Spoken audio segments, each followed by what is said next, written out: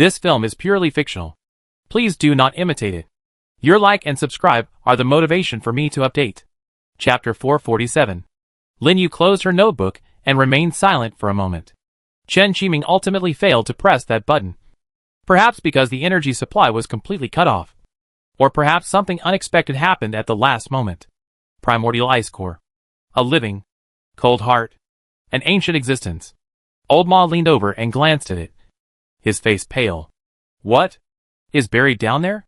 Xiao Yi was more sensitive to the failed product activation and being inspired mentioned in the log.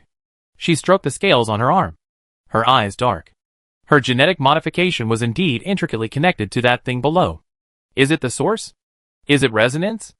Lin Yu put the notebook away. The information was valuable, confirming the anomalous nature of the primal ice core in the pit and explaining the origin of the aggregate monsters outside.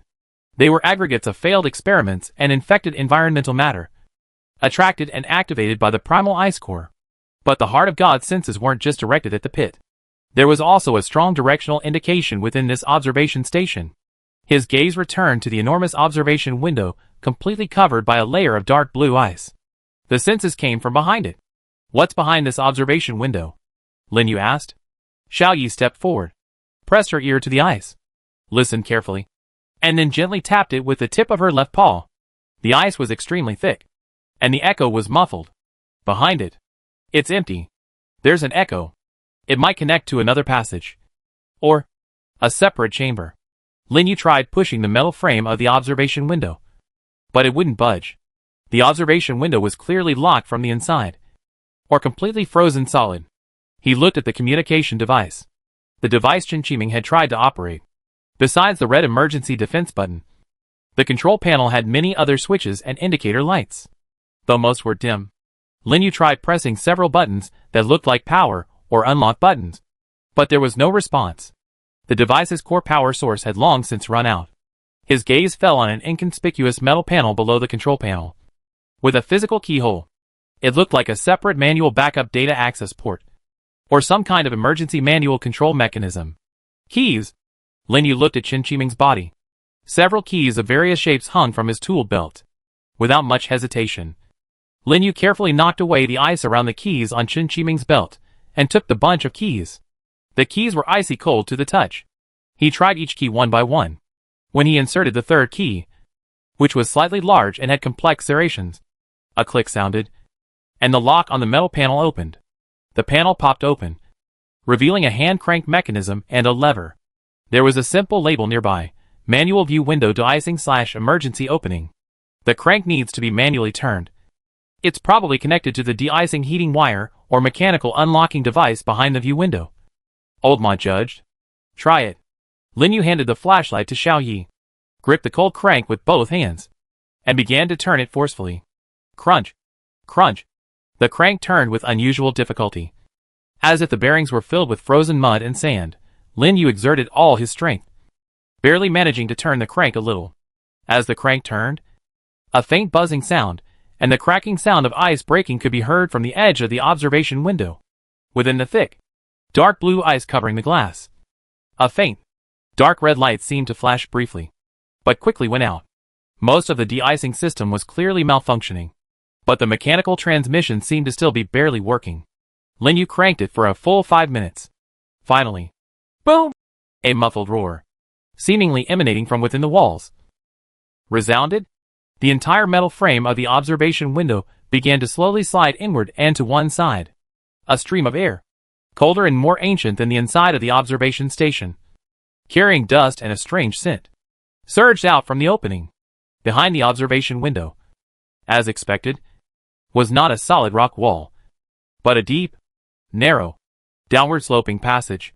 The walls of the passage were no longer rough rock, but polished smooth, exhibiting a dark bluish-black metallic texture, etched with more intricate and ancient patterns, somewhat similar to the ice crystal pattern seen in the spiral passage, but more systematic, more like a kind of writing or array.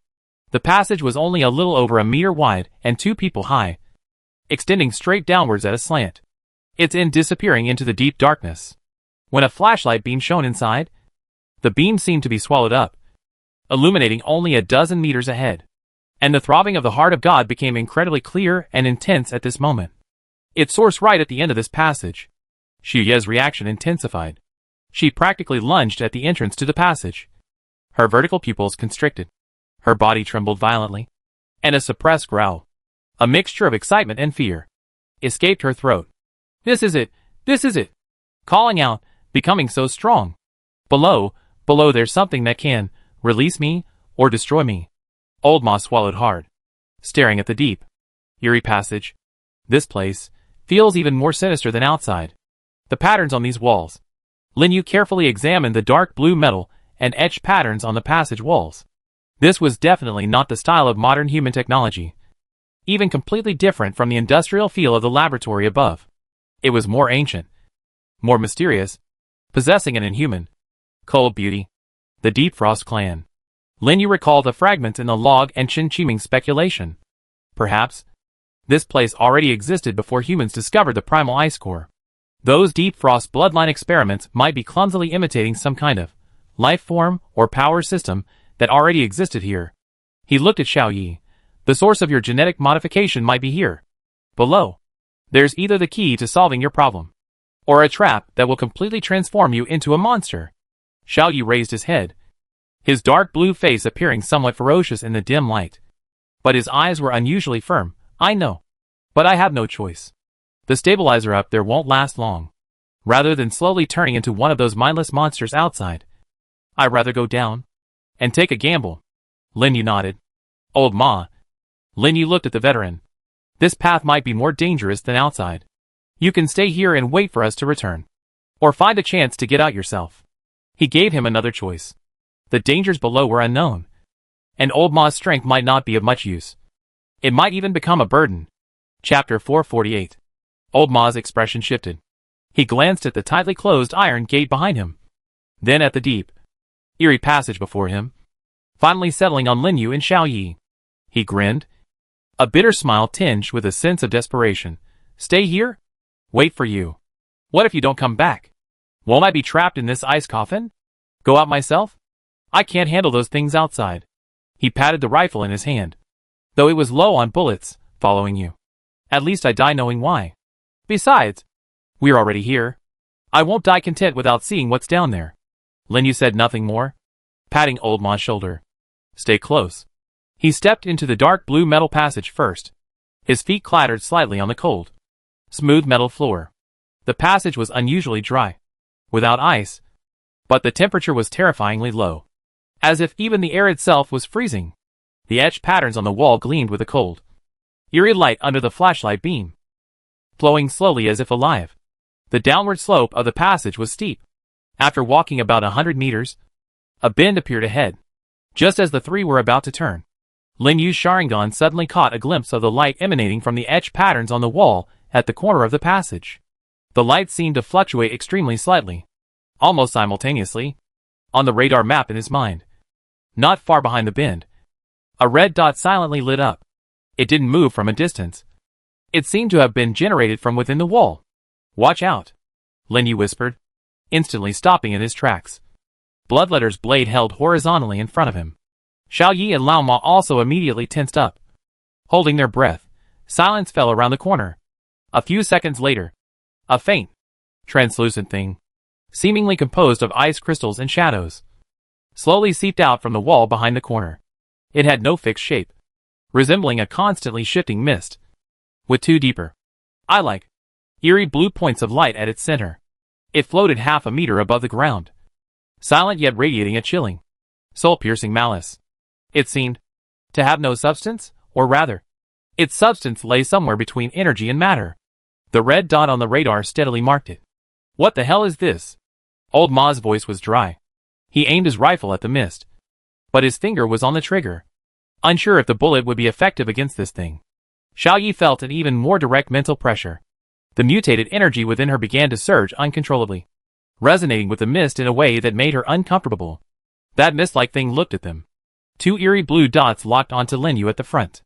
Then, it moved.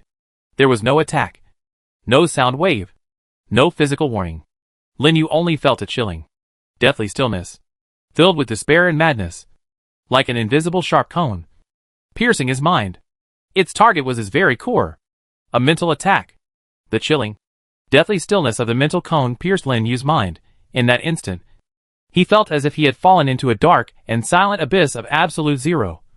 Countless fragmented images and screams filled with resentment, madness, and despair attempting to overwhelm his consciousness. The cold was not merely physical, but a freezing and erosion of his very soul. This direct attack on the mind brought equally intense pain and dizziness. Lin Yu groaned, his body swaying slightly, his vision blurring. His Sharingan spun wildly. Be careful. This thing attacks the mind directly. Physical attacks might be ineffective, Lin Yu warned sharply, enduring the throbbing pain and dizziness in his head, his brain racing. Physical attacks were ineffective. The Ten-Fist Sword might be able to interfere, but this spirit was clearly primarily using mental attacks. Its core threat being its invisible and intangible erosion. He needed a more direct, more fundamental solution. He thought of his newly acquired and used ability. Rule established. In a flash of thought, a fierce glint appeared in Lin Yu's eyes. He stopped trying to rush forward and stood still, facing the churning, once again coalescing spiritual spikes of the nightmare mist. In a clear, cold, and unquestionable voice, he declared, "Rule, within this small hall, any form of mental attack or mental erosion is prohibited." The moment his words fell, Lin Yu felt an invisible power originating from the authority of the heart of God surge forth from his body. Accompanied by his will, it transformed into invisible chains of rules, instantly sweeping across the front half of the circular hall, enveloping the chilling shadow of the nightmare. Assessing mental resilience in this area. Assessment complete. Within this area, no creature possesses mental resilience higher than the rule setter. Rule, within this small hall, any form of mental attack or mental erosion is prohibited.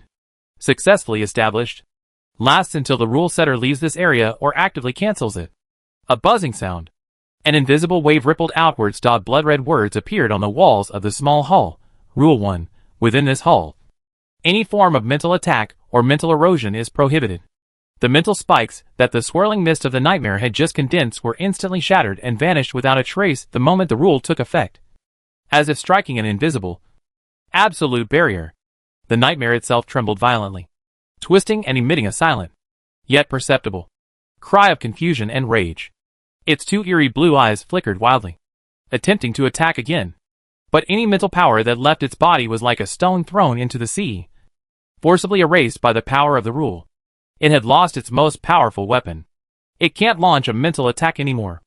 Old Ma, though unable to sense the specific rule, saw the misty monster futilely rolling and flashing its light.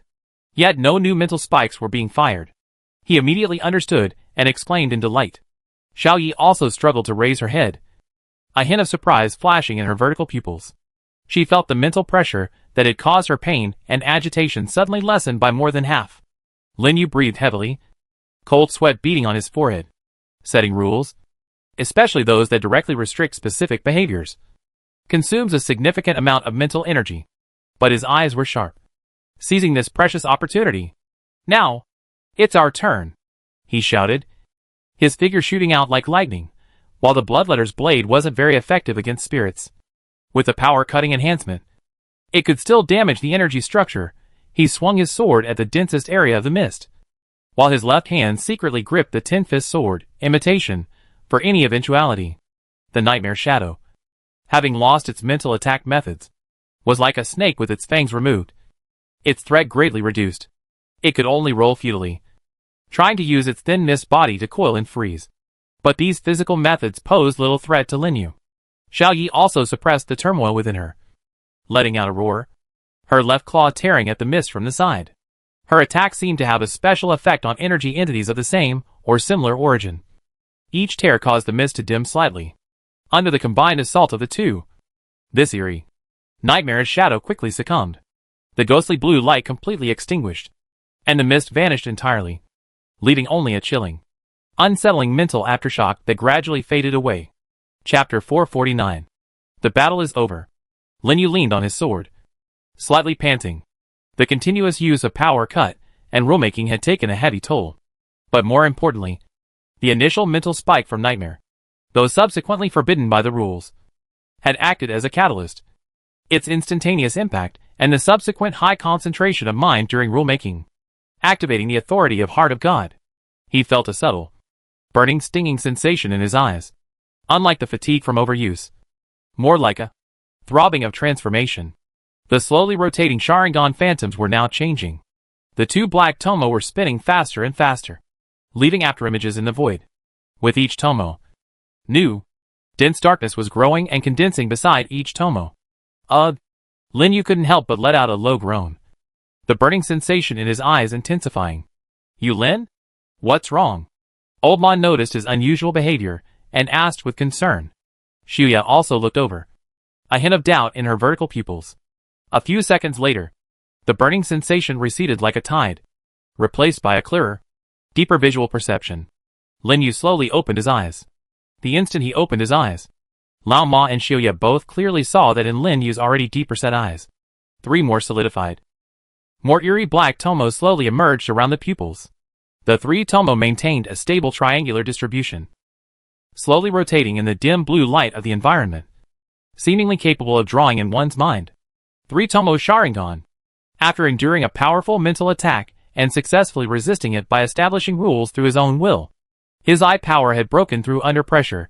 This eerie, nightmarish shadow is a good person. Lin Yu could feel that his vision was clearer. His ability to detect movement was stronger, and his perception of energy flow had improved to a new level. Even the mental energy he had just expended seemed to have recovered somewhat due to the advancement in his pupil power. Your eyes, Xiao Yi said hoarsely, sensing an invisible pressure emanating from the 3 tomo. It's nothing. Just a small breakthrough, Lin Yu said calmly. With a thought, the 3 tomos slowly disappeared, returning to ordinary black eyes. But the depth remained. This thing is probably a special spiritual entity formed from the lingering resentment of the dead, the pain of failed experimental subjects, or the dissipated power of the primordial ice core, likely due to prolonged exposure to this extreme environment and powerful mental radiation, Lin Yu speculated, glancing at the seemingly alive etched patterns on the passage walls. These patterns might not just be decorations. Perhaps they serve to gather, store, or transform some kind of energy, or even imprison souls. He increasingly felt that this passage and the place it led to conceal secrets far exceeding the deep cold bloodline project. Keep going. Stay alert. There might be more than one of these spiritual entities. Lin Yu took the lead. Turning a bend, the passage continued downwards.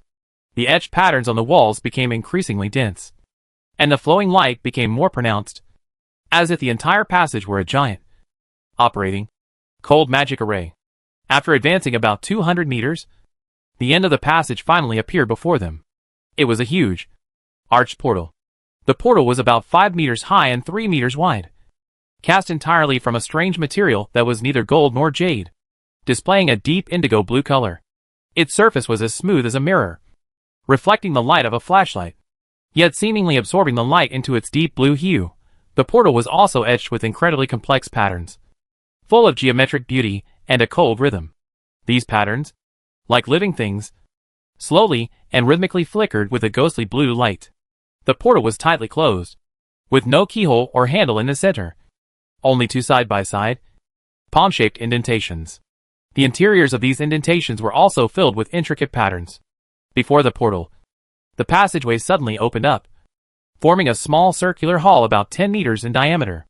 On the floor of the hall, encircling the portal, was a huge circular magic circle, consistent with the style of the portal's patterns. A dim, ghostly light flowed slowly within the lines of the magic circle, emitting a weak but stable energy fluctuation. Most strikingly, on the left and right sides of the hall, stood 2 statues.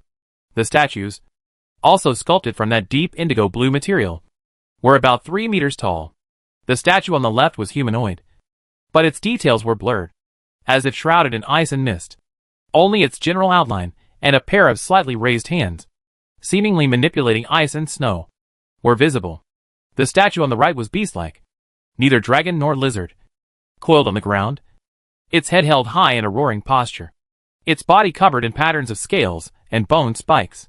Both statues had 2 pigeon egg-sized gems embedded in their eye sockets, emitting a soft white light, contrasting sharply with the surrounding azure environment.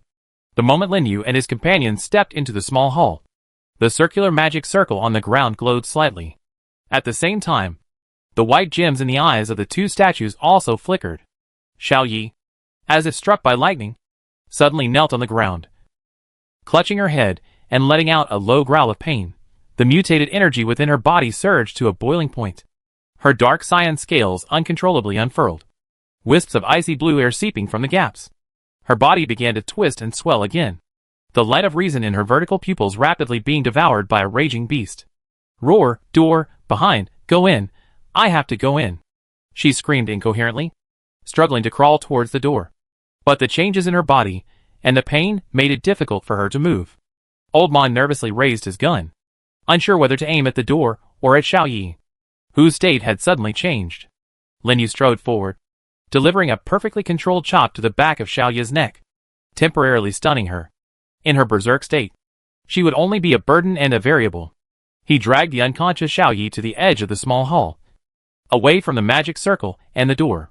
Then, he stood up, his gaze grave as he examined the strange door and the magic circle on the ground.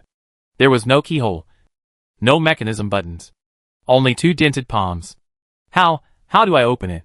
Put my hand on it? Old Ma asked, his heart pounding as he looked at the deep portal. Lin Yu didn't answer immediately. He first scanned it with radar. The portal itself didn't appear on the radar, as if it didn't exist. But behind the portal, the radar detection was severely interfered with, only vaguely sensing a huge space filled with powerful energy reactions. The solid red dot he had been sensing was in that space. The magic circle on the ground and the two statues showed faint red dots on the radar. He then carefully observed the patterns on the portal and the palm-shaped indentations with his Sharingan. The energy flow in the patterns eventually converged at the center of the two indentations. Chapter 450. The internal textures and structures of the depression seemed to require a specific energy frequency or mark to activate. He recalled the deep frost bloodline mentioned in Chen Qiming's log, Xiao Yi's condition, and the failed experimental subjects and aggregate monsters outside sensitivity to the primordial ice core. This door might require a specific key to open, Lin Yu said slowly, his gaze sweeping over the unconscious Xiao Yi, then looking at the two statues, the deep frost bloodline, or a similar lineage, and its energy mark, might be one of the keys, and the other. He looked at the beast-shaped statue on the right, might require a corresponding, complete or pure mark of cold elemental power. He pointed to the statue on the left, humanoid, possibly representing a holder of the deep frost bloodline, or a similar modified being. He then pointed to the right, beast-shaped, possibly representing the more ancient and pure primordial power represented by the primordial ice core below. You mean, it needs someone like Xiao Yi? And you? Old Ma asked uncertainly. The power within me has nothing to do with the cold element. Lin Yu shook his head. His gaze fell on the white gems in the eyes of the two statues. The white light emanating from those gems was incongruous with the surrounding deep blue, carrying a warm, stable feeling. Perhaps there's more than one way to activate the portal.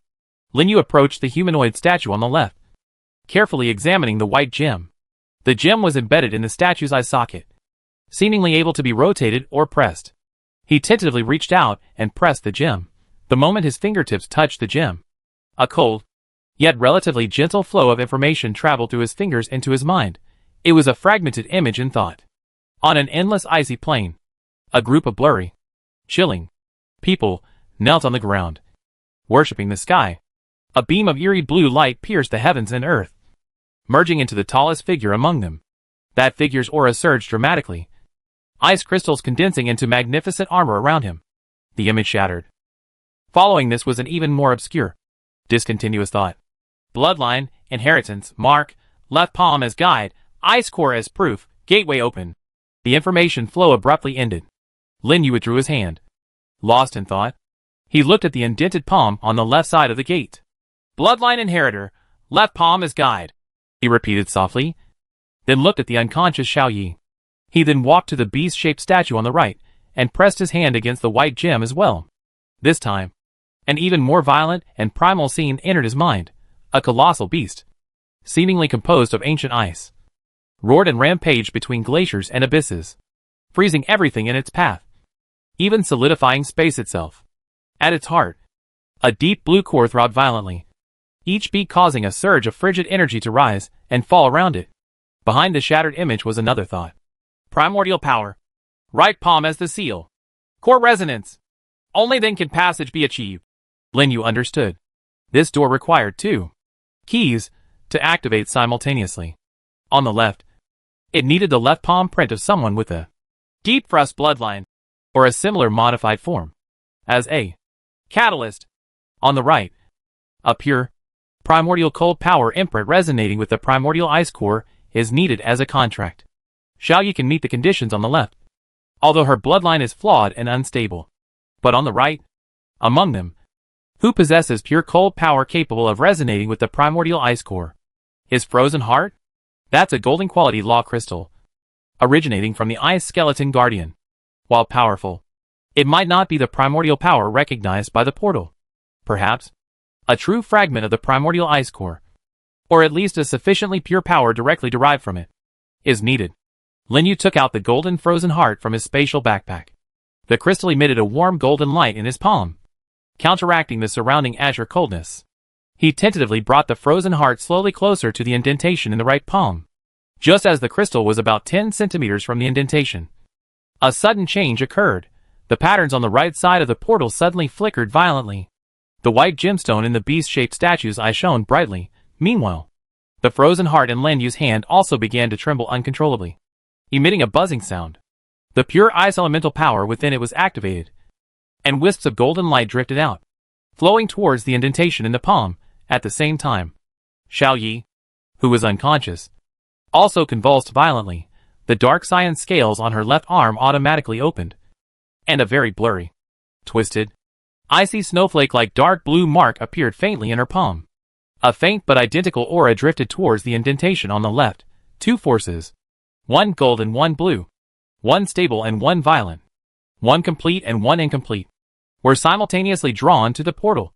At the center of the portal, on the deep indigo material, more intricate, vein-like luminous patterns began to emerge, spreading and converging from the indentations of the two palms towards the center.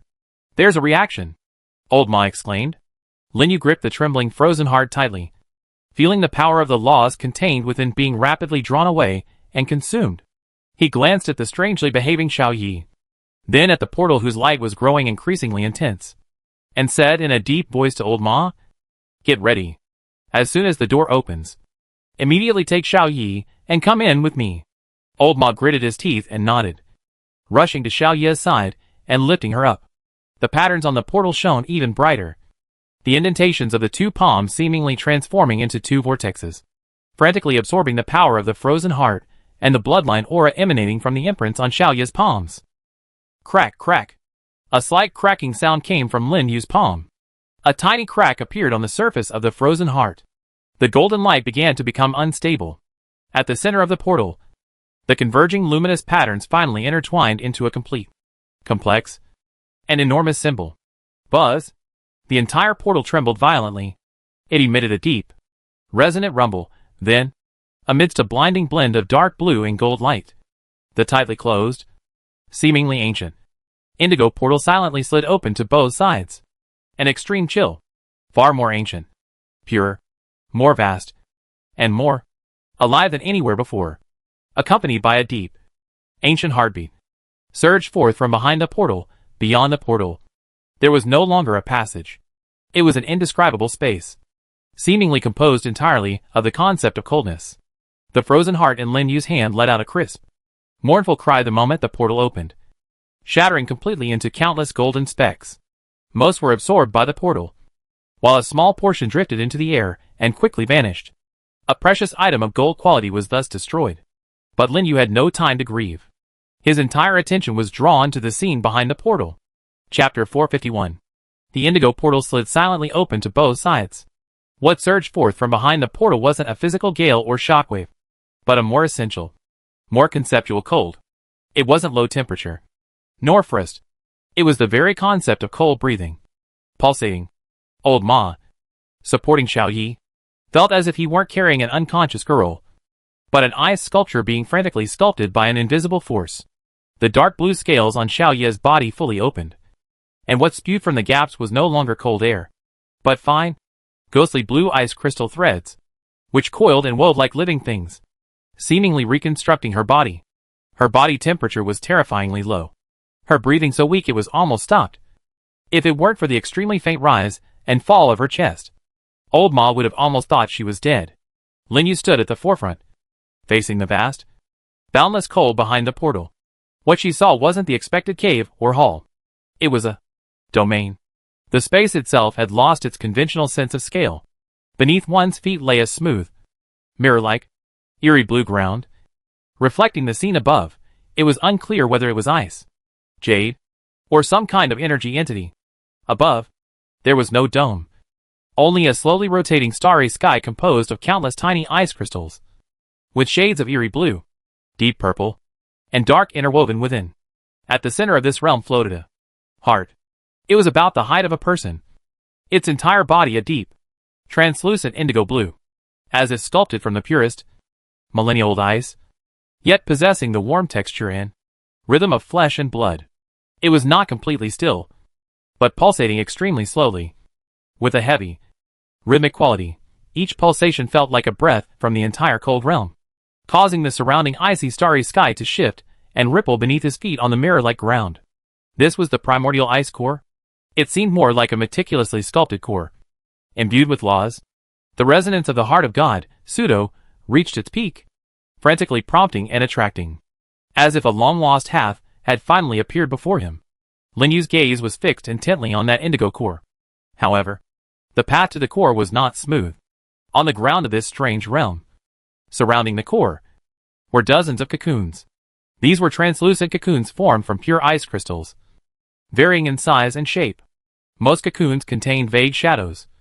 Some vaguely resembled human figures, while others were completely inhuman, twisted forms. They stood silently, as if they had been there since time immemorial, guarding the central core.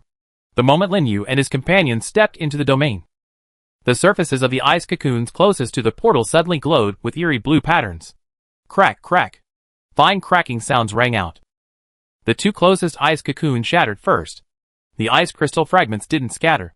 Instead, they floated as if alive, reforming and rapidly coalescing into two creatures. The one on the left retained a vaguely human upper body, but its arms had completely transformed into two icy scimitars dripping eerie blue liquid. Its lower body was a constantly churning mass of icy mist that supported its movement. It had no facial features. Its face was merely a smooth surface of ice, with a single point of eerie blue light fixedly staring at the intruders.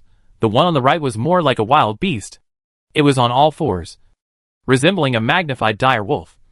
But its body was covered in sharp ice spikes, and its tail consisted of three flexible, writhing ice crystal tentacles, each ending in a sharp cone. It opened its mouth, making no sound, only a visible white current of cold air swirling between its teeth. They didn't immediately pounce, but merely assumed an attack stance, their eerie blue light locking onto Lin Yu and his companions. Further away, other ice cocoons lit up one after another, densely packed like starlight. At the same time, red dots on Lin Yu's retinal radar were rapidly refreshing. This area was entirely within his radar's detection range. The passageway and small hall outside the door disappeared, replaced by this vast, indistinctly defined ice crystal domain. The enormous indigo core at the center appeared on the radar as an unprecedented, solidified, almost black, massive red dot. Its size far exceeded any monster they had encountered before. Even several times larger than the Ice Bone Guardian, it hovered there silently, radiating a chilling sense of oppression. The creatures emerging from their cocoons around them appeared on the radar as red dots of varying sizes. Some were as large as the previous ice leech aggregates, while others were the size of the outer spherical aggregates. There was no time to hesitate, no way to retreat. The portal silently closed behind them, transforming back into the smooth, tightly shut indigo door, as if it had never been opened. Old Ma, take her to that corner over there. Find cover. Lin Yu spoke rapidly, pointing to a slightly raised area next to the portal, forming a low wall-like structure. Keep an eye on her. Don't let her move. You won't be able to help in the next battle. Old Ma, his face pale as he watched the increasing number of glowing ice cocoons and the forming monsters around him, didn't utter a word. Gritting his teeth, he dragged Xiao Yi, scrambling towards the corner and settling her behind the low wall. Having mingled in the realm hub for so many years, he was only at this level, and had acquired very few special abilities. In this situation, there was nothing he could do. He still picked up his gun, leaned against the low wall, and nervously aimed at the nearest forming ice abyss guardian. Although he knew the bullets might have little effect, it was the only thing he could do. Lin Yu took a deep breath of the icy, bone-chilling air, as if it could freeze his lungs, his eyes instantly turning as cold as ancient ice. No more hiding. No more probing. Faced with this unprecedented and bizarre domain and the impending siege, conventional methods were ineffective. Gods and demons descend upon the mortal realm. A deep roar echoed within the silent domain. Boom! A crimson divine light erupted from Lin Yu's body. A violent, scorching, and domineering aura surged skyward, instantly forcing back the surrounding extreme chill several meters. His hair stood on end without wind, each strand tinged with a crimson halo. His muscles bulged, veins throbbing like dragons across his skin, and his body radiated visible, distorting force fields. All attributes, 100% boost. His actual strength instantly soared to 98 points. Agility 68 points. Stamina 52 points. The sudden surge of power filled his limbs, as if a single punch could shatter mountains. A single step could traverse the void. However, this time, the passive divine soul descent of gods and demons descent did not trigger. No martial soul from a historical or mythological figure possessed him. Perhaps, in this strange realm entirely dominated by the law of coldness, the foreign divine soul was repelled. Or perhaps, it was simply a matter of luck. Lin Yu slowly opened his eyes. Around his pupils, 3 eerie, jet-black tomo appeared out of thin air, slowly rotating, capturing clearly the flow of energy, the trajectory of ice crystals, and even the most minute movements of the ice abyss guardians. Chapter 452. His left hand loosely clenched, and the dark red bloodletter's blade appeared in his grasp, its blade humming as if yearning for blood and battle. His right hand slightly raised, and a dark long sword with an ancient design, its blade slightly ethereal, and wrapped in faint sealing runes.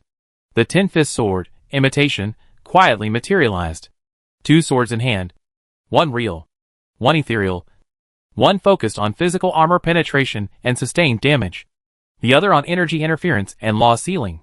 Ice and blood, cold and heat, stillness and movement, formed a stark contrast in this ancient, frigid abyss realm. Roar! The first humanoid blade-armed ice abyss guardian to complete its formation let out a silent mental roar. Ice mist erupted from its lower body, propelling it into a ghostly blue afterimage. Its icy scimitar arms crossed, slashing towards Lin Yu's neck. The speed was astonishing. Even before the blades arrived, the extreme freezing air stung Lin Yu's cheeks, instantly frosting his eyelashes. Almost simultaneously, the ice wolf-shaped guardian pounced from the side, its 3 ice crystal tentacles like venomous snakes stabbing towards Lin Yu's waist, abdomen, and legs. Its wide-open mouth spewed cone-shaped streams of white frost, attempting to freeze his movements. Faced with attacks from both sides, the 3 tomo in Lin Yu's eyes spun wildly. With his dynamic vision, the trajectories of both attacks were clearly visible. He could even predict their next move. Instead of retreating, he stepped forward. His left hand, wielding the bloodletter's blade, met the humanoid guard's crossed blades with a ferocious upward slash. Power slash activated. The barely perceptible crimson light on the dark red blade instantly became blinding, where the sword's edge passed. The air shrieked as if being torn apart. Clang. Crack. The ear-piercing sound of metal clashing was mixed with the crisp cracking of shattering ice crystals. The bloodletter's blade, enhanced by power cut, still held its armor-piercing effect against this body composed of high-density energy ice crystals. The ice crystal scimitar on the humanoid guard's right arm was sent flying high by the immense force. Even developing fine cracks on its blade, its entire upper body was thrown back by the ferocious blow. Its chest wide open, Lin Yu's attack flowed like water. Before the upward slashing motion was complete, with a flick of his wrist, the sword slashed downwards, aiming directly at the exposed chest of the opponent. Simultaneously, his right hand wielded the tin-fist sword, imitation, with ghostly speed, not to parry, but precisely stabbing at the core node where the energy flowed through the 3 tentacles of the Ice Wolf Guard's side. The Ice Wolf Guard's tentacles were exceptionally agile, instantly changing direction, attempting to entangle the tin-fist sword. But when the tentacle touched the seemingly illusory sword, The sealing runes wrapped around it glowed faintly. Swoosh. There was no earth-shattering explosion, but the eerie blue light on the tentacle that had been pierced by the Ice Wolf Guardian dimmed abruptly, its agility and speed noticeably decreasing. As if bound by invisible chains, the tentacle's attack trajectory faltered for a moment. It was this momentary lapse. Lin Yu's body spun violently, pivoting on his left foot, narrowly avoiding the attacks of the other two tentacles and the center of the cone-shaped cold current, leaving only a few patches of rapidly melting frost on his shoulder and legs.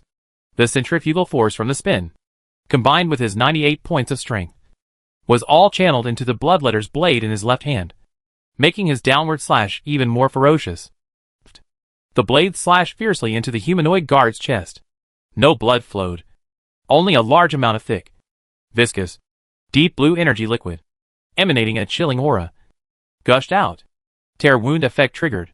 Dark red, almost living patterns rapidly spread along the wound's edges, hindering the ice crystal self-repair, and accelerating the loss of the deep blue energy liquid.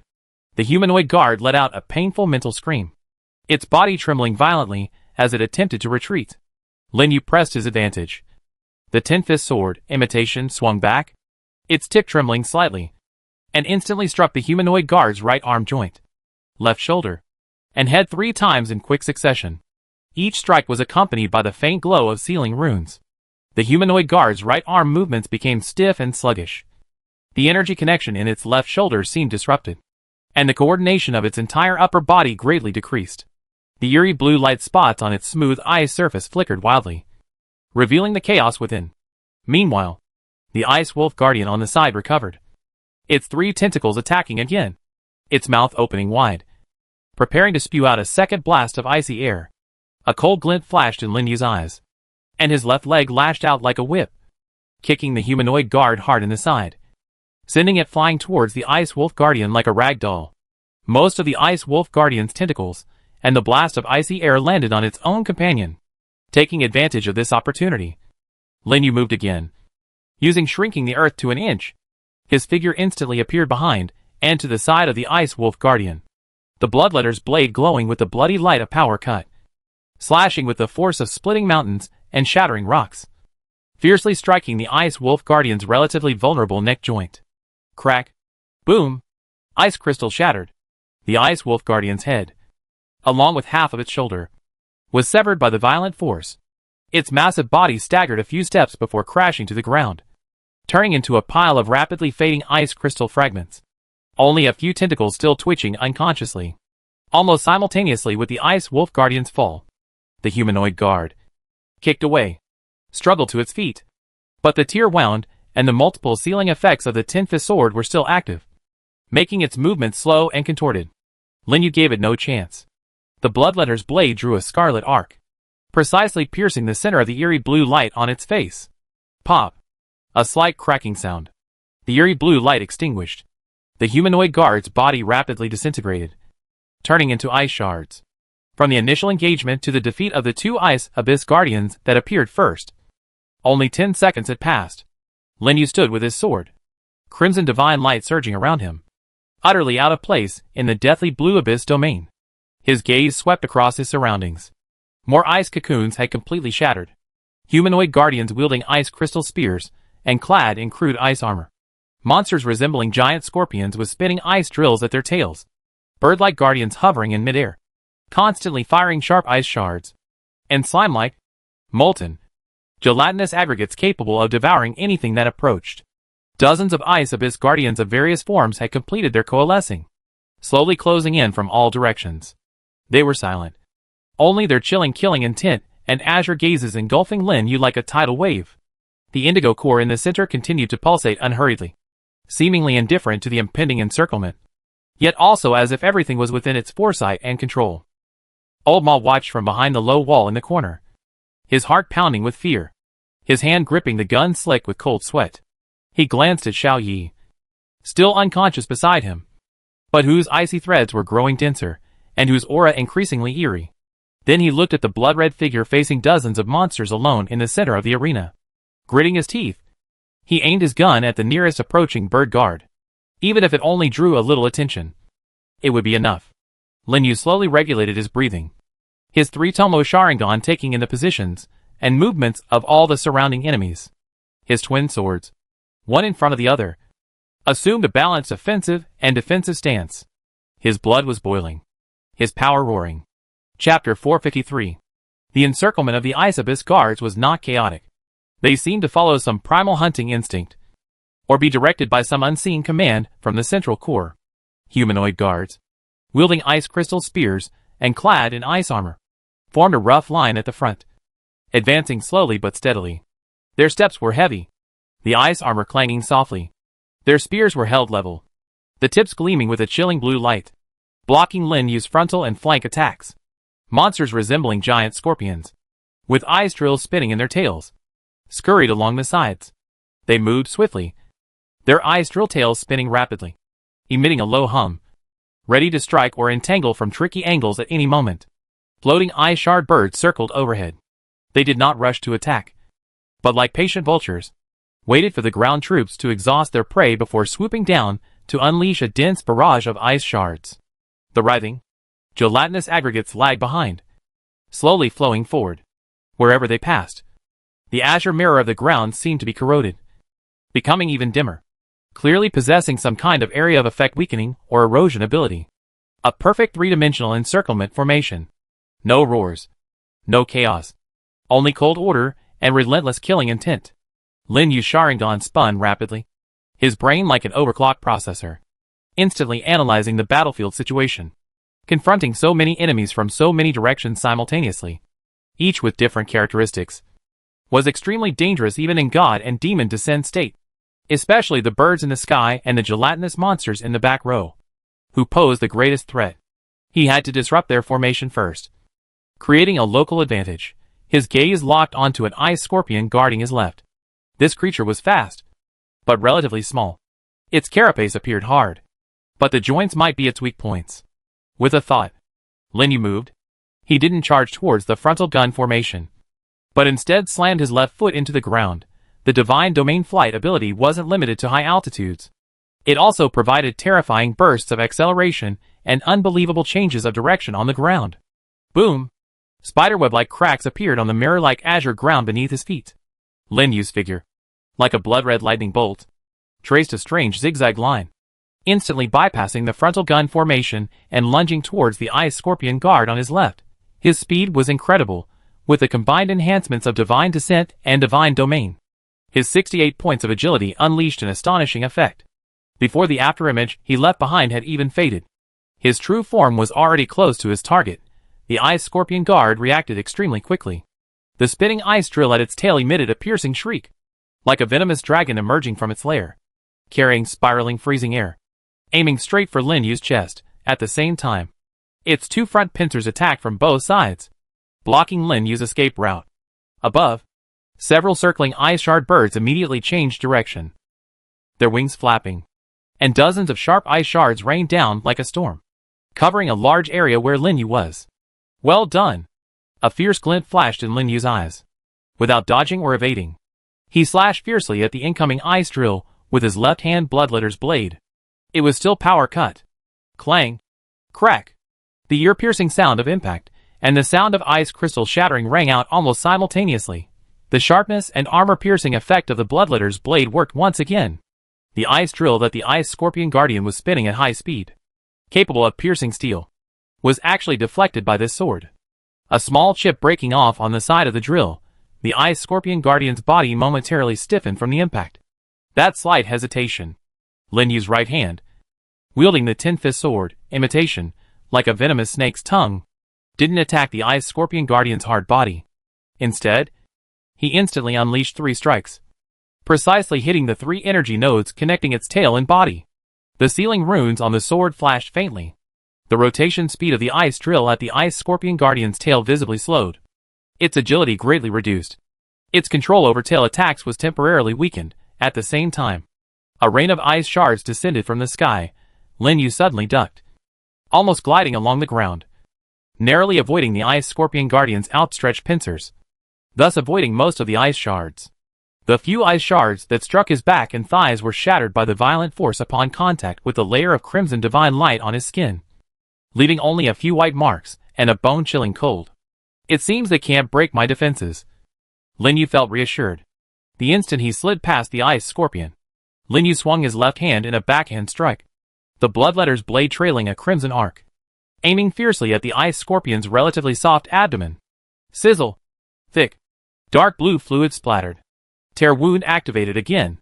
The ice scorpion guardian let out a silent, painful groan, its body writhing violently. Without pausing, Lin Yu used the momentum of his slide to spring into the air, stomping hard on the ice scorpion's head, which it had raised in agony. Bang! The sound of its icy shell shattering was clearly audible. The ice scorpion guardian's head was slammed into the ground by the immense force, its entire forequarters collapsing before it could struggle. The tin-fist sword, imitation, in Lin Yu's hand, like a leech, pierced the gap where its head and body connected. The sealing power instantly invading its core, the ice scorpion guardian's struggles quickly weakened, turning into yet another ice sculpture. From the initial charge to the kill, only 2 or 3 breaths had passed. Lin Yu's movements were fast, ruthless, and precise.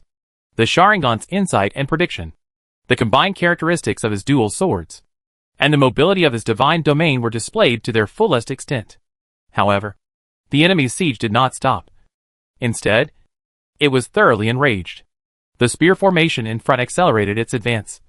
Several ice crystal spears, carrying a whistling chill, stabbing like venomous snakes.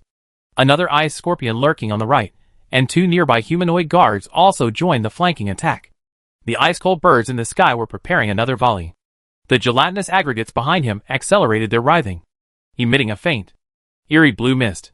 Wherever the mist passed, even the air became thicker and colder, as if creating a force field that weakened the domain. Lin Yu took a deep breath. This state, after all, had a time limit. We can't afford a protracted war. We must act swiftly and seize the core. His gaze returned to the pulsating indigo core at the center. The path to it was blocked by layers of guards. Then, charge through! Lin Yu roared, abandoning hit-and-run tactics and focusing his attack on the spear array blocking his path. He charged forward, facing the oncoming spears. His figure vanished instantly, reappearing behind a humanoid guard to the side and rear of the spear array. The guard couldn't react in time. Lin Yu's bloodletter's blade severed his spear-wielding arm, followed by the tin-fist sword striking his back, the sealing power penetrating him, instantly paralyzing his movements. Lin Yu moved like a tiger among sheep, his twin swords flashing, crimson and dark sword light weaving a web of death. Chapter 454. Power slicing was activated frequently, each strike accompanied by the shattering of ice crystals and the spray of deep blue fluid. Totsuka's sword, like the most insidious assassin, specifically targeted the enemy's energy nodes, joint connections, and key points in their attack trajectory, disrupting their rhythm and weakening their abilities. He no longer sought to kill every enemy with a single blow, but focused on injuring, disrupting, and breaking through. A humanoid guard's spear thrust forward. Lin Yu dodged to the side, and Bloodletter's blade smoothly severed its lower leg, causing it to fall to the ground. Totsuka's sword deflected another guard's thrown ice spear.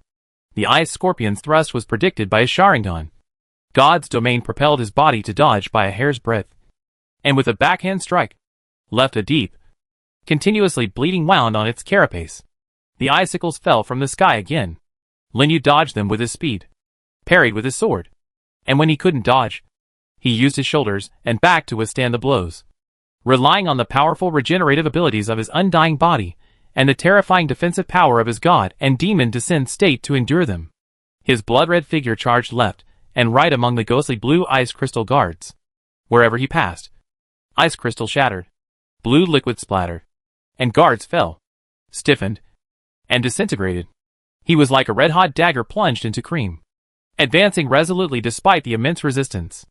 Old Ma watched in stunned silence from the corner, his gun forgotten to fire. It was no longer a battle, but a violent dance, a destructive storm dominated by blood. He had never imagined that one person's combat power could be so formidable, that under the siege of monsters dozens of times his size, he not only didn't collapse, but instead advanced step by step. Wounds began to appear on Lin Yu's body, the bloody holes left by the piercing ice crystal spear, the cuts from icicles, the bluish-purple bruises from the freezing air, but under the terrifying regeneration of undying body and hymn of life, these wounds healed, scabbed over, and fell off at a visible speed. Only the bone-chilling cold continued to accumulate, draining his physical and mental strength.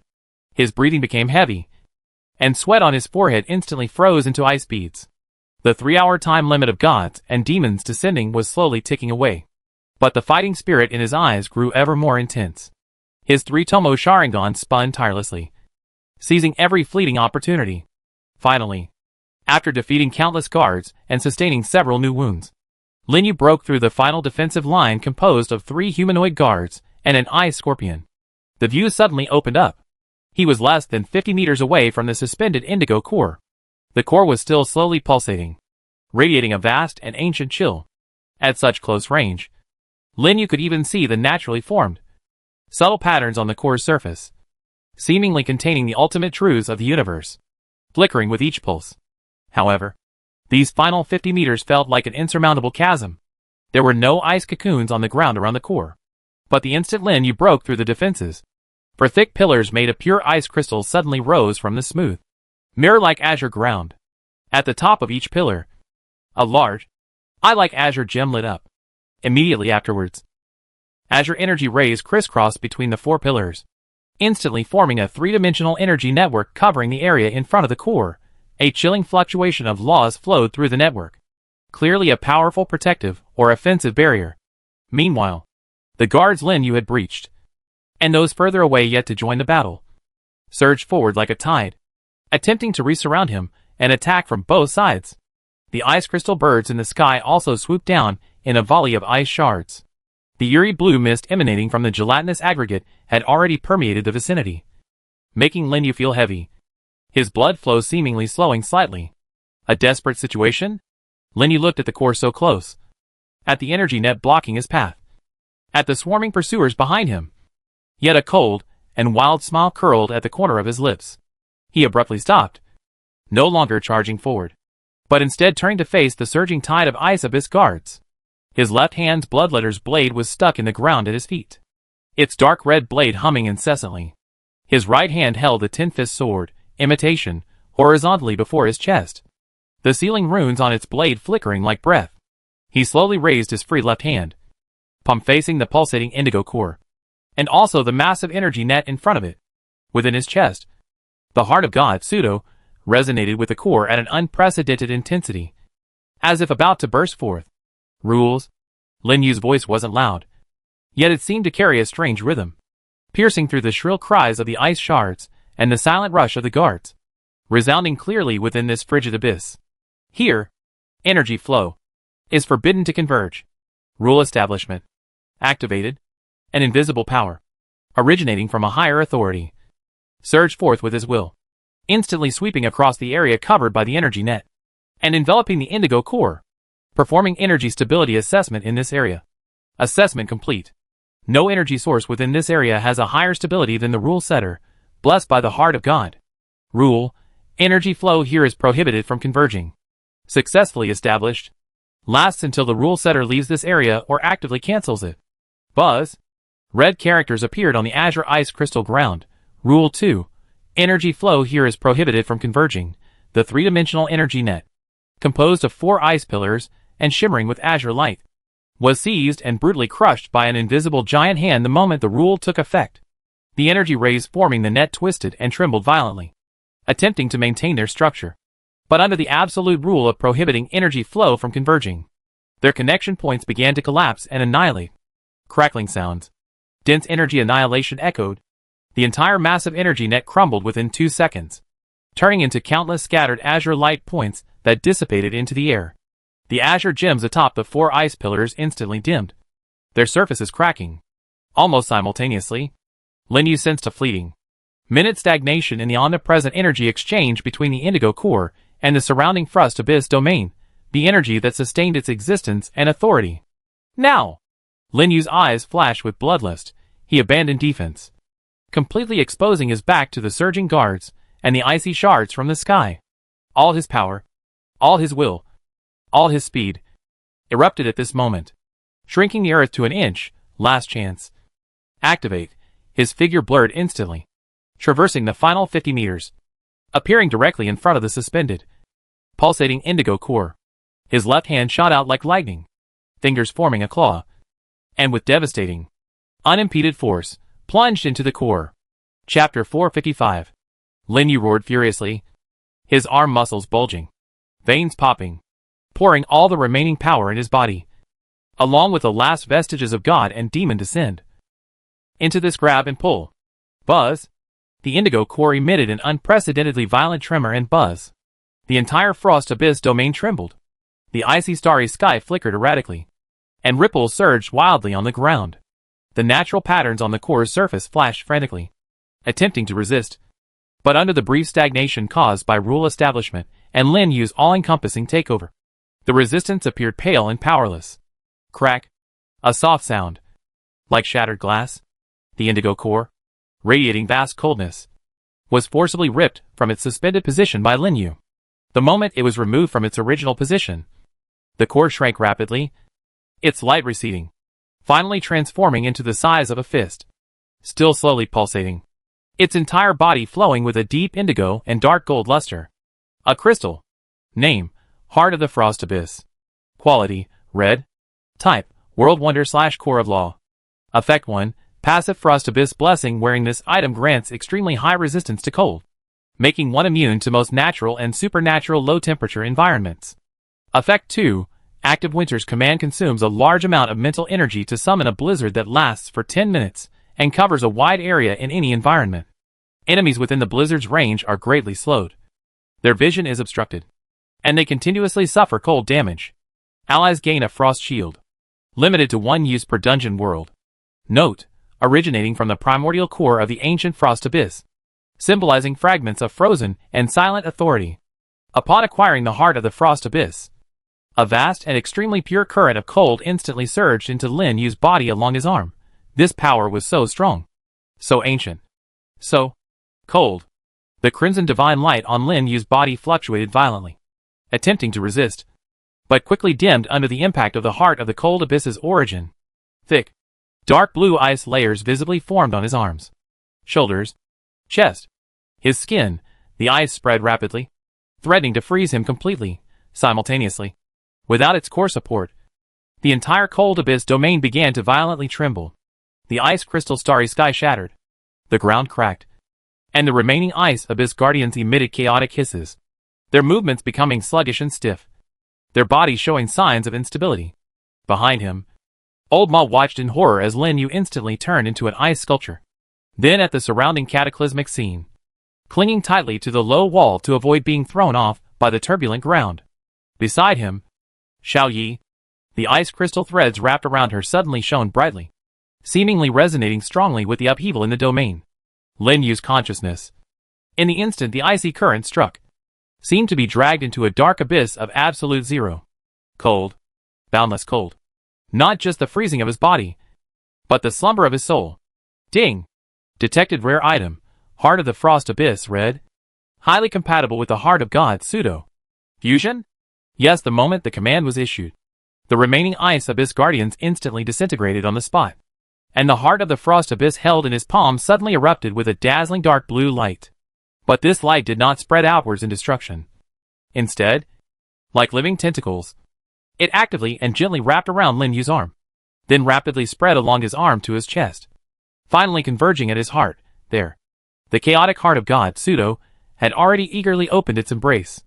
A torrent of dark blue energy, like rivers flowing into the sea, crashed into the heart of God. Ugh! Indescribable pain instantly engulfed Lin Yu's entire body. This pain didn't affect his nerves, but directly impacted his very life essence, affecting every cell, every wisp of energy. His body, starting from his right hand that gripped the heart of the cold abyss, was visibly covered with a layer of crystal clear, dark blue ice crystals. The ice crystals rapidly spread upwards, arms, shoulders, chest, neck, like rapidly frozen amber. But this freezing wasn't death, but a kind of transformation, where the ice crystals covered the flesh, bones, and meridians beneath the skin underwent earth-shattering changes. Extreme cold energy was forcibly injected, fusing with and reconstructing the original cellular structure, giving them a completely new, absolute affinity and control over the cold. Old cells died in the icy cold, while new cells, imbued with the laws of frost, rapidly regenerated under the nourishment of the power of the divine heart. Freezing and melting, death and rebirth, played out simultaneously on this body. Thick layers of ice continuously condensed on Lin Yu's body, only to be shattered and melted in the next instant by the overwhelming energy and power of the divine heart within him, releasing vast plumes of white, icy mist. New layers of ice immediately condensed again, the cycle repeating endlessly. His complexion rapidly shifted between pale and flushed, his veins bulging and pulsating beneath his skin like earthworms, sometimes covered in frost, sometimes returning to normal. His Sharingan activated uncontrollably, the three tomos spinning wildly, attempting to analyze and adapt to the violent energy surge and dramatic changes in his body. What appeared before their eyes was no longer mere sight, but countless fragments of information about ice-based laws, the manifestation of the concept of cold, and scattered images of ancient memories of this frozen land carried within the heart of the frost abyss origin. Glaciers moved. Everything froze. The flame of life extinguished in absolute zero, and then given birth to new, icy forms in the extreme cold.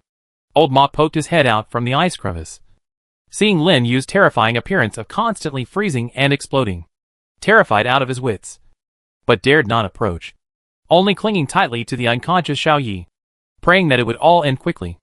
The fusion process seemed extremely long, yet also as if it happened in an instant. When the frequency of the ice layer on Lin Yu's body condensing and exploding began to slow down, and its color gradually changed from a deep blue to a more restrained, deeper dark blue, the fusion entered its most crucial and dangerous stage, the assimilation of the law imprints and the origin. The core law of the heart of the frost abyss is not simply cold, but rather a deeper concept akin to freezing, silence, and the freezing of all things. It attempts to imprint its own mark on Lin Yu's soul and life essence, transforming him into a frost abyss messenger or child of the frost, conforming to its laws. This clashes with the heart of God, pseudo, all-encompassing nature, its evolution towards a higher level of divinity. Within Lin Yu's sea of consciousness, two torrents seem to be violently colliding. One is icy and deathly, threatening to drag everything into an eternal, frozen slumber. The other is chaotic and all-encompassing, seeking to govern all laws and forge a divine foundation. The intense conflict causes Lin Yu's consciousness to blur and dissipate.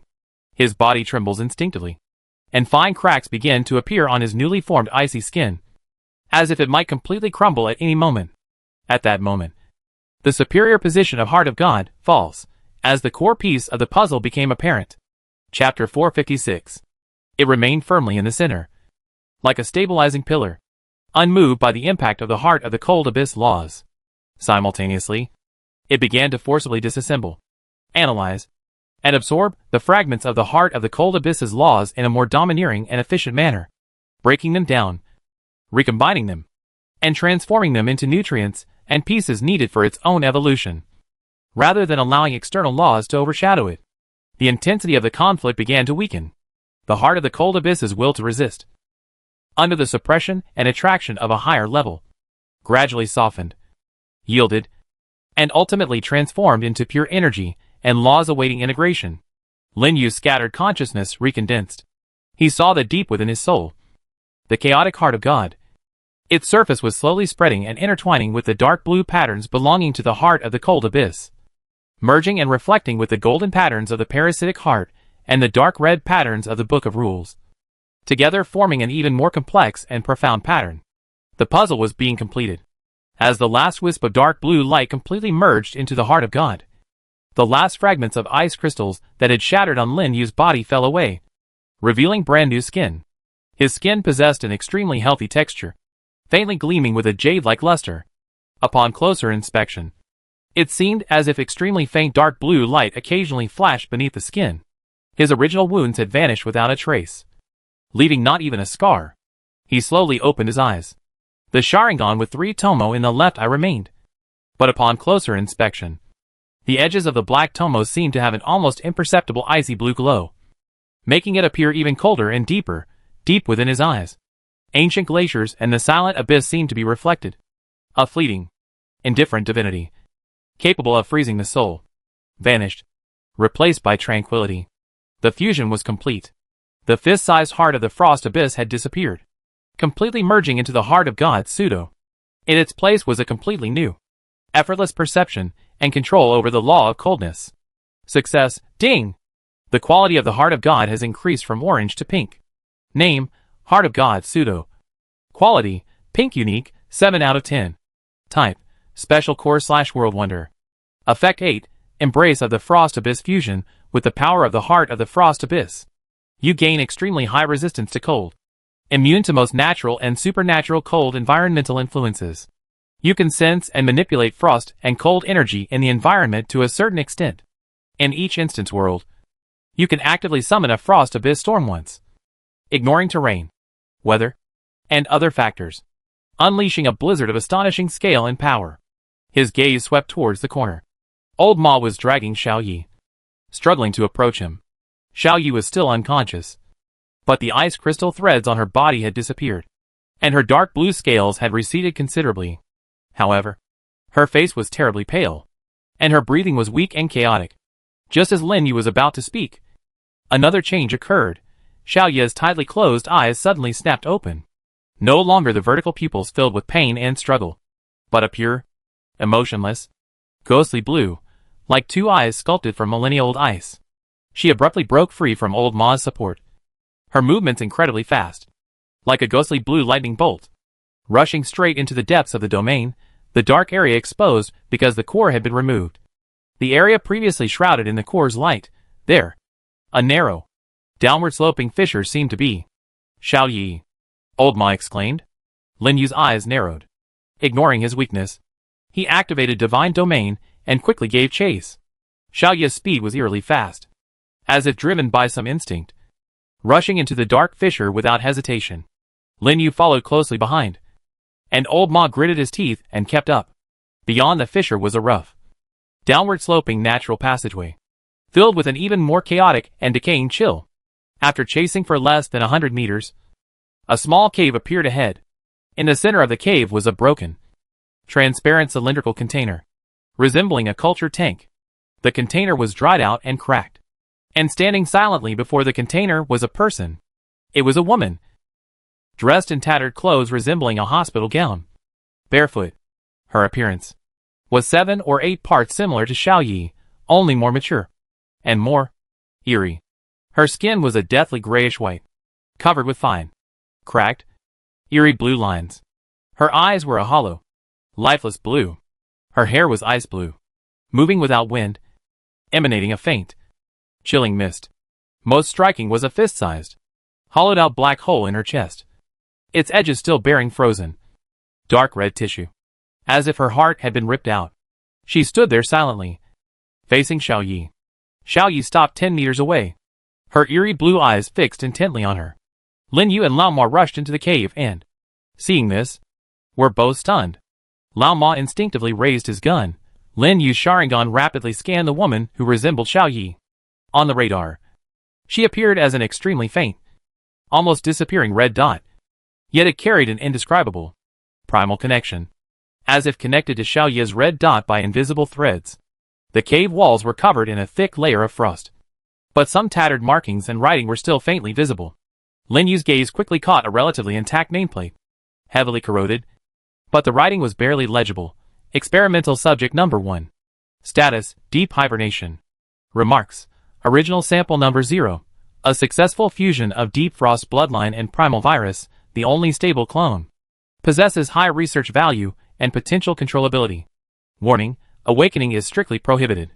Contact with any external Deep Frost factors is strictly prohibited, as it may trigger an uncontrollable chain reaction. Original Sample Number 0. A successful fusion of Deep Frost Bloodline and Primal Virus. Cloned. Backup. Lin Yu's mind flashed back to Xiao Yi's earlier words. In my level 20 dungeon. To survive? To gain power. I injected something similar. They call it Extreme Warrior Gene Enhancement Fluid. That level 20 dungeon was the prerequisite dungeon for this one. The early stages of this dungeon's winter. Could it be that Xiao Yi was original sample number 0? Or rather, a derivative of number 0? An escaped experimental subject? Chapter 457. The air inside the cave seemed to freeze. Xiao Yi's pure, deep blue eyes were fixed on the female clone in front of her, who resembled her, but had a black hole in her chest. An invisible thread seemed to connect the two, and the chill in the air became even thicker and more oppressive. Old Ma's hand holding the gun trembled slightly. He lowered his voice and asked Lin Yu. You Lin. What's going on? This woman is. Don't speak. Lin Yu's voice was soft, but carried an undeniable command. His Sharingan was activated. The three tomos slowly rotating, observing every detail of the clone. At the same time, the level 4 radar in his brain was operating at full power, and a three-dimensional image of the cave appeared on his retina. The clone appeared on the radar as an extremely faint red dot, almost disappearing, only slightly larger than an ordinary human. But the texture of this red dot was strange. Unlike other life forms, it wasn't stable, but rather exhibited a discontinuous, flickering state, as if it might be extinguished at any moment. Even more bizarrely, an extremely subtle, almost imperceptible energy flow connection appeared on the radar image between Shuya's red dot and the clone's red dot. This connection had never appeared in previous radar scans. The radar can display energy flow? Lin Yu was slightly surprised, but then noticed that this connection was extremely blurry, more like a visual residual caused by some kind of resonance between the two red dots, rather than the radar having truly evolved the ability to display energy flow. Just then, the clone, which had been motionless, suddenly moved. She slowly raised her right hand. The movement stiff and slow, like a rusty machine. That hand was also a deathly grayish-white, the eerie blue cracks on its skin glowing faintly with each movement. Her movement was slow, but her target was clear, pointing at Shuya. Shuya's body trembled violently.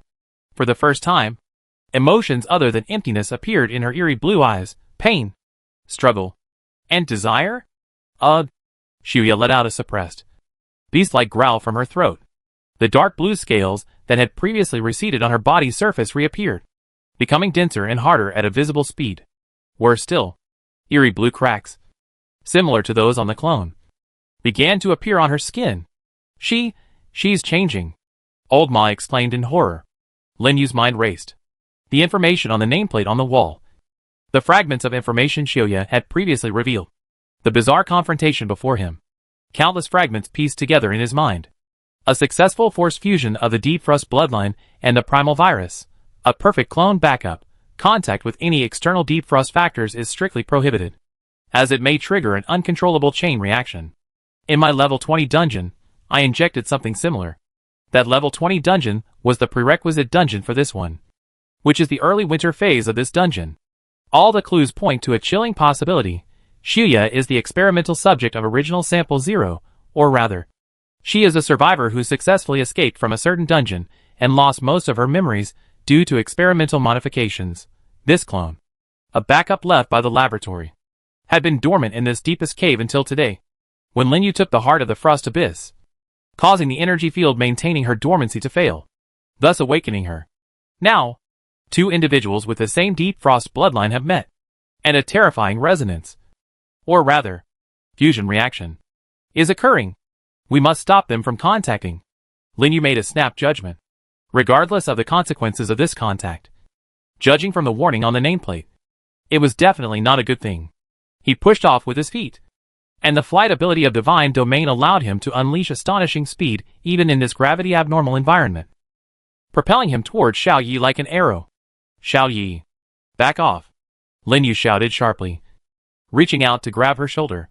But just as his fingers were about to touch Shuya, the black hole in the chest of the previously still clone suddenly erupted with a blinding, eerie blue light. It wasn't an offensive beam of light, but rather, a traction field. Lin Yu felt a powerful attraction targeting the deep cold bloodline emanating from the black hole, as if it weren't an empty space, but a miniature black hole specifically designed to attract energy and matter of the same origin as Shuya. Shuya's body tilted forward uncontrollably. The struggle in her eerie blue eyes intensified, but her body seemed to be dragged step by step towards the clone, as if by invisible chains. Damn it! Lin Yu cursed under his breath, his right hand wielding the tin-fist sword, imitation, instantly thrusting out, the tip pointing directly at the black hole in the clone's chest. He dared not use violence against Shuya, whose state was currently bizarre, for fear of triggering an even worse chain reaction. But attacking this clearly abnormal clone was the most direct option at the moment. The tip of the tin-fist sword pierced precisely into the edge of the black hole. The sealing runes on the sword instantly lit up, attempting to interfere with and seal this strange gravitational field. However, Swoosh! The anticipated sealing effect didn't fully take effect. The gravitational field only paused slightly before becoming even stronger. Worse still, Linyu felt a terrifying chill emanating from the tin-fist sword. A chill that rapidly spread along the blade to his arm, even attempting to invade his body. If he hadn't just fused with the heart of the Frost Abyss, gaining extremely high resistance to cold, this attack might have frozen his entire arm. This gravitational field isn't just simple energy. It's more like some kind of law-level attraction? Alarm bells rang in Linyu's mind. He decisively withdrew his sword and retreated, simultaneously slashing horizontally with his left hand using the Bloodletter's blade, attempting to sever the invisible connection between Xiaoya and the clone. The blade sliced through the air, leaving a dark red trail. But this time, even physical attacks were ineffective. The blade sliced through the air between the two, as if there were nothing there. Yet Xiaoya continued to walk step by step towards the clone. "Yu Lin, what do we do?" Old Ma shouted anxiously, already pulling the trigger, but unsure who to shoot or where to shoot. Lin Yu's Sharingan spun rapidly, trying to find an opening. In his vision, the energy connection between Xiaoya and the clone became clearer. It wasn't a physical connection, but rather a resonance of the deep cold bloodline genetic sequences within their bodies. Chapter 458. The black hole in the clone's chest acted like a resonance amplifier specifically designed for this kind of resonance. And Xiaoya's body was undergoing increasingly drastic changes at a visible pace. Her height was increasing. Dark blue scales covered most of her body, and sharp, bluish-green bone claws extended from her fingertips. Her spine began to curve, adopting a posture more suited for pouncing and crawling. Most terrifyingly, her head began to deform. Her cheekbones protruded. Her teeth became sharp, and her entire face transformed into a more inhuman, grotesque form. "She's mutating into a monster." Old Ma's voice trembled. "Not entirely," Lin Yu observed calmly. "More like completion." According to the nameplate information, the clone was a perfect clone backup, meaning that her deep cold bloodline was stable and complete.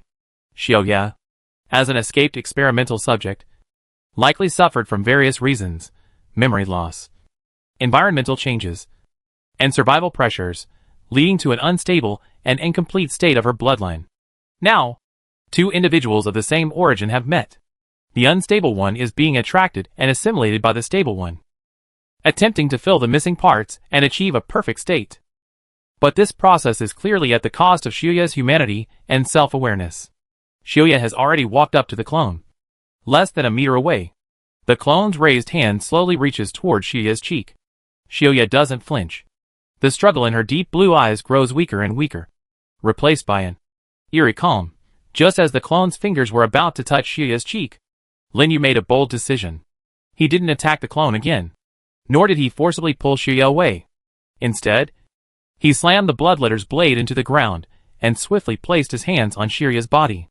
Pale blue chakras surged from his hands, not as an attack, but as two warm streams of life energy, one shooting towards Xiaoya's forehead, the other towards her heart. This was the only method he could think of right now, using the life force of Yang release chakra to neutralize and interfere with the icy mutation of the deep cold bloodline. Buzz! The moment the Yang release chakra entered Xiaoya's body, her violently trembling body jolted violently. A fierce, human struggle and pain suddenly erupted in her dark blue eyes. "Ah!" Xiaoya let out a shrill scream, a sound mixed with human tones and beastly howls. She clutched her head, her body convulsing violently. Dark cyan scales and eerie blue cracks flashed and shimmered wildly across her skin, alternating as if two forces were fiercely battling within her. The clone's movements also faltered. The black hole on her chest flickered erratically, and the gravitational field showed noticeable fluctuations. Effective. Lin Yu's eyes lit up, and he increased his chakra output. However, his Yang release chakra reserves were far too low.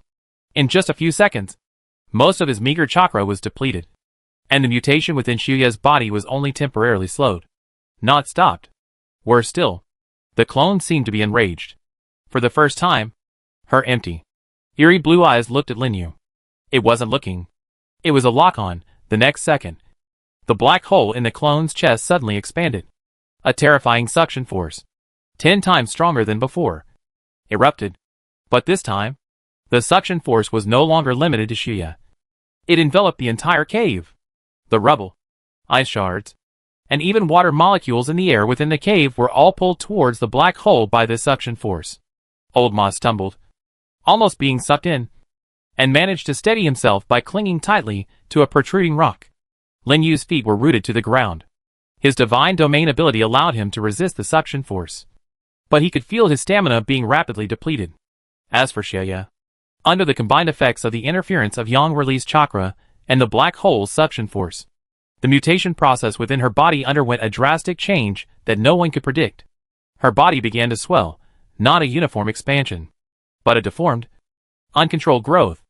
Large patches of dark blue scales fell off, revealing the frantically proliferating, grayish-blue tissue beneath, resembling rotting flesh. The tissues writhe and merge, stretching and deforming her limbs, bending her spine into a grotesque arc. Her head completely lost its human form, transforming into a massive, bluish-green tumor, its surface splitting open to reveal sharp, dripping venomous teeth.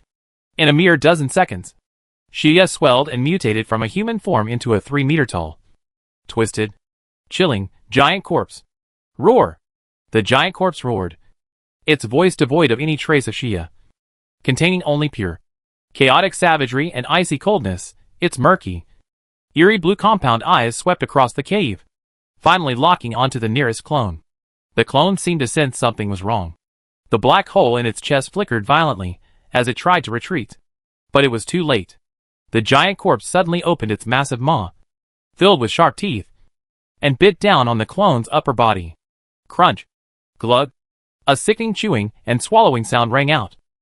The clone's fragile body was like paper under the giant corpse's sharp teeth, easily torn apart and swallowed. The instant it swallowed the clone, the giant corpse's body underwent another dramatic change. The grayish-blue rotting tissue on its surface began to solidify and crystallize, forming a thick, eerie blue carapace covered in ice spikes. Its size swelled again, reaching nearly 4 meters in height, its limbs becoming even thicker, with enormous, icicle-like bone claws extending from their ends.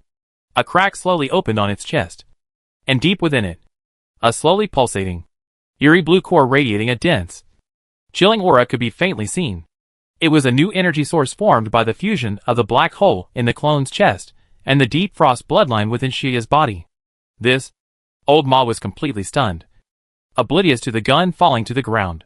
Lin Yu Sharingan stared intently at the newly born giant corpse. On the radar, the red dot representing Xie had completely disappeared, replaced by an unprecedentedly enormous, extremely bright red dot. This red dot was even larger than the previous Ice Corpse Guardian, approaching the size before the primordial ice core was removed. Moreover, the texture of this red dot was extremely unstable, constantly distorting and fluctuating on the radar image, as if a fierce energy conflict was taking place inside. The perfect fusion of the deep frost bloodline has gone out of control. Lin Yu felt a chill run down his spine. Chapter 459. Xie's contact with the clone did not produce a stable perfect individual. Instead, under the interference of Yang release chakra and the influence of some unknown factor, it gave birth to a terrifying monster that was completely out of control, driven only by destructive instincts. The giant corpse seemed to have completed its initial digestion and evolution. It turned its enormous, fleshy head, its eerie blue compound eyes locking onto the other two living beings in the cave, Lin Yu and Old Ma. Roar! It let out a murderous roar, its thick hind legs slamming into the ground. Its massive body, carrying a suffocating wind pressure, charged towards the two like a runaway heavy tank. The cave floor trembled violently beneath its feet, sending ice shards and fragments of rock flying. The real crisis had only just begun. The giant corpse's charge was like an avalanche. Its 4-meter-tall body was extremely oppressive in the not-so-spacious cave. Each step it took left deep cracks in the ice, sending ice shards flying everywhere. The azure ice crystal shell reflected the cold luster in the dim light deep within the cave, and the pulsating azure core within the crack in its chest exuded a chilling aura. Lin Yu's brain instantly analyzed 3 possible paths: a head-on confrontation, a sideways dodge, or utilizing the terrain. A head-on confrontation was the most foolish choice, not to mention that this monster had just devoured a clone. Its aura surging, its ice crystal shell, and terrifying size alone made it impossible for him to easily break through its defenses. Even with the Bloodletter's blade power slash, it would require multiple hits to the same spot to have any chance of penetrating it. Gods and demons descend was still on cooldown. Under normal circumstances, facing a monster of this level head-on was still at a significant disadvantage. Side dodge seemed feasible, but the cave space was limited. The giant corpse's charge route almost completely blocked most of the lateral movement, and its pair of eerie blue compound eyes locked onto Linyu, giving him a chilling feeling of being targeted by a hunter. Ordinary dodges could easily be predicted. So, only a third option remained: utilizing the terrain. Old Ma, retreat behind that damaged cultivation tank. Find cover, Linyu commanded rapidly, his body already moving to the side and rear. The fine-tuning ability granted by Divine Domain allowed him to move swiftly even on the deep snow and ice.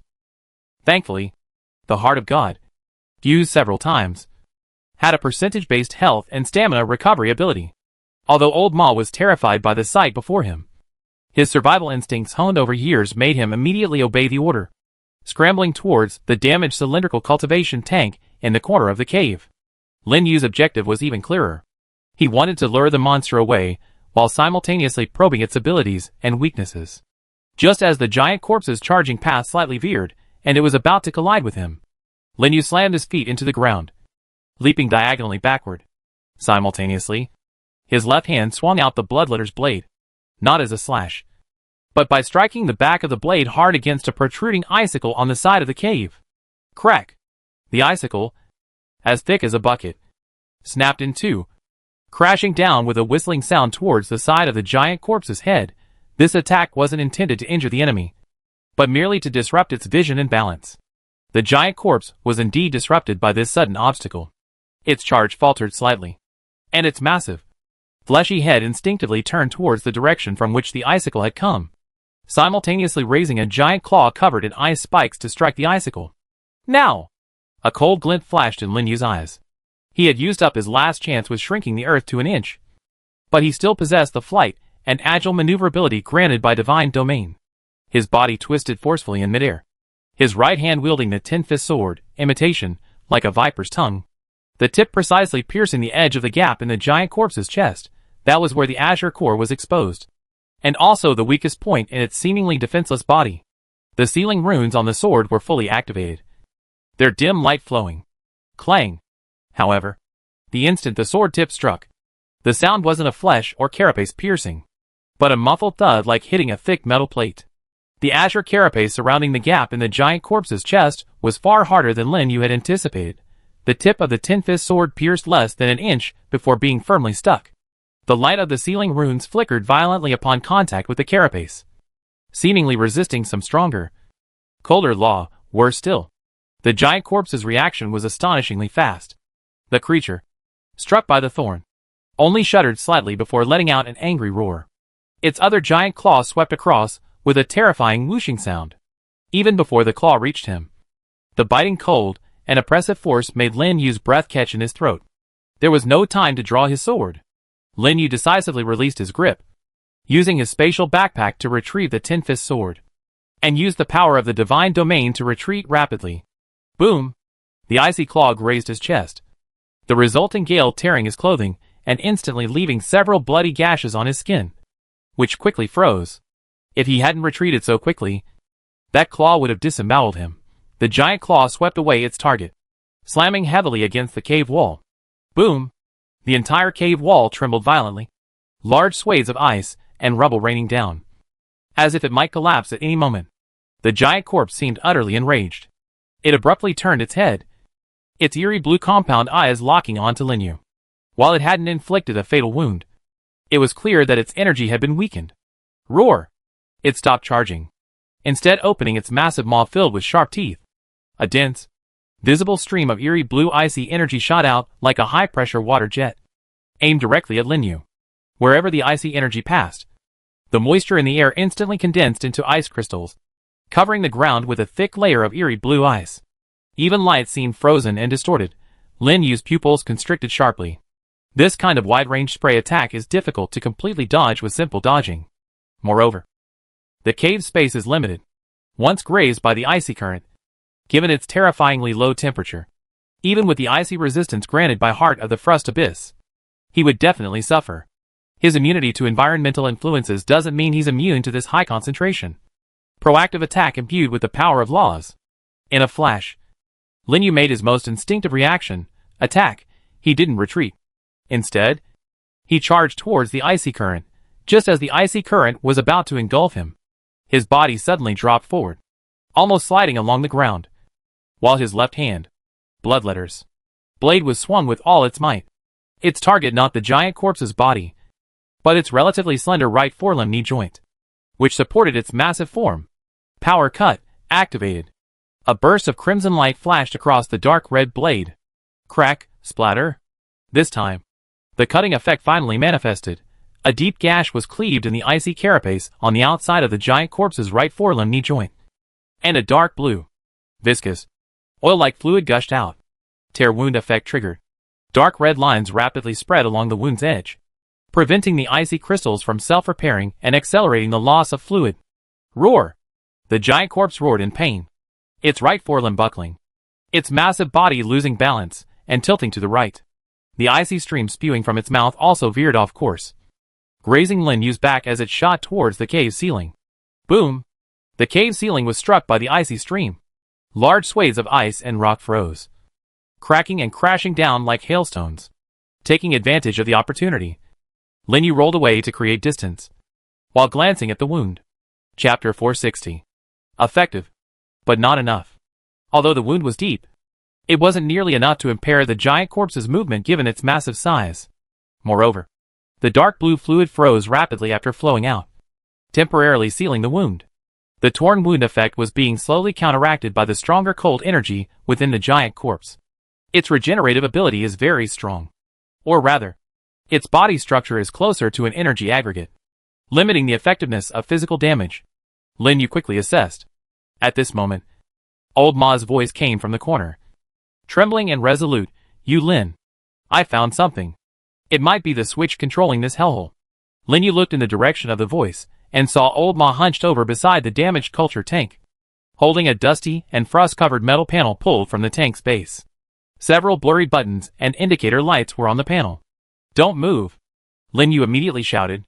Deep within this unknown laboratory, tampering with any control equipment could trigger even worse consequences, such as self-destruction, releasing other test subjects, or activating some kind of defense mechanism.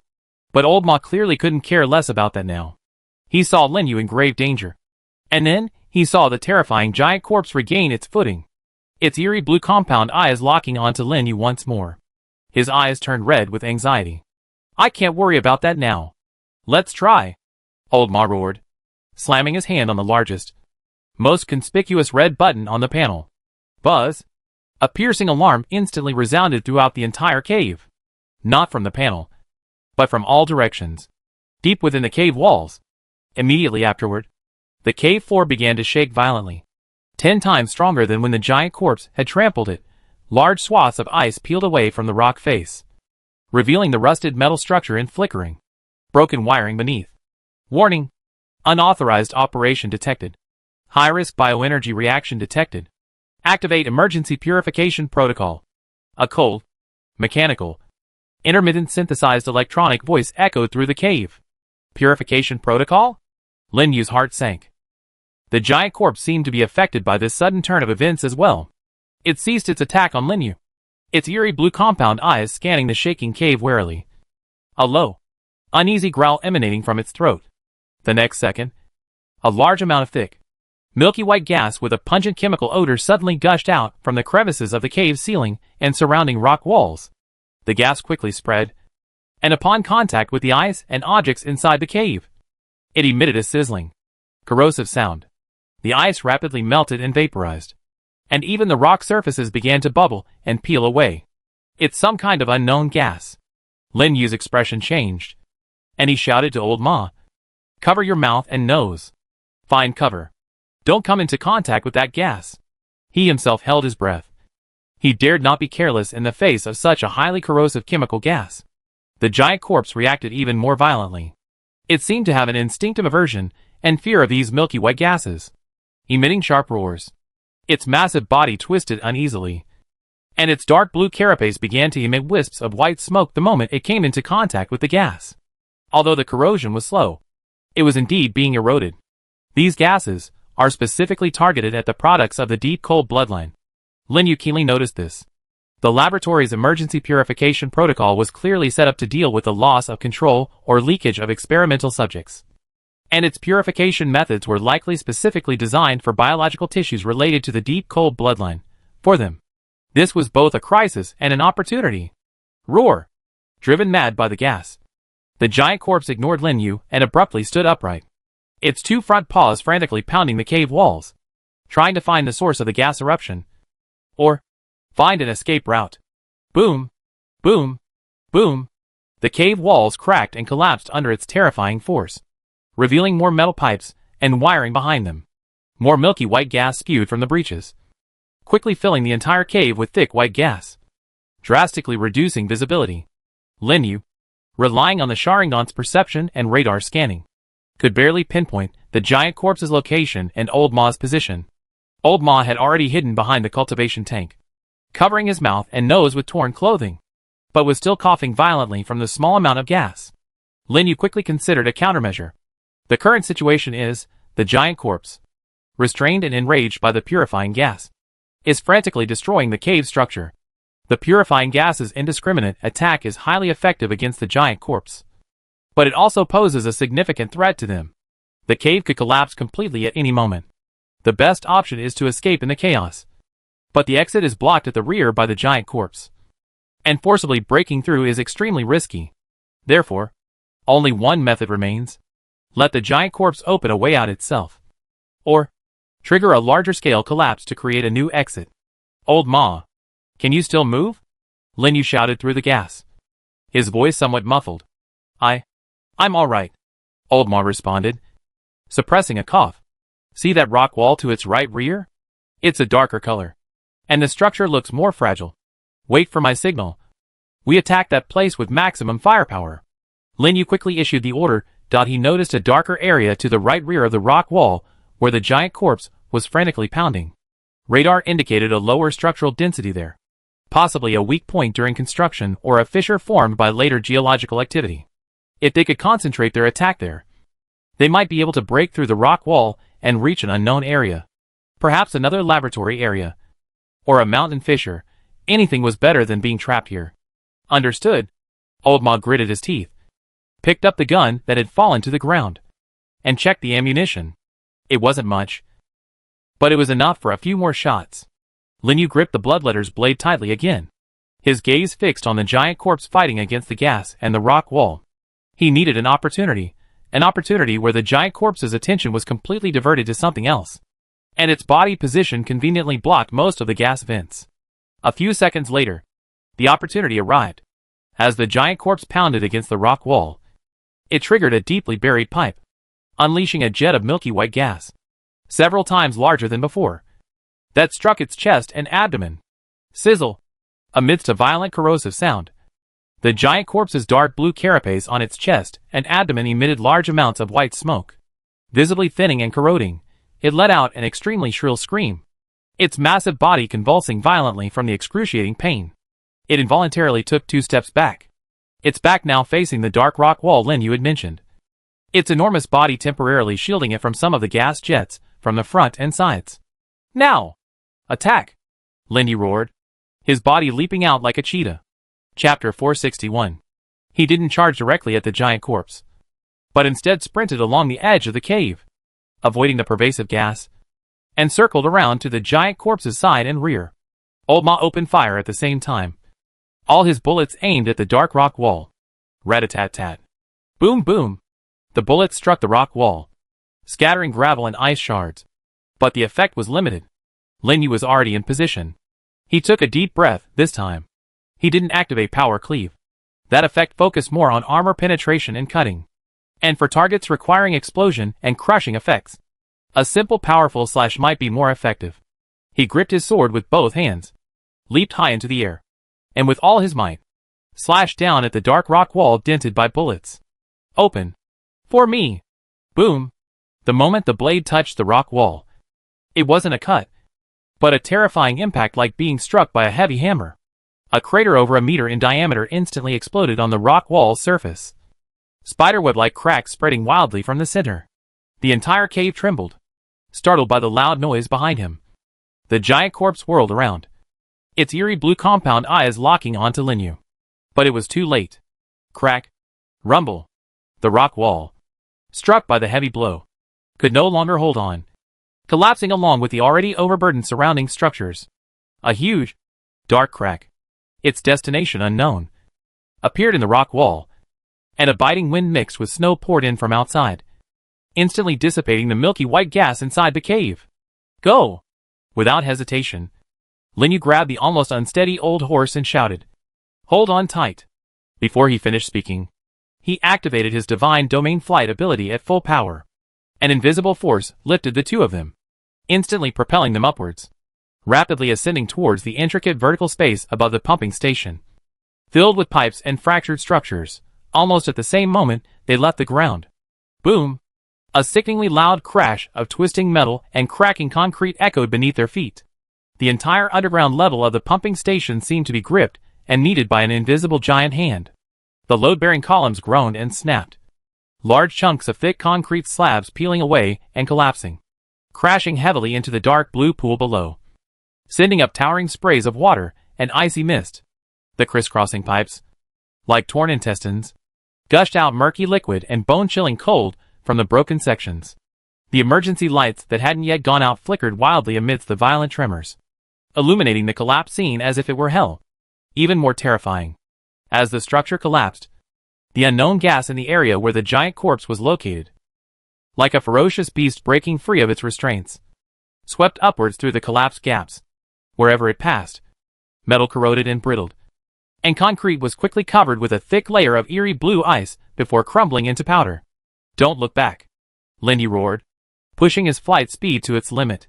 He darted like a fish among the collapsing beams, falling rubble, and broken pipes, his Sharingan's 3 tomos spinning wildly, anticipating every crack and the trajectory of every collapse. Old Ma clung tightly to Linyu's waist, his eyes shut, his ears filled with the deafening sounds of collapse and the chilling roar of energy. A concrete slab the size of a tabletop slammed down on Old Ma's back, the force of the impact making his hair stand on end. The broken steel bars swept in from the side like the tentacles of death, which Linyu narrowly dodged. The entire pumping station seemed to come alive, self-consuming and collapsing from top to bottom, from the inside out. The passage they had just passed through was instantly buried, and the space below rapidly disappeared in the chain reaction of collapses. Left. There's light there. Linyu's eyes narrowed as he spotted a gap in a ventilation shaft amidst the falling debris, from which a faint, gray light shone through. Without hesitation, he adjusted his direction and charged towards the gap like an arrow. An indescribable sense of danger washed over him. Faster! Faster! Linyu thought anxiously, as they returned to the open ice plains. Boom! A muffled, deafening roar, like an explosion at the Earth's core, echoed from below. The entire ice plains shook violently. Immediately afterward, a shockwave, a mixture of extreme cold, corrosive energy, and the aura of some kind of biological tissue disintegration, erupted from the crack they had just crawled out of. Linyu and Old Ma were thrown back by the shockwave, crashing heavily onto the ice. Cough, cough. Old Ma coughed up blood, his face deathly pale. Linyu also felt his internal organs churning, but he immediately got up, warily looking at the crack. No more shockwaves were erupting from the crack, but a faint, eerie blue light could be seen flickering wildly within, accompanied by a chilling, eerie sound, as if countless lives were wailing. The sound even pierced through the rock, echoing directly in their minds. A few seconds later, the light and sound vanished. Deep within the crack, only a deathly silence remained, along with an even more intense chill, as if capable of freezing the soul. Slowly spreading out dot on Linyu's radar, the enormous red dot representing the giant corpse, disappeared. It didn't just move out of range, it vanished completely, as if it had never existed. But at the location where the red dot disappeared, the radar detected a strange, persistent residual energy. This residual trace appeared on the radar image as a distorted, ever-spreading dark blue ripple, like ripples spreading across a calm lake after a pebble has been thrown in.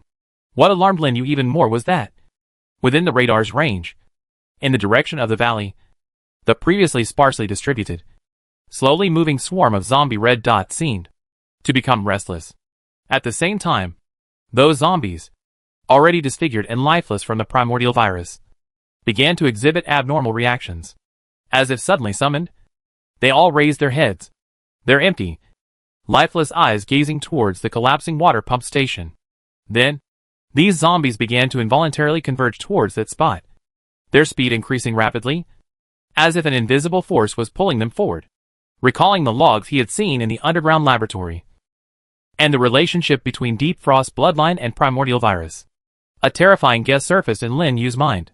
The Deep Frost bloodline substance released by the collapse of the pumping station might have exerted some kind of strong attraction?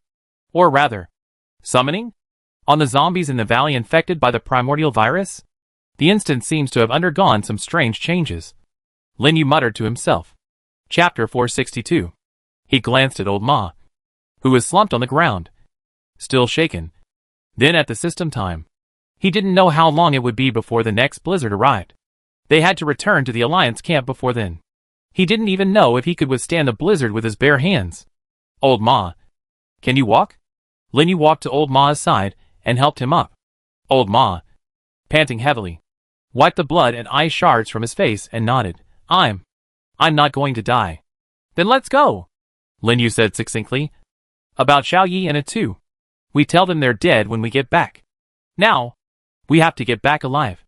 The two headed towards the Alliance camp they remembered. Behind them, the chill emanating from the depths of the crevice grew stronger. In the distant valley, the restlessness of the zombies seemed to be growing stronger. The sky before the blizzard was filled with low-hanging leaden clouds, as if brewing an even bigger storm. Old Ma was in very poor condition. He was, after all, just an experienced but average survivor. The series of fierce battles, the impact of explosions, and the biting cold had left him nearly exhausted. One of his legs seemed to have been twisted in the previous impact. He walked with a limp, his breathing heavy and labored, the white breath quickly condensing into frost on his eyebrows and stubble. You Lin, I might not make it to the camp, old Ma gasped, leaning against an ice wall, his voice weak. You go first. Don't worry about me. Lin Yu stopped and glanced back at him. His Sharingan glowed faintly in the dim light, quickly scanning old Ma's condition. Low body temperature, rapid heartbeat, strained leg muscles, possible rib fracture, mild concussion. His overall health was only about 30% of normal, and it was slowly declining. In this extreme environment, without timely treatment and warmth, he would fall into a coma and die within 2 or 3 hours at most. Stop talking nonsense. Lin Yu's tone remained calm, revealing no emotion. We're not too far from the camp. The blizzard hasn't started yet. We make it in time. He walked to old Ma's side, squatted down, and examined old Ma's leg injury. It was indeed a muscle strain. No fracture, but it was severely swollen. Lin Yu thought for a moment, then took out a roll of white-quality military bandages and a small bottle of blue-quality basic pain reliever from his spatial backpack, which he had previously collected to deal with the Alliance's requisition. He didn't need these things himself, but they came in handy now. Bear with it. Lin Yu handed the pain reliever to old Ma, had him drink it, and then skillfully used the bandage to apply pressure to his injured leg, stabilizing the joint. While it wasn't as good as professional medical treatment, it could at least alleviate the pain and prevent further injury. After tending to his injured leg, Lin Yu took out food and water from the corner of his spatial backpack. Eat this to replenish your strength, Lin Yu said, handing the items to old Ma. Old Ma looked at the rations and water in his hand, then at Lin Yu's expressionless face. His lips moved, but he ultimately said nothing, silently stuffing the rations into his mouth and swallowing them with difficulty, along with the icy water. With the cold food down his throat and the painkiller taking effect, old Ma's complexion improved slightly, and his breathing became more steady. Thank you, old Ma said softly. No need. Lin Yu stood up. Can you still walk? We must get back before the blizzard. The zombies outside might be a bit strange. Following Lin Yu's gaze, old Ma looked towards the dim, gray light filtering through the mine, remembering the tremors he felt underground and the faint howls of zombies. His expression grave. He nodded. Let's go! We have to crawl back. The two continued forward. Throughout this process, he silently observed the changes on the radar. The cluster of red dots representing zombies was indeed slowly moving towards the mountainous area where they were. The movement wasn't fast, but the trend was clear. Moreover, the distribution of the red dots was no longer sparse and scattered as before. They were beginning to cluster, forming small groups of varying sizes. What alarmed him most were several exceptionally large red dots appearing at the edge of the radar's range, towards the valley entrance. Their size was comparable to, or even larger than, the frost bursts they had encountered before. They moved slowly, but with each movement, the surrounding red dots automatically parted to make way. As if, surrounding them, more advanced zombies had been attracted here, or rather, awakened. Lin Yu thought to himself. This confirmed his suspicion that the aura released by the collapsed pump station had some kind of catalytic or summoning effect on the zombies in the valley. The sky was even more gloomy than before. The leaden gray clouds hung low. The wind was picking up, and the swirling snowflakes reduced visibility, a harbinger of a blizzard. And on the snow-covered ground in the forest, Lin Yu saw more than one staggering figure. They were zombies. There weren't many. About 7 or 8. Scattered in the forest 100 meters away. They were covered in frost. And their movements were slightly more active than usual, no longer wandering aimlessly. They stopped intermittently, sniffing the air with their rotting nostrils, their hollow eye sockets turning towards Lin Yu and the others. "We've been discovered?" Lin Yu's heart tightened. But he immediately noticed that the zombies' attention didn't seem entirely focused on them. It was more directed towards the depths of the mine behind them. As if sensing something. Was it the eerie chill emanating from underground? Or the residual energy fluctuations? Whatever it was. These zombies had indeed been drawn to this area. He adjusted his breathing, bringing himself to peak condition. Lin Yu charged forward alone, like an arrow released from a bow, towards the nearest zombie. The zombie was immediately startled, roaring and turning to pounce. Lin Yu neither dodged nor evaded. The instant their contact, he ducked, and his bloodletter's blade slashed upwards diagonally. Crack! The zombie's jaw and half its head were sliced off. The black blood and brain matter froze into ice shards before they could even splatter. The corpse swayed and collapsed to the ground. Lin Yu didn't stop, continuing his charge. A second and a third zombie pounced from the side. Lin Yu delivered a straight punch with his left hand, striking one zombie in the chest. The zombie's entire body flew backward. His bloodletter's blade followed with a horizontal slash, cleaving another zombie in half at the waist. Clean and swift, without a single wasted movement. The entire process took less than 20 seconds. All 8 zombies were dealt with. 10-second break. Lin Yu cautiously scanned his surroundings. The radar showed no new red dots approaching, but the clusters of red dots in the distance seemed to be moving in this direction. 10 seconds later. Continue. Lin Yu gave a brief order and charged out again. The rest of the journey went relatively smoothly. Perhaps it was because they had cleared out the nearby zombies. Or perhaps because they were close to the camp and the zombie density was not high to begin with. The two did not encounter any more groups of zombies blocking their way. Chapter 463. Less than 500 meters from the camp fortress. The wind suddenly intensified. The gale whipped up the snow on the ground, forming white waves of snow, instantly reducing visibility to less than 50 meters.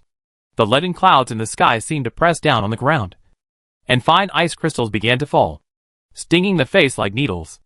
A blizzard had arrived. "Quick!" Lin Yu shouted, grabbing Old Ma's arm and practically dragging him forward. This last stretch was the most difficult.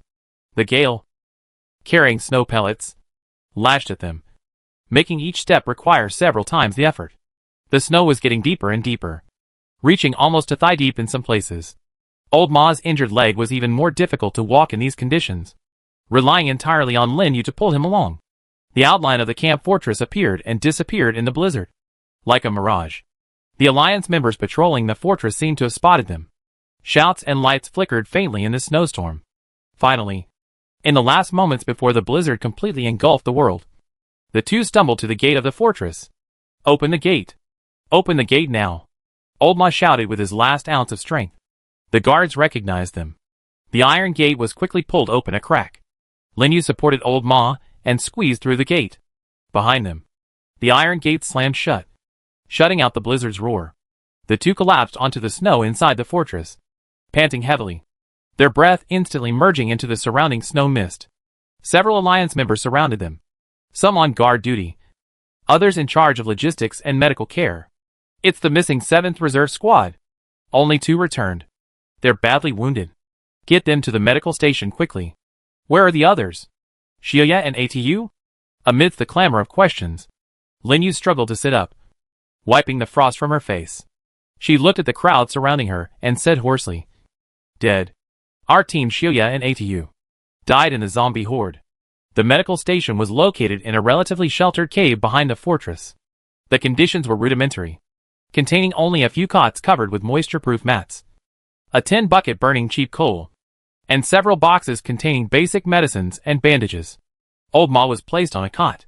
A female survivor in uniform, presumably an awakened medic or someone with related skills, was examining his injuries. She skillfully removed the makeshift bandages Lin Yu had applied, cleaned the wounds, reapplied medication, and immobilized them. She also fed Old Ma some warm liquid of unknown composition. Lin Yu refused the suggestion to lie down and rest, instead sitting on a nearby cot, leaning against the cold rock wall, silently recovering her strength. His injuries weren't serious, mostly superficial wounds and exhaustion, and he was recovering rapidly under the effects of life's blessing and undying body. There were other wounded in the cave, mostly Alliance members injured during the construction of fortifications or small-scale skirmishes. Groans, coughs, and hushed conversations filled the air, a complex mixture of blood, medicine, and coal smoke. At the cave entrance, 2 guards in iron-walled guild uniforms, armed with weapons, stood there, ostensibly to maintain order. But their gazes frequently swept over Lin Yu and Old Ma with scrutiny and vigilance. Soon, the news spread. The 7th Reserve Squad went out to search for supplies, but encountered an accident. Only 2 members of the 4-man squad returned. The other 2 were confirmed dead. The deaths occurred in the mountains about 3 or 4 kilometers from the camp, suspected to be an attack by a zombie horde outpost or mutants. In this instance world, death is the norm. Squads are wiped out every day, sometimes completely. The 7th Squad's ordeal wasn't particularly noteworthy. But soon, some details began to attract attention. First, the timing of their return was crucial, occurring just before the blizzard hit. Based on weather observations and previous patterns, the safe period between blizzards was shortening. Their timeout was already limited. Surviving was a stroke of luck. Second, their condition. Old Ma was seriously injured but clearly received timely treatment. Otherwise, he wouldn't have made it back. Although Yulin looked disheveled and injured, his breathing was steady and his eyes sharp. He didn't seem like someone who had survived a life-or-death battle by sheer luck. He looked more like a veteran returning from a reconnaissance mission that had been completed without serious incident. Finally, and most importantly, the message they brought back.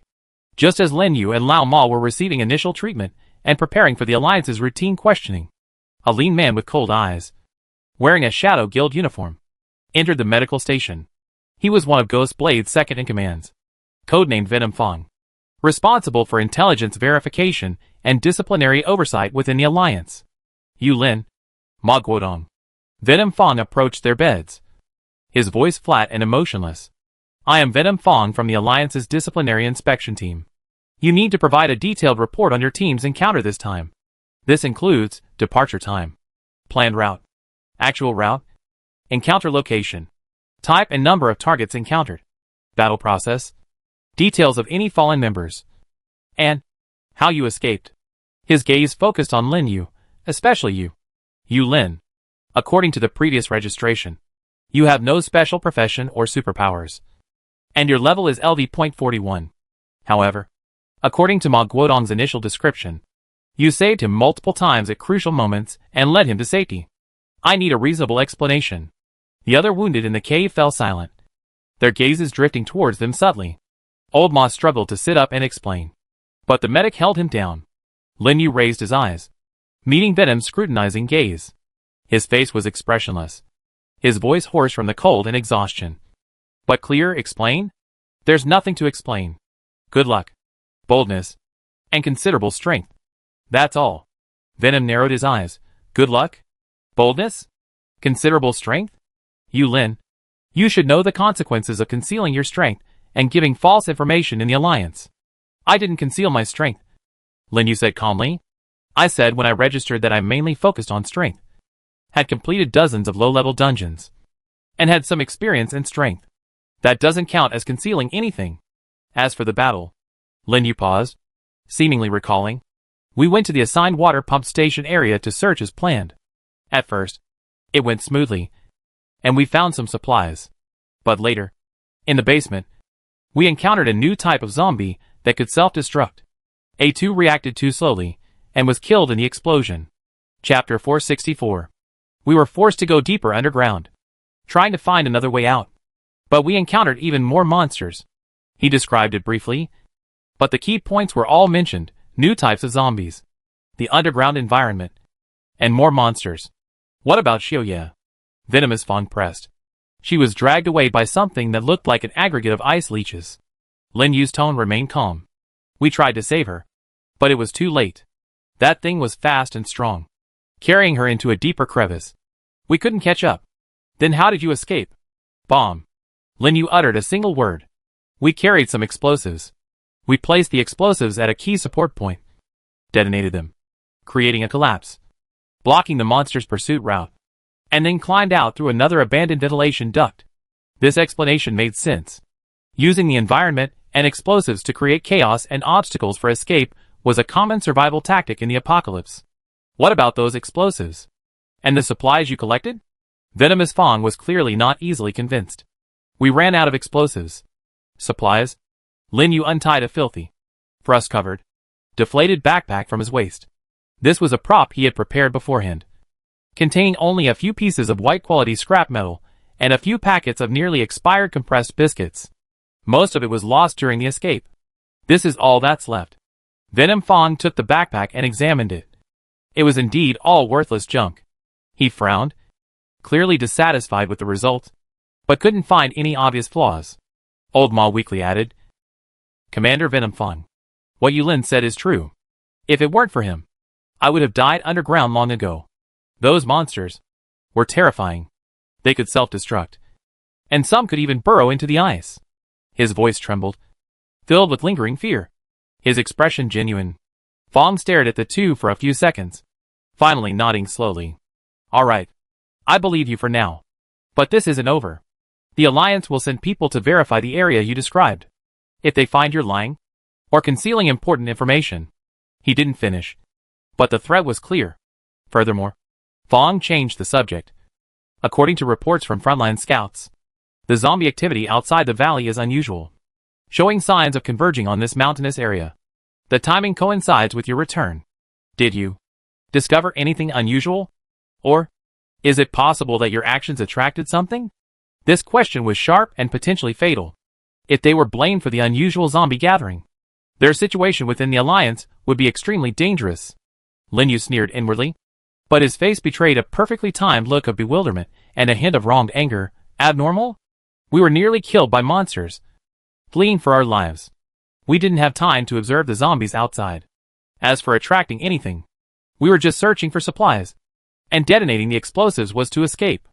If that could attract a zombie horde, this instance would have ended long ago. He paused, then countered. I think the abnormal gathering of zombies might be related to the weather. The blizzards are becoming more frequent and stronger. I estimate that the longer we stay inside the instance, the more violent the zombies will become. This guess had some merit.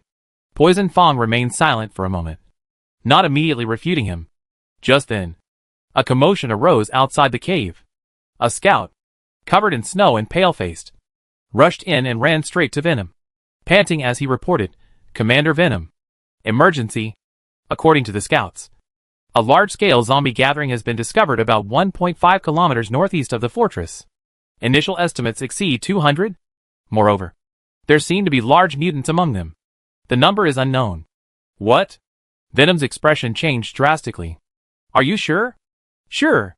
Hawkeye saw it with his own eyes. He didn't dare get too close. But it's definitely true. Those zombies are moving this way like madmen. Not fast, but very determined. The blizzard doesn't seem to affect them much. A commotion erupted inside the cave. A horde of over 200 zombies, plus large mutants. This wasn't just a small disturbance. It was an attack that posed a real threat to the fortified defenses. If it were just ordinary zombies, they could be held off with fortifications and firepower. But if there were something like the frost burst or something even more troublesome, Venom no longer had the energy to bother Lin Yu and Old Ma. He glared at them fiercely. Stay here. Don't run around. I find you after this is all over. With that, he hurriedly followed the scouts out of the medical station, clearly heading to report to Stone Shield, Ghost Blade, and other higher-ups.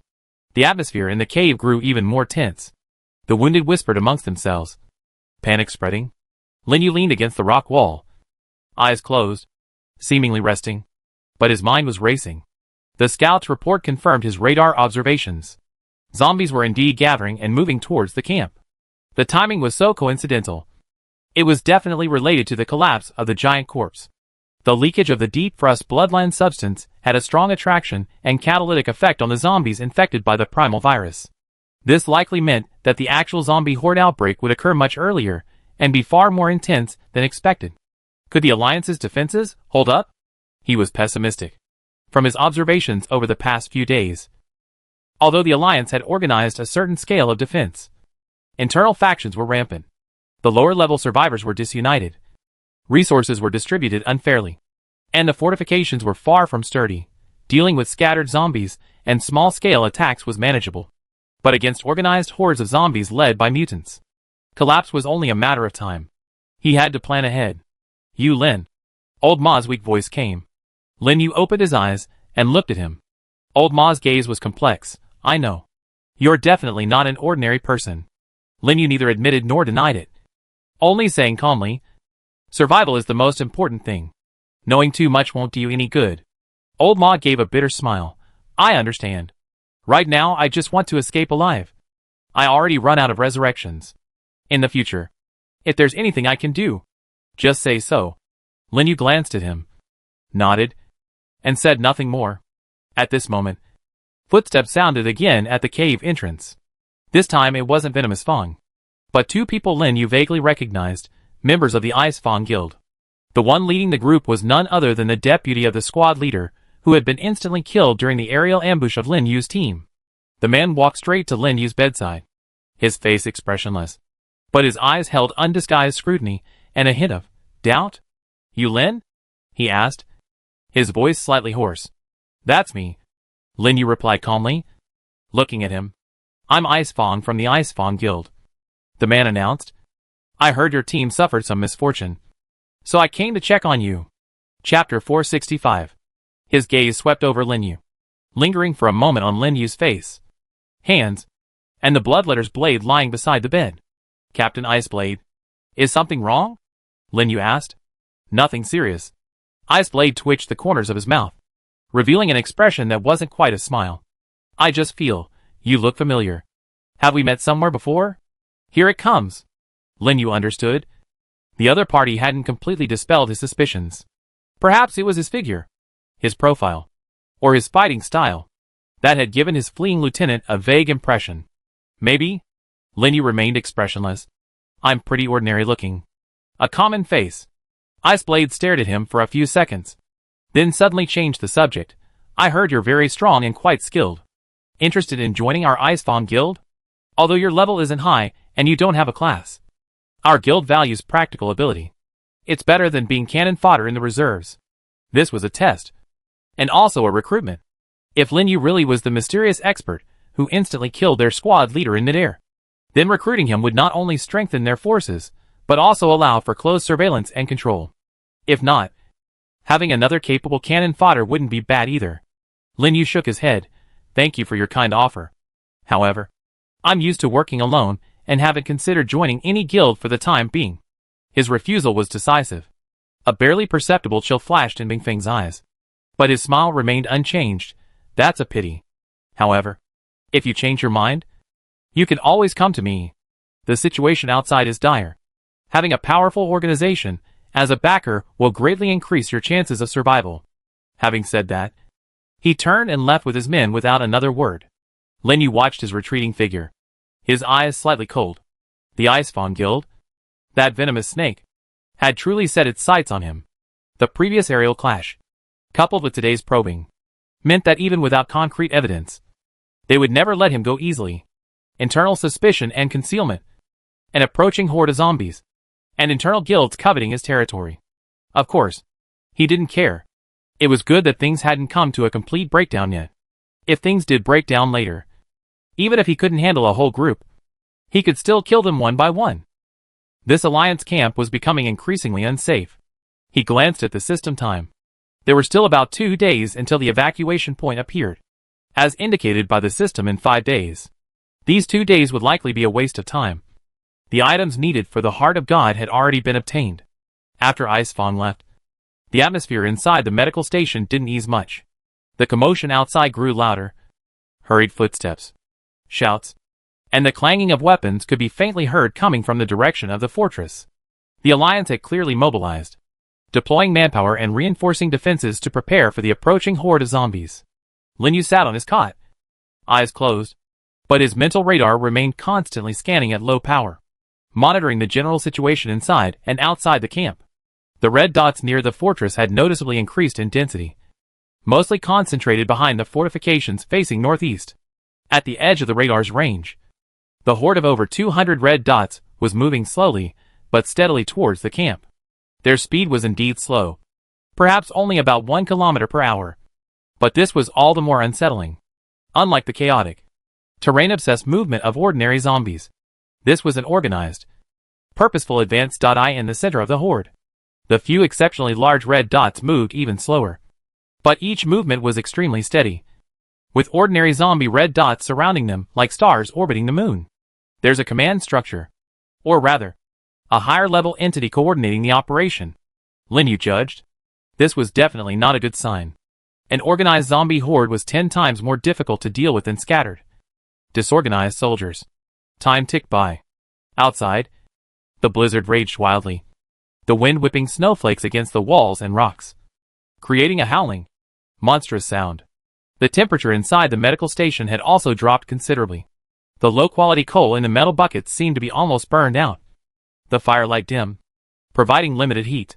Some of the less seriously wounded were asked to return to their posts or quarters to conserve medical resources and prepare for potential combat.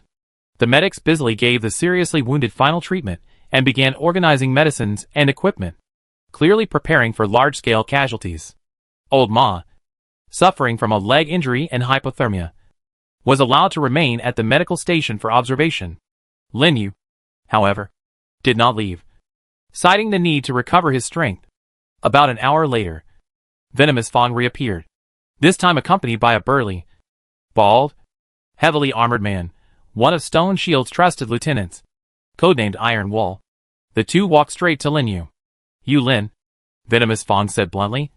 "How's your strength recovering?" Lin Yu opened his eyes and stretched his shoulders. "Not bad." "Good," Iron Wall said, his voice deep and resonant. "The camp is short-handed right now, especially at the front lines. Although you just returned, since you still have fighting ability, you can't be idle. I give you 2 choices. First, go to the frontline fortifications, assist in the defense, and follow the orders of the frontline commander. Second, go to the logistics support group to help move ammunition and care for the wounded." He paused, then added, "Given your previous performance and your strength, I personally recommend you go to the front lines. Logistics doesn't need your combat power." His words were direct, even a little blunt, but it was the truth. At this time, anyone still capable of wielding a weapon would be pushed to the front lines. Lin Yu didn't hesitate. "I go to the front lines." This choice was within his expectations and aligned with his plan. While the front lines were dangerous, they offered more opportunities. He could observe the zombie horde's movements more directly, understand the Alliance's true defensive capabilities, and have more room to maneuver when necessary.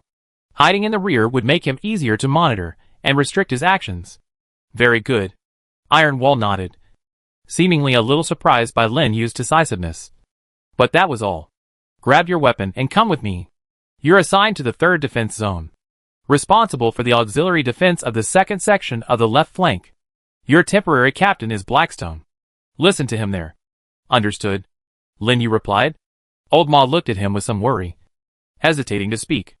Lin Yu nodded to him, said nothing, and followed Iron Wall and Venomous Fang out of the medical point. The wind and snow outside were fierce, and visibility was less than 20 meters. Inside the camp, chaos reigned. Survivors wearing different guild uniforms, or without uniforms, moved through the snowstorm, carrying sandbags, wood, ammunition boxes, and reinforcing the second section of the wall and obstacles. Shouts, curses, and the clanging of tools mingled with the howling wind and snow, revealing a sense of panic and confusion. Chapter 466. Iron wall led Linyu, stumbling and sinking, through the camp to the inner side of the fortification. The so-called third defense zone was located in a slightly protruding section of the fortification. The terrain here was relatively flat, making it one of the easiest areas for zombies to breach. Hence, the densest fortifications were constructed. A breastwork, constructed from a mixture of thick logs, abandoned vehicles, sandbags, and snow, stretched for nearly dozens of meters, reaching a height of about 2.5 meters. Behind it was a simple wooden platform for defenders to stand and fire or throw weapons. About 30 meters in front of the breastwork, barbed wire, pitfalls, and scattered tripwire mines were laid, hastily installed in the past few days. At this moment, no fewer than 50 people stood behind the breastwork, mostly reserve members like Linyu or members without a guild, with a small number of ordinary members from the 3 major guilds scattered among them as core members. Everyone was dressed in the thickest clothing they could find, and their weapons were a motley collection, ranging from homemade spears and fire axes to standard firearms. However, less than a third of them carried guns, and ammunition seemed scarce. It seems not every survivor has a substantial fortune. A middle-aged man, with a hideous scar on his face and fierce eyes, was giving a speech. This was Blackstone, a seasoned mercenary who had reportedly worked in the real world and was now the temporary commander of this defensive section. Listen up, all of you. When those monstrous things come up, don't panic. Only fire on my orders. Anyone who dares to desert or waste my bullets by firing randomly will be shot before the zombies even bite you. His voice was rough and bloodthirsty, intimidating many of the somewhat panicked newbies. Ironwall brought Linyu before Blackstone, gave him a brief explanation, and hurriedly left. He still had other defense zones to patrol. Blackstone sized Linyu up and down, his gaze lingering on the bloodletter's blade in his hand. He raised an eyebrow. New here? What's your name? Lin. Linyu replied, his voice calm amidst the howling snow. Blackstone sized him up again, his gaze lingering on the bloodletter's blade for a moment. Although the blade was covered in grime, the faintly visible dark red color of the blade and its sharp edge clearly indicated it was no ordinary weapon. Strong? Huh? Blackstone grinned, the smile highlighting the gruesome scar on his face. When the horde comes up, you're in charge of this section of the wall. He pointed to a section of the breastwork about 5 meters long. Fix any gaps you see, and smash down anyone trying to climb up. Don't even think about running away. There's a supervisory team behind you. Linyu looked in the direction Blackstone was pointing. The so-called breastwork was actually quite rough. The gaps between the logs were barely filled with ice, snow, and gravel, and it was about 2.5 meters high. It would indeed take ordinary zombies a while to climb up, but if there were mutants or climbing monsters, this defense would be very weak. Understood. Linyu nodded, without saying anything more. Blackstone seemed satisfied with his reaction, patting him on the shoulder. Do a good job. Surviving is a bonus. I go check over there. After Blackstone left, Linyu went behind his section of the wall, found a relatively dry spot to sit down, and placed the bloodletter's blade across his lap. The other defenders around were either standing or sitting, most of them with tense and uneasy expressions, talking in hushed tones. Occasionally someone would take out food to chew, but their movements were all hurried. Linyu closed his eyes, seemingly resting, but the level 4 radar in his brain was quietly operating at full power. A clear 3D map appeared on his retina. Everything within a 9-kilometer radius of the camp was presented in his mind as red dots. Directly ahead, the horde of over 200 red dots was slowly advancing, about a kilometer from the barrier. The several enormous red dots in the center of the horde were particularly conspicuous, each 3 to 5 times larger than the ordinary red dots, like commanders surrounded by ordinary zombies. What concerned Linyu even more was that the radar showed the horde wasn't advancing in a straight line, but constantly dispersing and regrouping as it moved. As if testing something, several smaller red dots broke away from the main group, circling around from the sides at a much faster speed. These were reconnaissance units. This is definitely an organized zombie horde, Linyu thought to himself. This was worse than he had anticipated. He continued scanning the interior of the camp. The red dots behind the fortifications were densely distributed, mostly concentrated behind the defensive works, but some were scattered deep within the camp. These were likely logistics personnel, wounded soldiers, or commanders left behind. The radar couldn't distinguish friend from foe. All dots appeared red. However, based on his observations over the past few days, Lin Yu could roughly determine which areas housed the core members of the three major guilds. Those red dots were more orderly clustered and moved more systematically. His gaze swept across the edge of the radar, where several isolated red dots lingered near the high ground on the camp's perimeter. One red dot's location was peculiar. It wasn't inside the fortifications, nor in the core area of the camp, but rather lurked alone in the shadow of a sheltered rock wall, almost motionless. These isolated points must be surveillance posts in the valley. Lin Yu memorized the location and continued observing. Time ticked by. The snowstorm outside seemed to have subsided somewhat, but visibility remained poor. A grayish-white snow fog shrouding the valley. "They're here!" To the northeast. "They're here!" came the desperate shouts of a scout ahead. Lin Yu opened his eyes, stood up, and walked behind the breastwork. Through the snowstorm, he could vaguely see a patch of slowly moving black dots on the white snowfield in the distance, like stains on a snowfield, spreading towards the fortress. "Everyone, prepare!" Blackstone's rough roar echoed along the defensive line. "Gunners to the front. Melee fighters to the rear. Fire only on my command." A commotion broke out on the defensive line. The gunners nervously checked their weapons, the sound of bullets being chambered rising and falling. The melee fighters gripped their weapons tightly, fire axes, spears made of polished steel bars, homemade spiked clubs, and a few enchanted weapons that gleamed faintly. Lin Yu saw a young man with freckles on his left, holding a blue machete with faint arcs of electricity flickering on its blade. To his right was a middle-aged woman, each holding a short-handled hand axe, the blade sharp and likely of green quality.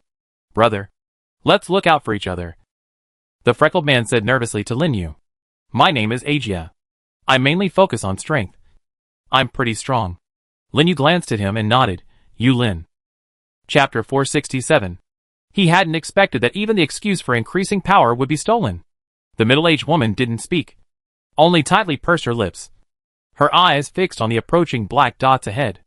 The horde of zombies had entered the 500-meter range. In the radar's view, the more than 200 red dots spread out like a tide, forming an attack surface about 100 meters wide.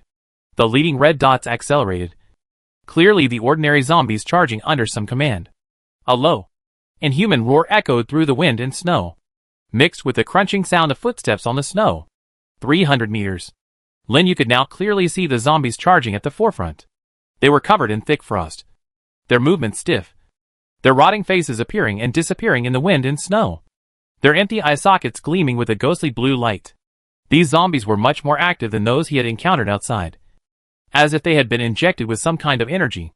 200 meters. "Gunmen, prepare," Blackstone roared. The gunmen on the defensive line raised their weapons and aimed ahead.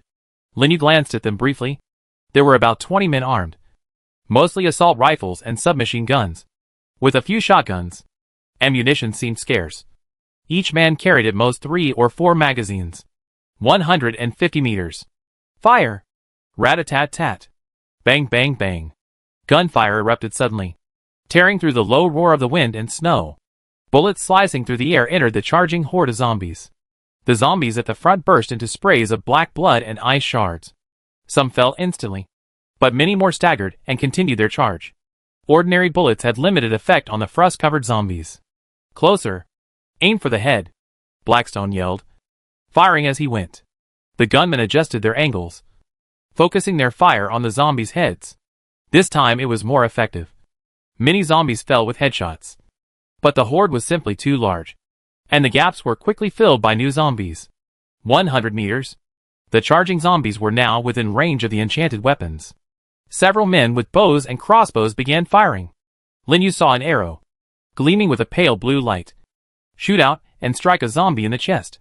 The zombie was instantly frozen into an ice sculpture, then smashed by its companions behind it. Those were members of the Ice Fawn Guild. On the other side, a flaming arrow struck a zombie, the flame spreading across its frost-covered body with a sizzling sound. Enchanted arrows of various elements. Lin Yu observed silently. These weapons were indeed much more powerful than ordinary bullets. But their numbers were clearly limited. Insufficient to cover the entire horde. 80 meters. The vanguard of the horde had approached the obstacle course in front of the breastwork. The barbed wire and pitfalls had some effect.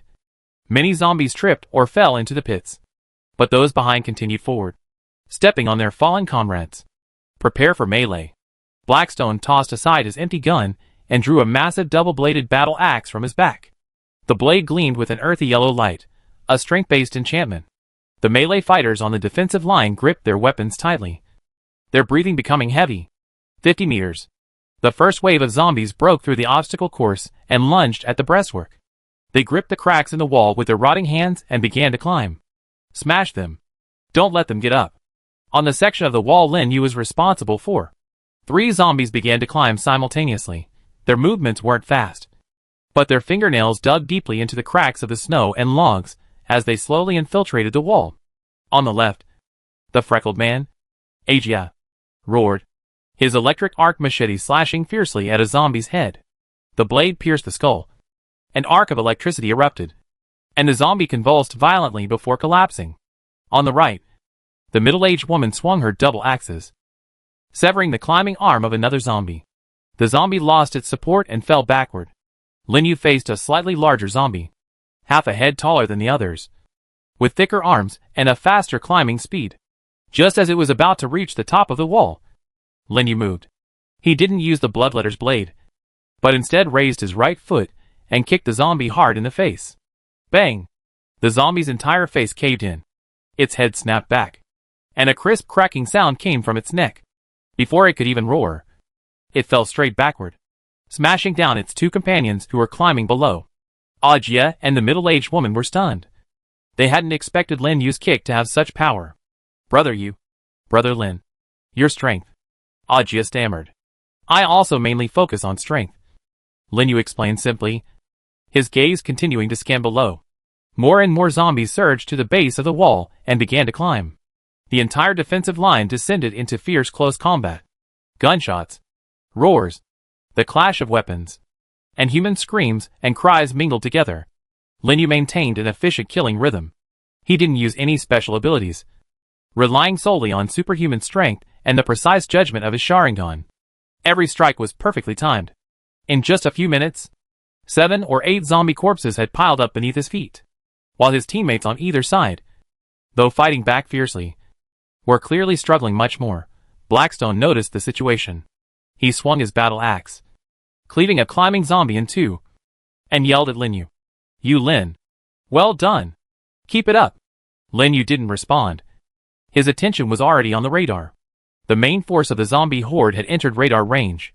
The 200+ red dots, like a swarm of hungry ants, relentlessly attacked the defensive line. But what truly alarmed him were the 5 enormous red dots behind the horde. They remained stationary, about 300 meters from the barrier, as if observing and waiting. The largest red dot was more than 10 times the size of an ordinary zombie. Leader level, Lin Yu murmured to himself. Just then, the largest red dot moved. It began to move slowly, but steadily toward the defensive line. The surrounding ordinary zombies, as if receiving a command, automatically parted to the sides, making way for it. The largest red dot began to move, and Lin Yu immediately became alert. Through the gaps in the wind, snow, and chaotic battle, he vaguely made out the outline of the thing. It was a colossal corpse, 3 meters tall, its entire body covered in thick, eerie blue ice armor, studded with sharp ice spikes. Its arms had mutated into 2 enormous ice hammers. Each step left deep footprints in the snow, cracking the ice. Frost giant corpse. Someone behind the defensive line shouted in terror. It's a leader-level mutant. Blackstone's expression changed, and he roared. All enchanted weapons. Focus. Aim at that big guy. Don't let it get close to the wall. Several men wielding enchanted bows and crossbows immediately adjusted their targets. Arrows and bolts flashing with various colors as they shot towards the frost giant corpse. Whoosh whoosh whoosh. Chapter 468. A burning arrow struck the giant corpse in the chest, flames spreading across its ice armor, but extinguishing within seconds, leaving only a charred patch on the surface. A lightning arrow struck its shoulder, arcs of electricity leaping across the ice armor, causing a slight pause. but it quickly recovered. An ice arrow struck its head, but shattered instantly, causing no damage. This monster had extremely high resistance to ice attacks. Useless. Enchanted attacks are ineffective. The frost giant corpse had entered a 100-meter radius. It raised an ice hammer-like arm and slammed it heavily onto the ground. Boom! The ground trembled violently, and an icy blue shockwave radiated outwards from it. Where it passed, snow was blasted away, revealing the frozen soil beneath. Ordinary zombies within the shockwave's radius were unharmed, but several defenders on the defensive line were thrown off their feet and tumbled off the breastwork. Ah! With screams, those who fell were immediately engulfed by the zombies below. Hold on. Don't panic. Blackstone's eyes widened in fury. But he himself was nearly knocked over by the shockwave. Lin Yu's feet were rooted to the wall, his Sharingan's 3 tomos slowly rotating, capturing every detail of the frost giant corpse's movements. He noticed that the monster's attacks had a clear charging animation, arm raised, ground slammed, shockwave spreading. The whole process took about 2 seconds. An opportunity. Lin Yu quickly calculated the distance and timing in his mind. The frost giant corpse continued forward, only 50 meters from the breastwork. It raised its arm again, preparing to launch a second ground slam attack. Just then, a sharp whooshing sound came from behind the defensive line. A golden beam of light shot from the depths of the camp, streaking across the snow like a meteor, striking the frost giant corpse precisely in the chest. The beam pierced the ice armor, leaving a bowl-sized hole in the giant corpse's chest, from which a viscous, eerie blue fluid gushed forth. The frost giant corpse let out a deafening roar and stopped moving. Lin Yu turned to look and saw a figure in the Shadow Guild uniform, wielding a strangely shaped longbow, slowly lowering it from a watchtower in the center of the camp. It was Yurin, one of the elites of the Shadow Guild. It's Lady Yurin's demon-slaying arrow, someone shouted excitedly. But Yurin's expression was grim. Her arrow had clearly consumed a great deal of energy, and hadn't been fatal. The wound on the frost giant corpse's chest was freezing and healing at a visible speed. Keep attacking. Don't let it heal. Yurin gritted her teeth and shouted. Several people wielding highly enchanted weapons fired again, but with limited effect. The frost giant corpse seemed to have its hatred drawn to the ghost blade. It turned and strode towards the watchtower where the ghost blade was located. Stop it! Blackstone roared. But ordinary defenders were no match for a monster of this caliber. Where the frost giant corpse passed, zombies blocking its path were crushed under its stomps, and human defenders were swept away like straw. 30 meters, 20 meters, 10 meters. The frost giant corpse had reached the bottom of the watchtower. It looked up at the ghost blade on the platform, opening its massive maw filled with icy spikes and sharp teeth. A dense, eerie blue current gathering within. The ghost blade's face was pale. Her previous arrow had consumed too much of her strength, and she couldn't launch another attack of equal power for a short time. Several Shadow Guild members beside her raised their weapons, but against this monster, their resistance seemed utterly futile. Just as the icy aura was about to erupt, a blood-red figure flashed out from the side like lightning. Lin Yu moved. He didn't leap down from the wall, but instead sprinted a few steps along the breastwork, then suddenly pushed off the wall and leaped into the air, his body tracing an arc as he landed to the side and rear of the frost giant corpse. His movements were too fast. No one could react in time. The frost giant corpse sensed the threat behind it, and the icy aura from its mouth shifted, about to spew backward. But Lin Yu had already made his move. Lin Yu drew his bloodletter's blade from his left hand. Power cut, activated. A crimson light flashed across the dark red blade. Lin Yu gripped the blade with both hands, channeling all his power into this strike. Crack. The blade pierced the ice armor, severing bones and tearing flesh. Dark blue fluid gushed out like a fountain. Tear wound effect triggered. Dark red lines spread along the edges of the wound, preventing the ice crystals from self-repairing, and accelerating the loss of fluid. Roar!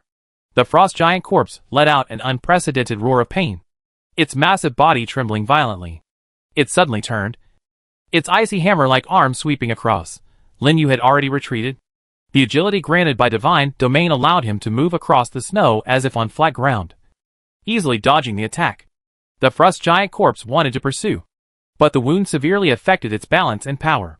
Worse still, once the ghost blade recovered, it fired another golden demon-piercing arrow, this time aiming for its lower back. Whoosh! Thud! The arrow pierced the wound precisely. Exploding within its body, golden energy clashed violently with the dark blue chill, and a muffled explosion erupted from within the frost giant's body. It staggered a few steps, finally collapsing under its own weight, its massive form crashing to the ground, kicking up a cloud of snow mist. Without its leader, the surrounding zombies fell into chaos. Their attack disrupted. The pressure on the defensive line eased abruptly. "Well done," Yurin shouted from the watchtower, her gaze falling on Lin Yu with surprise and inquiry. "What's your name?" "Yu Lin," Lin Yu replied calmly, sheathing his sword. "Yu Lin." Yurin repeated the name. "I remember you. Report to the Shadow Guild after the battle. You deserve better treatment." These words drew envious or jealous glances from many around Lin Yu. To be actively recruited by Shadow, one of the 3 major guilds, was an opportunity many dreamed of. But Lin Yu simply nodded, showing no excitement. His attention had already returned to the radar.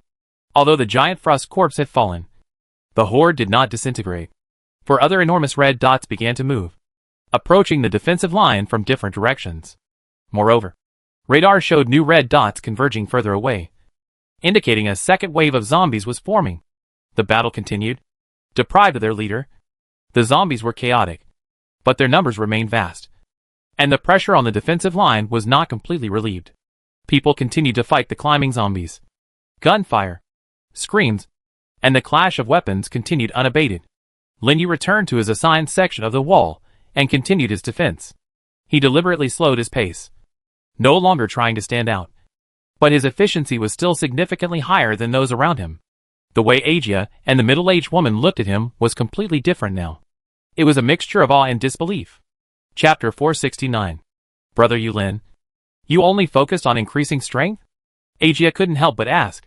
Sort of, Lin Yu replied vaguely. I was lucky enough to get strength potions in a previous dungeon. He didn't elaborate, and Agia didn't dare ask further. The battle lasted about an hour, with the assistance of Yuren and several other experts. The remaining 4 leader-level mutants were killed one by one, but the humans also paid a heavy price. The defenders on the defensive line suffered more than a third casualties. Their ammunition was almost exhausted, and their enchanted arrows and weapon energy were nearly depleted. By the time the last zombie was cleared away, it was completely dark.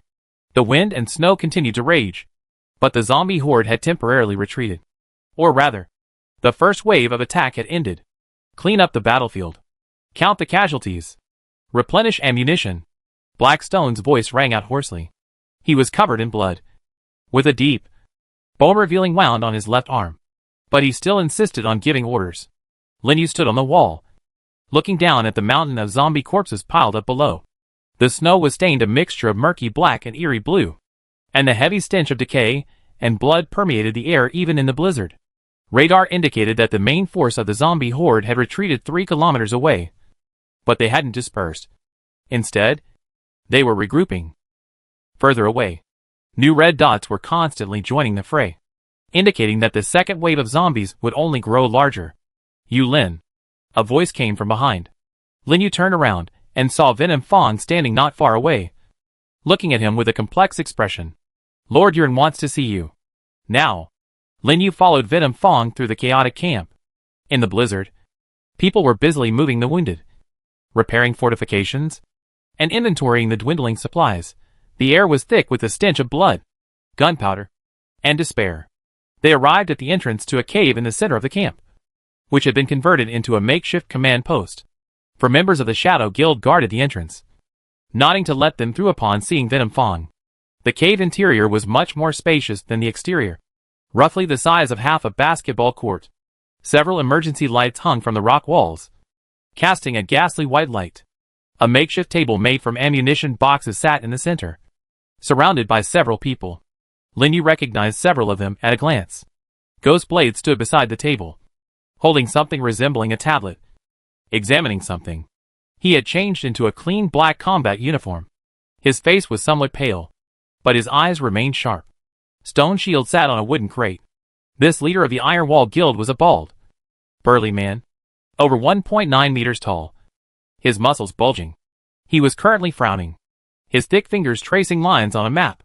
Iceclaw, the leader of the Icefang Guild, a man who looked to be around 30 years old with cold eyes, leaned against the rock wall, arms crossed, seemingly resting with his eyes closed. But Lin Yu could sense that as he entered the cave, Ice Claw's eyes slightly opened, his gaze sweeping over him. Besides the three leaders, there were several other people, presumably their deputies or core members. Among them was Ice Fang, who had previously recruited Lin Yu. He stood behind Ice Claw, his eyes flickering when he saw Lin Yu. You arrived. Ghost Blade looked up at Lin Yu. You Lin. Sit down. She gestured to an empty wooden crate across the table. Lin Yu didn't stand on ceremony and went to sit down. Venom Fang stood behind Ghost Blade. You Lin. LV.41.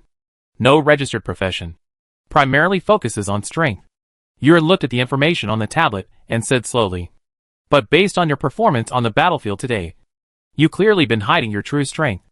All eyes turned to Lin Yu. Lin Yu's expression remained calm, a bit of luck. I obtained a strength potion in a previous dungeon. This explanation made sense. Yuren nodded, seemingly accepting the explanation. Regardless, you performed a great service today. If it weren't for your interference, I might already be dead. She paused, then continued. According to Alliance regulations, killing a boss-level mutant grants a special contribution reward. You can choose 1. 1,000 contribution points. 2. A blue quality equipment or item. 3. Join the Shadow Guild. Become a core member. And enjoy preferential access to internal resources. This reward was quite generous. 1,000 contribution points can be exchanged for many good items within the Alliance. While blue quality equipment isn't much to Lin Yu, it's a rare treasure for ordinary survivors. Joining the Shadow Guild is an opportunity many dream of. But Lin Yu shook his head. I choose the fourth option. The fourth option? Yuren raised an eyebrow. The air in the cave seemed to freeze for a moment at Lin Yu's words. Several gazes focused on him simultaneously, filled with scrutiny, doubt, and a barely perceptible chill. Yuren put down his tablet, placed his hands on the table made of ammo boxes, and leaned forward slightly. The fourth option? What do you want? Stone Shield also looked up, his thick eyebrows furrowed. Ice Claw opened its eyes completely, its cold gaze locking onto Lin Yu like a venomous snake. Lin Yu sat upright on the wooden crate, his face expressionless. But his voice was clear. I don't want contribution points. I don't want equipment. And I won't join any guild. He paused, his gaze sweeping over everyone present. My condition is that once the evacuation point appears, my teams Lao Ma and Ma Guodong should be among the first to evacuate. This request surprised everyone. Yuren was stunned for a moment. That's it? That's it. Lin Yu nodded. In exchange, until the evacuation point appears, I can continue to perform any mission assigned by the Alliance, including the most dangerous ones. Sherdun snorted coldly. Who do you think you are? The evacuation order is determined by the Alliance's higher-ups based on contribution points. Who gave a reserve member like you the right to make demands? That's why I said this is the fourth option. Lin Yu calmly looked at Sherdun. It's not a request. It's a trade. I'm using my performance in the upcoming battles to exchange for Lao Ma's priority evacuation opportunity. If you think I'm not worth this price, you can refuse. He spoke directly, even arrogantly. But everyone witnessed Lin Yu's devastating blow to the frost giant corpse on the battlefield today. That was something no ordinary LV.41 survivor, primarily focused on strength, could achieve. Yuren and Sherdun exchanged a glance, their eyes communicating. Bingjua suddenly spoke, his voice tinged with amusement. Interesting. Giving up the chance to join one of the three major guilds for an old guy, and even volunteering for the most dangerous mission. You Lin, what's your relationship with that Ma Guodong? Nothing much, Lin Yu said. We just lived together until now, and I don't want to see him die here. What he didn't say was that he had absolutely no interest in joining any of those trashy three major guilds. Chapter 470. This reason was so simple, it was almost naive. But in the context of the apocalypse, it seemed exceptionally precious. Fang whispered behind Yuren. My lord, he truly performed a great service today. If he can maintain such a performance in the future. Yuren raised her hand to interrupt him. She stared at Lin Yu for a few seconds, then slowly nodded. All right. I agree. As long as your performance in the upcoming battles is no less than today's level, Ma Guodong can be among the first to evacuate when the evacuation point appears. Stone Shield frowned but remained silent. Ice Claw chuckled lightly, neither agreeing nor disagreeing. But I have a condition. Yurin added. From now on, you will be under my direct command. Your missions will be issued by me alone, without going through Blackstone. This was to bring Lin Yu under her control. Lin Yu didn't hesitate. Okay. Very good. Yurin picked up a simple map from the table and spread it out. First task, rest for 6 hours. After 6 hours, once the blizzard ends, I need you to lead a reconnaissance team to find out the exact location and movements of the main zombie horde. She pointed to several marked points on the map. According to previous reconnaissance, the zombie horde has retreated to a range of 3 to 5 kilometers. But we need more precise intelligence on where they are gathered, their size, and whether any new mutants have appeared. Lin Yu glanced at the map. How many people are in the reconnaissance team? What's their composition? 5 people. You lead the team. And the other 4 will be drawn from Shadow and Iron Wall. All skilled in stealth and survival. Yurin said. Your mission is observation, not combat. If you are discovered, retreat immediately. Understand? Understood. Lin Yu nodded. Go and rest. I have someone call you in 6 hours. Yurin waved her hand. Lin Yu got up and left the cave. After he left, a brief silence fell over the cave. Sherdun spoke first. Yurin, you trust him that much? What if he runs away? Run? Where to run? Yurin sneered. Outside is a blizzard and a horde of zombies. Leaving the camp is certain death. He's a smart man. He knows what to do. Bingjua said slowly. I'm quite interested in his 4th option. Doing so much for an old guy. Either he's foolishly loyal, or he has ulterior motives. Plots what? Sherdun asked. Who knows? Bingjua shrugged. Maybe he thinks old Ma has some value we don't know about. Maybe he just wants an excuse to avoid the constraints of joining the guild? Yurin didn't reply, only looking at the map. Her eyes deep. She knew in her heart that Lin Yu was definitely not simple. That kind of calmness and precision on the battlefield is something ordinary survivors can't possess. Recruiting him is both to strengthen our own forces and to keep him under our watchful eye.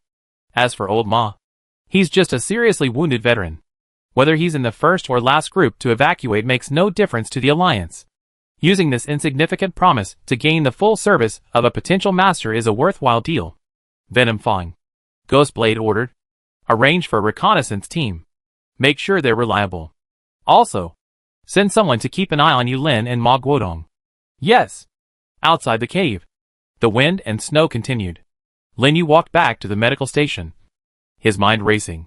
Back at the medical station, old Ma was asleep, his breathing much more steady. The medic changed his dressings and rebandaged the bandages on his leg. Lin Yu lay down on the cot beside him and closed his eyes. On his retina, the stereoscopic image from the level 4 radar appeared clearly. Outside the camp, the red dots of the zombie horde were slowly moving and reorganizing within a 3 to 5 kilometer radius. Their numbers were greater than before, at least 30% higher. Those huge red dots were still there, and they seemed even bigger. Lin Yu focused his attention on the largest red dot. It was a full circle larger than before. Appearing on the radar image is a burning, eerie blue flame. The surrounding red dots clustered around it, like subjects paying homage to a king. Evolving, or absorbing energy. Lin Yu wondered to himself. He recalled the eerie chill released when the pumping station collapsed. If that was a leak of Deep Frost bloodline substance, then it would be the perfect catalyst for zombies infected by the primal virus. Perhaps the giant corpse that Xiaoya transformed into wasn't truly dead, but was absorbing that substance. Becoming stronger, or something even more terrifying had appeared? Lin Yu wasn't sure. The radar could only display the size and location of the red dots, unable to provide more detailed information. He turned his vision to look inside the camp. The red dots on the defensive line had become much denser, clearly indicating that the Alliance was reinforcing its forces. The distribution of red dots deeper within the camp was relatively stable, with the core members of the 3 major guilds mostly gathered in a few specific caves and buildings. Lin Yu noticed 2 red dots that remained motionless near the medical point. Surveillance. He sneered inwardly, unsurprised. Yurin had agreed so readily. How could he not have someone watching him? Lin Yu ignored the 2 monitors and continued scanning the entire camp. His gaze swept across the edge of the radar, where several isolated red dots lingered near the high ground on the camp's outskirts. In the previous battle, he had revealed some of his strength, though he had used the excuse of power potions to cover it up. It had undoubtedly attracted the attention of some. Ice Fong Guild's Ice Fong had tested him before. Could that sniper also be sent by Ice Fong? Or was he after Lin Yu? Lin Yu didn't have many enemies in the real world. But in the Realm Hub, his outstanding performance in multiple dungeons and the rare items he obtained had already made him a target for some. Qin Shui had warned him that some organizations specifically hunted down those with potential, stealing their spoils. Whoever it is, they better not mess with me. A cold glint flashed in Lin Yu's eyes. He currently had many trump cards up his sleeve: the 3-Tomo Sharingan, the Divine Demon Descent, the one-time Blizzard skill from the Heart of the Cold Abyss, and the various passive abilities of the Heart of God. If it really came down to a fight, he was confident he could unleash terrifying combat power in a short time. But those were all last resorts. He wouldn't use them unless absolutely necessary. Right now, the most important thing was to complete the reconnaissance mission assigned by Yuren, to ascertain the movements of the zombie horde, and then wait for the evacuation point to appear. Once the evacuation point appeared, he would have a way to get Lao Ma out safely. As for the Alliance's promise of being among the first to evacuate, Lin Yu never believed in such empty promises. When it came time to evacuate, the 3 major guilds would definitely prioritize protecting their own people. Insignificant personnel like Lao Ma could be abandoned at any time. Therefore, he had to take the initiative himself. Chapter 471. The 6-hour rest period passed quickly. Lin Yu was awakened by a member of the Shadow Guild and led to the command cave in the center of the camp. Besides Yuren, there were 4 other people in the cave. 2 lean men in Shadow Guild uniforms, a bald, muscular man in Iron Wall Guild heavy armor, and a young woman wearing goggles and carrying a compound bow. "You Lin, this is your reconnaissance team," Yuren introduced. Night Owl and Shadow Rat from Shadow, Rock from Iron Wall, and the independent survivor Flying Feather. Night Owl was a man around 30 years old, with sharp eyes and 2 daggers at his waist. Shadow Rat was younger, short and agile, carrying a bundle of rope and a grappling hook on his back. Rock was the bald, muscular man, over 1.9 meters tall, carrying a huge shield that looked incredibly defensive. Fei Yu was the only woman, around 25 or 26 years old. Her goggles were pushed up over her forehead, revealing a pair of calm eyes. Her compound bow was exquisitely crafted, with faint blue patterns on its blade. "Understood the mission?" Yuren asked Lin Yu. "Understood." Lin Yu nodded. "Observe the location and movements of the main zombie horde, but avoid combat." "Good." Yuren handed over 5 communicators. These are short-range encrypted communicators, effective within a 3-kilometer radius. Call immediately if you encounter danger, and the camp will send reinforcements. But if you are surrounded... She didn't finish. But the meaning was clear: if surrounded, rescue might be too late. Lin Yu took the communicators and distributed them to the other 4. Night Owl and Shadow Rat accepted them naturally. Clearly accustomed to this type of mission, Rock took the communicator and said, "I listened to the captain." Feather simply nodded and clipped the communicator to his collar. "Let's go," Ghostblade said. "Be careful. I wait for your good news." The 5 of them stepped out of the cave.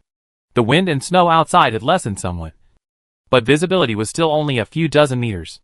Lin Yu glanced at the radar, confirming the approximate location of the zombie horde, and then said to the others, "Follow me. Keep your distance and don't make too much noise." He led the way towards the fence gate in the northeast direction of the camp. Night Owl and Shadow Rat followed silently, their footsteps so light they were almost silent. Although Rock was massive, he walked steadily, the sound of his heavy armor rubbing against the snow masked by the wind and snow. Feather brought up the rear, his hand always on the bowstring, vigilantly observing his surroundings. The guards at the fence gate had received their orders and, seeing Lin Yu and the others, silently opened the gate. The 5 of them filed out and disappeared into the vast snowstorm. Lin Yu led the way, proceeding in the direction indicated by the radar. He deliberately slowed his pace, partly to accommodate his teammates, and partly to observe the surrounding environment. The snow was deep, and each step left him sinking deep. The wind whipped snowflakes against his face, stinging painfully. The temperature was frighteningly low. Even in thick winter clothing, he could feel the chill penetrating to his bones. Lin Yu, with his Heart of the Frost's resistance to the cold, was almost unaffected.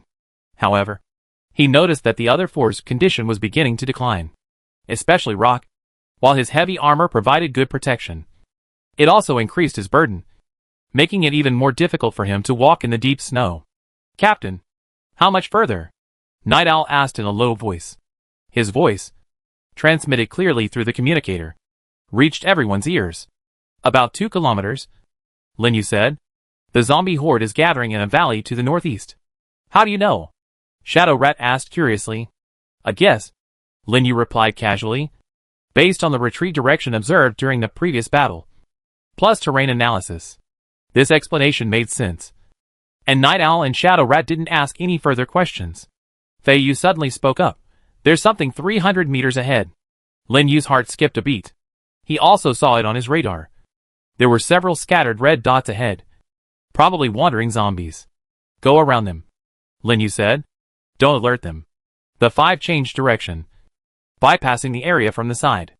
The rest of the journey went relatively smoothly. They avoided 3 waves of scattered zombies, and finally reached the edge of the target valley. Lin Yu lay prone behind a snow slope, signaling the others to take cover. Looking down from the top of the slope, the scene in the valley made everyone gasp. The valley was teeming with zombies. At least twice the number they had when they attacked the camp. Most of them stood motionless, like sculptures in the wind and snow, with only a few moving slowly. In the center of the valley, several enormous mutants stood out conspicuously. Besides the frost giant corpses seen before, there were 3 here, and a new mutant, a spider-like monster with 8 long, thin legs supporting a spherical body covered in ice spikes, and a mouth filled with sharp teeth split open at its head. "Ice spiders," Fei Yu whispered. "I've seen them in other ice-type dungeons. They're fast and can shoot ice silk to entangle their targets. More than that," Night Owl pointed deeper in. "Look there." Lin Yu looked in the direction he pointed. Deepest in the valley, there was a gigantic, cocoon-like object. The cocoon was composed of ice crystals and some kind of translucent fleshy tissue, about 5 or 6 meters tall. Its surface pulsating rhythmically, emitting a faint, eerie blue light. Around the cocoon, at least a dozen frost giant corpses and ice spiders stood guard like sentinels. "What the hell is that?" Shadow Rat's voice trembled. On Lin Yu's radar, the cocoon appeared as an unprecedentedly huge red dot, its size even exceeding that of the previous primordial ice core. Inside the red dot, there seemed to be smaller, but more concentrated energy flows. A mother nest? Or a hatchery? Lin Yu wondered. Just then, a crack suddenly appeared on the surface of the cocoon. A dense, visible, eerie blue chill surged out from the crack. Where the chill passed, the surrounding zombies seemed to be injected with vitality, beginning to stir. Their movements quickened, and the eerie blue light in their eyes intensified, even more terrifying. At the edge of the valley, several newly hatched ice spiders emerged from the snow, shaking off the ice shards, and joined the horde of zombies. "It's producing new mutants?" Pancher's voice was hoarse. Lin Yu's expression turned grave. If this cocoon could truly continue producing new mutants, the zombie horde would only grow larger and larger, never to be eradicated. The Alliance's defenses simply couldn't hold. "Record all intelligence," Lin Yu ordered in a low voice. "Mutant types, numbers, distribution, and the exact location and characteristics of that cocoon." Before he could finish speaking, Fei Yu suddenly shouted, "Watch out!" An icy blue arrow pierced the air, aimed straight at Lin Yu's back. Chapter 472. The arrow came too fast, too suddenly, amidst the cacophony of wind, snow, and the horde of corpses. The arrow barely made a sound as it pierced the air, only being detected by Fei Yu when it entered within 10 meters. Lin Yu's Sharingan instantly captured the arrow's trajectory. The 3 tomos spun wildly, making the arrow's speed seem to slow down in his eyes. He didn't dodge. He had already noticed someone following him, thinking these people might be waiting to kick him while he was down. But he hadn't expected them to be so brazen. Lin Yu's right hand shot out with lightning speed, precisely catching the arrow shaft just as it was about to strike his heart. Crack. The arrow shaft was crushed in his hand, but the arrowhead still pierced his clothing, leaving a white mark on his skin. The chill from the arrow instantly spread, covering his palm with a thin layer of ice. Lin Yu flicked away the ice shards from his hand, a cold glint in his eyes. The angle of this arrow was tricky, and the timing was perfect. It was definitely the work of a professional archer. Moreover, the arrows were ice blue, clearly imbued with ice energy, making them weapons unusable by ordinary zombies. "An ambush," Night Owl whispered. already retreating behind the snow slope. Shadow Rat and Rock also immediately concealed themselves. Feather, meanwhile, instantly nocked an arrow, drawing the bowstring taut, and warily scanned the direction from which the arrow had come. Lin Yu's radar was operating at full power. On the radar image, there were over a dozen red dots surrounding the snow slope where they were. These red dots were flanking them from 3 directions, moving quickly and methodically.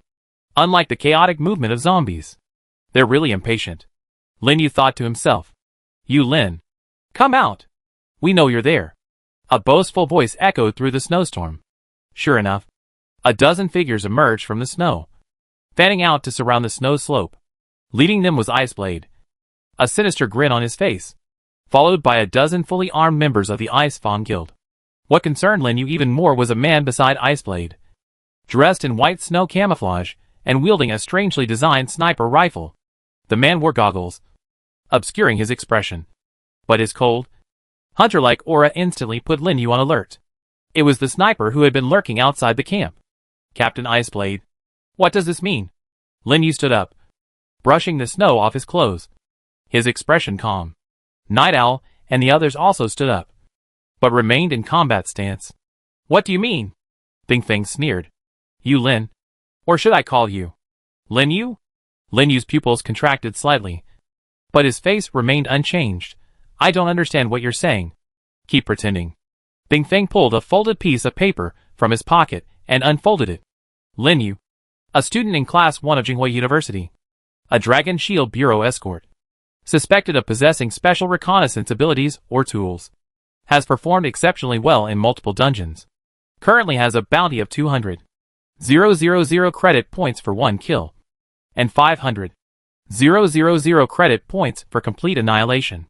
After reading it aloud, he folded the paper again and looked at Lin Yu. Do you still need to keep pretending? I don't understand what you're saying. Lin Yu still denied it. My name is Yu Lin. LD.41. Mainly focused on strength. What you're saying has nothing to do with me. Nothing to do with you. Bing Feng scoffed. Then explain how you caught that arrow just now. Can an ordinary LD.41 strength awakener catch an ice sniper arrow with their bare hands? He pointed to the sniper beside him. This is Ruiyun, a professional sniper.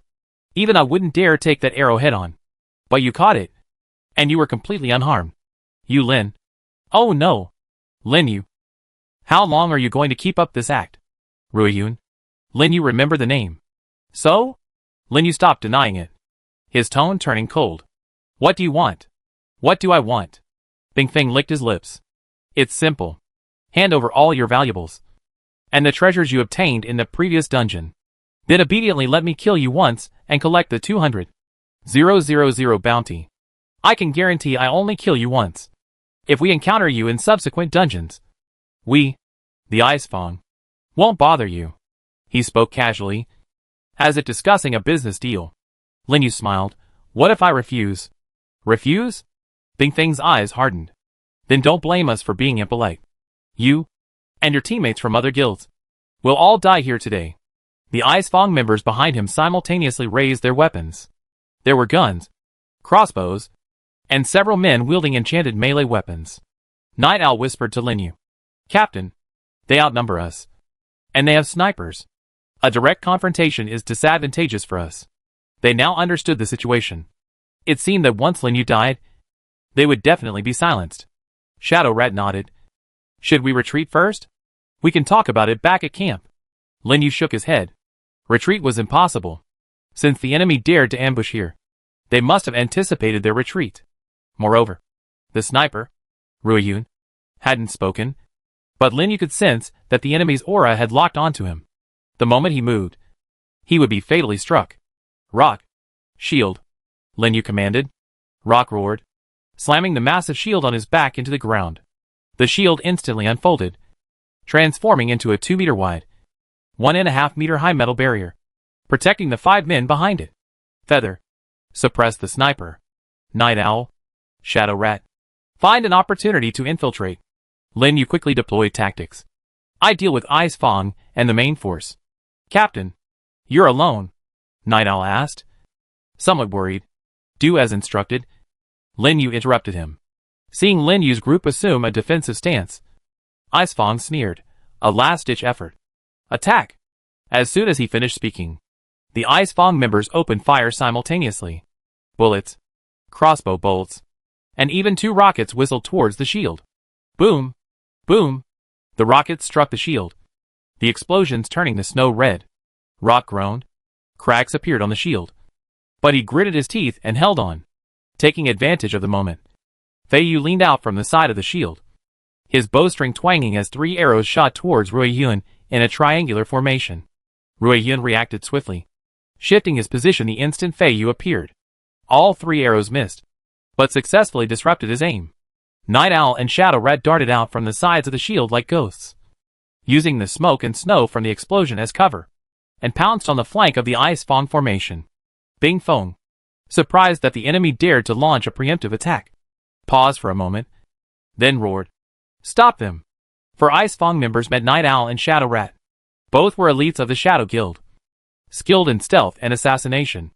Although they were at a disadvantage in direct combat, their agility and seamless teamwork allowed them to hold off 4 opponents for a time. Lin Yu moved. He didn't rush out from behind the shield. Instead, he vanished. Chapter 473. With the Sharingan's dynamic vision, he tracked the trajectories of all the bullets and arrows. At the moment the smoke from the explosion thickened, he used the God's Domain flight ability to glide close to the ground, circling around to the right rear of the Ice Fang formation. "Where are they?" Ice Fang exclaimed in surprise. "Behind us," an Ice Fang member cried out. Lin Yu had already appeared behind them, Bloodletter's blade unsheathed. A flash of light, and 2 Ice Fang members with their backs to him coughed up blood from their necks and collapsed to the ground. "Scatter! Scatter!" Ice Fang roared, a long, ice blue sword appearing in his hand, its blade shrouded in chilling aura.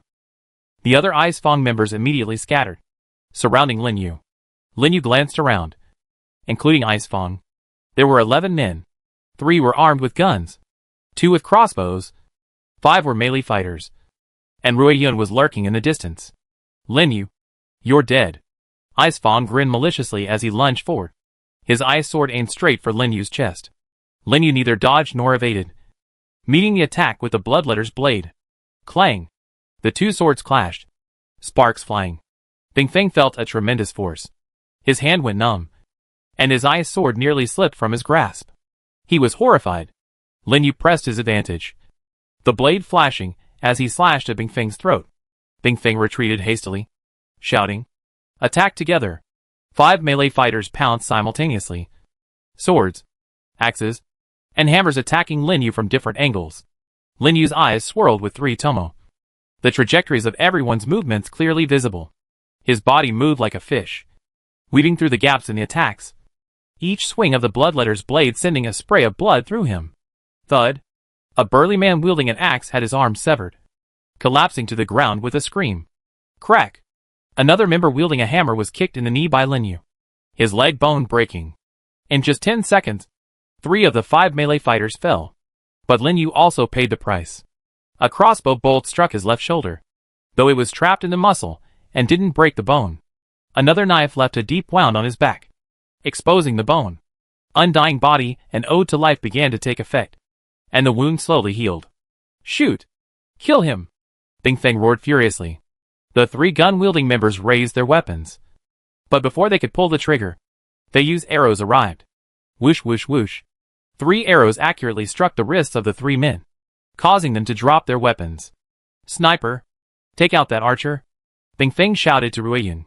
Ruiyun didn't respond, instead using her signature sniper rifle, aiming at Fei Yu. Fei Yu was prepared, retreating behind his shield the instant Ruiyun aimed. The sniper bullet struck the shield, sending up a spray of icy shards. Pancher grunted, the cracks in his shield widening. "Captain! The shield's about to give way!" Pancher roared. Lin Yu knew he couldn't delay any longer. He glanced at the radar. Night Owl and Shadow Rat were still locked in combat, but were already at a disadvantage. Fei Yu was suppressed by the sniper, afraid to show his face. Pancher's shield could shatter at any moment. A swift victory was necessary. Lin Yu took a deep breath, a resolute glint in his eyes. "Gods and demons, descend!" A deep roar echoed through the snowstorm. The next moment, crimson divine light erupted from Lin Yu's body. A violent, scorching, and domineering aura surged skyward, instantly forcing back the surrounding chill several meters. Lin Yu's hair stood on end without wind, each strand tinged with a blood-red aura. His muscles bulged, veins throbbing like coiled dragons beneath his skin, and his body radiated visible, distorting force fields. All attributes 100% boost. His actual strength instantly soared to 98 points. Agility 68 points. Stamina 78 points. But this wasn't all. Divine Soul Descent triggered. Ding! Divine Soul Descent triggered. Drawing in progress. Successful draw. Congratulations. You have obtained an SSS level martial soul. Chanshan Zhao Zilong's possession. Lasts for 3 hours. Additional 100% boost to all attributes, a vast and powerful divine energy, filled with loyalty and bravery, surged into Lin Yu's body. Behind him, the faint phantom of a valiant general in white robes and silver armor, wielding the dragon gallant silver spear, with a face like jade and eyes like bright stars, vaguely appeared Zhao Yun. Chanshan Zhao Zilong, SSS level martial soul. Martial soul effect, dragon gallant, greatly increases the holder's evasion rate after each successful dodge. The critical hit rate of the next attack increases by 50%. 7 probes, active skill, instantly unleashing 7 consecutive thrusts at a single target, each thrust dealing increasing damage, with the 7th thrust dealing massive true damage. Double boost. Lin Yu's current attributes are a staggering 147 points in strength, 102 points in agility, and 78 points in stamina, combined with the Sharingan's insight and prediction, plus the dodge bonus from Dragon's Gallbladder. He is practically invincible. Bing Feng and the others were stunned by Lin Yu's transformation. That crimson divine light, that heroic general's phantom, and the terrifying aura emanating from Lin Yu. What kind of monster is this? Fire! Fire! Fire now! Bing Feng's voice trembled. The remaining Ice Fang members frantically raised their weapons, but their hands shook. Lin Yu moved. This time, his speed was so fast that he leapt after images. His 102 agility, enhanced by the flight ability of God's domain, made his movements like a ghost. He charged towards the 3 armed members first. A flash of light. 3 heads flew off, blood splattering, frozen into ice crystals in midair by the cold air. Monster! Monster! One of the crossbow-wielding members collapsed. Turning to run, Lin Yu didn't even chase. With a flick of his left hand, an ice spike flew up from the ground, piercing the man's back like a javelin. In just 3 seconds, 4 more Ice Fang members were gone. Now only Bing Feng, Ruiyun, and 2 melee members remained. Bing Feng's face was deathly pale. He finally realized he had messed with the wrong person. Retreat! Retreat now! He roared, turning and running. The 2 melee fighters followed, but Lin Yu wasn't about to let them go. 7 probes, he uttered, his body transforming into a streak of crimson light, instantly catching up to one of the melee fighters. Bloodletter's blade struck like a venomous dragon. 7 consecutive thrusts hitting the same spot, the back of the heart. The first thrust pierced the armor. The second thrust penetrated the flesh. The third thrust wounded the bone. The fourth, fifth, and sixth thrusts tore through the internal organs. The 7th thrust, thud, the blade emerged from his chest, carrying his shattered heart.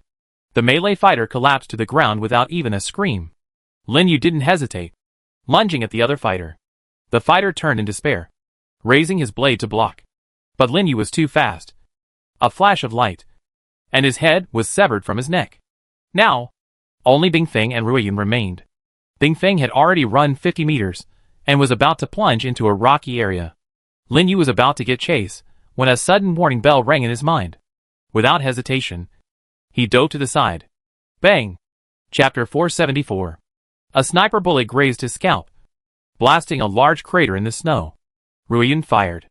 The timing was impeccable. If Lin Yu hadn't possessed the Sharingan's predictive ability and the Dragon's Gallant evasion bonus, he would never have been able to dodge it. Lin Yu lay prone on the ground, looking in Ruiyun's direction. Ruiyun had already moved, hiding behind a rock, only the muzzle of her gun visible. A clever sniper, Lin Yu thought to himself, not greedy for shots, not revealing herself, and immediately moving away if she missed. These kinds of people are the most difficult to deal with. Bing Feng seized the opportunity to rush into the rocky area and disappear from sight. A crimson divine light flowed around Lin Yu, and behind him, The Phantom of Zhao Yun held the dragon's gallant silver spear, heroic and murderous. But Lin Yu didn't immediately pursue Bingfeng. He stood on the snow, the three tomo of his Sharingan slowly rotating. His gaze locked on the rock 50 meters away, Ruiyun's hiding place. Snipers are always one of the most dangerous threats on the battlefield. Chasing Bingfeng without dealing with Ruiyun is suicide. You never know from which angle the next bullet will come. Night Owl, Shadow Rat, Rock, and Feather had all finished off their respective enemies and gathered around Lin Yu. "Captain, leave Ruiyun to me," Feather whispered, already knocking another arrow. "My arrow is faster than his." "No." Lin Yu shook his head. "You four. Guard the 4 directions to prevent any ambushes. Ruiyun, I handle him." Before he finished speaking, Lin Yu was already in motion. He didn't charge straight ahead. That would be the most foolish thing to do. Instead, he moved at high speed in a zigzag pattern on the snow. The flight ability granted by Divine Domain allowed him to defy the laws of physics with every change of direction. Sometimes gliding close to the ground, sometimes soaring several meters into the air. Yet his speed remained undiminished. 800 meters away, covered in 3 seconds. Ruiyun was clearly an experienced sniper. He didn't fire hastily when Lin Yu moved. That would likely have resulted in a miss, wasting a precious shooting opportunity. He waited for Lin Yu to enter a relatively stable moment, waited for that fatal angle. Behind the rock, Ruiyun's finger rested steadily on the trigger. His eyes behind his goggles narrowed to slits. He calculated in his mind the wind speed, humidity, target speed, frequency of changes of direction. All the data converged in his mind to form a perfect trajectory. Now! Lin Yu landed 20 meters from the rock, stepping onto a protruding stone, his body pausing for 0.3 seconds due to inertia. That 0.3 seconds. Ruiyun pulled the trigger. The gunshot was suppressed to a minimum by the silencer, the bullet leaving the chamber, spinning and tearing through the air, carrying the chilling intent of death as it shot towards Lin Yu's brow. A smile already played on Ruiyun's lips. He was absolutely certain of success with this shot. But the next moment, his smile froze on his face. The instant the bullet left the barrel, Lin Yu's body leaned backward at an angle absolutely impossible for a human, not just a normal backward lean, but his entire upper body was almost parallel to the ground. Yet his legs remained firmly planted on the rock. The bullet grazed his nose, leaving a trail of air in the snowstorm. How is this possible? Ruiyun thought in horror. Of course, he didn't know that Lin Yu's Sharingan had already detected the slight adjustment of his gun's muzzle, the signs of muscle exertion, and even the expansion of the propellant gas before the bullet left the barrel. The next moment, Lin Yu's backward-leaning body sprang back up like a spring, his legs propelling him like a cannonball towards the rocks. 7 probes. A blood-red blade flashed. This time, Lin Yu didn't use the full 7-strike attack on Ruiyun. Against a sniper, speed was more important than strength. He only used 3 probes. The first probe sliced through the edge of the rock, sending debris flying. The second probe cut behind the rock, forcing Ruiyun to reveal his hiding place. The third, and most deadly, Bloodletter's blade whistled through the air, aimed straight for Ruiyun's throat. Ruiyun's reaction was incredibly fast. The instant Lin Yu shattered the rock, he abandoned his sniper rifle, rolled backward, and simultaneously drew a military dagger from his waist. The dagger gleamed with a pale blue light, clearly an enchanted weapon. Clang! The dagger narrowly blocked Lin Yu's third thrust, but Ruiyun felt an irresistible force from the blade. His hand split open, and the dagger flew from his grasp. He tried to retreat, but it was too late. Lin Yu's left hand gripped his throat like an iron clamp. "Wait! I can!" Ruiyun tried to beg for mercy, but Lin Yu didn't give him the chance. A flash of light appeared in his right hand. The Bloodletter's blade pierced Ruiyun's left rib, diagonally upwards through his heart, and exited from his right shoulder blade. Ruiyun's body trembled violently, his eyes filled with disbelief, a hoarse sound escaping his throat, before his gaze glazed over, and he completely lost his life. Lin Yu released his grip, and Ruiyun's body slumped to the ground. He couldn't help but sigh. Killing someone was much easier than killing a boss. He bent down and picked up the sniper rifle Ruiyun had dropped. The rifle was about 1.2 meters long, entirely dark silver, with fine runes engraved on the barrel, and a dark blue crystal embedded in the stock, radiating a cold energy fluctuation. Name: Kiss of Death. Quality: Gold. Type: Heavy sniper rifle / enchanted weapon. Effect 1. Long-range precision, enhanced by runes. The effective range is increased to 3 times that of a regular sniper rifle. Bullets are protected by an energy field during flight, minimizing environmental influences, wind speed, humidity, air density. Effect 2. Fatal strike. Each shot consumes 1 psionic bullet, automatically generated by the stock crystal. 1 bullet every 12 hours. Current storage, 0/1. Targets hit by a psionic bullet will be instantly killed if their health is below 30%. Effect reduced against boss-level units. Equipment requirements, strength 40 or higher. With intermediate firearms proficiency or sniper specialization. Note, 1,000 miles away. A life can be taken. But remember, the most dangerous time for a sniper is after the shot is fired. A gold-quality sniper rifle. Although Fatal Strike requires psionic bullets, and its current stock is 0 with a 12-hour cooldown. The extreme range precision effect alone makes it a deadly weapon in long-range combat. Unfortunately, Lin Yu doesn't have sniper specialization. But that's alright. The weapon itself is valuable. And even if he doesn't use it, he can trade it for some good items. Lin Yu put Kiss of Death into his spatial backpack and quickly searched Rui Yun's other items. 2 purple quality military daggers. 1 enchanted with frost. 1 enchanted with armor penetration. 3 purple quality smoke grenades and stun grenades. A blue quality camouflage suit. And some basic medicine and ammunition. A good haul. Lin Yu turned to look at the 4 night owls. Chapter 475. They were vigilantly guarding the 4 directions. And seeing Lin Yu deal with Rui Yun, they all breathed a sigh of relief. Captain, Ice Fong has escaped into the rocky area. Night Owl whispered. Should we give chase? Lin Yu glanced at the radar. Ice Fong's red dot was moving rapidly deep into the rocky area. About 200 meters away from them. And it seemed to have stopped. What was he waiting for? Lin Yu glanced at the other red dots on the radar. The horde of corpses in the valley was still gathering. And the giant cocoon was still pulsating. But there was no sign of it moving this way for the time being. From the direction of the camp, several red dots were approaching this way at a fast speed. They should be Ice Fong's reinforcements. Chase. Lin Yu didn't hesitate. Ice Fong must die. As for Ice Fong's reinforcements, kill as many as they come. Follow up. We must kill Ice Fong. You don't want the guild to know you killed Ice Fong's captain. Do you? Lin Yu said to Night Owl and the other 3. And rushed into the rocky area first. The area truly lived up to its name as a chaotic rock formation. Large and small rocks were piled haphazardly together. Some 4 or 5 meters high. Others only knee-high. With narrow, winding passages running through them. Here, the wind and snow were fragmented by the rocks, forming countless turbulent currents, further reducing visibility, and filling the air with the howling of the wind. Lin Yu's Sharingan was clearly advantageous in this environment. The 3 tomos spun, his vision piercing through the wind and snow, capturing every detail, footprints in the snow, scratches on the rocks, residual energy fluctuations in the air. The trail of Ice Peak was clear. He had fled hastily, with no time to cover his tracks.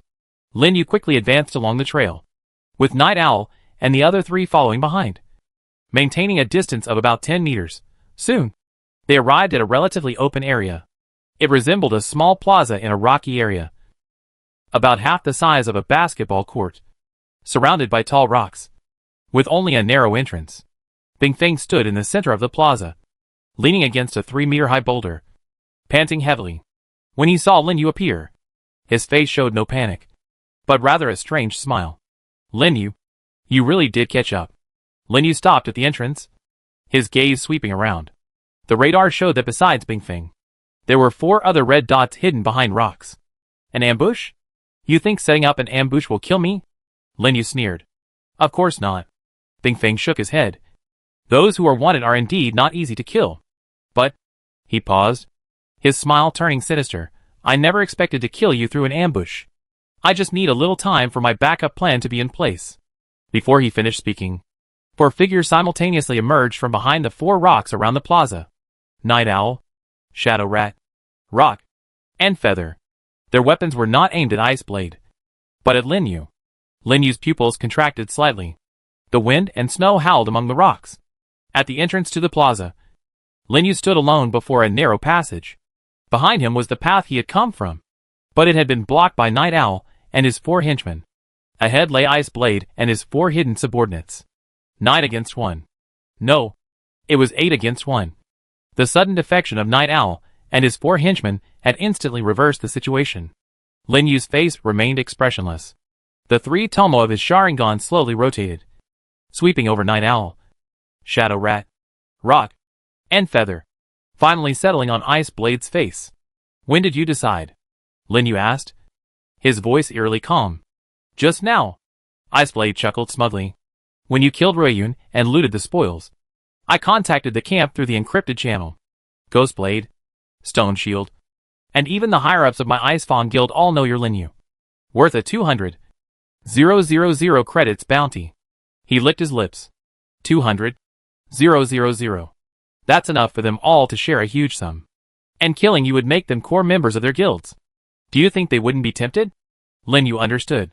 It wasn't that Night Owl and his group betrayed them from the start. But after Ice Blade contacted the camp, the higher-ups of the 3 major guilds reached an agreement. Kill Lin Yu and divide the bounty. As for Night Owl and his group, they were merely tools to carry out orders. So, you want to kill me? Lin Yu looked at Night Owl. Night Owl's expression was complex, but his hand holding the dagger remained steady. We're not related. Why can't I kill you? Shadow Rat lowered his head, avoiding Lin Yu's eyes. Rock said in a muffled voice, I don't want to either. But I'm a member of Iron Wall. I have to listen to Boss Stone Shield. Feather didn't speak, but the bowstring was already drawn taut. The arrow tip aimed at Lin Yu's heart. Very good. Lin Yu nodded. Then there's nothing more to say. He took a deep breath. Attack! Ice Fang shouted sharply. The 4 Ice Fang members hidden behind the rocks launched the first attack. 2 gunmen. 2 crossbowmen. Bullets and bolts rained down on Lin Yu from 4 directions, sealing off all escape routes. At the same time, Night Owl and Shadow Rat pounced from behind, daggers and short swords flashing coldly. Rock raised his giant shield, blocking the passage. The arrow flew from the bow, aimed straight at Lin Yu's nape. Lin Yu moved. At the very moment the bullet and arrow were about to strike, his body twisted as if boneless, slipping through the gap between the 2 projectiles at an incredible angle. Dragon's Gall effect triggered. Successful dodge. Next attack critical hit rate increased by 50%. Lin Yu landed, his feet barely touching the snow, his body spinning like a top. Bloodletter's blade unleashed a burst of crimson light. Clang, clang, clang, clang. 4 crisp sounds rang out, deflecting all 4 bullets and 2 crossbow bolts aimed at him. But Night Owl and Shadow Rat's attacks had already arrived. Night Owl's dagger pierced Lin Yu's ribs. Shadow Rat's short sword slashed towards Lin Yu's ankle. The 2 coordinated perfectly. One above, one below, sealing off Lin Yu's escape route. The 3 tomo in Lin Yu's eyes spun wildly. He saw through it all. Night Owl's dagger would arrive first. Shadow Rat's short sword slower. Lin Yu neither dodged nor evaded, his left hand reaching out to precisely grab Night Owl's wrist holding the sword, twisting it forcefully. Crack! The wrist bone shattered. Night Owl groaned, the dagger slipping from his hand. At the same time, Lin Yu raised his right foot and stomped down hard. Bang! Shadow Rat's short sword was crushed into the snow, the blade bending. Shadow Rat tried to pull his sword back, but Lin Yu's foot was like iron, unmoving. Die! A flash of light appeared in Lin Yu's right hand. Bloodletter's blade slashed horizontally, aiming for Night Owl's neck. Night Owl's pupils contracted sharply. He tried to retreat, but his wrist was locked, preventing him from moving. He could only desperately lean back. Swoosh! The blade grazed his throat, spraying blood. He was just a hair's breadth away from being decapitated. But before Night Owl could even feel relieved, Lin Yu's knee had already struck. Bang! The knee slammed into his abdomen. Night Owl felt as if his internal organs had shifted. He spat out a mouthful of blood. His body arched like a shrimp, and he flew backward, crashing into a rock before sliding to the ground, his life hanging in the balance. All of this happened in the blink of an eye. Chapter 476. From Lin Yu dodging the bullets to defeating Night Owl. Only 2 seconds passed. Seeing the situation was dire, Shadow Rat released his short sword and tried to retreat. But how could Lin Yu let him go? His left hand released Night Owl's wrist, transforming his palm into a fist, and slammed toward Shadow Rat's face. Shadow Rat hastily raised his hand to block. Crack! His arm bone broke. The fist, undiminished in momentum, slammed solidly into his face. His nose collapsed. His teeth flew out. And Shadow Rat didn't even have time to scream before collapsing backward, unconscious. Behind him, Flying Feather's second arrow had already arrived. This time, it was 3 arrows in quick succession. The 3 arrows formed a triangular shape, blocking Lin Yu's upper, middle, and lower defenses. Lin Yu didn't even turn around. His Sharingan's 360-degree field of vision allowed him to see the trajectory of the arrows. He slightly shifted his body to the side, and all 3 arrows grazed past him. But Fei Yu's arrows were never simple. The 3rd arrow exploded the instant it passed Lin Yu, not an explosion, but a split. One arrow shattered into dozens of hair-thin steel needles, raining down on Lin Yu's back. The area was completely covered. Impossible to avoid. Lin Yu finally got serious. Divine Domain activated at full power. His body floated forward 3 meters as if weightless, narrowly avoiding most of the needles. But a few still struck his back, piercing his clothing and embedding themselves in his flesh. The needles were coated with a paralyzing toxin. Lin Yu felt a tingling sensation in his back, his movements slightly halting. This slight pause gave Pancher an opening. This burly man, who had been guarding the entrance, saw Lin Yu's opening and roared. Charging forward with his shield, he charged at Lin Yu like a battering ram, his momentum overwhelming. The shield shone with a brilliant earthen yellow light, clearly indicating the use of some skill. A cold glint flashed in Lin Yu's eyes. Instead of retreating, he advanced, facing the onslaught of the boulder. Lin Yu slammed his left foot into the ground, his body shooting out like a cannonball. His right hand raised the bloodletter's blade. Power cut. Activated. A burst of crimson light flashed on the blade. Break! Lin Yu roared. Slashing down, the blade collided with the shield. Clang! A deafening roar. The earthen yellow light and the crimson blade light clashed violently, the shockwaves spreading outwards from the point of impact, blasting away all the surrounding snow.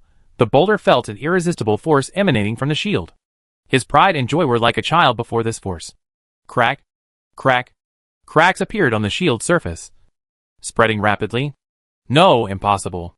Pancher's eyes were filled with horror. His shield was of purple quality, imbued with sturdiness and shock absorption runes, capable of withstanding rocket fire head-on. But now, it was cleaved in 2 by a single strike? Break! Lin Yu exerted his strength again. The blade shattered the shield, its momentum undiminished, striking Pancher's chest. The heavy armor was sliced through like paper. A deep, bone-revealing wound ripped open in his chest. Pancher coughed up blood, his massive body flying backward, crashing against the rock wall, sliding to the ground, unable to rise again. Lin Yu landed, slightly panting. Killing 3 people seemed effortless, but in reality, it had taken a heavy toll, especially the burst of power cut, which was a huge strain on his stamina. But the battle was not over yet. Fei Yu was still some distance away, while Bingfeng and his 4 subordinates were still alive. Even more troublesome was the radar showing over a dozen red dots rapidly approaching. Less than a kilometer away, Binjia's reinforcements had arrived. Ha ha! Bingfeng laughed wildly. Lin Yu, you are indeed strong. But no matter how strong you are, how many people can you kill? My Binjia reinforcements are arriving soon, including 3 combat soldiers, 2 awakened power users, and a level 50 scout. You will surely die today. Lin Yu turned and looked at Bingfeng. His eyes were calm, but beneath that calm lay a boundless killing intent. Before that, I will kill you first. Before the words were finished, Lin Yu moved. Target, Bingfeng. Lin Yu moved like lightning, rushing straight at Bingfeng. Bingfeng's expression changed, and he shouted sharply, "Stop him!" The 4 Binjia members hidden behind the rocks rushed out simultaneously. 2 melee fighters, one wielding a giant axe, the other a chain hammer. 2 ranged attackers, one with an assault rifle, the other with an energy crossbow. The 4's coordination was clearly well trained. 2 melee fighters blocked Lin Yu's path from the left and right, while the ranged attackers provided suppressive fire from the rear. But all of this was meaningless against the Sharingan. Lin Yu didn't even slow down. At the instant the giant axe and chain hammer were about to strike, his body moved like a ghost, slipping through the gap between the 2 attacks. Dragon's Gall evasion triggered. His right hand, Bloodletter's blade, lashed out with a backhand strike. Swoosh! Blood spurted from the neck of the burly man wielding the giant axe, and he collapsed to the ground. His left hand formed a fist, slamming towards the member wielding the chain hammer. The man tried to block with his chain hammer, but Lin Yu's fist was too fast. His fist passed through the chain hammer's defensive circle, striking him squarely in the chest. Bang! His sternum caved in. His heart stopped. The man wielding the chain hammer stared wide-eyed, then collapsed limply. Two melee fighters, instantly dead. Behind him, the men with assault rifles opened fire wildly. Rat-a-tat-tat. Bullets formed a barrage, covering the area where Lin Yu was. But Lin Yu was no longer in his original spot. The instant the shots were fired, he had already shifted 3 meters to the side, all the bullets missing their mark. The man with the energy crossbow pulled the trigger, and an ice blue energy arrow shot towards Lin Yu. Lin Yu didn't even look. His left hand shot out, precisely catching the arrow shaft. Crack! The energy arrow was crushed in his hand, a chilling aura spreading, yet unable to penetrate his palm even slightly. The ice resistance granted by Heart of the Frost Abyss made him almost immune to ice attacks. Monster! The man with the energy crossbow murmured, turning to run. But Lin Yu was already behind him. A flash of light, and a head fell to the ground. Now, only Bingfeng remained. Bingfeng's expression finally changed. He hadn't expected his 4 subordinates to be unable to even buy him 3 seconds of delay. Lin Yu. Bingfeng retreated, leaning against the boulder. We can talk. I don't need the bounty. I don't need the Zhao family's favor. I can even help you deal with other guilds. Just let me go. Before he could finish speaking, Lin Yu's blade was already upon him. Bingfeng hastily raised his sword to block. Clang! The ice sword clashed with the blood-red blade. Bingfeng felt a tremendous force, almost causing him to drop the ice sword. He gritted his teeth, channeling the cold energy within him, causing the ice sword to glow with a brilliant blue light. Ice seal slash. The ice sword unleashed a chilling sword aura, slashing towards Lin Yu. Lin Yu neither dodged nor evaded, meeting the attack with Bloodletter's blade. Power cut activated again. The blood-red blade light collided with the icy sword aura. Crack! The icy sword energy shattered, but the blade's momentum didn't diminish, striking the ice sword. Clang! Thud! The ice sword shattered. The blade sliced through Bingfeng's snow combat suit, leaving a deep, bone-revealing wound in his chest. Bingfeng screamed, flying backward and crashing into a boulder, spitting out a mouthful of blood. Lin Yu stepped forward, the tip of his blade pressed against Bingfeng's throat. Where's your backup plan? Lin Yu said coldly. Didn't you say you had a backup plan? Chapter 477. Bingfeng's face was deathly pale, but a glint of madness flashed in his eyes. The backup plan has arrived. A dozen red dots had entered the 500-meter range, and their speed was extremely fast. The leading red dot was small in size, but its movement was incredibly fast. Lin Yu looked up at the snow-covered sky. A figure was swooping down from 100 meters in the air, not flying on its own, but being carried by several drones behind it. It was a middle-aged man, about 40 years old, wearing a strange combat suit, with a cold face and eyes as sharp as an eagle. He held a uniquely shaped rifle in his left hand, and his right hand was manipulating something in the air. Behind him, hundreds of small drones swarmed in like a bee. Each drone was only the size of a palm, entirely black, with miniature gun barrels or launchers suspended from its belly, its wings spinning at high speed, emitting a buzzing roar. Hundreds of drones blotted out the sky. Captain of the 3rd Combat Squad of Icefang, codenamed Queen Bee. Icefang coughed up blood, grinning maliciously. Level 50 scout. But actually, he's already a mechanic. 100 drones in action. Ever seen that? Lin Yu's pupils constricted. Mechanic? That's not an ordinary profession, but a special one. Even a level 50 scout needs a special scroll to advance. Mechanics can control large numbers of mechanical units for swarm warfare. One person is an army. Lin Yu, lay down your weapons and surrender. Queen Bee's voice came through the loudspeaker, cold and authoritative. I can give you a quick death. Lin Yu glanced at the radar. Besides Queen Bee and his drone swarm, 12 red dots were rapidly approaching from behind. It must be the other members of Icefang, including the 3 combat soldiers and 2 power awakeners Icefang mentioned. Before them were the Queen Bee and the drone swarm, and behind them were pursuers. But Lin Yu smiled. He glanced at the shimmering metal bracelet on the Queen Bee's right wrist. That must be the control terminal. Causality theft. He hadn't used this instance yet. You have quite a few drones, Lin Yu said slowly, secretly locking onto the control bracelet. The queen bee sneered. Now you're scared? Too late. He waved his right hand. Hundreds of drones opened fire simultaneously. Rat-a-tat-tat. The gunfire was like a torrential downpour. Hundreds of micro-bullets formed a metal storm, covering the area where Lin Yu was. Each bullet wasn't very powerful, but there were too many of them. Many ants can kill an elephant. The three Tomo in Lin Yu's eyes spun wildly. The trajectory of each bullet was clearly visible in his vision. But he didn't dodge. Because he couldn't dodge. The bullet's coverage area was too large. Unless he could instantly teleport 100 meters away, he wouldn't be able to escape. But he had a better way. Theft of causality. Activate. The instant he silently chanted. An invisible force of cause and effect traversed space, directly impacting the Bee King's right wrist. Judgment successful. Looks like luck is on my side. The Bee King was preparing to control the drones for a second volley, when he suddenly felt a lightness in his wrist. He looked down, his pupils shrinking sharply. The miniature drone control terminal he had obtained after his job change was gone. What? The Bee King exclaimed in shock. And at that moment, the metal bracelet had already appeared in Lin Yu's left hand, without hesitation. Lin Yu swung his bloodletter's blade, striking the core module in the center of the bracelet with pinpoint accuracy. Crack! The bracelet shattered, its internal components and runes exposed to the cold wind. Sparks flying. Almost simultaneously, the hundreds of drones that had previously moved in an orderly fashion suddenly went completely out of control. They darted about like headless flies, their wings spinning wildly, colliding with each other with a piercing metallic screeching. No! The Bee King's eyes widened in horror. These drones were his life's work, his greatest asset. But now, it was all gone. The out-of-control drones began to fall. Some crashed into rocks and exploded into fireballs. Some tangled together and plummeted into the snow. And several even turned their guns on the direction of the Ice Fang reinforcements, firing wildly. The scene was utter chaos.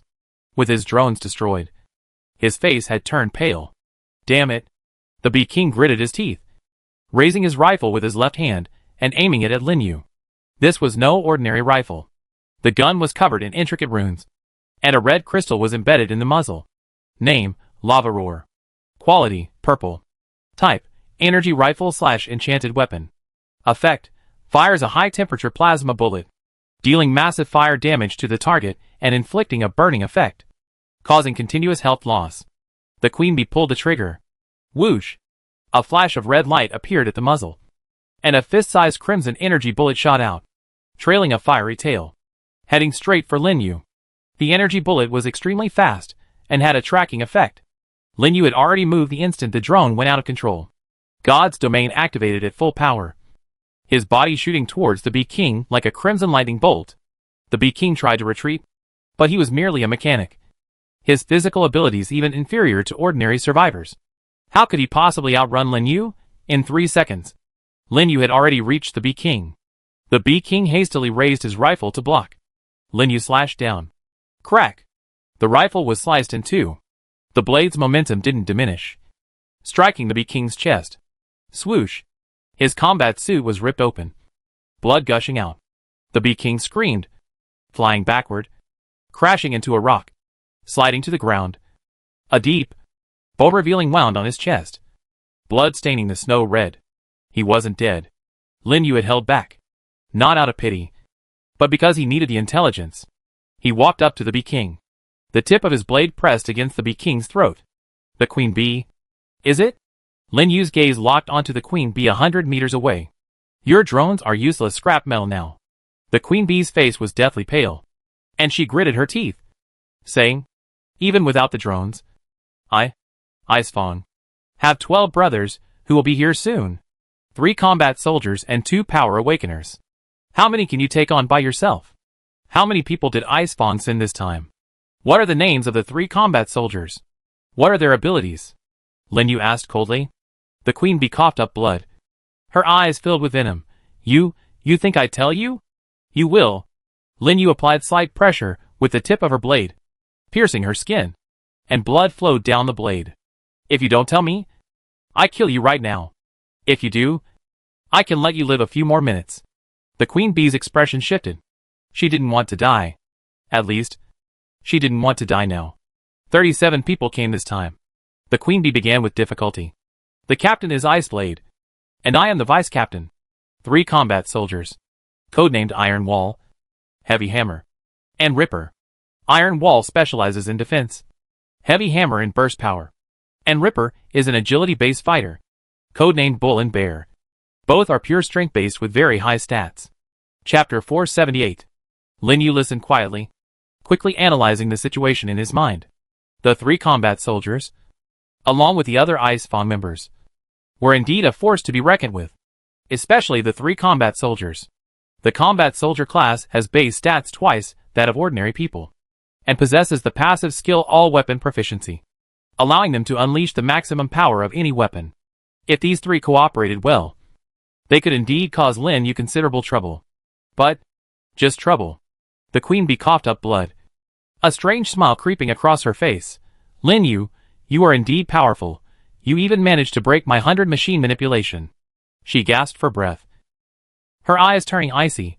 But you think that's all? I still have 2 resurrections. You kill me once today, and when I resurrect, I will use all of Ice Fang's power to hunt you down, to the death. Lin Yu remained expressionless. Then we talk about it when you resurrect. How about we make a deal? The queen bee said, forcing herself to speak. You let me go, and we call it even. Ice Fang won't bother you again, and I can help you with the bounty. How about it? Call it even? Lin Yu smiled. A chilling smile. Do you think I believe that? He applied slight pressure with the tip of his blade. The queen bee's expression changed. Wait! You? Crack. Her throat shattered. The queen bee's eyes widened, filled with resentment and bitterness, before finally losing focus and dying completely. Lin Yu released his grip, and the bee queen's corpse slumped to the ground. He bent down and quickly searched the bee queen's body for its belongings. Besides the broken lava roar rifle, the bee queen also had a high-grade mental recovery potion and some basic supplies. Lin Yu stored everything into his spatial backpack. Then, he looked at the radar. The 12 red dots had entered the 300-meter range. The 3 red dots at the front were noticeably larger than the others, and their energy reactions were much stronger. These should be the 3 combat soldiers. Lin Yu took a deep breath. Gods and demons to sin still had over an hour left. That was enough. He turned and looked back in the direction he had come from. Night Owl, Shadow Rat, Rock, and Flying Feather were still alive, but all were severely injured and incapacitated. Ice Peak was also alive, leaning against a rock, panting, blood still flowing from his chest wound. Lin Yu walked up to Ice Peak. Ice Peak's face was deathly pale, his eyes filled with terror, but a hideous smile tugged at the corner of his mouth. Lin Yu, you won this round, but you also completely offended Ice Fang. Ice Fang said with difficulty. The bee queen is right, we still have resurrection attempts. After this dungeon ends, you face endless pursuit in subsequent dungeons. He coughed up blood. How about, you let me go, I promise. Ice Fang won't be your enemy anymore. I can even help you with the bounty. Lin Yu looked at him, his eyes like those of someone looking at a dead man. Do you think I believe the promise of someone who just wanted to kill me? Ice Fang panicked. I still have resurrection attempts. Killing me won't do you any good. Why not spare my life? The blade pierced his throat. Ice Fang's words stopped abruptly. His eyes widened, seemingly unable to believe Lin Yu's decisiveness. Lin Yu slowly withdrew his blade, and Ice Fang's body slumped to the ground. Those who dare to attack me should be prepared to be killed. Lin Yu muttered to himself. He bent down, searching Bing Feng's body. Lin Yu quickly searched the corpse for valuables, then looked at the radar. The 12 red dots had entered the 100-meter range. The 3 combat soldiers at the forefront came into view. They were a bald, burly man in heavy black armor, a bearded man wielding 2 massive hammers, and a tall, thin young man holding a curved sword in each hand. All 3 exuded a powerful aura, their eyes sharp as knives, locked onto Lin Yu. Behind them were 9 Ice Fang members, armed with various weapons, spread out in a fan shape, blocking all of Lin Yu's escape routes. Lin Yu, the bald, burly man spoke, his voice low. Surrender. You have nowhere to run. Lin Yu slowly turned to face the group. His gaze swept over the 3 combat soldiers, over the 9 Ice Fang members, and finally towards the distant camp. Ding Feng was right. He couldn't go back. The Alliance has issued a kill order against him, and all 3 major guilds want his head for the bounty. Old Ma is still in the camp. I wonder how he is now. Lin Yu took a deep breath, suppressing his distracting thoughts. Now is not the time to think about these things. Nowhere to run. Lin Yu smiled. A cold smile. Why should I run? As soon as he finished speaking, a crimson divine light shot into the sky. The bald, burly man, codenamed Iron Wall, was the strongest defender among the 3 combat soldiers. He wore heavy black armor and wielded a tower shield the size of a door panel, its surface covered with reinforcing runes, shimmering with an earthy yellow light. Seeing the crimson divine light erupting from Lin Yu, Iron Wall's eyes turned serious. Be careful. He's activated some kind of enhancement skill. His attributes will be greatly increased. Iron Wall whispered. Heavy hammer. Ripper. Proceed according to plan. The bearded man wielding twin hammers, nicknamed Heavy Hammer, grinned. Leave it to me. He stepped forward, the hammers clashing against his chest with a deafening clang. Sparks flying. Lin Yu, I heard you're incredibly strong? Heavy Hammer sneered. Come on. Let's see who's stronger. Before the words were even finished, Heavy Hammer had already charged. With each step, he blasted a large crater in the snow. Moving with incredible speed, like a raging bull, he raised his hammers high, bringing them crashing down on Lin Yu with the force of a mountain-splitting explosion. This strike was devoid of any fancy moves, just pure, unadulterated power. But it was precisely this purity that made it so terrifying. Lin Yu's eyes swirled with 3 Tomo, clearly seeing the distribution of power in Heavy Hammer's strike, its trajectory, and its subsequent variations. He could have chosen to dodge. With his 102 agility, plus the flight ability of God's domain, he could have easily avoided it. But he didn't, because behind him were Iron Wall and Ripper. If he dodged, he would be surrounded by the 3. So, he chose to meet force with force. Bloodletter's blade was raised high. Power/activated. A crimson blade of light met the giant hammer. Clang! The blade and hammer collided, unleashing a deafening roar. The shockwave spread outwards from the point of impact, blasting away all the snow within a 10-meter radius, revealing the black frozen earth beneath. The heavy hammer felt an irresistible force from the hammer handle. His hand split open, blood gushing out. He was thrown back 3 steps, each step leaving deep footprints in the frozen earth. But Lin Yu remained unmoved. The heavy hammer's eyes were filled with horror. His strength attribute was a whopping 55 points. And with a double bonus from the combat soldier class, his actual strength reached 110 points. He had used 80% of his strength in that hammer blow. But Lin Yu not only caught it, but also knocked him back? Just how strong was Lin Yu? How can you have such strength? The heavy hammer gritted his teeth. Chapter 479. Lin Yu didn't answer, because he had already moved. In the instant, he repelled the heavy hammer. Lin Yu's body surged forward like a ghost, the bloodletter's blade unleashing a crimson blade of light, slashing towards the heavy hammer's neck. The heavy hammer tried to raise his hammer to block, but his arms were still numb, and he was a fraction too slow. Just as the blade was about to strike, a tower shield suddenly thrust in. Clang! The blade struck the shield, producing a deafening clang of metal against metal. It was Iron Wall. He had been watching Lin Yu's movements closely, and at the moment the heavy hammer was in danger, he raised his shield to block. The tower shield surface shone with a bright yellow-brown light, forcefully withstanding Lin Yu's strike. But Iron Wall wasn't unscathed either. The force from the shield made his arms numb, and his feet dug 2 deep furrows in the frozen ground. Such powerful strength. Iron Wall thought inwardly. Shocked. His defensive specialization, combined with the tower shield shock-absorbing runes, allowed him to withstand the bombardment of rockets head-on. But Lin Yu's strike nearly caused him to lose his grip on the shield. This was definitely not the power a LV.47 should possess. Ripper! Iron Wall shouted. The tall, thin youth known as Ripper, who had been waiting for his chance, moved. His figure moved like a ghost, instantly appearing behind and to the side of Lin Yu, his twin blades flashing with cold light as he slashed towards Lin Yu's lower back. The speed was incredibly fast, the angle extremely tricky, but Lin Yu's Sharingan had 360 degrees of perfect vision. The instant Ripper struck, Lin Yu had already seen it. He didn't turn around, nor did he block. Instead, He charged forward. His body crashed into Iron Wall's shield like a cannonball. Iron Wall was stunned, instinctively tightening his shield, preparing to take the hit head-on. But just as Lin Yu was about to collide with the shield, his body suddenly leaped into the air, his feet slamming heavily onto the shield.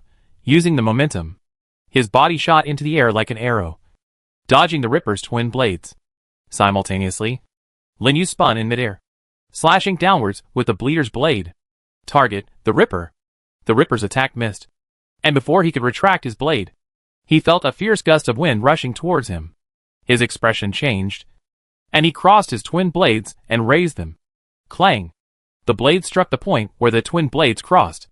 The Ripper felt a tremendous force, almost dropping his twin blades, and was forced to his knees, which slammed into the frozen ground. Damn it!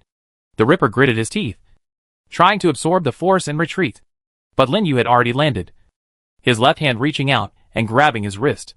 Crack! The wrist bone shattered. The Ripper screamed, his left hand curved blade slipping from his grasp. Lin Yu's right hand flashed. The Bleeder's blade slashed towards the Ripper's throat. Ripper tried to parry with his right hand scimitar, but Lin Yu's blade was too fast. Just as he was about to be decapitated, Heavy Hammer! Iron Wall roared. Heavy Hammer had recovered, and with a roar, he slammed his twin hammers down on Lin Yu again. This time, he used all his strength, even employing the skill Mountain Crushing Strike. A burst of earth yellow light flashed on the twin hammers, crashing down with the force of a mountain collapsing. If Lin Yu insisted on killing Ripper, he would inevitably be struck by Heavy Hammer's twin hammers. With the power of Heavy Hammer, this strike would be enough to smash Lin Yu into a pulp. A diversionary tactic. A cold glint flashed in Lin Yu's eyes. He released Ripper, sliding 3 meters to the side. Boom! The twin hammers slammed into the frozen ground, blasting a crater 3 meters in diameter, sending rubble and frozen soil flying everywhere. Ripper seized the opportunity to retreat, clutching his shattered wrist. His face deathly pale, Heavy Hammer retracted his twin hammers, panting heavily, his eyes fixed on Lin Yu.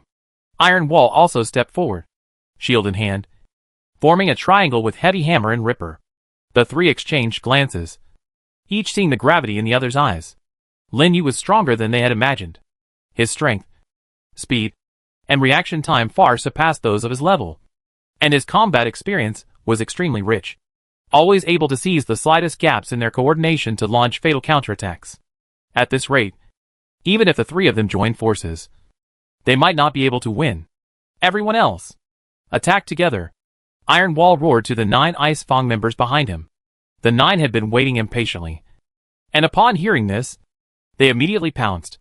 Although they were not as strong as the 3 combat soldiers, they were still elites of Ice Fang, all at level 45 or higher, including 2 Power Awakeners. The 9 spread out, attacking Lin Yu from different directions. In an instant, swords flashed and gunfire erupted. Lin Yu was surrounded by 12 men, but he remained completely calm. The Sharingan's 3 tomos spun wildly, dissecting and analyzing everything in his vision. The attack trajectories of the 9 men, the encirclement intent of the 3 combat soldiers, each person's weaknesses and vulnerabilities. All this information flooded his brain, forming a clear battle plan. Lin Yu moved. He first lunged at the weakest Ice Fang member, a gunman wielding a rifle. The gunman's expression changed upon seeing Lin Yu approach, and he opened fire. But Lin Yu was too fast. All bullets were fired, and Lin Yu was already upon him, slashing down with his blade. The gunman tried to retreat, but there was only rock behind him. No way to escape. Swoosh! The blade sliced across his neck, and his head flew off. Lin Yu didn't stop. His body spun like a top, the Bloodletter's blade unleashing a crimson flash as he slashed at his second target, a ranged attacker wielding a crossbow. The crossbowman tried to create distance, but Lin Yu had already closed in. A flash of light, and the crossbowman, crossbow and all, was sliced in 2. The third, the fourth, the fifth. Lin Yu weaved through the crowd, each swing of his blade resulting in a fall.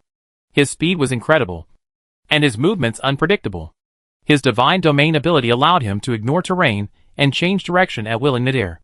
Although the Ice Fang members outnumbered him, they couldn't touch him.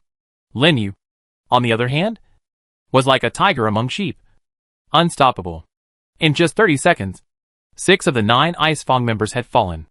Only 2 Power Awakeners and 3 combat soldiers remained. The 2 Power Awakeners, codenamed Bull and Bear, were both pure strength-based, possessing very high attributes. Bull wielded a massive machete, while Bear wore a pair of metal gauntlets. The two lunged at Lin Yu from the left and right, attempting to overwhelm him with sheer power. But Lin Yu didn't engage them in a direct confrontation. Just as the two were about to close in, Lin Yu leaped into the air, flying over their heads, and simultaneously slashed downwards with the Bloodletter's blade. Swoosh! The blade left deep, bone-revealing wounds on each of their backs. The Bull and the Bear roared and turned, but Lin Yu had already landed, lunging at the Iron Wall. The Iron Wall, who had been holding his shield in defense, immediately tightened it upon seeing Lin Yu's attack. But this time, Lin Yu's target wasn't him. It was Heavy Hammer. Heavy Hammer had been trying to attack Lin Yu from the side, but Lin Yu was too fast. He was always a step too late. Now, seeing Lin Yu lunge at the Iron Wall, Heavy Hammer thought his chance had come. He raised his hammers high, aiming to smash Lin Yu from the side. But he didn't expect that just as Lin Yu was about to collide with the Iron Wall shield, he suddenly stopped, turned, and met his hammers with the Bloodletter's blade. Clang! Another head-on collision. But this time, the hammer did not retreat. Chapter 480. Because he used his second skill, Berserk. Berserk greatly increases strength and attack speed for a short time, but reduces defense. After the duration ends, the user enters a weakened state. Under the Berserk buff, Heavy Hammer's strength soared to 130 points. He grinned maliciously, his twin hammers pressing down hard on Lin Yu's blade, attempting to crush him with sheer force. Lin Yu, you're dead, Heavy Hammer roared. A cold smile appeared on Lin Yu's lips. Is that so? Before the words were finished, Lin Yu's left hand reached out and grabbed Heavy Hammer's right wrist. Then, with a sharp twist, crack! The wrist bone shattered. Heavy Hammer's right hammer slipped from his hand and slammed to the ground. Heavy Hammer's expression changed. He swept his left hammer horizontally, trying to force Lin Yu back. But Lin Yu had already closed in. His knee rose and slammed into Heavy Hammer's abdomen. Thump! Heavy Hammer groaned, his body arching. Lin Yu's right hand flashed with a blade. Bloodletter's blade pierced through Heavy Hammer's left ribs, slicing upwards through his heart and exiting from his right shoulder blade. Power/effect triggered, breaking armor and tearing. Heavy Hammer's eyes widened, spitting out blood mixed with fragments of internal organs, and he slowly collapsed to the ground. Combat soldier. Heavy Hammer. Dead. Heavy Hammer. Iron Wall's eyes were bloodshot. He and Heavy Hammer had been partners for many years, sharing a deep bond. Seeing Heavy Hammer killed now, his rage surged. Die! Iron Wall roared, charging forward with his shield this time. He used the skill Shield Bash.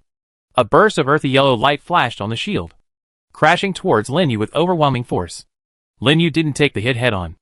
Just as the shield was about to strike, his body floated to the side as if weightless, while simultaneously slashing Bloodletter's blade towards Iron Wall's neck. Iron Wall reacted with lightning speed, raising his shield. Clang! The blade struck the edge of the shield, sparks flying. But Lin Yu's second strike had already arrived. This strike aimed for Iron Wall's leg. Iron Wall tried to retreat, but the momentum of his shield bash hadn't fully subsided, and he was a fraction too slow. Swoosh! The blade grazed his calf, slicing through the heavy armor and leaving a deep, bone-revealing wound. Iron Wall groaned, kneeling on one knee. Lin Yu stepped forward, his third strike coming down. His target, Iron Wall's head. But just then, a figure appeared behind Lin Yu like a ghost. It was Ripper. He had been lurking in the shadows, waiting for his chance. At this moment, Lin Yu's attention was entirely on Iron Wall, his back wide open. Die! Ripper unleashed both blades simultaneously, slashing towards the back of Lin Yu's neck. This attack was meticulously planned, with a tricky angle and incredible speed. Lin Yu seemed caught off guard. But just as the twin blades were about to strike, Lin Yu's body suddenly shifted half a meter to the side. It wasn't a dodge, but a micromanagement of divine domain. The twin blades grazed Lin Yu's shoulders, only tearing his clothes. The Ripper was stunned.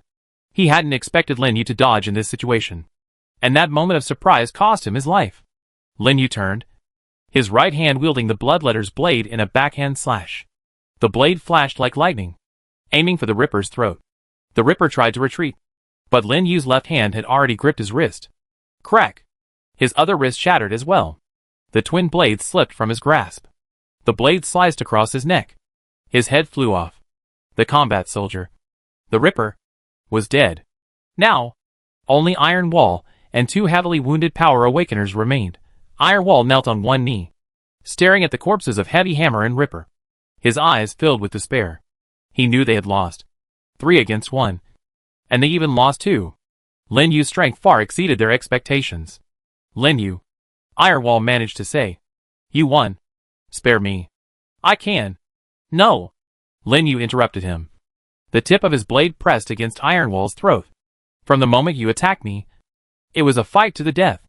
The blade pierced through. Iron Wall's eyes widened, and he slowly collapsed.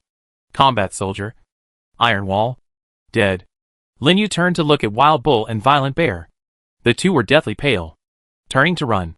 But how could Lin Yu let them go? 3 seconds later, they were both corpses. Thus, the reinforcements sent by Ice Fang were completely wiped out. 3 combat soldiers, 2 awakened power users, 9 elite members, plus the previous Ice Fang squad. Ice Fang suffered heavy losses this time. Lin Yu stood on the snow, surrounded by more than 20 corpses, their blood staining the snow red and freezing rapidly in the cold wind. He was slightly out of breath. The Divine Descent effect had 40 minutes left. His stamina was mostly depleted, and he had several wounds, but none were fatal. The battle was over, but he knew that bigger trouble was just beginning. With so many dead, Ice Fang would definitely not let this go. The Alliance High Command had issued a kill order against him, and now he couldn't return to camp. Old Ma was still at camp. Lin Yu's heart tightened. He had to get back to camp as soon as possible and rescue Old Ma. The 3 combat soldiers each carried a piece of purple quality equipment: the Iron Wall Tower Shield, the Heavy Hammer's twin hammers, and the Ripper's twin blades. Although not of great use to Lin Yu, the items were of high value. The 2 awakened power users also possessed several pieces of blue equipment. Adding to this the golden sniper rifle and purple items he had previously obtained from Ruiyun and the Bee Queen. This haul was quite substantial.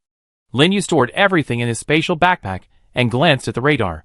In the direction of the camp, a large number of red dots were gathering, seemingly preparing to move out.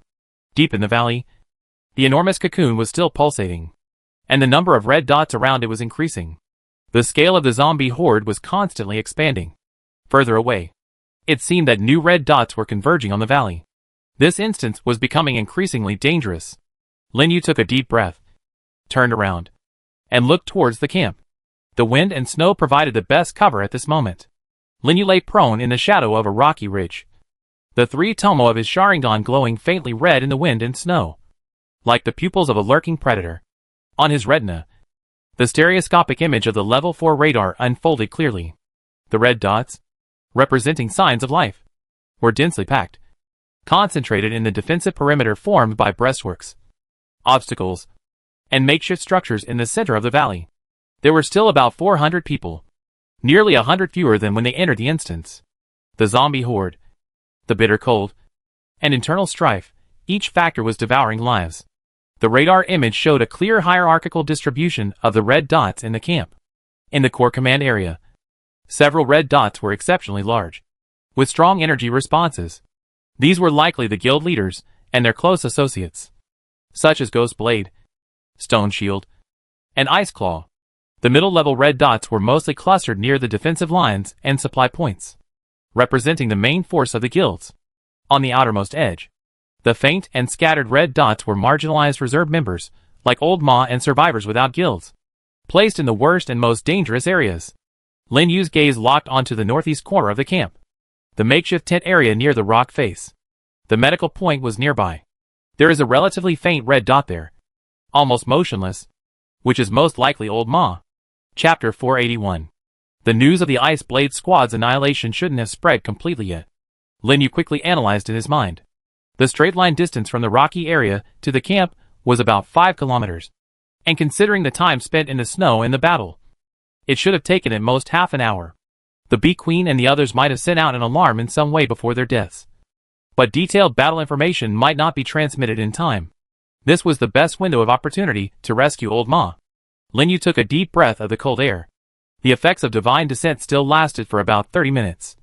Enough for him to complete the infiltration and withdrawal. His wounds had stopped bleeding and scabbed over thanks to the effects of undying body and praise of life. And wouldn't affect his movement.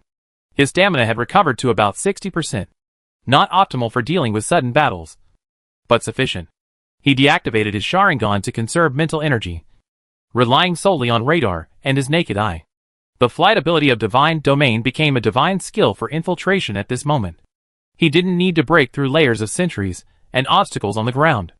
Lin Yu stepped back a few paces, disappearing into the shadow of a giant rock. His body then silently rose, climbing upwards along the rock face. The wind and snow howled, swirling up countless snowflakes, reducing visibility to less than 50 meters. He ascended to a height of about 30 meters. A height sufficient to overlook most of the camp without being too low to be detected. Flight in the Divine Domain was nearly silent. Only the sound of his clothes fluttering in the wind was masked by the snow. Lin Yu, like a ghost, glided slowly through the air towards the northeast corner of the camp. The radar image on his retina updated in real time. Several patrolling red dots moved slowly along the edge of the camp, mostly in pairs, wearing heavy winter clothing and armed with guns. Their attention was primarily focused on the outer valley, guarding against another zombie horde attack. Their surveillance of overhead was relatively lax. Lin Yu avoided the watchtower's line of sight, flanking from the side. He lowered his altitude, landing about 100 meters from the tent area behind a half-hidden ruin. He was 60 meters from the nearest patrol, separated by several collapsed tents and a pile of abandoned supplies, obstructing his view. He crouched down and reactivated his Sharingan. The three tomos spun, his gaze piercing through the gaps in the snow and obstacles, focusing on the medical point. It was an area consisting of 3 large tents and several makeshift shacks, with tattered red crosses hanging at the entrances. 2 armed guards stood watch outside the tents, hunched over and stamping their feet, clearly shivering. Inside the tents, he could vaguely see figures moving about, and the groans of the wounded could be faintly heard. Old Ma wasn't in the main tent. He observed the guards' patrol patterns and blind spots. The 2 guards would huddle together and whisper a few words every 5 minutes or so, then separate and continue their patrol. Their patrol route was fixed, creating a roughly 10-second blind spot on either side of the tent. Lin Yu calculated the time. The sound of wind and snow, the groans of the wounded, the commotion from the distant defensive line, all served as noise cover. He only needed 10 seconds to sneak from behind the ruins to the back of that small tent. Wait! The patrolling guards gathered again, their backs to the small tent. One of them took out a cigarette, and the other leaned over to shield it from the wind and light it. Now! Lin Yu darted out like a cheetah.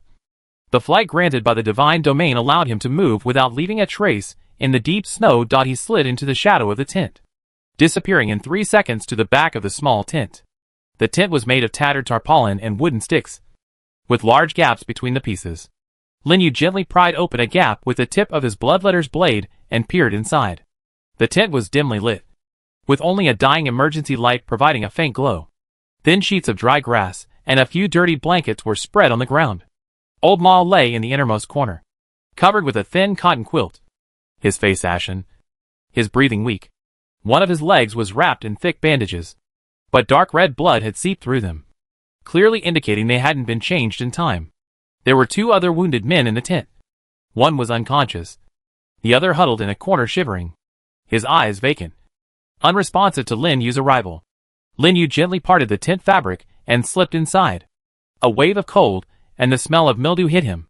He walked to Old Ma's side, squatted down, and whispered, "Uncle Ma, wake up."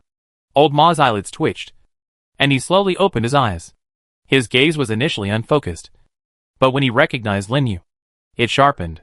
He instinctively tried to sit up, but Lin Yu pressed him down. "Don't move. It's me," Lin Yu said in a very low voice. "We have to get out of here. Now." Old Ma, being a seasoned veteran, instantly understood the situation. He didn't ask any questions, only gritted his teeth and nodded, cold sweat beading on his forehead. His injuries were severe.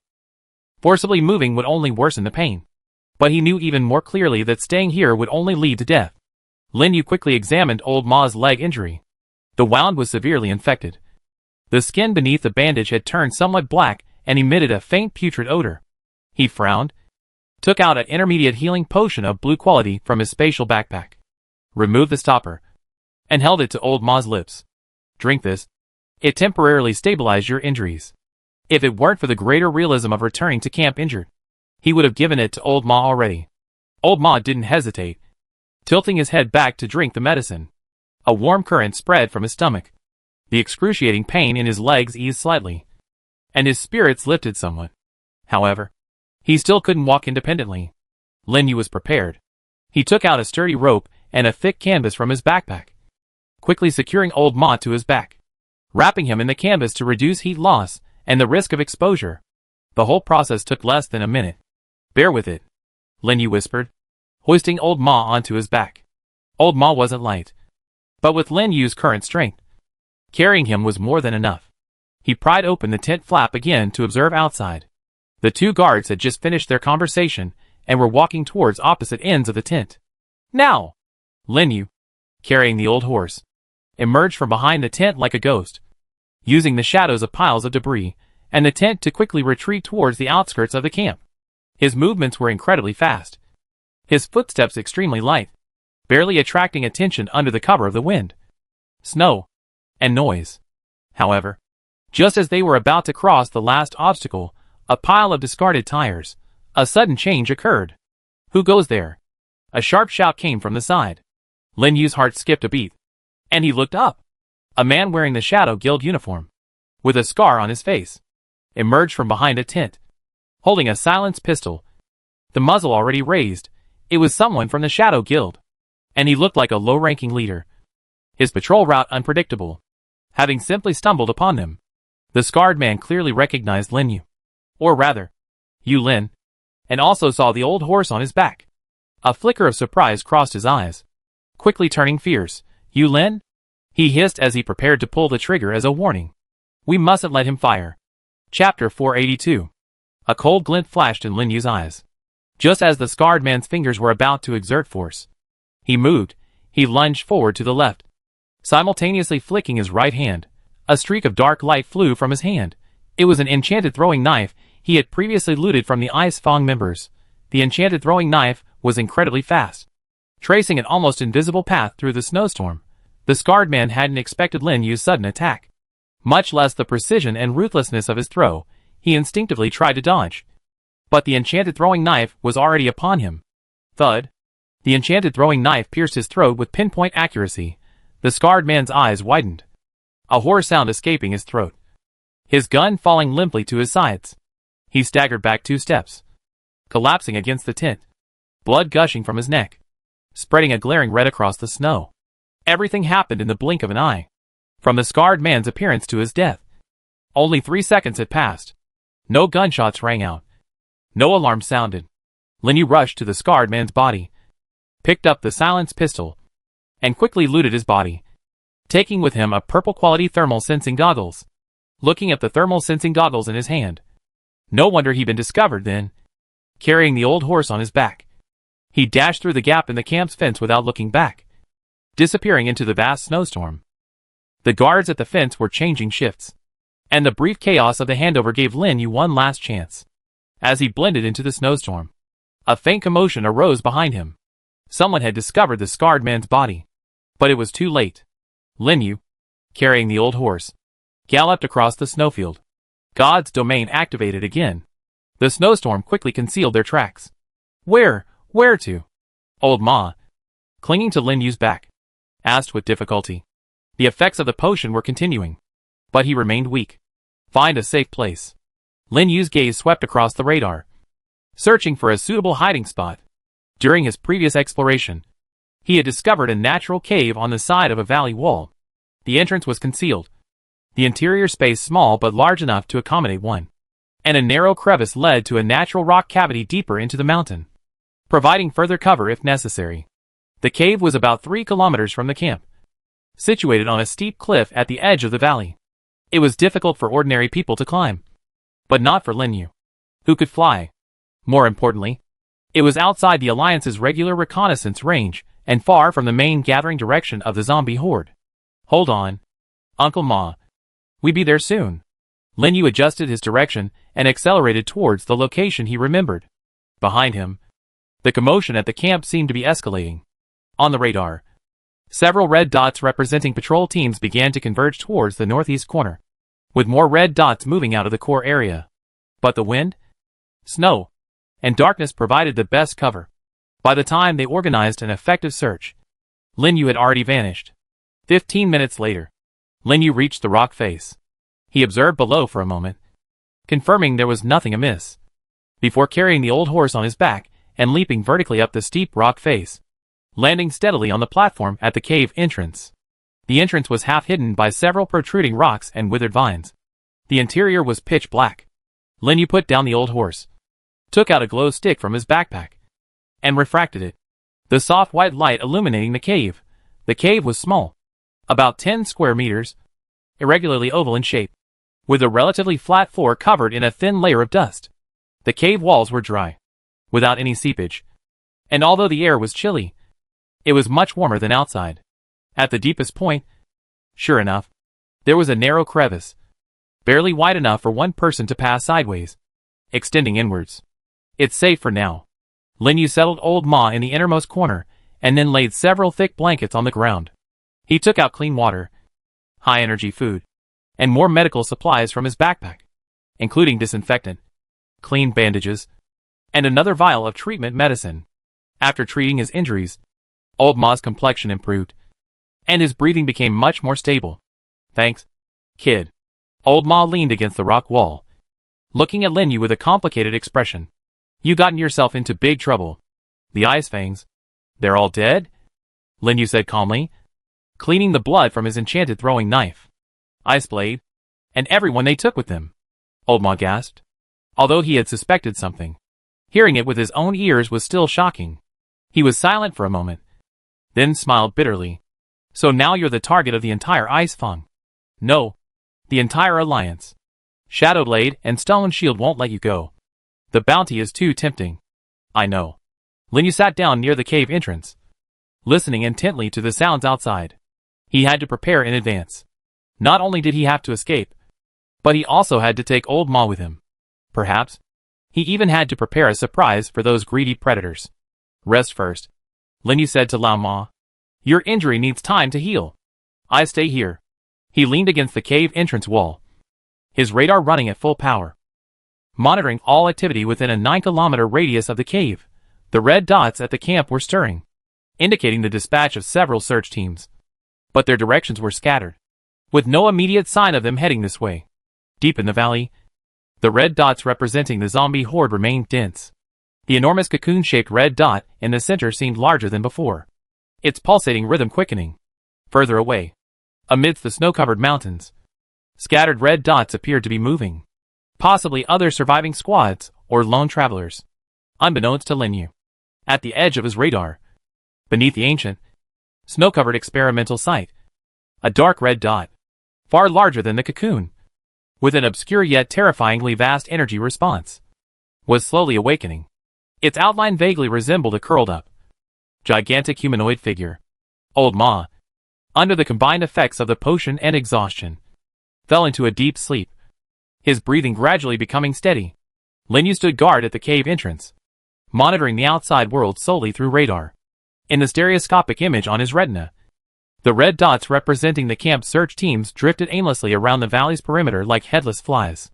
The closest one was 2 kilometers from the cave, and its direction was gradually veering off course. Clearly, without effective tracking methods, and with the interference of wind and snow, searching such a vast valley by manpower alone was like finding a needle in a haystack. The Alliance's more pressing threats came from the impending return of the zombie horde and internal power struggles. It was impossible to deploy too many elite troops in the long term to hunt down a traitor. Time passed in silence, and the howling of the wind and snow. About 4 hours later, the sky was still pitch black, but the wind and snow had subsided slightly. Lin Yu's stamina had recovered to 80% thanks to life's blessing and rest. Gods and demons descend still had more than an hour to cool down. He decided to go out and scout, to ascertain the Alliance's movements after losing the main force of Ice Fang, and the latest changes in the zombie horde. Chapter 483. Outside the cave, the wind and snow continued to howl. Lin Yu camouflaged the cave entrance with a few rocks and withered vines, then carefully examined old Ma's injuries. Under the intermediate healing potion, the infection in old Ma's leg had been controlled, and the wound had begun to scab over. But movement was still difficult. "I'm going out for a bit," Lin Yu whispered. "I'll be back in 2 hours at most. You stay here, and no matter what noise you hear, don't go out." Old Ma leaned against the rock wall and nodded. "Be careful. You're a thorn in the side of the entire alliance now." Lin Yu didn't say anything more, bent down, and crawled out of the cave. The wind and snow rushed in, reducing visibility to less than 30 meters. He activated his radar, and a stereoscopic image of a 9-kilometer radius immediately appeared on his retina. His first focus was on the camp's direction. The cluster of red dots representing the camp was still dense, but compared to a few hours ago, it was noticeably more restless. Several larger red dots were clustered in the core area, while the surrounding red dots moved frequently, as if in an emergency deployment. On the outer perimeter, the previously scattered red patrol dots were shrinking, retreating into the defensive line. The entire camp's defensive perimeter was tightening, seemingly abandoning monitoring of the outer areas. The pressure from the zombie horde must be too great. Lin Yu understood. He turned his gaze towards the depths of the valley. The scene there made him frown. The red dot group representing the zombie horde had expanded to an astonishing scale. A rough estimate suggested at least 3,000. And the number was still increasing. Even more striking was the central area. The enormous cocoon-shaped red dot had now swelled to twice its original size, its pulsating rhythm accelerating, with new, smaller red dots constantly separating from its surface, incubating new mutants around the cocoon.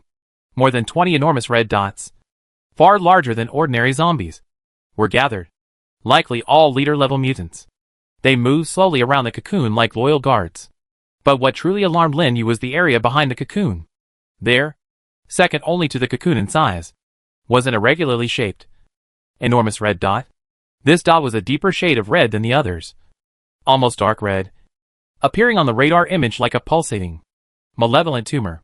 "What is that?" Lin Yu wondered warily. Judging from its size and location, this was likely the true core of the zombie horde, a being even more dangerous than the cocoon. He memorized the coordinates of this dark red dot. Next was the buffer zone between the camp and the zombie horde.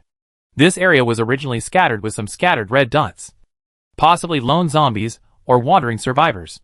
But now, these red dots had either disappeared or were moving towards the zombie horde. Drawn by its presence, the entire valley's ecosystem was being completely altered by the expanding zombie horde. Lin Yu glanced at the system time. The evacuation point would appear in a maximum of 14 hours. Time is running out. Lin Yu took a deep breath and began to stealthily move towards the zombie horde. He needed to observe the dark red dot up close. 10 minutes later, he reached a rocky high ground about 500 meters from the edge of the zombie horde. The view was relatively open here, and he could use the rocks for cover. Lin Yu lay prone behind a boulder and took out thermal sensing goggles from his backpack and put them on. These were purple items he had looted from the scarred man, providing additional means of observation in this harsh environment. Through his goggles, the sight of the valley ahead made him gasp. A dense swarm of zombies filled the entire valley, stretching as far as the eye could see. Most were motionless, standing like statues in the snowstorm, only a few slowly wandering. These zombies were covered in thick frost, appearing as a cold, deep blue in thermal vision, almost blending into their surroundings. Only when they moved occasionally did they leave a brief orange-red trail in the thermal image. And in the center of the horde, the enormous cocoon was clearly visible.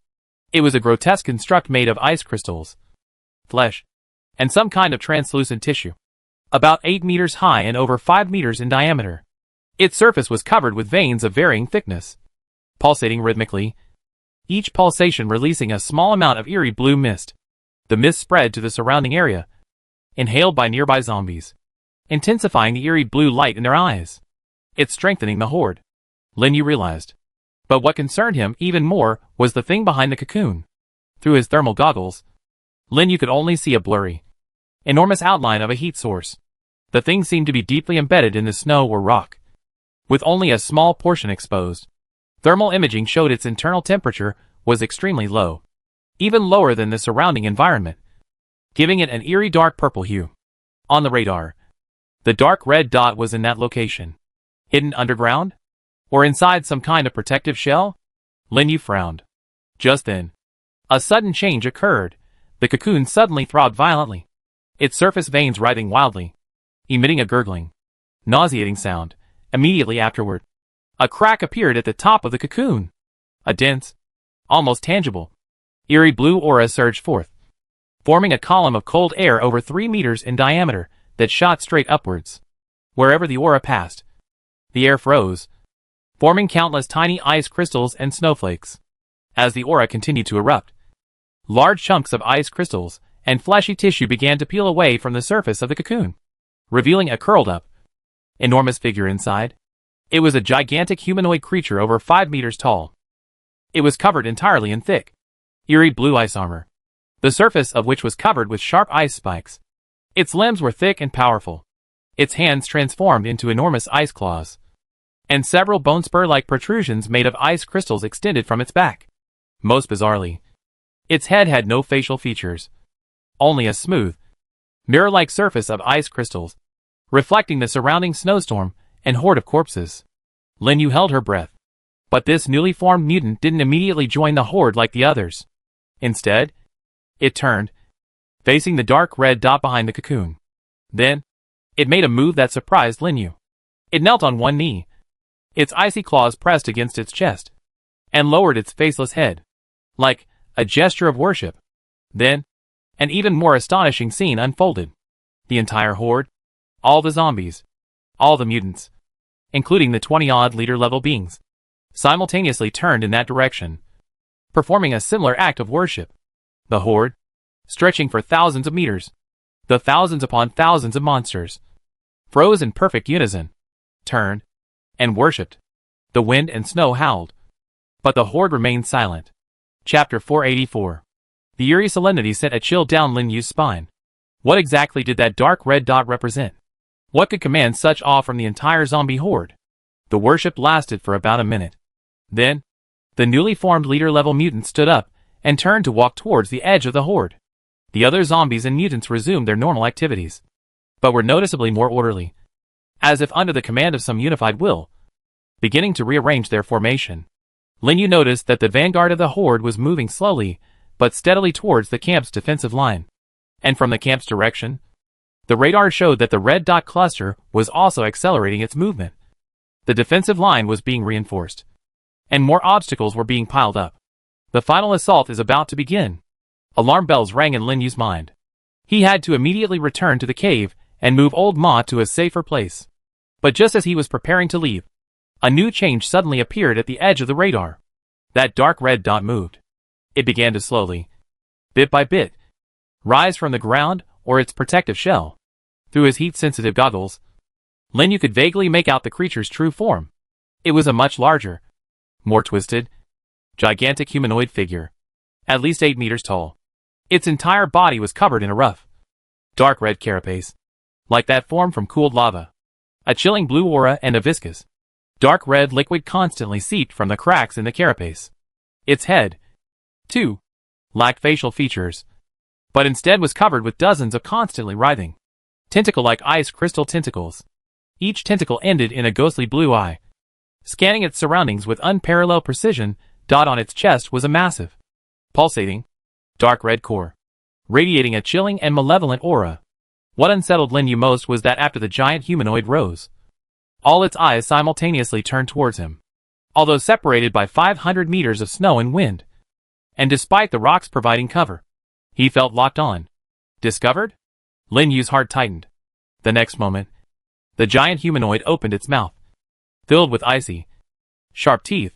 No sound came out, but an invisible mental shock swept across the entire valley like a tsunami. Lin Yu felt as if his brain had been struck by a heavy hammer. His vision went black, and he almost fainted. A sharp ringing in his ears, and warm liquid welled from his nose. It was blood. Mental shock. He was horrified. The impact was enormous, covering the entire valley. On the camp's defensive line, the radar showed numerous red dots fluctuating violently, clearly affected as well. Under the impact of this attack, the horde of zombies seemed to be injected with a berserk potion, instantly boiling over. All the zombies and mutants simultaneously raised their heads, letting out silent roars, and then surged towards the camp's defenses like a flood bursting its banks. The final assault had begun ahead of schedule. Lin Yu, enduring his headache and dizziness, struggled to his feet. He had to leave immediately. But the giant humanoid eye remained locked on him. It raised an arm covered in dark red armor, pointing in Lin Yu's direction. Instantly, 5 leader-level mutants broke free from the horde and pounced towards the high ground where Lin Yu stood like arrows released from a bow, extremely fast. Damn it! Lin Yu cursed under his breath, turning and running. God's domain activated at full power, his body skimming the snow surface as he sped towards the cave. Behind him, 5 leader-level mutants were hot on his heels. They weren't much slower than him, and seemed to be able to lock onto his location in some way, tracking him precisely no matter how he changed direction. Lin Yu glanced at the radar. 3 kilometers from the cave. At his current speed, he could reach it in 2 minutes. But the problem was, Old Ma was inside the cave, making movement difficult. He had to take Old Ma with him, which would drastically reduce his speed. I have to deal with the pursuers first. A ruthless glint flashed in Lin Yu's eyes. He scanned the surrounding terrain, quickly selecting an area densely packed with rocks. The terrain there was complex, with towering boulders, perfect for guerrilla warfare. Lin Yu made a sharp turn, rushing into the rocky area, landing behind a 5-meter-high boulder, and quickly concealing himself. The 5 leader-level mutants followed closely behind. They were 3 different types of mutants, 2 frost giant corpses, 2 ice spiders, and 1 previously unseen reptilian mutant resembling a giant lizard. The 5 monsters dispersed after entering the rocky area and began searching. Lin Yu held his breath, his Sharingan subtly activating, the 3 tomos slowly rotating. He needed to finish this quickly. His first target was the giant lizard mutant. It was the fastest, and its sense of smell seemed the most acute. It was slowly crawling towards the boulder where Lin Yu was hiding. Lin Yu took out the Bloodletter's blade from his backpack, gripping the hilt tightly with his right hand. Gods and Demons Descend was still on cooldown and couldn't be used. He could only rely on his existing attributes and skills. The mutated giant lizard was 10 meters from the boulder. It stopped, raised its head, and flicked its forked tongue in the air, seemingly checking for a scent. Now! Lin Yu burst forth from behind the boulder. His body shot out like a cannonball, the Bloodletter's blade flashing crimson light, aiming straight for the mutated giant lizard's eye. The giant lizard reacted swiftly, tilting its head, the blade grazing its eye socket, leaving a deep gash in its hard carapace. But Lin Yu's left hand had already reached out, 5 fingers forming a claw, viciously grabbing for its other eye. 5 fingers, like steel chisels, pierced the eye socket, crushing the eyeball. The giant lizard let out a shrill roar, frantically shaking its head, trying to throw Lin Yu away. But Lin Yu held on tightly to its eye socket, his right hand flashing again. This time, the target was its neck. The blade sliced into the carapace's cracks, twisting forcefully. Tear wound effect triggered. Dark blue fluid gushed out, and the giant lizard's struggles rapidly weakened. But just then, for more mutants surrounded him, 2 ice spiders simultaneously sprayed ice silk, attempting to entangle Lin Yu. 2 frost giant corpses flanked him from both sides, their ice hammer-like arms slamming down. Lin Yu released the giant lizard and retreated rapidly. Ice silk grazed his chest, sticking to the boulder behind him and freezing instantly. The ice hammer slammed into the ground, shattering the frozen soil and sending debris flying. Lin Yu landed, panting. He was confident in one-on-one combat, but 1-on-5 was too much. He had to take them down one by one. His gaze locked onto an ice spider. These monsters were fast, making ranged attacks troublesome, but their defense was relatively weak. Lin Yu took 2 high-explosive grenades from his backpack, pulled the pins, and threw them at the ice spider. Simultaneously, he lunged forward and to the left, dodging the ice silk spray from another ice spider. Boom! The grenade exploded, the flash and shockwave flipping the ice spider over, severing several legs and emitting a sharp screech. Lin Yu seized the opportunity to advance. Chapter 485. Bloodletter's blade swung out, aiming for the ice spider's relatively vulnerable abdomen. The blade sliced in, and dark blue fluid and fragments of internal organs gushed out. But before dying, the ice spider's 8 legs struggled frantically, one of them piercing Lin Yu's left shoulder. A sharp pain shot through him, and Lin Yu groaned, forcefully severing the leg and retreating. The wound on his left shoulder was deep enough to expose bone, and blood gushed out. But the bleeding quickly stopped, and the wound healed under the effect of undying body. 3 remained. 2 frost giant corpses, and 1 wounded ice spider. Lin Yu glanced at the radar. No other red dots were approaching from the direction of the cave for the time being. But the main force of the zombie horde had begun to assault the camp's defenses, and the battle had entered a fierce stage. He had to end the battle as soon as possible. Come on. Lin Yu licked the blood from the corner of his mouth, a bloodthirsty glint in his eyes. His 3-tomo Sharingan spun wildly. The battle in the rocky area continued. Lin Yu was fighting 3 opponents alone. Although he was at a disadvantage, he managed to hold his own thanks to the Sharingan's perception and the mobility of his god's domain. His left shoulder wound had mostly healed, but the pain still affected his movements. He glanced at the system time. 40 minutes had passed since he left the cave. He had to return as soon as possible. But these 3 leader-level mutants were like a persistent, entangled thread. 2 frost giant corpses attacked from the left and right. Their eyes hammer like fists carrying the power to split mountains and shatter rocks with each strike. The injured ice spider slithered in the distance, occasionally spraying ice silk to disrupt him. Lin Yu dodged another combined attack, his body flipping in the air as he landed on a boulder 5 meters away. He was panting, his mind racing. A direct confrontation wasn't an option.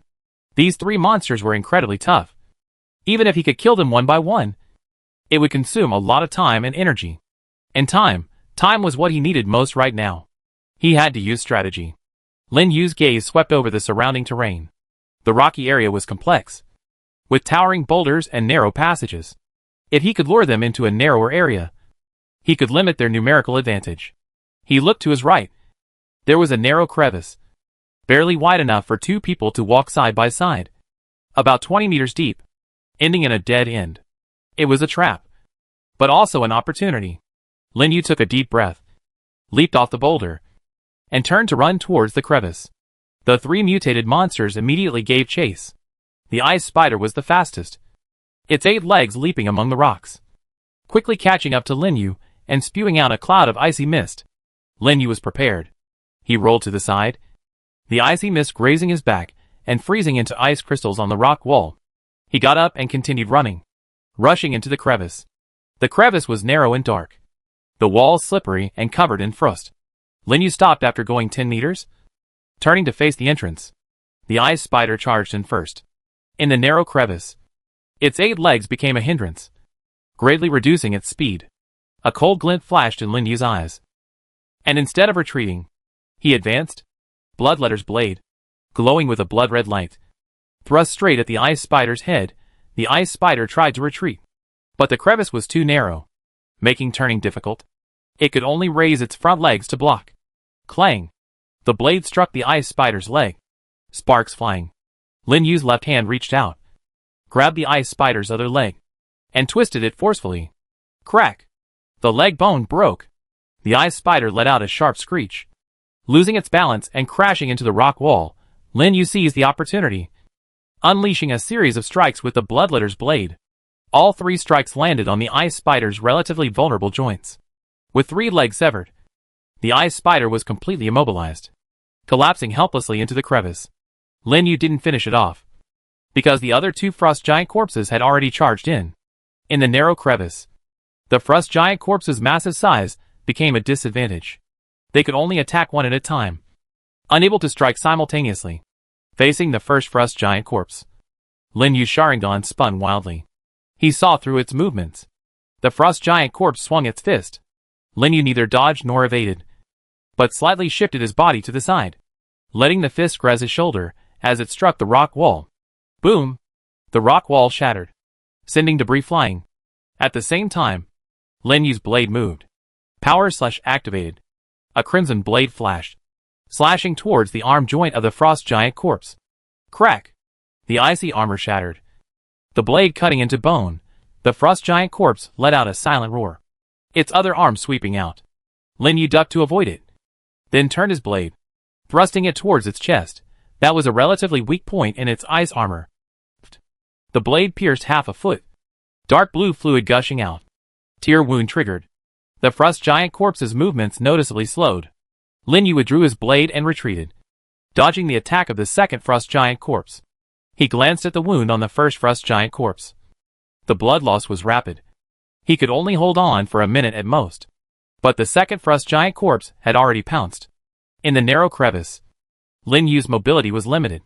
He gritted his teeth, deciding to fight head-on.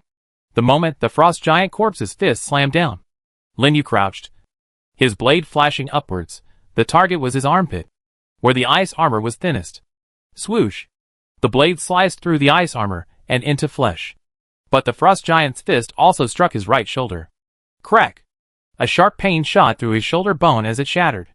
Lin Yu groaned and flew backward, crashing into the rock wall.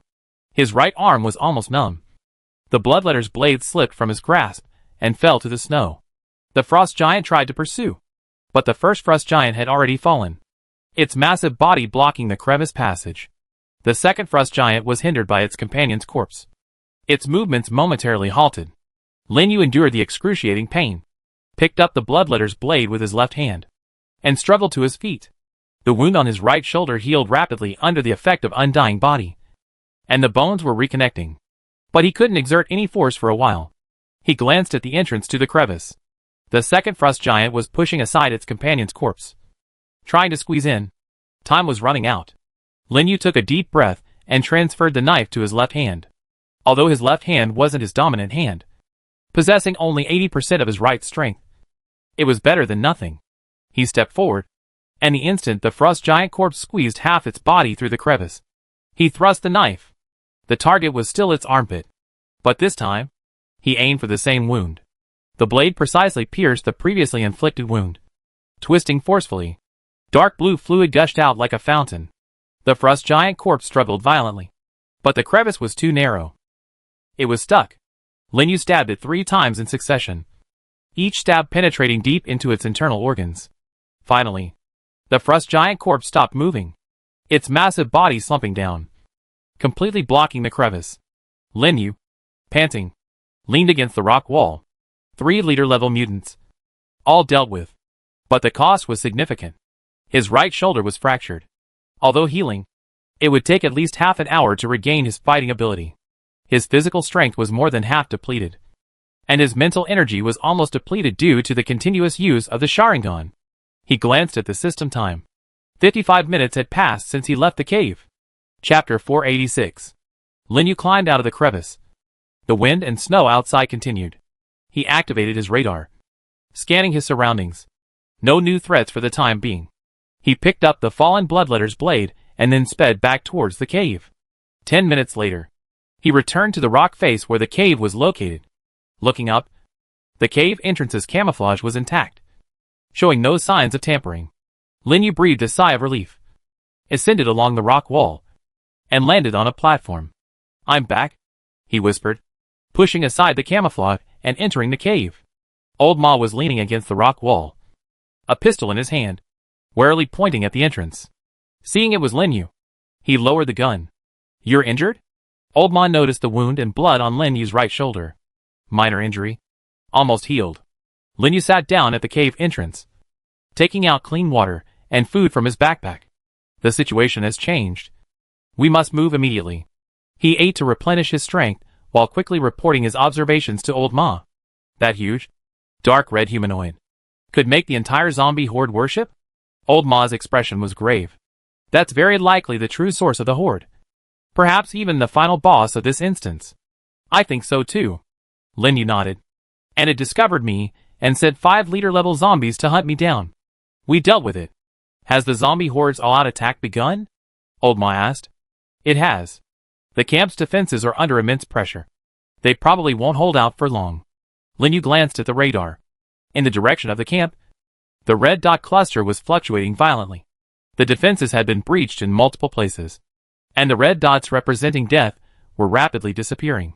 Meanwhile, the zombie horde's red dots were surging into the defenses like a tidal wave. Their numbers were overwhelming. "When will the evacuation point appear?" Old Ma asked. "Normally, it should appear on the 7th day. It's already the 6th day. 11 hours in. So there are at most 13 hours left." Lin Yu calculated the time. "But the zombie horde's final attack is coming early. The camp might not hold out until then. Then what do we do?" Lin Yu was silent for a moment, his mind racing. "We must find a safer hiding place and wait for the evacuation point to appear," Lin Yu finally decided. "Then, the moment the evacuation point appears, We rush in amidst the chaos. Will the evacuation point be controlled by the Alliance? Old Ma asked. Most likely. Lin Yu nodded. The three major guilds won't let this opportunity pass. They control the entrance, collect tolls, and even. He didn't finish. But Old Ma understood. They might even kill and rob. So we need to prepare in advance. Lin Yu took out the remaining explosives and mines from his backpack. If they try to block the entrance, we blast a way out. But your injury. Old Ma looked at Lin Yu's right shoulder. The wound had mostly healed, and the bone had set, but he still couldn't put weight on it. I recover in 20 more minutes, Lin Yu said, stretching his right arm. Time is of the essence. We have to move immediately. He quickly packed his belongings, hoisted the old horse back onto his back, and crawled out of the cave. In the wind and snow, Lin Yu activated the radar, searching for a suitable hiding place. The radar scanned the entire valley. The camp's defenses were crumbling. The red dot horde was retreating steadily. The horde of red dots surged in like a flood, devouring everything in its path. However, in the relatively open area at the very center of the valley, no red dots had yet gathered. That area used to be the Alliance's central plaza in the valley. But now everyone was at the defensive line, leaving it empty. Let's go there, Lin Yu decided. The central plaza was surrounded by ruined buildings, providing cover. Moreover, it offered a wide field of vision, allowing for immediate observation of the evacuation point. Most importantly, it was a distance from both the camp's defensive line and the zombie horde's front line, making it relatively safe. Lin Yu, carrying Old Ma, flew low through the snowstorm towards the central plaza. Along the way, he avoided the main zombie horde's advance route, circling around from the sides. 20 minutes later, they reached the edge of the central plaza. This is it. Lin Yu began setting up. He placed tripwire mines and remote-controlled bombs in several key locations. Then, he took out the remaining explosives and made several simple demolition devices, preparing to use them to break through any possible blockades. After doing all this, another hour had passed. Lin Yu's right shoulder had completely healed, and his strength had recovered significantly. He leaned against the window, observing the plaza outside through the broken glass. The plaza was deserted in the snowstorm, save for a few frozen corpses left from the previous battle. On the radar, the number of red dots in the direction of the camp was rapidly decreasing. The defensive line had collapsed, and survivors were retreating into the camp, using the constructed structures to divert the zombie horde. The red dots of the zombie horde surged into the camp like a tide, but the red dot of the primordial giant corpse remained motionless deep in the valley. What was it waiting for? Lin Yu frowned. Just then, a system notification sounded in the minds of all the survivors. Escape point refreshed. Location: Central Plaza of Frost Valley. Escape point duration: 48 hours.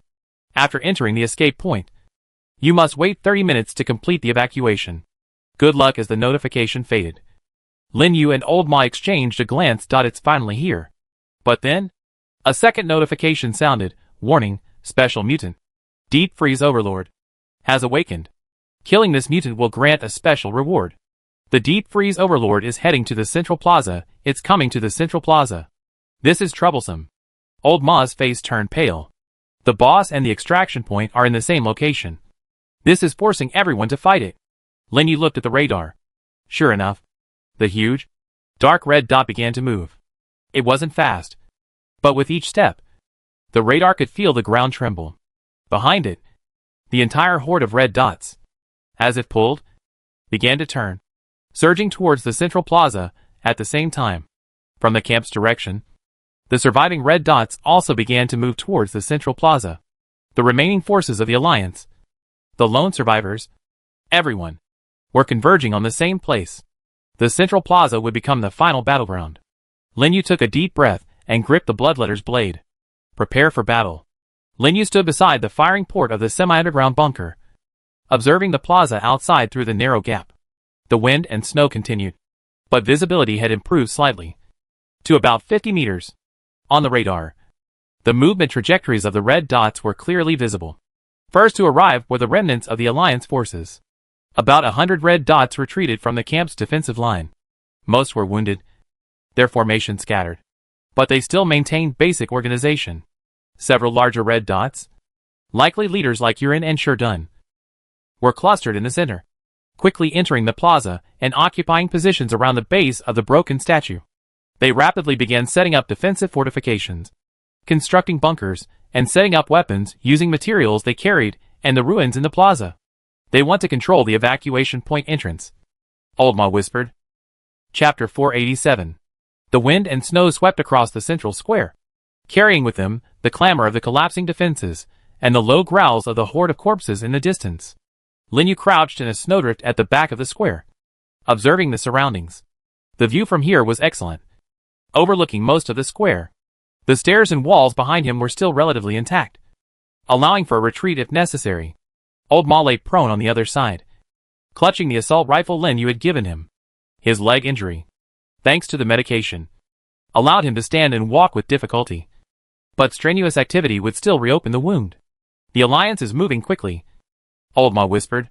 In the center of the square, around the dilapidated, unrecognizable pedestal of the statue, a simple but functional ring of defense had been constructed using concrete blocks, wrecked vehicles, and metal sheets hauled from nearby ruins. Approximately 150 red dots were gathered there, 7 or 8 of them noticeably larger than a normal person, likely the leaders and core members of the guild's Ghost Blade, Stone Shield, and Ice Claw. More red dots, numbering over 200, were scattered around the outer perimeter of the defensive line. Most were in small groups of 3 to 5, or huddled alone in the ruins of buildings along the edge of the plaza. These were clearly lone wolves without guilds and marginalized reserves. They maintained a distance of at least 50 meters from the Alliance defensive line, wary of each other. On the radar, the red dots representing the zombie horde were surging towards the plaza from the east and south, less than 2 kilometers from the nearest vanguard. Meanwhile, the largest, dark red deep freeze overlord continued to move slowly deep into the valley, seemingly driving the zombie horde forward while maintaining a relatively steady pace itself. What are they waiting for? Old Ma asked, looking towards the Alliance defensive line. The Alliance members didn't immediately enter the pillar of light at the evacuation point. The pillar stood about 10 meters in front of the statue's base, approximately 5 meters in diameter, emitting a soft, milky white glow, strikingly conspicuous in the gloomy snowstorm. The pillar was empty. They're controlling the entrance, Lin Yu said, his gaze sweeping over the armed, menacing guards on the outer perimeter of the Alliance's defenses. They won't let anyone else in easily. Sure enough, a few minutes later, a bald man with a burly, bear-like build, wearing the Iron Wall Guild uniform, walked to the edge of the defenses, holding a megaphone. His voice was slightly distorted by the snowstorm, but clear enough to carry across half the plaza. Attention all survivors. I am Stone Shield, Vice President of the Iron Wall Guild. By order of the Alliance Command, to ensure orderly evacuation, all personnel must undergo inspection and register their contribution points. Entry to the evacuation point will be based on points, in batches. A cacophony of voices immediately erupted at the edge of the plaza, mostly filled with anger and skepticism. Why should we inspect you? Contribution points? Aren't the supplies we handed in enough? The zombie horde is coming soon. Let us in first. Stone Shield snorted coldly, turning up the loudspeaker volume. Silence. The Alliance has made huge sacrifices in resisting the zombie horde on the defensive line. Contribution points are a fair measure of everyone's contribution and value. Now, everyone, follow the instructions. Form groups of 20, and line up at the registration point on the east side of the defensive line to register. Bring all supplies. Anyone who refuses to cooperate or attempts to forcibly break in will be killed without mercy. As soon as he finished speaking, 20 fully armed members walked out from each side of the Alliance's defensive line. Their gun barrels vaguely pointed at the crowd outside the square. These men were well equipped, with at least blue-quality weapons and armor, and their cold eyes clearly indicated they were the guild's elite. The outer crowd stirred, but seeing the dark muzzles of guns and the approaching roars of the approaching horde of zombies, most ultimately chose to yield. Some began to move towards the makeshift registration point on the east side, constructed from a few broken tables. They're looting supplies. Old Ma gritted his teeth. Contribution points? That's just an excuse. Those who went in first are probably their own people. Lin Yu remained silent. His radar continued to monitor the entire area. Within the red dot cluster of the Alliance's defensive line, several smaller red dots moved, seemingly relaying orders, around the eastern registration point, besides the 20 visible guards. At least 30 more red dots were hidden in the nearby ruins, forming a semi-encirclement. They won't let anyone leave alive, Linyu said slowly. At least, they won't let anyone carrying a large amount of supplies leave. Old Ma was startled. You mean? Hand over the supplies, register their points, and then detain them under the pretext of insufficient points or the need for further verification. Or, Linyu looked at the red dots hidden in the ruins. Deal with them directly. Then what do we do now? Old Ma gripped his gun tightly. Linyu glanced at the system time. The evacuation point had appeared 40 minutes ago, and the deep freeze overlord would arrive at the plaza in about 20 minutes. The vanguard of the zombie horde would make contact with the outer perimeter of the plaza within 10 minutes at the earliest. Wait, Linyu said calmly. Let them wear us down first. We need an opportunity. The atmosphere in the square grew increasingly tense. The first group of 20 people had reached the registration point. A bespectacled, well-mannered man, resembling a technical expert, sat behind a table with a tablet-like data terminal in front of him. He instructed each person to hand over their spatial backpack or all personal supplies. A guard beside him counted and recorded everything, then processed it on the terminal. Wang Chung, hand over 2 blue-quality weapons, 5 green potions, and a certain amount of white supplies, equivalent to 85 points. Pass. Proceed to the waiting area over there, the bespectacled man announced expressionlessly. The man named Wang Cheng's face lit up. He was about to walk towards the waiting area marked with lime when a guard stopped him. Wait, where's your armor? I didn't see you hand it in during registration, the guard said coldly. Wang Cheng's expression changed. This armor is mine. I was wearing it when I entered the dungeon. I didn't find it. All equipment must be registered and its value assessed. The guard stepped forward, his gun slightly raised. Take it off. Wang Chung gritted his teeth and finally removed his blue-quality light armor. The guard took it, weighed it in his hand, and tossed it to someone next to him. Write this down. 1 piece of blue armor. The bespectacled man tapped a few times on his terminal. Armor is worth 10 points. Total score is now 95. Waiting area. Wang Chung walked dejectedly towards the waiting area, where 7 or 8 other people who had also passed the registration were already standing. Each of them looked grim, wearing only the bare minimum of clothing. This scene made the people queuing behind him even more uneasy. Some began secretly burying their small valuables in the snow or trying to pass them to their companions for safekeeping. Hurry up! The zombie horde is coming! Stone Shield's roar came from the defensive line. Chapter 488. Registration was sped up, but the process remained strict. The second and third groups completed their registration, and the waiting area gradually filled with over 30 people. These people had almost all their valuable equipment and supplies looted. Many weren't even left with spare ammunition or first aid kits. In the fourth group, a tall, thin man carrying a longbow got into an argument during registration. This bow is part of my personal combat equipment. Why should I hand it over? The archer's face turned ashen. The bespectacled man adjusted his glasses. Alliance regulations stipulate that all equipment must be valued. Failure to hand it in will result in a deduction of points based on market value. Deduction? How much? A purple quality ranged weapon. Converted to 80 points. 80 points? The survivor, now without his bow, roared. My previous supplies only added up to 60 points. Deducting 80 points will make my score negative. How am I supposed to get to the extraction point? The guard stepped forward. 3 guns pointed at him simultaneously. Cooperate with the inspection, or it will be considered resistance. The archer's expression shifted, finally gritting his teeth. Fine. I hand in other compensation. He reached for his pouch, but his movement suddenly quickened, pulling out a smoke grenade and slamming it to the ground. Bang! A thick white smoke exploded instantly. You're asking for it, the guard roared, followed by a gunshot. The archer's muffled groan and hurried footsteps could be heard from within the smoke, but quickly ceased. As the smoke cleared, the archer lay on the ground, shot once in the chest and once in the head, his blood spreading across the snow. 2 guards rushed forward and quickly searched his equipment and backpack, resisting registration and attempting to attack guards. Executed. Stone Shield's cold voice came through the loudspeaker. Continue with registration. A deathly silence fell over the crowd. Everyone understood. This wasn't registration. It was looting. It was slaughter. But the roars of the zombie horde were already upon them. At the edge of the eastern plaza, The first staggering blue figures broke through the snowstorm and appeared in sight. The vanguard of the zombie horde has arrived. Let us in! Panic spread like wildfire. Some turned to run, but zombies surged in from all directions. Others, their eyes bloodshot, charged towards the Alliance's defensive line, attempting to force their way in. Fire! Stone Shield roared.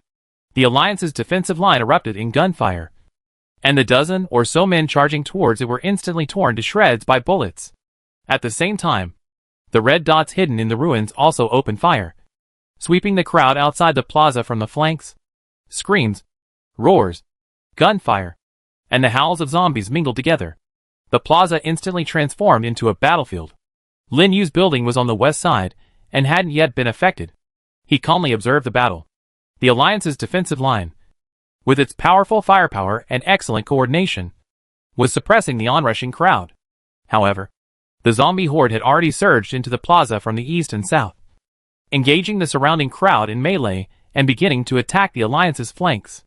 Those who had just been registered and were waiting unarmed in the waiting area became the first casualties. Zombies pounced into the crowd, blood and limbs splattering everywhere. That's about enough, Lin Yu whispered. The chaos had reached its peak, and the Alliance's attention was diverted by the zombie horde and the rioting crowd. Just as he was about to make a move, a red dot, far larger than an ordinary zombie, even larger than the leader-level mutants they had encountered before, was charging towards them from the south side of the plaza at an astonishing speed. Its movement was perfectly straight, easily smashing or tearing apart any zombies in its path, whether ordinary or mutated. Moreover, the color of this red dot was a dark blue with unstable crimson patterns, completely different from the other red dots in the horde. What was that? Lin Yu hid behind a pile of rubble and looked up.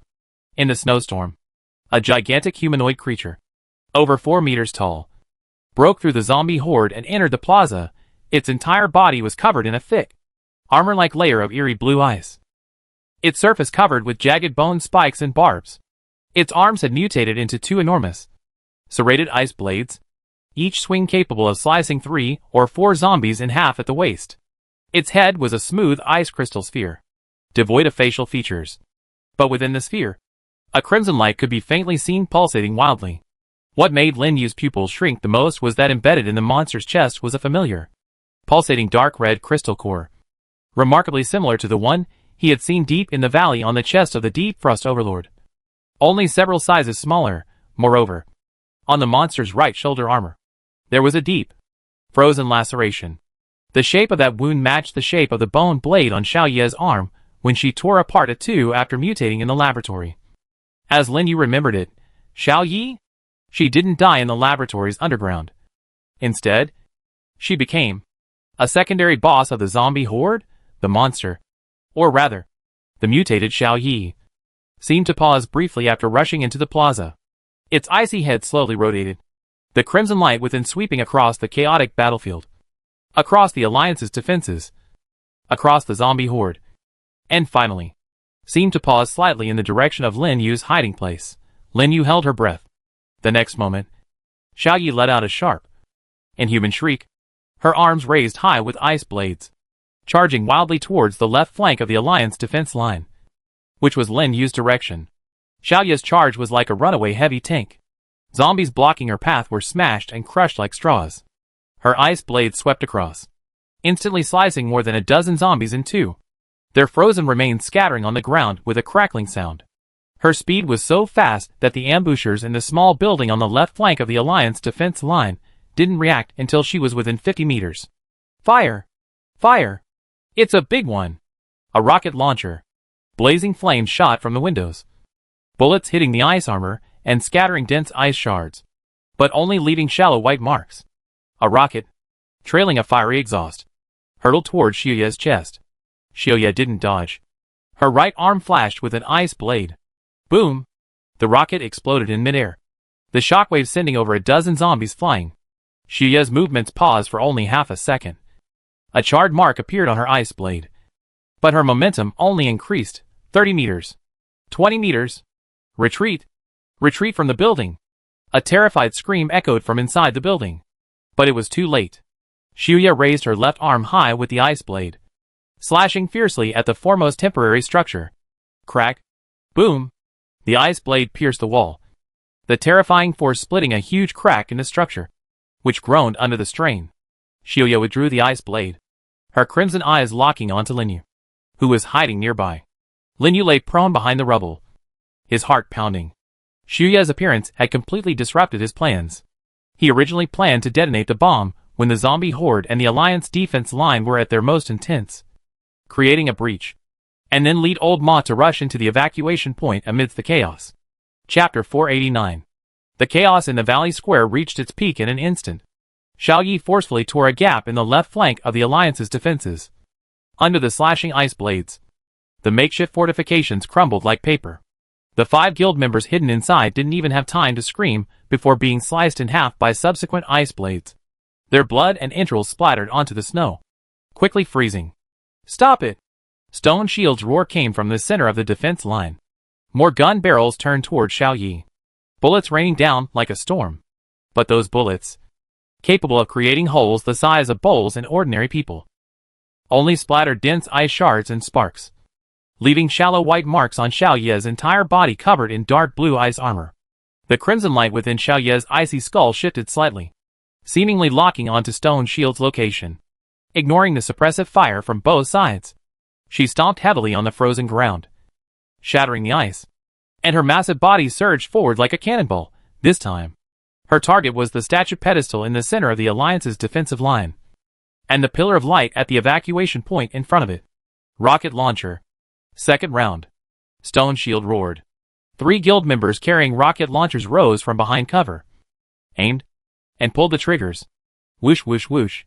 3 rockets, trailing plumes of fire, flew in a triangular formation toward Xiuya. This time, Xiuya didn't take the hit head-on. Just as the rockets were about to strike, her massive body spun to the left with incredible agility, simultaneously sweeping her right arm with an ice blade. Boom! Boom boom! 2 rockets were struck by the ice blade and exploded in midair. The third grazed her back, exploding 20 meters behind her. The shockwave blasted a shallow crater in her ice armor, but caused no real damage. Xiuya's charge slowed for only half a second before accelerating again. 50 meters. 30 meters? She had already reached within 20 meters of the Alliance's defensive line.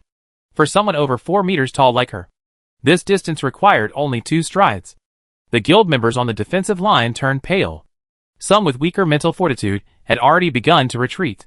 No retreat. Sherdun's voice boomed through the loudspeaker. Heavy fire team. Focus fire. In the center of the defensive line, 3 heavy machine guns mounted behind sandbag cover opened fire simultaneously. Rat-a-tat-tat. 12.7mm bullets created a metallic storm, and this time it finally had an effect. Cracks began to appear on the ice armor, and fine ice crystals continuously crumbled. Xiuya's charge speed noticeably decreased. A section of ice armor on her left shoulder shattered after being hit repeatedly, revealing dark blue, rock-like muscle tissue underneath. But she also charged to within 10 meters of the defensive line. Her left arm, wielding an icy blade, rose high, whistling through the air, and slashed fiercely at the foremost heavy machine gun in placement. Retreat! The machine gunner and assistant gunner tumbled backward. Boom! The icy blade cleaved into the sandbag emplacement, splitting the entire heavy machine gun and emplacement in 2. Sand, broken sandbags, and twisted metal parts flew everywhere. A gap more than 5 meters wide had been torn open in the defensive line. Xiuya's massive body squeezed into the gap, her right arm's icy blade sweeping horizontally, slicing 3 guild members, who couldn't retreat in time, in half. Blood gushed out, quickly freezing into dark red icicles in the low temperature. Push forward. Push forward. Stone Shield, his eyes bloodshot, personally grabbed a heavy shotgun and charged out of the emplacement, firing repeatedly at Xiuya, seeing their leader personally taking to the front lines. The other guild members had no choice but to steel themselves and join the fray. In an instant, almost all of the Alliance's firepower was concentrated on Xiuya. Bullets, grenades, rockets, a hail of weapons rained down. Xiuya was temporarily held back, but the chaos in the Valley Plaza did not subside. From the east and south, the vanguard of the zombie horde had already surged into the Valley Plaza. The ordinary survivors, now deprived of Alliance firepower, became the first casualties. Those survivors who had just been registered, unarmed and screaming, ran for their lives, only to be pounced upon and torn apart by the zombies swarming in from all directions. The snow was littered with severed limbs and splattered blood. Some survivors who still had weapons spontaneously organized themselves, forming small groups of 3 or 5, standing back to back to resist. But the number of zombies was overwhelming, and many of them were mutants. A giant frost zombie charged into the crowd, its icy hammer-like fist slamming down, instantly turning 3 survivors into mincemeat. An ice spider spurted out icy silk, pitting 2 fleeing survivors to the ground. It then slowly crawled over and pierced their skulls with its sharp forelimbs. Screams, roars, gunshots, and the howls of zombies mingled together, turning the Central Valley Plaza into a veritable hell. Linyu lay prone in the ruins of the western building, his mind racing. On his retina, the radar's 3D image clearly showed the situation on the field.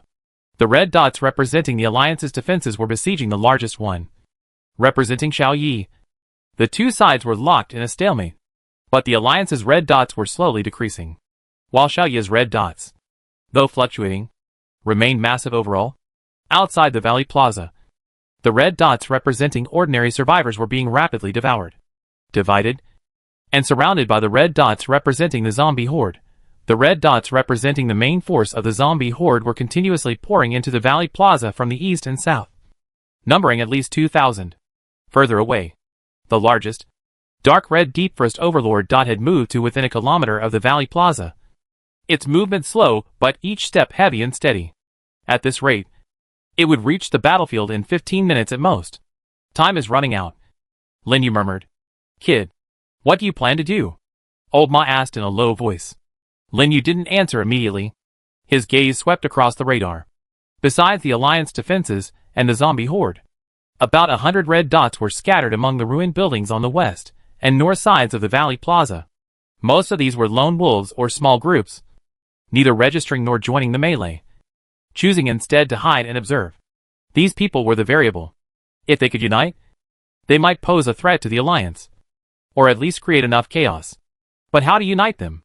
How to gain their trust? Several options flashed through Linyu's mind, only to be quickly rejected. To appear directly and issue a call to action? Too conspicuous, and lacking credibility. The Alliance would immediately list him as a prime target. To coordinate covertly? Not enough time. And too risky. Then, his gaze fell upon the pillar of light at the evacuation point in front of the statue's pedestal in the center of the Valley Plaza. The pillar of light was about 5 meters in diameter, emitting a soft, milky white glow, standing out like a lighthouse amidst the wind, snow, and chaos. He heard the Iron Arm members say that after entering the pillar of light, they would need to wait 30 minutes to complete the evacuation. Chapter 490. This meant that if anyone entered the pillar of light first, they would have to hold out inside for 30 minutes. The Alliance clearly intended to control the pillar of light, allowing only their own people to enter in batches. But what if someone else was already inside the pillar of light? A bold plan took shape in Linyu's mind. Uncle Ma, can you move on your own? Linyu turned and asked. Old Ma gritted his teeth and stretched his injured leg. Short distances are okay, but long distances are not. That's enough. Linyu quickly took out 2 high-explosive grenades from his backpack and instructed. You stay here and hold this position. If Alliance members or zombies get close, use grenades and bombs to create chaos. But remember, don't expose yourself unless absolutely necessary. Where are you going? Old Ma frowned. To cause some trouble for the Alliance, Linyu said, already checking his equipment. The remaining explosives included 6 pieces of plastic explosive for remote detonators and a dozen tripwire mines. That's enough. Kid, don't do anything foolish, Old Ma said in a deep voice. You can't change anything by yourself. We see. Linyu smiled, a cold madness in his smile. He didn't explain further, but turned and crawled out of the ruins, disappearing into the snowstorm. Old Ma watched his retreating figure, took a deep breath, released the safety on his assault rifle, and aimed the muzzle at the opening. The snowstorm continued. Linyu moved close to the shadows of the ruins. His God's domain flight ability allowed him to traverse the deep snow quickly and without leaving a trace. His target was clear, the relatively intact ruins on the north side of the Valley Plaza. Radar showed that about 30 red dots were gathered there, the largest independent force outside the Alliance defense line, judging from the distribution of the red dots. They seemed to have a basic organization, with several larger red dots in the center and smaller ones on the perimeter. If he could persuade them, or at least use them to create chaos. 3 minutes later, Lin Yu arrived at the edge of the northern ruins. Lin Yu did not rush in. He lay prone behind a wall, his Sharingan quietly activating. The three tomos spun, his vision penetrating the gaps in the snow and obstacles, observing the situation in the open area to the north. In the open area, about 20 people were gathered together. Most of them were wearing various colored winter clothing. Their equipment varied greatly. Some carried rifles, others only had machetes or fire axes. All of them wore expressions of tension and vigilance. Their guns or weapons pointed at the various exits. In the center of the hall, 3 people were talking in hushed tones. On the left was a middle-aged man in a black combat uniform, with a scar on his face, holding a modified rifle, his waist full of magazines and grenades. Judging from his posture and movements, he was an experienced veteran. In the middle stood a short, stout man wearing glasses. He didn't look like a combatant, but he held a tablet-like data terminal, its screen flashing with complex data streams.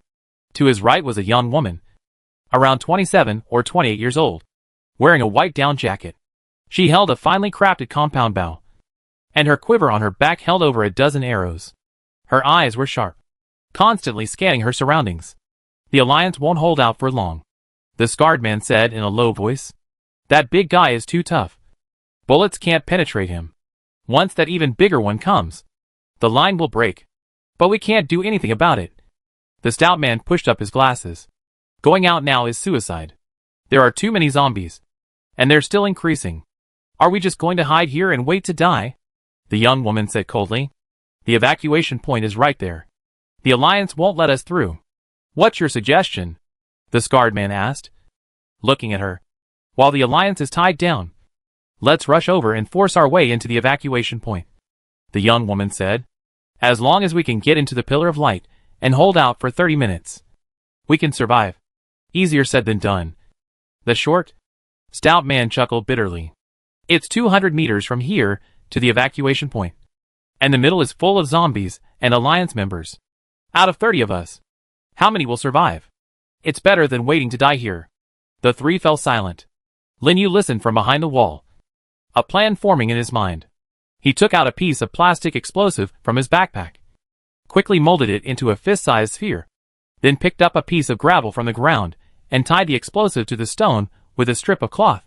Then, he pulled a slip of paper and a pen from his pocket and quickly wrote, If you want to live, attack the right flank of the Alliance's defenses in 3 minutes. I will create chaos. You Lin. After writing, he tucked the slip of paper into a gap in the cloth strip. Then, he took a few steps back, took a deep breath, and with a powerful thrust of his right hand, hurled the stone strapped with explosives towards the center of the hall. The stone sliced through the snow and flew precisely through a broken window into the hall, landing at the feet of the 3 men. What is that? The scarred man reacted swiftly, instantly raising his gun to aim. But the stone didn't explode. It simply lay there quietly. The young woman bent down to pick up the stone and saw the cloth strip and the slip of paper. She quickly tore them open, glanced at the contents, and her expression changed slightly. You Lin? The short, stout man leaned closer. The guy who killed a core member of the Ice Fang Guild and is wanted by the Alliance? How did he know we were here? The scarred man glanced around warily. The young woman didn't answer, but looked at the plastic explosive strapped to the rock. She touched it, her expression growing more grave. It's C4. Enough to blow up half a wall. He wants us to die. The short, stout man said. Maybe. The young woman handed the note to the scarred man. But he said he'd create chaos. And, do we have any other choice? The scarred man looked at the note, remained silent for a moment, then looked up at the others in the hall. More than 20 pairs of eyes were on him. These were all lone wolves or small groups, gathered here for various reasons. They didn't want to be exploited by the Alliance, but they also lacked the courage to fight the horde of zombies alone. They needed direction, an opportunity. And now, the opportunity had arrived. 3 minutes. The scarred man finally decided. Everyone check your equipment. Prepare to charge. Target, the right flank of the Alliance defenses. Enter the Pillar of Light. And we win. A low murmur of agreement echoed in the hall. People began a final check of their weapons and equipment. The hesitation in their eyes gradually replaced by determination. Lin Yu, watching from behind the wall, knew the first step of his plan had succeeded. He turned and stealthily moved towards the right flank of the Alliance's defensive line. 2 minutes and 40 seconds remained. He needed to create enough chaos on the right flank of the Alliance's defensive line within 3 minutes to open a breach for the 30 men. This was difficult. Although Xiao Yi had tied down the left and middle flanks of the Alliance's defensive line, the right flank remained intact, defended by approximately 40 guild members with strong firepower and high vigilance. A direct assault was impossible. Chapter 491. Only a clever strategy will suffice. Lin Yu's gaze swept across the rear of the right flank of the defensive line. There were several makeshift tents there, likely the Alliance's supply depot or command post. 6 guards stood around the tents, but their attention was primarily focused on the battlefield ahead. An idea flashed into Lin Yu's mind. He circled around to the rear of the right flank of the defensive line, took out the last 4 remote-control bombs from his backpack, and quickly deployed them in the snow around the tents. Then, he retreated to a ruin 50 meters away and retrieved the remote detonator. 1 minute remained. He looked towards the center of the Valley Plaza. Xiao Yi was still wreaking havoc on the left flank, with almost all of the Alliance's firepower concentrated on her. The guards on the right flank, though vigilant, were inevitably somewhat lax. Now was the time. Lin Yu took a deep breath and pressed the detonator. Boom! Boom! Boom! Boom! 4 explosions rang out almost simultaneously. The snow around the tents exploded, flames and shockwaves blasting 6 guards away. 2 tents collapsed, and terrified screams and roars erupted from within. The chaos behind the right flank immediately drew the attention of the guards at the front. Behind us! Enemies behind us! Watch out for ambushes! Some guards turned their guns, pointing them behind them. A brief moment of chaos and a gap in firepower appeared in the defensive line. Just then, from the ruins to the north, more than 30 figures surged out like a flood bursting its banks. The scarred man led the charge, his rifle firing wildly, suppressing the defensive line's fire. The young woman followed on the flank, firing a rapid-fire composite bow, the arrows accurately striking the gaps in the cover. 2 guild members falling with screams. The short, stout man was protected in the middle, his data terminal flashing, seemingly interfering with something. Enemy attack! Enemy attack on the right flank! The guild members on the defensive line hastily responded, but attacked from both sides, their formation instantly disrupted. Lin Yu, seeing this from behind the ruins, knew his opportunity had arrived. He didn't join the charge, but turned and stealthily moved towards the pillar of light at the evacuation point. His goal wasn't to fight the Alliance head-on, but to take advantage of the chaos to enter the pillar of light. If he could hold out for 30 minutes inside the pillar, he would survive. But just as he was about to reach the pillar of light, another change occurred. The main force of the zombie horde finally poured in from the east side of the Valley Plaza, not scattered zombies, but organized, army-like phalanxes of zombies. At the forefront were hundreds of ordinary zombies, surging towards the Alliance's defensive line and all human settlements like cannon fodder. In the middle were dozens of frost giants and ice spiders, the main force for the assault. Behind them, the colossal, dark red deep freeze overlord finally appeared at the edge of the Valley Plaza. It stood over 8 meters tall, its entire body covered in a rough, dark red carapace, like that formed from cooled lava. From the cracks in the carapace seeped a chilling blue aura and a viscous, dark red liquid. Dozens of ice crystal tentacles wriggled at its head, each ending in a ghostly blue eye. The moment it stepped into the Valley Plaza, the temperature of the entire battlefield seemed to drop several degrees. All the zombies and mutants simultaneously ceased their attacks, turning towards it in a gesture of worship. Even Xiao Yi, who was rampaging along the left flank, stopped, its ice crystal head turning towards the deep freeze overlord. Bowing slightly, an eerie silence fell over the battlefield. Only the howling of the wind and snow could be heard. Then, the Lord of the Deep Frost opened its mouth, filled with icy, sharp teeth. No sound, but an invisible, chilling will swept across the entire area. Lin Yu felt as if his brain had been pierced by an ice pick. His vision went black, and he nearly collapsed to his knees. A sharp ringing in his ears, and warm liquid welled up in his nose again. He struggled to stay upright, his Sharingan spinning wildly, fixed on the enormous figure. He felt a deep ache in his brain, But the world beneath his Sharingan was becoming increasingly clear. The Lord of the Deep Frost seemed to sense his gaze.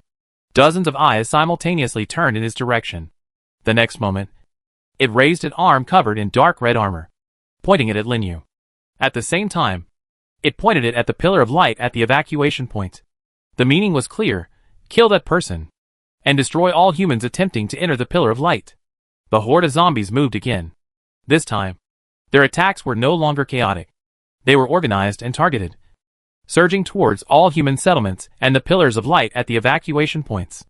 The Alliance defense line, the 30 people who had broken out of the ruins on the north side, and all the lone travelers hiding in the shadows became targets. The battlefield was completely out of control.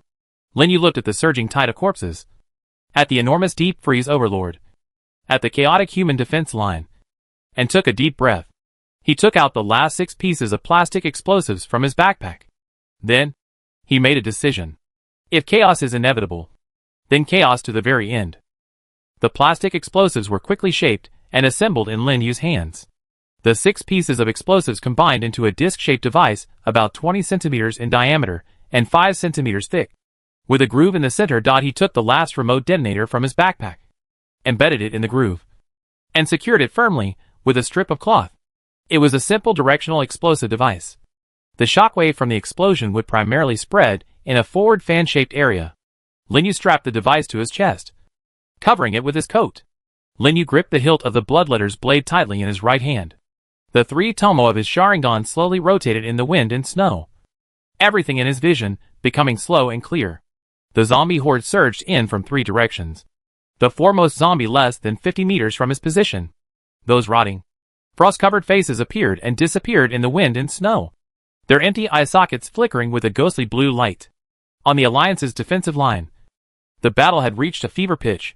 Xiao Yi once again began charging the left flank of the defensive line, each swing of her ice blade sending up a shower of blood. The right flank was being held back by more than 30 people rushing out from the ruins to the north. Although the Alliance had the advantage in numbers and firepower, they were attacked from both sides, and their formation was beginning to crumble. The Lord of the Deep Frost remained standing at the edge of the plaza, dozens of eyes coldly watching the battlefield as if observing a meticulously choreographed drama. Lin Yu knew he couldn't wait any longer. He took a deep breath, activating Divine Descent. Crimson divine light erupted from within him. His hair moved without wind, his muscles bulged, and veins writhed like dragons across his skin. All attributes increased by 100%. Strength instantly soared to 98 points. Agility 68 points. Stamina 52 points, although Divine Soul Descent wasn't triggered. And he didn't have a martial soul possession. It was enough. Lin Yu pushed off the ground, the frozen earth cracking, and his figure shot out like a crimson lightning bolt. Actively facing the surging horde of zombies, he didn't choose to fly. That would be too obvious a target, making him an easy target for the Lord of the Deep Frost and all-range firepower. He moved at high speed close to the ground, weaving through the zombie horde, each swing of Bloodletter's blade decapitating 1 or more heads. Chapter 492. The Sharingan's dynamic vision and predictive abilities allowed him to navigate the horde of zombies with ease. The zombies' movements appeared to him in slow motion. He could always anticipate their attacks and scratches, then strike from the most difficult angle, killing them with a single blow. In just 10 seconds, over 20 zombies fell to his blade. But the horde was too large, and among them were mutants. An ice spider pounced from the side, its 8 legs carving deep furrows in the snow, its mouthparts opening to spray icy blue venom at Lin Yu. Lin Yu dodged the venom, his left hand reaching out to precisely grab one of the ice spider's forelegs, twisting it forcefully. Crack! The leg bone broke. The ice spider let out a sharp hiss, its other 7 legs struggling frantically, trying to tear Lin Yu apart.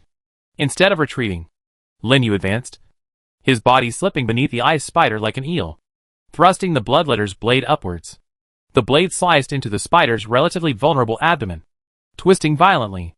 Dark blue fluid and fragments of internal organs gushed out, the ice spider convulsing violently before collapsing to the ground. Lin Yu rolled out from under the ice spider, but before he could even get up, 3 frost giants had already surrounded him. These monsters, over 3 meters tall and covered in ice armor, were like mobile fortresses, their icy hammer-like fists whistling down. Lin Yu performed 3 consecutive backflips, narrowly avoiding 3 heavy blows. The fist slammed into the frozen ground, creating 3 large craters and sending debris flying. Lin Yu landed, panting. His gaze swept over the positions of the 3 frost giants, his mind quickly calculating. The one on the left was closest, about 5 meters away. The one in the middle was 7 meters away. The one on the right was 10 meters away, but was moving to the left, attempting to encircle it. It had to be taken down one by one. Lin Yu moved. He didn't rush towards the nearest one on the left, but instead pounced on the frost giant corpse in the middle, seeing him charge. The frost giant corpse in the middle roared and slammed down with both fists simultaneously, just as the fists were about to strike. Lin Yu's body shifted half a meter to the left in a strange manner, while his right leg swept out fiercely, kicking the side of the frost giant corpse's supporting leg's knee. Crack! The sound of a dislocated knee joint rang out. The frost giant corpse's massive body lost its balance and tilted to the left. And on the left was the first frost giant corpse. The 2 monsters collided, their icy armor clashing with a dull thud, and both fell to the ground. Lin Yu seized the opportunity and pounced on the frost giant corpse on the right, seeing its companion fall. This frost giant corpse roared angrily, its icy hammer-like fist sweeping across. Lin Yu neither dodged nor evaded, his bloodletter's blade meeting the fist head-on. Power cut activated. A burst of crimson blade light erupted. Clang! The blade clashed with the icy fist, producing a deafening metallic clang. Ice shards scattered everywhere. A deep gash appeared on the frost giant corpse's fist, its ice armor shattering to reveal dark blue muscles beneath. But its fist's momentum didn't diminish. Still slamming fiercely towards Lin Yu was thrown back 3 meters. His hand split open, blood flowing down the hilt of his sword. But the frost giant corpse's attack was also blocked. Moreover, the wound on his fist was rapidly widening under the effect of tear wound, dark blue fluid continuously gushing out. Lin Yu, panting, glanced at the other 2 frost giant corpses. They had already gotten up and were limping towards him. Time was running out. A ruthless glint flashed in Lin Yu's eyes. He pulled the directional explosive device strapped to his chest from his pocket and held the remote detonator in his left hand. Then, he lunged at the wounded frost giant corpse again. This time, he didn't choose to fight head-on. The instant the frost giant corpse's fist slammed down, he crouched down, crawling between its legs, while simultaneously pressing the explosive device against the frost giant corpse's core. Then, without looking back, he lunged forward. Boom! The directional explosive device exploded. The shockwave mainly spread forward in a fan-shaped area, blasting a huge hole in the frost giant corpse's core, from which dark blue bodily fluids and fragments of internal organs gushed out like a fountain. It let out a shrill wail. Its massive body swayed a few times, and then crashed to the ground. The aftershocks of the explosion also overturned the other 2 frost giant corpses. Lin Yu scrambled to his feet, his ears ringing and blood trickling from his mouth. Although he had avoided the main impact of the explosion, the aftershocks had still injured his internal organs. Undying body and ode to life began to take effect, and his injuries were rapidly healing. He glanced at the 3 fallen frost giants, confirming they were temporarily incapacitated, then turned and continued his charge towards the pillar of light at the evacuation point. He was still 100 meters from the pillar of light, but this 100 meters was teeming with zombies and mutants. Moreover, the Alliance's defensive line had already noticed his presence. That you, Lin? He's charging towards the pillar of light. Stone Shield's roar rang out. Some of the Alliance's firepower began to shift towards Lin Yu. Bullets and grenades exploded on the snow, forcing Lin Yu to frequently change direction, roll, and dodge the barrage. Even more troublesome was the fact that the deep freeze overlord seemed to have locked onto him as well. The enormous figure began to move, approaching Lin Yu's direction step by step, heavily and steadily. Where it passed, zombies and mutants parted to make way, like subjects welcoming a king. Lin Yu gritted his teeth and quickened his pace. 80 meters, 60 meters, 40 meters. He could already see the soft, milky white light within the pillar of light, like a beacon of hope. But just then, a colossal figure descended from the sky, crashing heavily 10 meters in front of him. Ice crystals and snowflakes scattered everywhere. Xiao Yi. She stood between Lin Yu and the pillar of light. The crimson light within the ice crystal head pulsed wildly. Dozens of eyes fixed intently on Lin Yu. She slowly raised the ice blades on her arms, assuming a fighting stance. Lin Yu stopped, panting. He looked at the being before him. One Xiaoyi, now a monster, and felt a mix of emotions. But he had no time for sentimentality. Breakthrough or death. Lin Yu gripped the bloodletter's blade tightly, the crimson light on its blade gleaming once more. Xiaoyi seemed to sense his fighting spirit, letting out a sharp shriek and launching the first attack. Its left arm, wielding an ice blade, swept across, tearing through the air with a piercing shriek. Aiming for Lin Yu's waist, Lin Yu didn't retreat but advanced. Crouching down, the ice blade grazing his scalp. Simultaneously, his right hand flashed, slashing towards Xiaoyi's left knee joint. Clang! The blade struck the ice armor, sparks flying, leaving only a white mark. Xiaoyi's defense was even stronger than the frost giant corpse. The right arm, wielding an ice blade, followed immediately. Lin Yu rolled to the side, the ice blade striking the spot where he had just stood, shattering the frozen ground. Lin Yu performed 3 consecutive backflips to create distance. Panting, a direct confrontation wouldn't penetrate its defenses. We must find a weakness. His Sharingan spun wildly, his gaze sweeping over Seo's entire body. Chapter 493. The ice armor covered almost every part of her body, with only gaps at the joints. But even those gaps were narrow, making it difficult for a blade to cut through. The head was a smooth ice crystal sphere, devoid of facial features. But the crimson light inside pulsed wildly. Was that perhaps the core? Lin Yu's gaze locked onto Xiaoyi's head. But Xiaoyi clearly knew her weakness. Her ice crystal head remained slightly lowered, and she deliberately protected her head when wielding the ice blade. Just then, the Alliance's firepower swept over her again. Rat-a-tat-tat. Heavy machine gun bullets rained down like raindrops, simultaneously engulfing Lin Yu and Xiaoyi in a barrage of fire. Lin Yu had to roll repeatedly to dodge. Bullets struck the snow, creating craters the size of bowls. Xiaoyi, however, withstood most of the bullets. Her ice armor cracked extensively, but remained intact. She seemed enraged. Her icy head turned towards the Alliance's defensive line, letting out an even sharper screech. Then, she made a move that surprised everyone. She abandoned Lin Yu and charged towards the Alliance's lines. Clearly, in her simple mind, those flies that continued to harm her deserved to die more. Lin Yu was stunned for a moment, then reacted. An opportunity! Xiaoyi was drawn by the Alliance's firepower, temporarily clearing the path to the Pillar of Light, without hesitation. He charged towards the Pillar of Light again. 30 meters, 20 meters, 10 meters. He could already feel the warmth emanating from the Pillar of Light, a stark contrast to the surrounding frigid air. But just as he was about to step into the Pillar of Light, a figure suddenly lunged out from the side, blocking his way. It was Sherdun. This vice president of the Iron Wall Guild was covered in blood, his left arm hanging unnaturally, clearly broken, but his right hand still gripped the heavy shotgun. The muzzle pointed at Lin Yu. You Lin. Or should I call you Lin Yu? Sherdun grinned, his smile menacing. You think you can escape? You have to stay for a full 30 minutes. Lin Yu stopped, looking at him coldly. He just wanted to try going in. Get out of the way. Get out of the way. Sherdun laughed. You killed so many Ice Fang members, stole so many of our supplies, and now you think you can just walk away? Dream on. He pulled the trigger. Bang! The shotgun spat out a searing ton of fire, dozens of steel pellets engulfing Lin Yu. Lin Yu was prepared. He swiftly dodged to the left, simultaneously unleashing the bloodletter's blade. The blade precisely sliced into the junction of the shotgun barrel and receiver. Crack! The barrel was severed.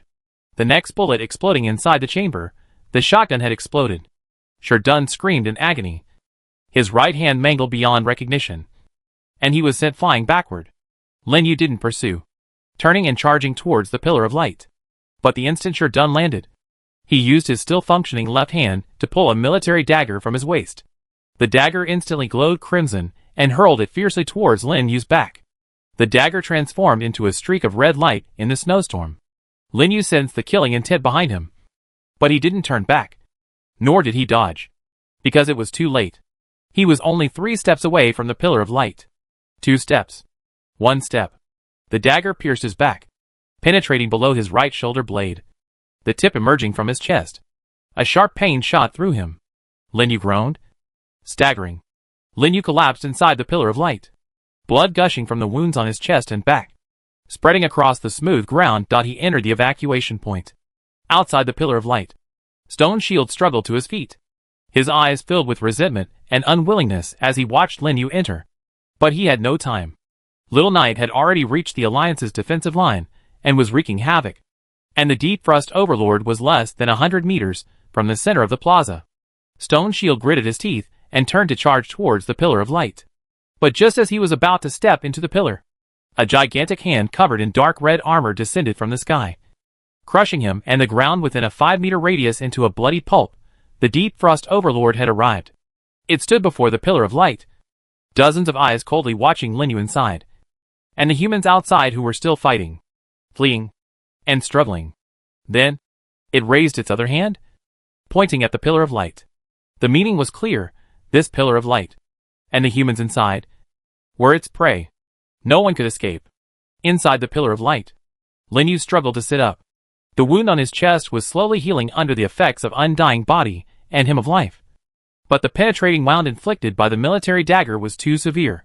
His internal organs were damaged, and he had lost too much blood, leaving him still weak. He looked outside the pillar of light. Xiao Yu was wreaking havoc within the Alliance's defensive line, leaving a trail of corpses in her wake. The remaining forces of the Alliance had collapsed, scattering in all directions. Of the 30-odd people who had rushed out from the ruins on the north side, most were dead or wounded, leaving only the scarred man, the young woman, and the short, fat man, less than 10 in total, huddled back to back in a corner of the ruins, struggling to resist the onslaught of the zombie horde. And the Deep Freeze Overlord stood before the pillar of light, like the Grim Reaper guarding the gate, coldly observing everything. It really would take 30 minutes. There were no loopholes to exploit.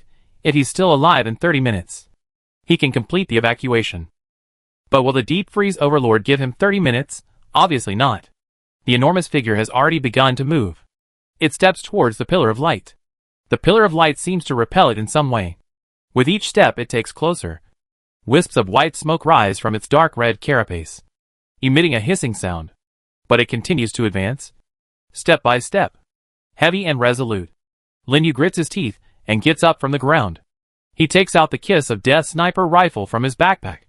Although he doesn't have psionic bullets, the rifle's structure and materials might cause some interference. He pulls the bolt, aiming the muzzle at the approaching Deep Freeze Overlord. Through the scope, the enormous figure becomes clearer and clearer. Dark red carapace, writhing ice crystal tentacles, dozens of eerie blue eyes. The Deep Freeze Overlord has reached the edge of the pillar of light. It raised an arm covered in dark red carapace and slowly extended it towards the pillar of light. The moment the arm passed through the edge of the pillar, the white smoke on the carapace thickened, emitting a hissing sound like red-hot iron being plunged into water. But it did not retreat. Continuing to probe inward, Lin Yu saw an opportunity. He gripped the Bloodletter's blade tightly with both hands. Just as the Lord of the Deep Frost was about to seize him, he moved, not backward, but forward. He charged towards the massive arm.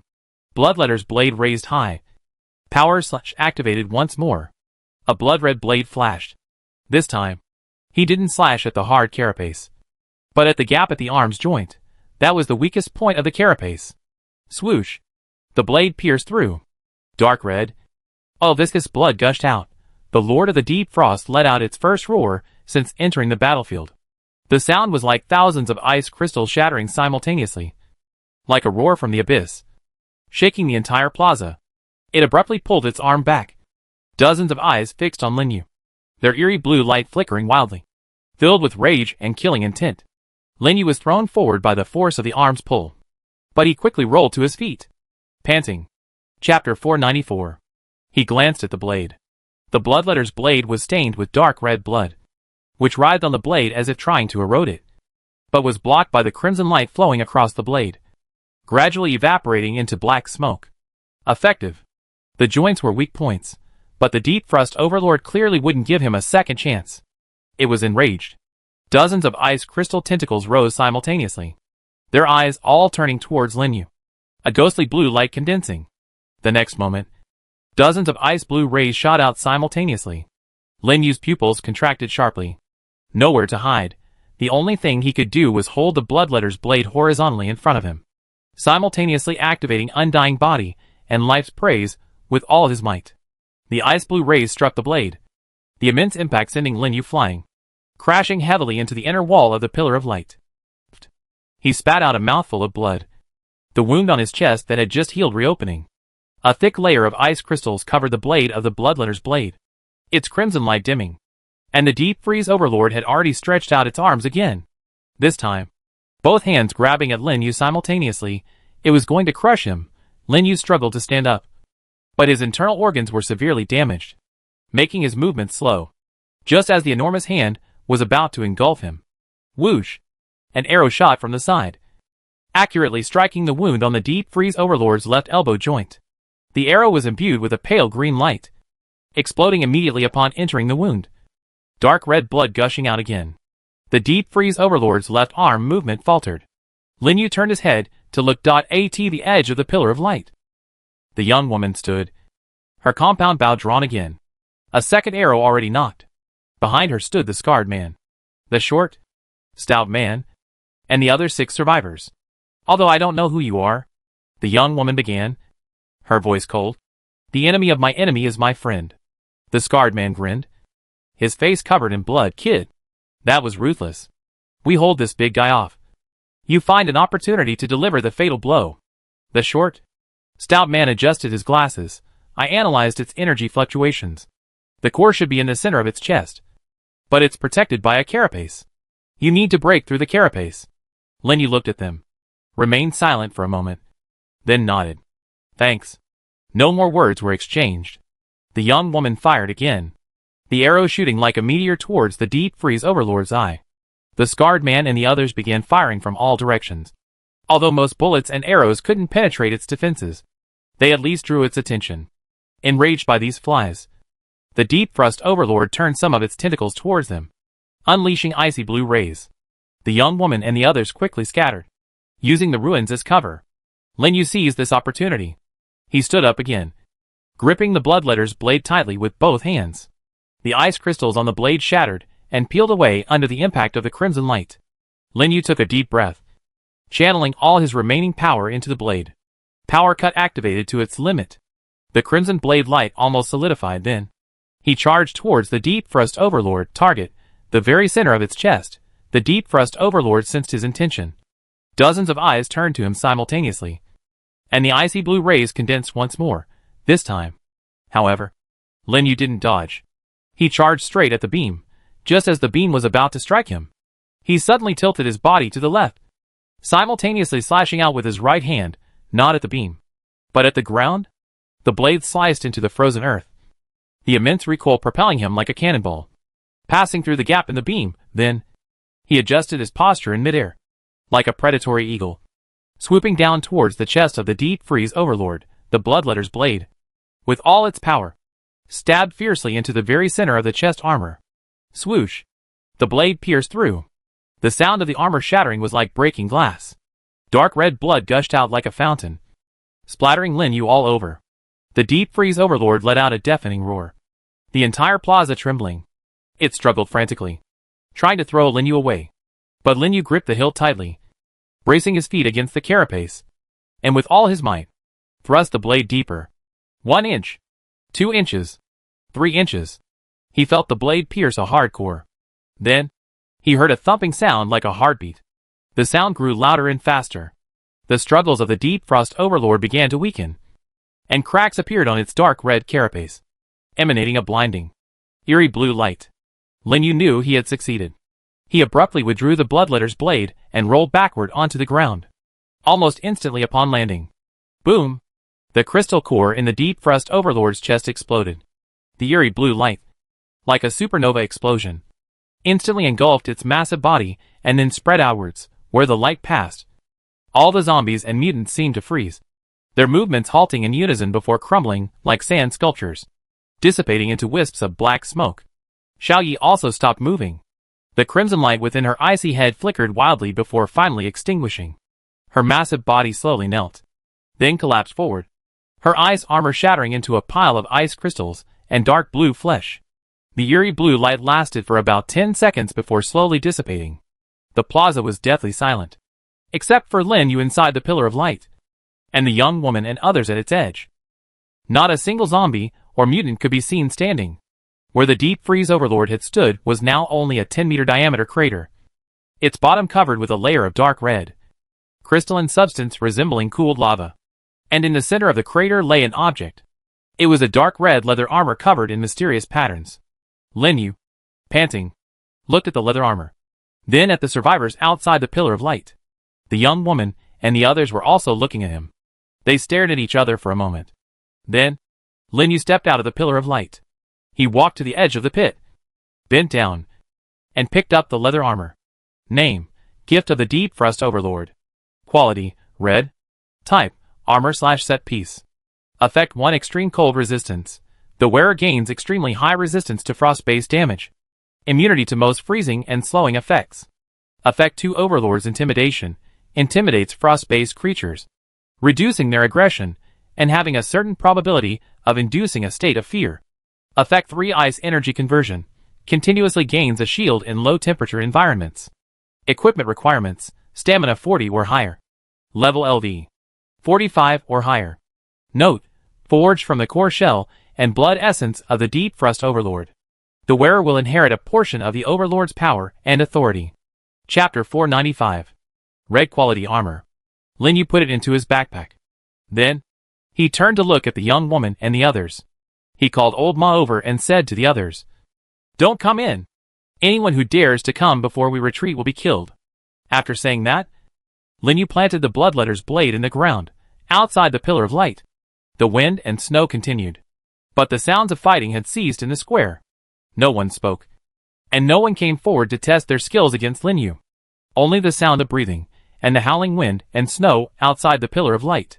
Only the corpses scattered on the ground, the broken ice crystals, and the huge crater told the story of the fierce battle that had just taken place. Inside the pillar of light, Lin Yu leaned against the inner wall, resting with his eyes closed. The wound on his chest healed rapidly under the light, and the dizziness from excessive blood loss gradually subsided. Time passed second by second. Finally, 30 minutes had passed. Evacuation countdown ended. Teleporting. The soft white light intensified, engulfing Lin Yu and Lao Ma's figures. When his vision cleared again, Lin Yu was back in his familiar realm hub personal space. Beneath his feet was ground radiating a soft glow, the air filled with the ethereal aura unique to Realm Hub. His wounds had completely healed, leaving no scars. His torn clothes had also been restored. He stood in the center of the space, awaiting the system settlement. Instance World. Zombie Horde attack Frost Valley successfully evacuated. Task assessment in progress. Task summary. You survived to the end in a Zombie Horde instance. Successfully defeated the final boss, Deep Freeze Overlord, and assisted multiple survivors in their evacuation. Personal Performance Rating, S. Calculating experience points based on items obtained in the dungeon. A list of items begins to scroll rapidly. White quality items x18 equals 18 experience points. Green quality items x12 equals 120 experience points. Blue quality items x15 equals 150 experience points. Purple quality items x19 equals 1900 experience points. Gold quality items x1 equals 1000 experience points. Red quality items x2 equals 20,000 experience points. Your total base experience points are 18 plus 120 plus 150 plus 1900 plus 1000 is equal to 20,000 equals 23,188 points. Ding! Your lucky dice effect has been triggered. You gain an additional 30% experience bonus. Experience bonus calculation. 23,188 x 30% equals 6,956 experience points. Final experience points gained. 23,188 plus 6,956 is equal to 30,144 points. Ding! Your level has increased to LV.48. You have gained 1 free attribute point. Current experience points. 25356/4900. Ding! Your level has increased to LV.49. You have gained 1 free attribute point. Current experience points. 20456/5000. Ding! Your level has increased to LV.50. You have gained 1 free attribute point. Current experience points. 15456/5100. Ding! Your level has increased to LV.51. You have gained 1 free attribute point. Current experience points. 10356/5200. Ding! Your level has increased to LV.52. You have gained 1 free attribute point. Current experience points. 5156/5305 consecutive golden flashes of upgrade light. Your level jumped directly from LV.47 to LV.52, leveled up 5 times. Gained 5 free attribute points. Lin Yu didn't hesitate and allocated them as usual. Strength +4. Agility +1. Name, Lin Yu. Level, LV.52, experience 5156/5300. Strength, 42, +12, equals 54. Agility, 27, +8, equals 35. Stamina, 20, +6, equals 26. The numbers in parentheses are from the 30% bonus from Undying Body. Class Quest. Stage 1 obtain 100 items of gold quality or higher. 8 out of 100. Lin Yu nodded in satisfaction. The rewards from this dungeon far exceeded expectations. Not only did he level up to LV.52, but he also obtained 2 red quality items, 1 gold item, and 19 purple items. Although most of the purple items weren't very useful to him, he could trade them or exchange them for resources. After settling the accounts, Lin Yu was about to organize his backpack when a flash of light appeared in his personal space, and a communication request came in. It was Qin Shui. Upon connecting, Qin Shui's image appeared. She looked somewhat tired, but her eyes remained sharp. Lin Yu, you're back safely? Qin Shui cut to the chase. Quite a haul. Huh? You already got 3 top-tier guilds asking about you before you even left. Just lucky. Lin Yu replied casually. Qin Shui was used to this, and went straight to the point. What's your decision regarding the invitation to the Godhood Project? You're already LV.50. Meeting the basic requirements. Lin Yu was silent for a moment. He had indeed reached LV.50, and he possessed the Ascension token, according to the instructions on it. Reaching LV.50 qualified him to enter that unknown Great World dungeon. I need more information, Lin Yu said. What are the specifics of the Godhood plan? What responsibilities will I bear? And what will I gain? Qin Shui nodded. I understand. But I can only tell you so much, as it's top secret. Let me think about it, Lin Yu finally said. Qin Shui didn't press him. Okay. Also, regarding the second potion stabilization. Her tone became serious. It failed, Qin Shui said. Lin Yu's heart sank. I understand, Lin Yu said. Now that he thought about it, the probability of a purple item becoming a red item through stabilization was about the same as winning the lottery. I understand. Lin Yu nodded. Thank you. Keep in touch. Qin Shui ended the communication. Lin Yu stood in the center of his personal space, silent for a long time. Qin Shui's words made him feel a sense of urgency. This world was changing, and he had to become stronger as soon as possible. He glanced at the Ascension token in his backpack. The token had changed after he reached LV.50. New text appeared on the token surface. Ascension token activated. Holder's level meets requirements. 3 days later, at midnight, you will be forcibly teleported to a special instance, Demon Era. Please prepare 3 days later. Demon Era. Another unknown instance. Lin Yu took a deep breath, suppressing his distracting thoughts. He needed to use these 3 days to quickly familiarize himself with the newly acquired red quality item, digest the gains from this instance, and prepare for the next instance. First was the gift of the Deep Thrust Overlord. He took out the dark red leather armor from his backpack. The leather armor felt cool to the touch, but not bone-chillingly cold. Rather, it had a gentle coolness. The mysterious patterns on its surface shimmered with a dark red luster under the light, as if they were alive. Lin Yu took off his coat and put on the leather armor. The leather armor automatically adjusted its size, fitting his body perfectly. It is very light, almost imperceptible, but its defensive capabilities are obviously extremely strong. Chapter 496. He stretched his body and felt no discomfort. Next were 19 purple items. Lin Yu examined them one by one. Most were equipment, materials, or consumables. The most valuable among them were Advanced Firearms Mastery Skill Book, 3 Advanced Healing Potions, 5 Ice Energy Crystals, and a set of portable detection device blueprints. The Advanced Firearms Mastery Skill Book would allow him to master the use of all firearms, including sniper rifles.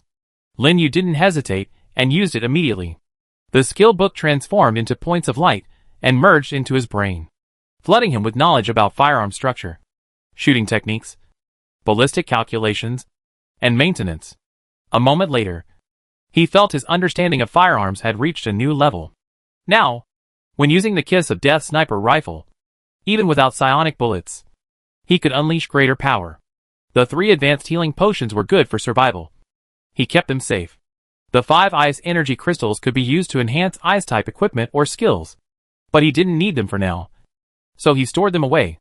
The portable detection device blueprint was a blueprint for a small device capable of detecting life signs within a 500-meter radius, requiring a technical expert to manufacture.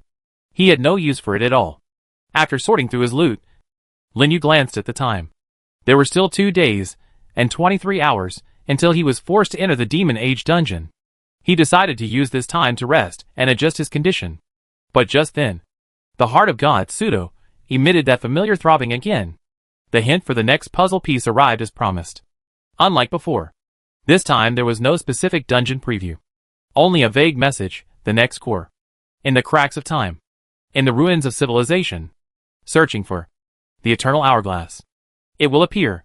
In the Demon Age. The Eternal Hourglass? The Age of Demons? Lin Yu frowned. It seemed the next dungeon, the Age of Demons, was not only related to the mandatory quest of the Ascension Order, but also to the next piece of the puzzle for Heart of God pseudo. He had to go. And he had to find the Eternal Hourglass. Lin Yu took a deep breath, suppressing the distracting thoughts in his mind. He exited his personal space and returned to his home in the real world. In his real-world home, dusk had already fallen outside the window. Lin Yu sat quietly on the sofa for several hours, processing the gains and exhaustion from Frosty Valley. The orange sunset streamed through the glass, casting long shadows on the floor. The kitchen faucet dripped softly, and the distant noise of city traffic could be faintly heard. These ordinary, almost mundane sounds felt exceptionally real at this moment, forming a stark contrast to the ceaseless howling of wind and snow and the wailing of zombies in the dungeon. He flexed his fingers, feeling the increased power within him.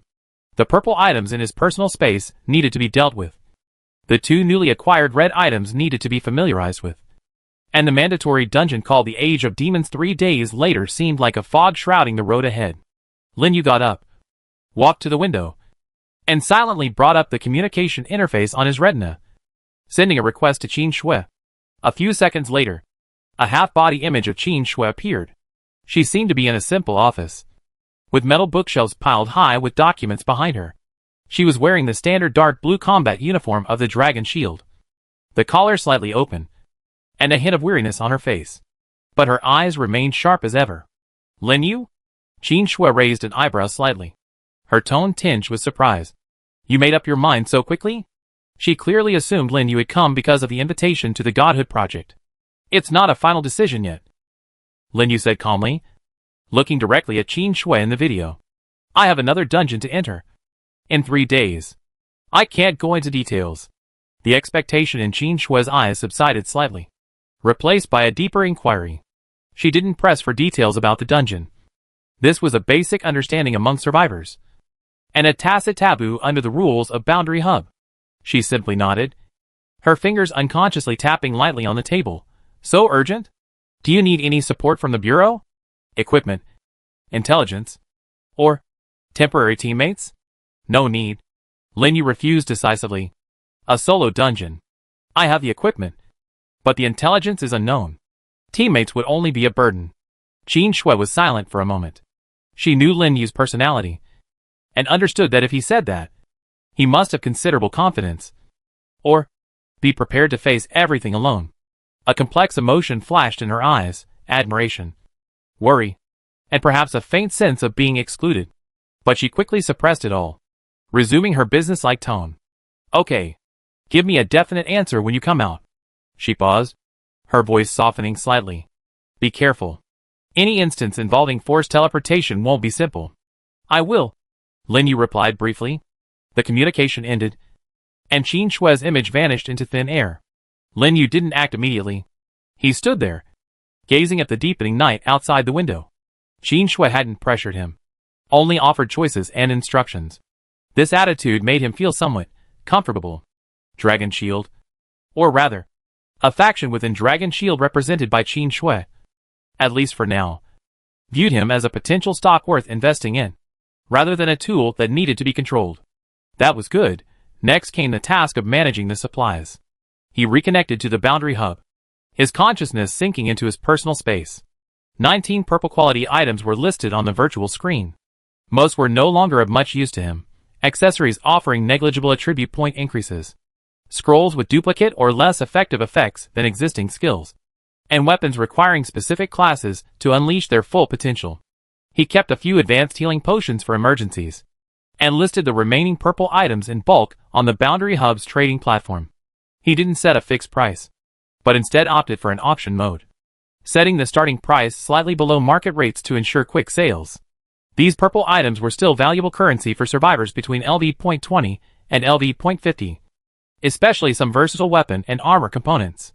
Anonymous trading would result in a loss of some premium, but it minimized the risk of being tracked. Notifications of credit points arriving began to ring out a few minutes later, the crisp dings echoing in the quiet personal space. He didn't bother to check the final amount, as long as it was enough to cover the remaining expenses with a slight surplus. That was fine. The only ranged weapon he kept was the gold quality Kiss of Death sniper rifle. After dealing with the miscellaneous items, he looked at the newly acquired 8th effect of Heart of God pseudo, Embrace of the Abyss, and the red leather armor gift of the Deep Freeze Overlord. Textual descriptions are one thing. The actual effect requires personal experience. Activate the training space. Lin Yu said to the air. Please select training space type, Basic Combat Arena, Comprehensive Tactical Arena, Elemental Simulation Arena, Custom Environment Arena. Chapter 497. Custom Environment Field. Lin Yu chose the most expensive, but also the most flexible option without hesitation. Requirements: extremely hot desert environment, open terrain, space size 500 meters long, wide, and high, constant temperature of 55 degrees Celsius, capable of withstanding high-intensity energy impacts. Custom environment field generating. Cost 10,000 credits/24 hours. Confirm? Confirm. The moment the credits were deducted, the surrounding scenery rippled and dissolved like water. The soft halo of his personal space was replaced by a blinding white light, followed by a wave of dry, scorching heat. Lin Yu stood in the center of an endless golden sea of sand. Above his head was a realistically simulated blazing sun, blindingly baking the earth. The air filled with ripples of heat that distorted his vision. The sand beneath his feet was scorching hot. He could feel the astonishing heat even through his boots. Looking into the distance, there was nothing but undulating sand dunes. Silence reigned, broken only by the soft rustling of hot winds through the sand. His first sensation was the gift of the Deep Freeze Lord, the dark red leather armor. Far from feeling stifling in the sweltering heat, instead emitted a gentle coolness, quickly dispelling the intense heat from his skin.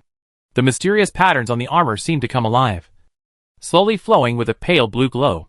Next, it was time to test the Embrace of the Frost Abyss active summoning ability.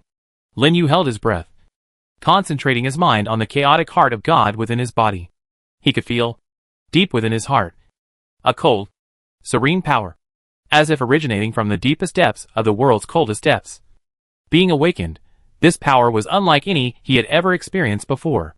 It wasn't simply gentle. It carried a rule-like quality of heat stripping, freezing movement, and returning to silence. He raised his head, his gaze sweeping across the sweltering desert, and softly uttered the word, Frost Abyss Storm. No incantation, no gestures. From him, an invisible, absolutely icy wave suddenly spread outwards. Crack! The first to change was the sand beneath his feet.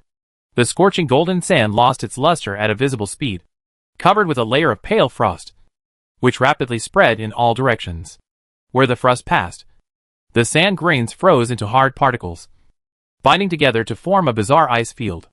Then, the air began to hiss. Not the sound of wind, but the shrill cry of air contracting and condensing as heat was rapidly stripped away. The distorted heat waves in the air were instantly smoothed out, replaced by countless tiny, shimmering ice crystals that condensed and drifted down. The temperature plummeted from 55 degrees Celsius to below zero within seconds, and continued to drop. The simulated sun in the sky didn't weaken, but the light it cast seemed to have lost all its heat, becoming pale and icy. The azure sky, centered on a point directly above Lin Yu's head, rapidly turned grayish-white, then spread with spiderweb-like ice cracks, as if the sky itself was about to freeze and shatter. A true storm had arrived. It wasn't just a simple drop in temperature, but a blizzard carrying countless sharp ice blades, roaring ice shards, and a core cold current of absolute zero. The gale arose without warning, whipping up frozen sand and snow that had spontaneously formed, creating milky white tornadoes that stretched from the sky to the ground. His vision vanished instantly, leaving only the deafening roar of the icy storm. Lin Yu stood at the eye of the storm, his pale blue shield brightening several times over, isolating him from the extreme cold and physical impact. Then, a pale blue, semi-transparent energy shield rippled across his leather armor like water, gently enveloping him. Effect 3, Ice Energy Conversion. Gain a shield in low-temperature environments. He looked through the shield at the frozen wasteland he had created. The 500-meter square training space had been completely transformed into a frigid hell. All the sand dunes had been flattened, covered, and reshaped into smooth ice fields. The sky was frozen, the air solidified, and even the simulated sunlight seemed to be shattered by the ice crystals. Range, approximately 300 meters in diameter. Core temperature, immeasurable, but enough to freeze steel instantly. Lin Yu silently assessed. The storm lasted for about a minute before slowly weakening. As the last ice crystal fell, the training space had completely transformed. A massive, smooth, mirror-like hemispherical ice sheet lay inverted on the desert, its edge forming a glaring boundary with the still untouched, scorching sand. 1 use per instance world. But as a strategic level terrain alteration and environmental killer, it's sufficient. Lin Yu dispelled his thoughts, and the shield around him dimmed, but didn't disappear, still maintaining basic protection and temperature regulation. He exited the training space, returned to his personal space, and quickly returned to his home in the real world. Outside the window, the sky was filled with stars. Nearly 2 hours had passed in just one test point. 2 more days. He needed rest, and he needed to think. The age of demons, the eternal hourglass, and that vaguely familiar old celestial master. Lin Yu went to the kitchen, poured himself a glass of cold water, and drank it all in one gulp. The feeling of the water flowing down his throat was real and simple. He looked at himself in the mirror, his eyes calm, but deep within them surged a wariness of the unknown and a hint of anticipation. Time quietly slipped away amidst the tranquility of the real world and his solitary preparations. Lin Yu didn't contact anyone again. He spent most of his time resting, familiarizing himself with his new equipment, and repeatedly rehearsing various possible scenarios. The gift of the Deep Frost Overlord leather armor was almost always on his body. The comfortable, constant temperature it provided, and the subtle sense of majesty it exuded satisfied him greatly. Regarding the age of demons, apart from the scattered hints given by the Ascension Order and the Heart of God, he knew nothing. He hadn't heard of any instance with a similar name on the Realm Hub Exchange platform or in the rumors. This either means the instance is extremely rare and has a very high barrier to entry, or it means it's some kind of exclusive or specially triggered type. Both ways, it foreshadows an unusual challenge. The third day, 11:50 p.m. Lin Yu sat alone on the living room sofa, turning off all the lights. Outside the window, the city lights were dim, and the night sky was moonless. He wore the gift of the Deep Freeze Overlord leather armor, with a loose black sports jacket over it. He didn't carry many firearms, only a few high-explosive grenades and smoke grenades. In the unknown, possibly supernatural demon instance, the effectiveness of conventional gunpowder weapons remained to be tested. Traveling light, preserving flexibility and backpack space was more important. 11:58 p.m. On his retina, the cold system notification appeared precisely on time, completely different from when he was randomly matched or actively entered before. Chapter 498. Special Item Ascension Token Detected Activated. Holders Level Detected, LV.52. Meets Minimum Entry Requirements. Forced Teleportation in Progress. Target Instance Confirmed, 17 Demon Era. Teleportation Countdown, 60 seconds. No team information. No teammate list. Only him. 59 seconds. 58 seconds. A new information stream appears. Instance name, 17 Demon Era. Type, Survival Exploration ? Level, LV.50 to ? Maximum number of participants, 1. Special Solo Instance. Instance Main Quest. Survive for 30 days in a city overrun by demons. After 30 days, a unique evacuation point will appear. World Malice. Midnight Summoning. Every day from 00:00:00 to 5 minutes. Your presence will be greatly amplified, continuously attracting the attention and hostility of all demons within a 5-kilometer radius of you. Hint: shadows by day, forms at midnight. The human heart is a den of demons, no less terrifying than monsters. Teleportation countdown: 10, 9, 8. Attracting monsters for 5 minutes every morning, for 30 days. Lin Yu's eyes narrowed slightly. This worldly malice seemed short each time, but it was extremely deadly. In a world overrun by monsters, becoming a lighthouse for 5 minutes meant facing one or more waves of attacks almost every night, with nowhere to hide. Moreover, the 5-kilometer radius was not small, enough to attract trouble from every corner of the city. 3, 2, 1. A familiar feeling of weightlessness and spatial disintegration washed over him. There was no dizziness, only a brief but intense disorientation, as if passing through a thick, icy curtain of water. His feet found solid ground. A slightly musty smell filled his nostrils, mixed with disinfectant, old furniture, and a faint hint of rust. The light was dim. Lin Yu instantly opened his eyes, maintaining a slightly crouched defensive posture. His Sharingan activated the instant he opened them, the 3 tomos slowly rotating in the dim light.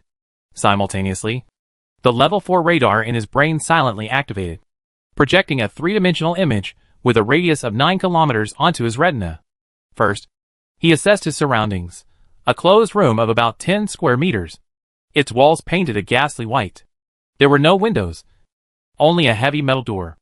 Above him was an energy-saving light bulb emitting a pale white glow, besides a metal chair fixed to the floor, which he was currently sitting on, and a similarly fixed metal table.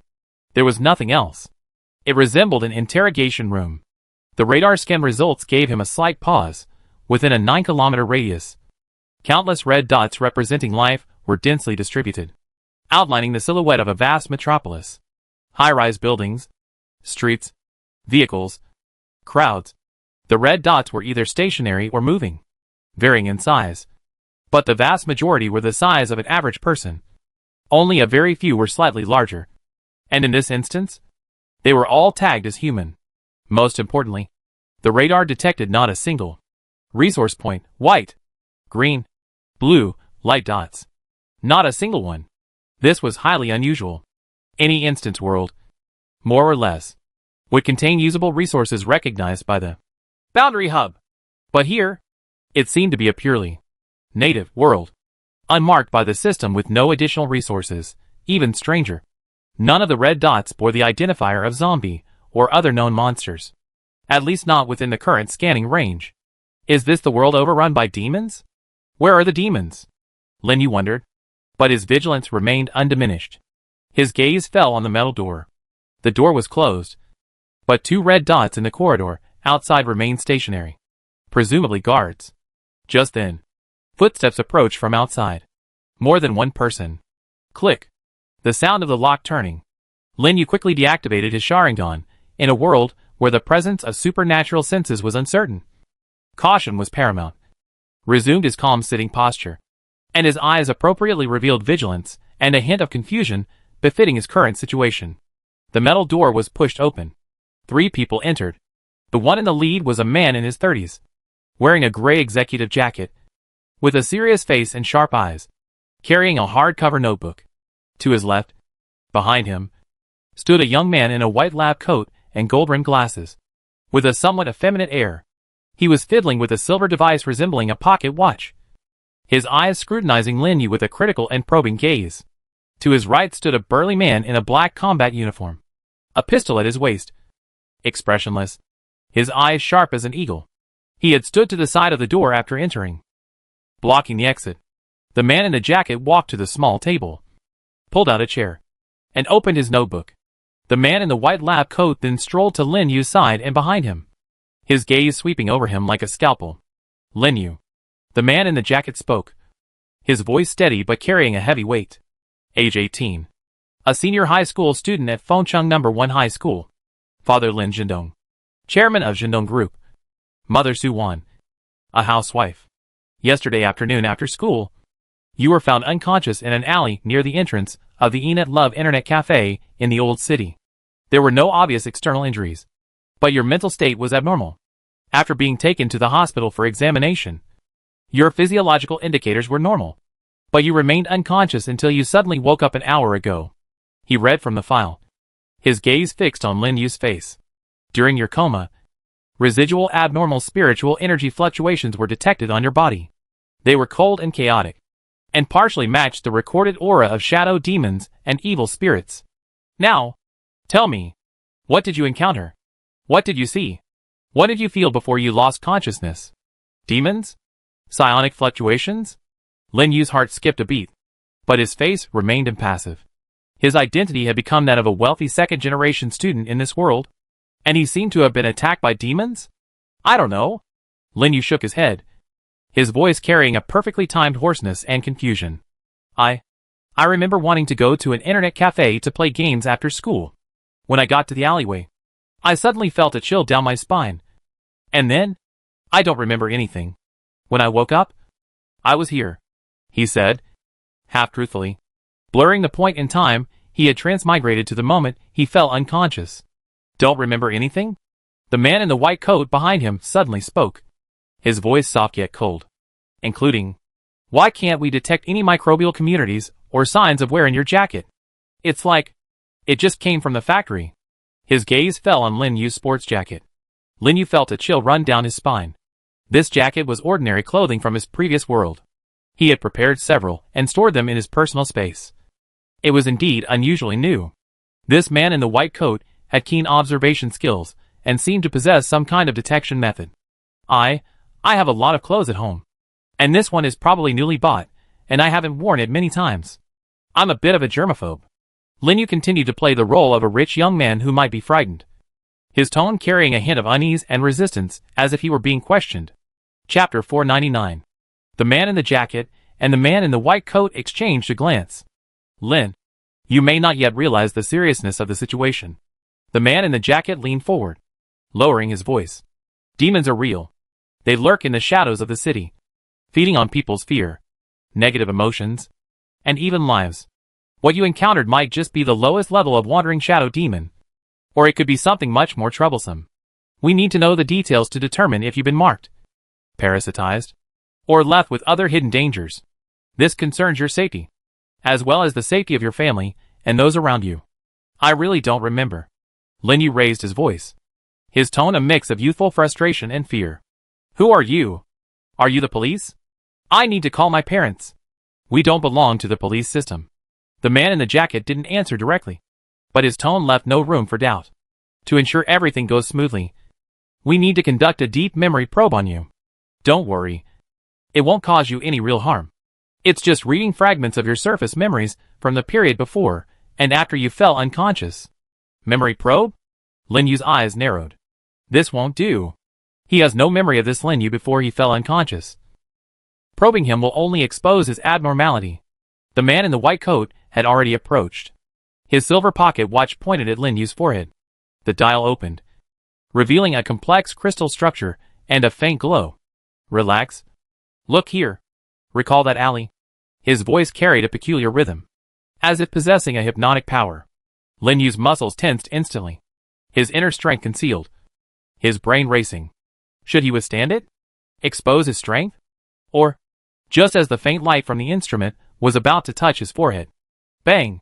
The interrogation room door was violently pushed open, the force causing the door to slam against the wall with a loud thud. A middle-aged man in an expensive suit, his hair meticulously combed, and a furious expression stormed in, followed by a beautiful middle-aged woman with exquisite makeup, red-rimmed eyes, and an anxious look. How long are you going to keep my son locked up?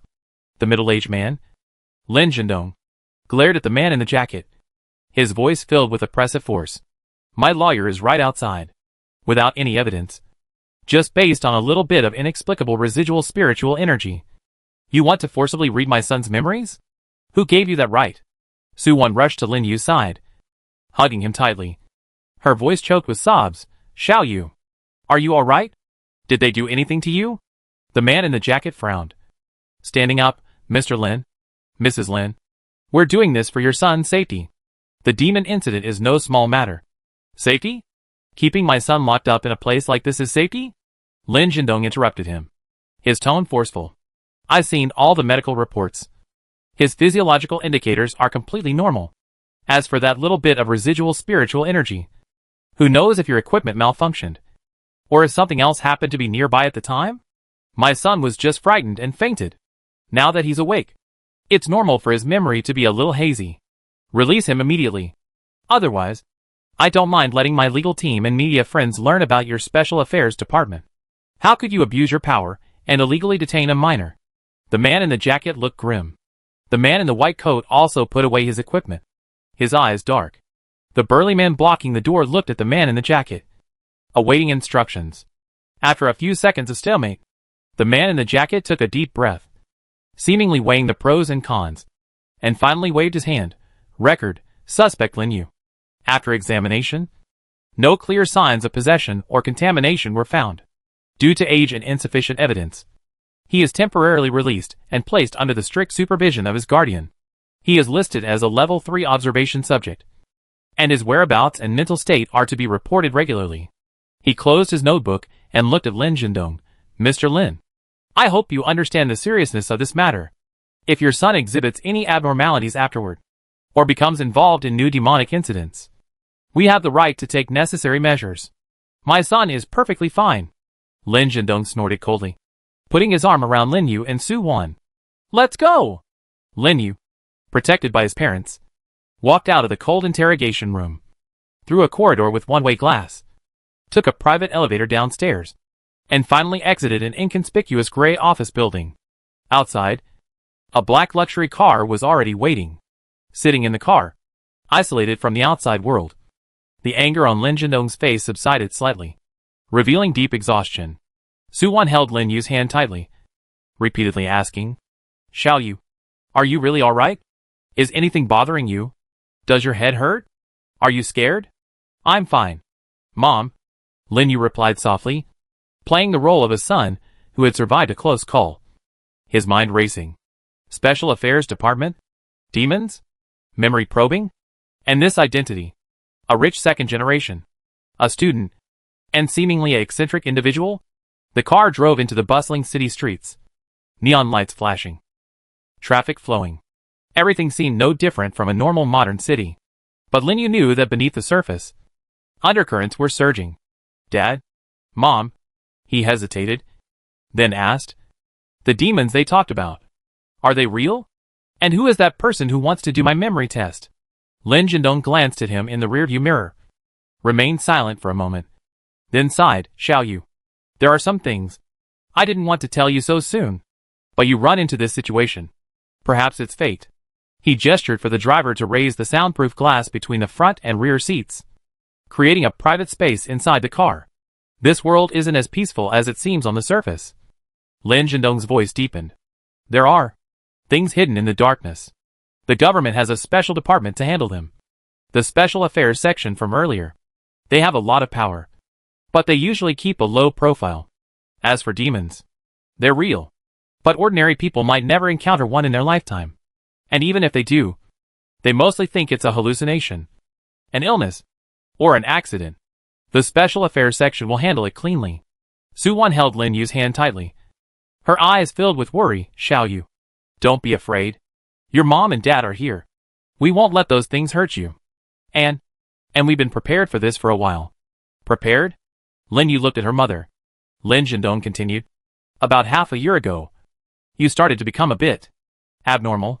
You became irritable, bullied classmates, skipped classes, and hung out with some shady characters, completely unlike the person you used to be. We took you to see many psychologists, but it didn't work. Later, through an introduction, we found a master. A master? Lin Yu's heart skipped a beat. Chapter 500. That expert examined your birth date and time, and used some methods to investigate. Lin Jindong said with a complex expression, that you are destined for this calamity. During this period, your soul will be unstable. Your temperament will change drastically, and you might even become a completely different person. He said this is a sign of a substitute calamity, meaning an external cause or thing will temporarily take your place. causing you to experience certain events. But as long as you endure this period, the outsider will leave. Your true soul will return. And everything will be fine. And afterwards, everything will go smoothly. Suwon interjected. That expert gave us a protective jade talisman to carry with you, saying it could stabilize your soul, prevent it from being completely replaced, and also conceal any abnormalities to some extent. He also instructed us that no matter how irrational you become during this time, as long as your life isn't in danger, try to let things take their natural course and avoid excessive stimulation until the calamity passes. Lin Yu was deeply shaken. A substitute for the deceased? An outsider taking over the identity? This description. It's almost as if Lin Yu foresaw that a survivor would replace this world. Who is that master? Dad? Mom? That master. What does he look like? What's his name? Lin Yu tried to sound curious and fearful. Lin Jindong recalled. He was very thin, wearing a faded old Taoist robe. His hair and beard were all white, but his eyes were particularly bright, like an old Taoist priest. He didn't say his name, only that we call him Yunyuzi. We met him by chance at Qixia Temple in the northern suburbs. Later, when we went to look for him again, the people in the temple said he never came down the mountain, and they had never heard of such a person. It was very strange. A Taoist robe, white hair, bright eyes. Lin Yu's mind instantly conjured up the image of that disheveled, domineering, old celestial master from the soul-suppressing land who casually took his supplies and tossed him the ascension token. Although the descriptions differed slightly, one was disheveled, the other ethereal and otherworldly, the aloofness, the elusive nature, and the possibility of traversing different dungeon worlds or quest spaces made Lin Yu almost certain it was the same person. This demon-era dungeon was actually connected to the soul-suppressing land. Could that old celestial master freely travel between different boundary dungeon worlds? What did he mean by laying down a prophecy here beforehand?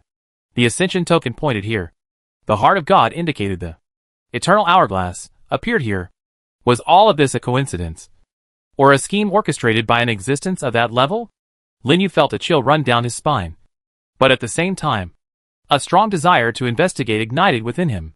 That master also said, Suwon added, tears welling up again, that during this time, you might attract the attention of some unclean things. So we've been very careful, not letting you go out at night, and even secretly placing some of the things he taught you in your room. Unexpectedly, it still happened. Shall you? The time for your tribulation is in 30 days. According to the celestial master, you might be in a deep sleep. Don't be afraid. Just get through this period. Okay. Lin Yu lowered his head and obediently replied. But in his heart, he was thinking about other things. Why was the tribulation starting in 30 days? It should start now, since he had already taken over Lin Yu's identity in this instance, unable to figure it out. He shook his head, ceasing his overthinking. Okay. Just rest at home these next few days. I get you a leave of absence from school. Lin Jindong rubbed his temples. I take care of things with the special affairs section. Try to keep them from bothering you. But you also need to be careful. If you sense anything is wrong, or see anything strange, tell us immediately, or call Secretary Lee directly. He handle it. Understood, Dad. The car drove into a luxurious villa district, finally stopping in front of a 3-story European-style villa. This was Lin Yu's home in this world. Back in his ridiculously spacious and lavishly decorated bedroom, Lin Yu locked the door and immediately activated the radar scan. Within a 9-kilometer radius of the villa, the city's nightscape was outlined by countless red dots on the radar 3D map. Still no resource points. Most of the red dots were moving or stationary. No demon markers. He walked to the window, pulled back a corner of the heavy curtains, and looked out at the quiet streets of the villa district. The streetlights cast a dim, yellow glow, and the shadows of the trees swayed gently.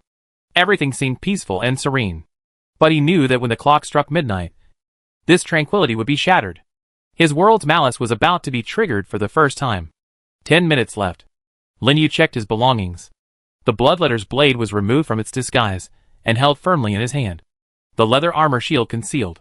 He stood in the center of the room, his back against the solid wall, facing the window and door. His Sharingan quietly activated in the darkness. The 3 tomos slowly rotating, waiting for midnight to fall. Waiting for the demons to reveal themselves. The European-style grandfather clock in the bedroom ticked away. It sounded exceptionally clear in the silence. Lin Yu leaned against the wall, his breathing steady and long. Yet his heart pounded like a taut bowstring. The three tomo of his Sharingan emitted a barely perceptible red glow in the darkness, magnifying and analyzing every detail in his field of vision. His ears picked up the faintest sounds inside and outside the villa, the occasional car passing by on the distant street, the faint sound of the television from his parents' room next door, the airflow from the air conditioner vent, even the rustling of leaves in the night wind outside the window.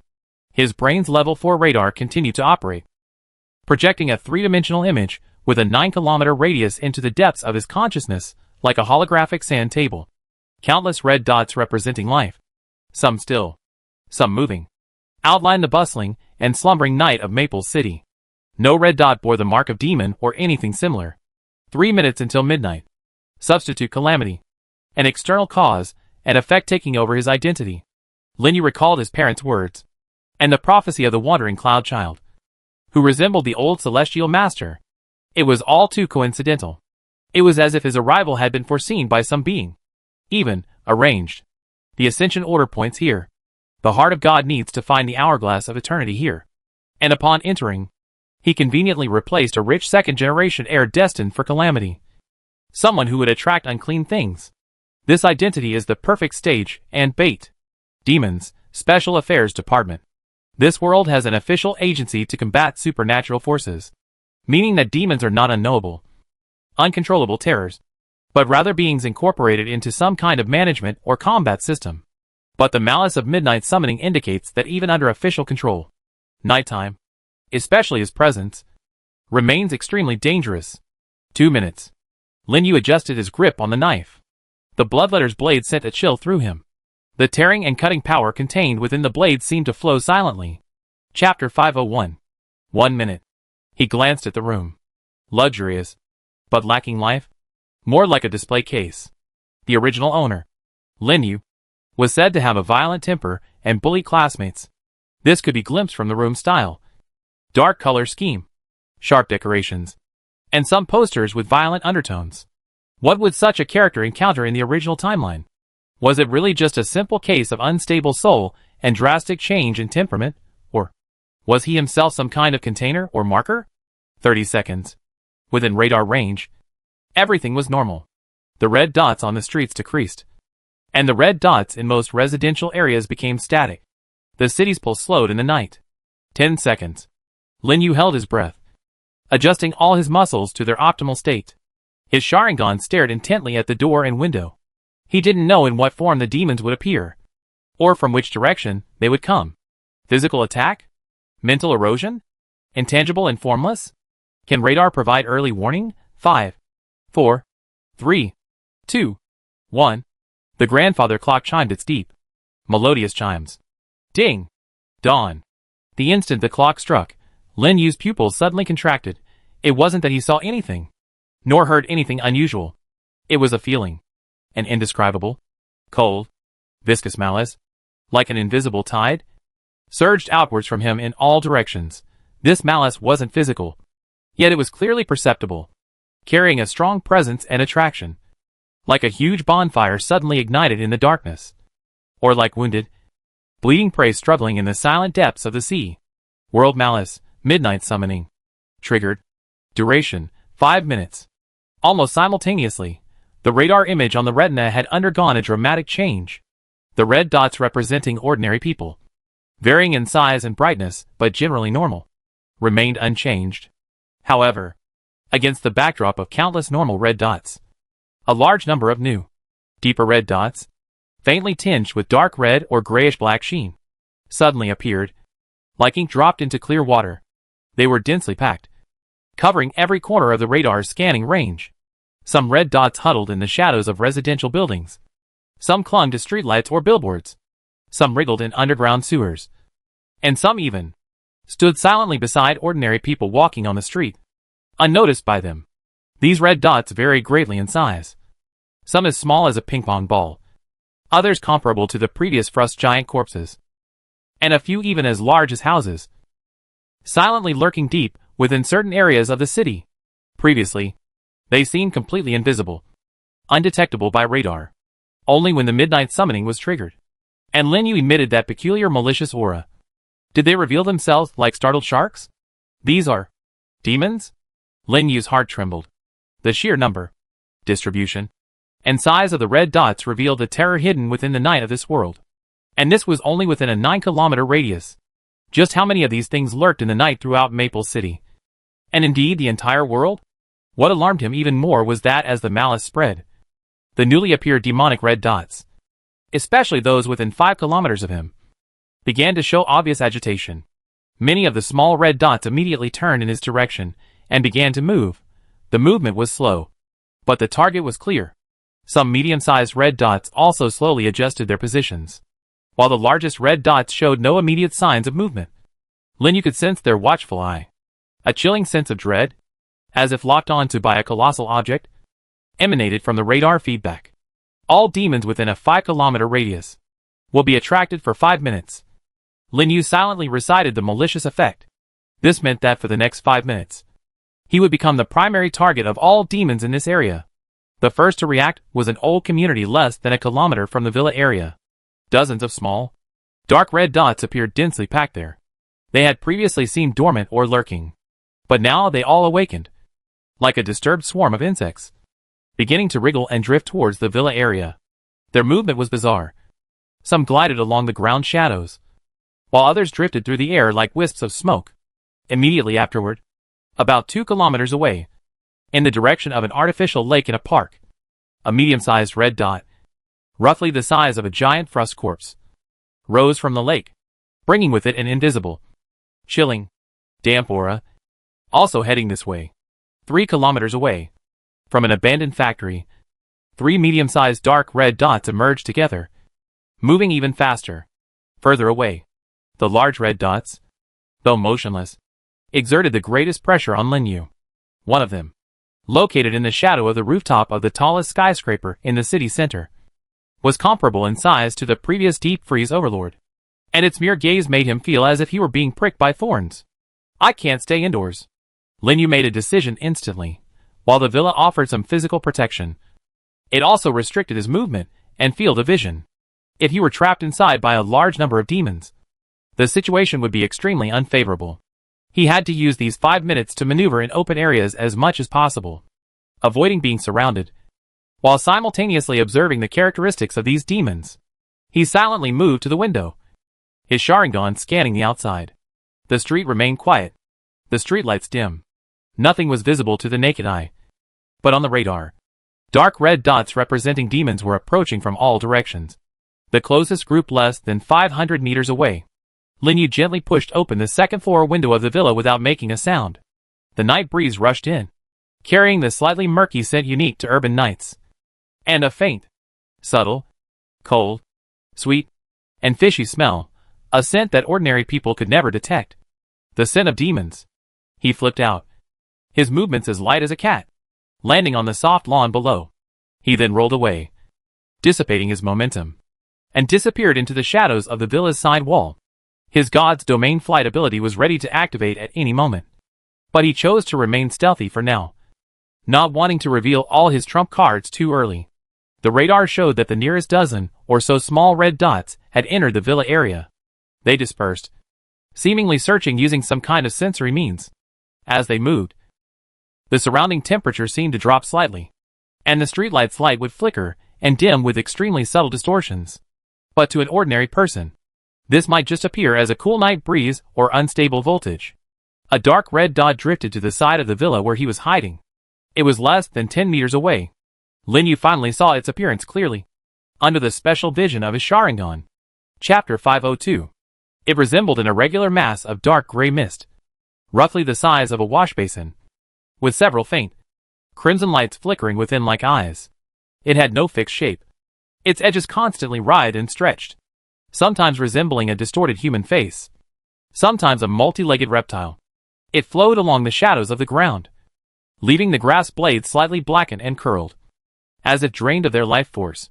It exuded a mixture of coldness, resentment, and greed. A low-level wandering shadow demon? Lin Yu recalled the Special Affairs Bureau man in the jacket's speculation. It seemed this was one of the demons. The shadow demon seemed to sense the delicious creature so close at hand. The mist suddenly contracted inward. The crimson light intensified. And then, like an arrow released from a bow, it pounced towards the shadows where Linyu was hiding. Its speed suddenly increased. Linyu moved. The instant the shadow demon lunged, he slid half a step to the side and back, his right hand instinctively swinging out the bloodletter's blade. But the blade sliced through the mist as if cutting through air, only creating a ripple, failing to cause any real damage. The shadow demon's mist only fluctuated slightly, its attack undiminished. Physical attacks are ineffective. Lin Yu's heart tightened, instantly understanding the characteristics of this kind of spiritual demon. Without hesitation, his left hand reached into his robes, instantly retrieving an item from his spatial backpack, an ancient-looking, dark-colored peachwood sword with faintly flowing lightning patterns. It was the soul-suppressing peachwood sword, which he hadn't used in a long time. The peachwood sword felt slightly heavy in his hand, warm to the touch, and its blade naturally exuded a righteous and peaceful aura, completely out of place with the cold, demonic atmosphere around him. Almost simultaneously with retrieving it, Lin Yu twisted his wrist, and the sword tip swiftly pointed forward. There were no fancy sword techniques, just the simplest straight thrust. Swoosh!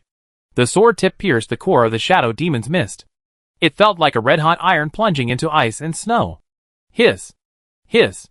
A piercing, agonizing scream, filled with pain and resentment, erupted, more ear-piercing than before. It went straight to the soul.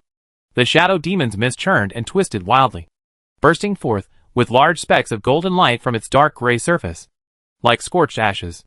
Its body, centered on the point of penetration, rapidly collapsed and dissipated, its crimson light quickly dimming and extinguishing. In just 2 seconds, this basin-sized mass of mist was completely annihilated, leaving only a faint, acrid smell. The peachwood sword was indeed the nemesis of such sinister spirits, but the sounds and energy fluctuations of the battle clearly stimulated the release of malice. On the radar, other nearby demonic red dots, as if injected with stimulants, accelerated their convergence. A dozen small red dots surrounded them from different directions, while the medium-sized red dot from the park's artificial lake also sped up. Now less than a kilometer away, Lin Yu didn't linger. He transferred the peachwood sword to his more comfortable right hand, and stored the bloodletter's blade away, saving it for use against physical enemies. With a flash, he activated Divine Domain, his body moving as if weightless, skimming the ground as he swiftly left the villa area, heading towards a nearby, planned but undeveloped construction site filled with building materials. The terrain there was relatively complex, with a wide field of vision, suitable for dealing with encirclements and allowing him to observe different types of demons. His speed was extremely fast, easily shaking off most of the small red dots. But the medium-sized red dots seemed to have locked onto him, relentlessly pursuing him. Its speed was also considerable, and its movement was unpredictable, sometimes blending into shadows, sometimes seeping out from the ground, the straight-line distance constantly closing. 2 minutes later, Lin Yu arrived at the empty construction site. Piles of cement pipes, steel bars, sand, and several unfinished, rough-hewn frames lay scattered about. The moonlight was obscured by clouds, with only distant streetlights providing a faint glow, making the scene appear exceptionally desolate and eerie. He had just steadied himself behind a pile of cement pipes when the radar alarm suddenly went off. The medium-sized red dot had arrived, not from the ground, nor from the air. It emerged directly from the shadow of a shallow puddle, still damp from the daytime flooding, not far in front of Lin Yu. The shadow of the puddle churned and swelled violently like boiling ink. A massive, distorted silhouette rose from the shadow. The moonlight barely outlined its shape, about 3 meters tall. Humanoid, but extremely disproportionate. Its limbs were as thin as bamboo poles, the joints bent backwards. Its hands and feet were enormous, webbed claws. Its skin, if it could be called skin, was a slippery, dark green gelatinous substance, covered in mucus and folded with constantly opening and closing suckers. Its head had no obvious facial features, only a protruding, lamprey-like, round mouthpart, filled with layers upon layers of spiraling, gleaming, sharp teeth. It had no eyes, but Lin Yu could feel an invisible gaze firmly locked onto him beneath the smooth, gelatinous skin above its mouthpart. It exuded a strong, chilling aura, carrying the smell of water and decay. A thin layer of white frost quickly formed in the puddles beneath its feet, spreading outwards. A water ghost? Or some kind of aquatic demon? Lin Yu instantly judged. This thing seemed to possess a degree of ability to move between physical form and shadow. Its chilling nature, size, and imposing presence far surpassing the previous shadow demon. Radar showed that besides the medium-sized red dot, more than 20 smaller red dots were closing in from all directions, the closest being less than 100 meters away. The most threatening one had to be dealt with before being completely surrounded. Or escape. The demon, which we call a water demon for now, emitted a low, gurgling sound, like bubbles bursting underwater. Its slender arm suddenly rose, its claws outstretched, and it grabbed at Lin Yu in the air. Sizzle! Sizzle! Sizzle! Dozens of sharp, barbed ice spikes instantly condensed from the damp sand and water beneath Lin Yu's feet and around him, shooting upwards like earth spikes. The area covered a 5-meter radius around him. Such fast casting speed, and no obvious precasting action, Lin Yu was prepared. The instant the demon raised its arms, he activated Divine Domain.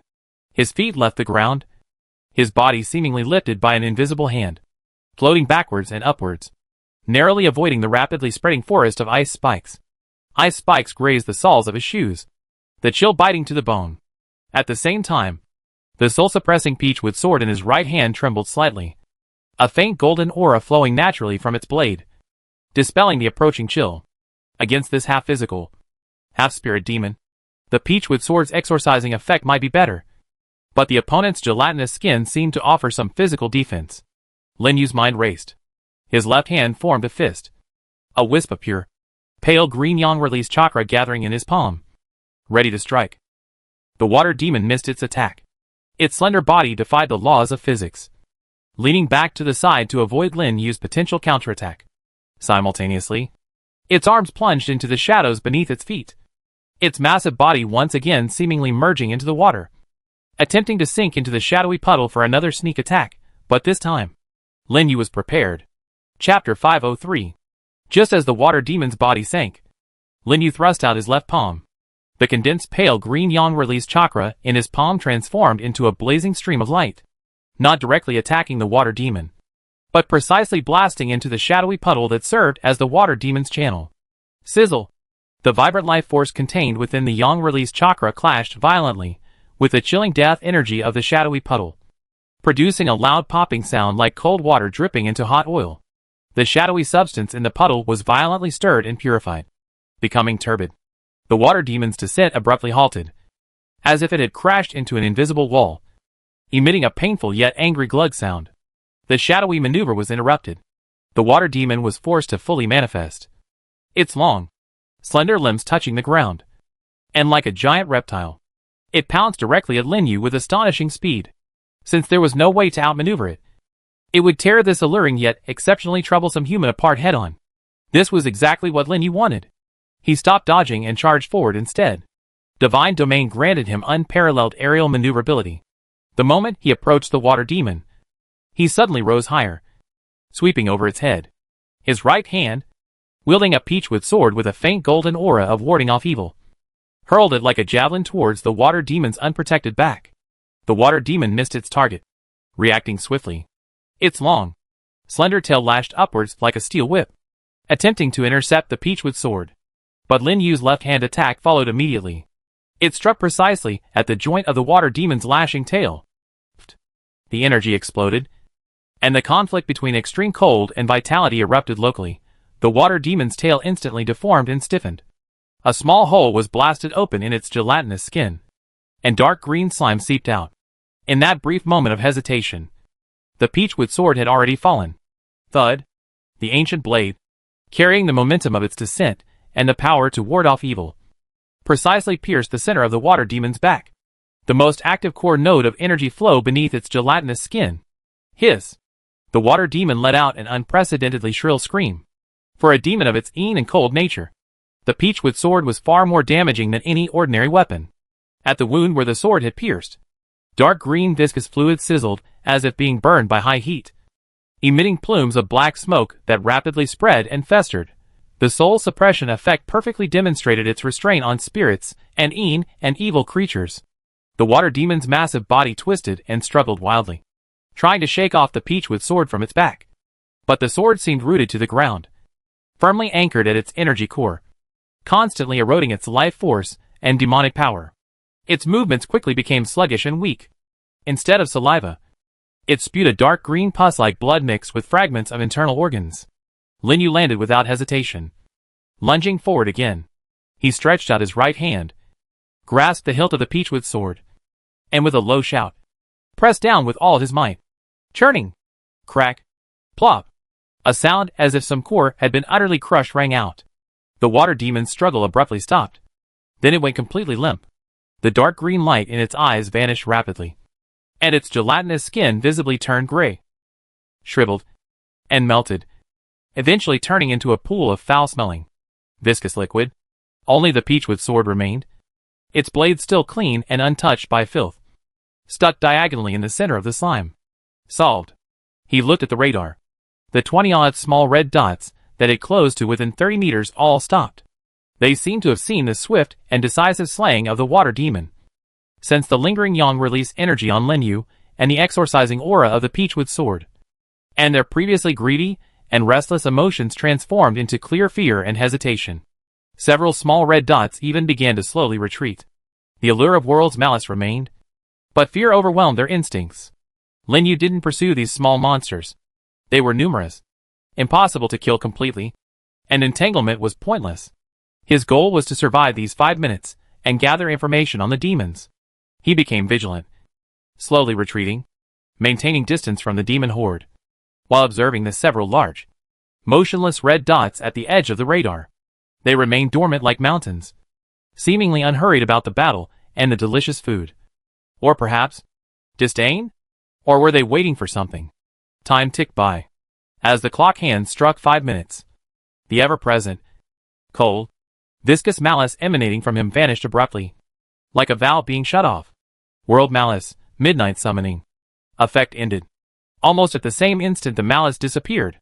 The night wind dispersed the last trace of the stench left by the melted water demon. Lin Yu stood in the center of the empty construction site, surrounded by broken cement pipes and piles of sand. The moonlight, stingy with its pale glow, illuminated his calm face. Most of the small points of light returned to their previous hidden state, disappearing from radar detection as if they had never existed. Only a few, seemingly still retaining a trace of awareness, slowly moved away from Lin Yu, eventually disappearing into the intricate network of red dots in the city's background. The several enormous, mountain-like giant dots of light remained completely still, though the terror of being watched faded slowly as the malice dissipated. 5 minutes. The mere 5 minutes of the lighthouse effect attracted an attack from at least one medium-sized demon and dozens of small shadow demons. If he hadn't possessed the soul-suppressing peachwood sword and yang release chakra, methods perfectly suited to countering Yin and evil spirits, he would likely have been bogged down in a fierce battle with just the bloodletter's blade, or even tied down, attracting even more trouble. Once a day, for 30 days, Lin Yu silently calculated the pressure. This meant he had to deal with a similar attack every night. And as time passed, demons in the vicinity might be cleared out or scared away, while stronger demons from further away might be attracted.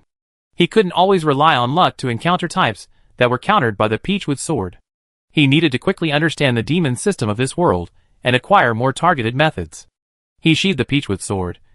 Its blade remained warm and smooth, as if it hadn't just slain the demon.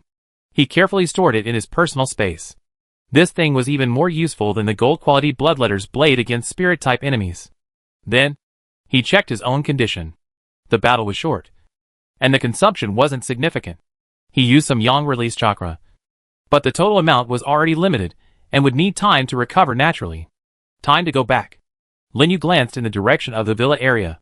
He needed some time to process tonight's encounter and consider his next plan. He didn't use divine domain to fly back. That would make him too conspicuous. Chapter 504. Instead, relying on his superhuman physical abilities, he moved swiftly through the shadows and buildings, silently returning to the vicinity of his villa. As he approached the villa, he slowed his pace, activating both his radar and Sharingan, vigilantly scanning his surroundings. Inside the villa, the lights in his parents' room were still on. 2 red dots leaning against the bedside, seemingly still awake. His own bedroom window remained exactly as he had left it. But on the street outside the villa, several uninvited guests had appeared. 3 red dots. 2 stood motionless on the roadside outside the villa's main entrance. Of medium build, with standard postures, like sentries.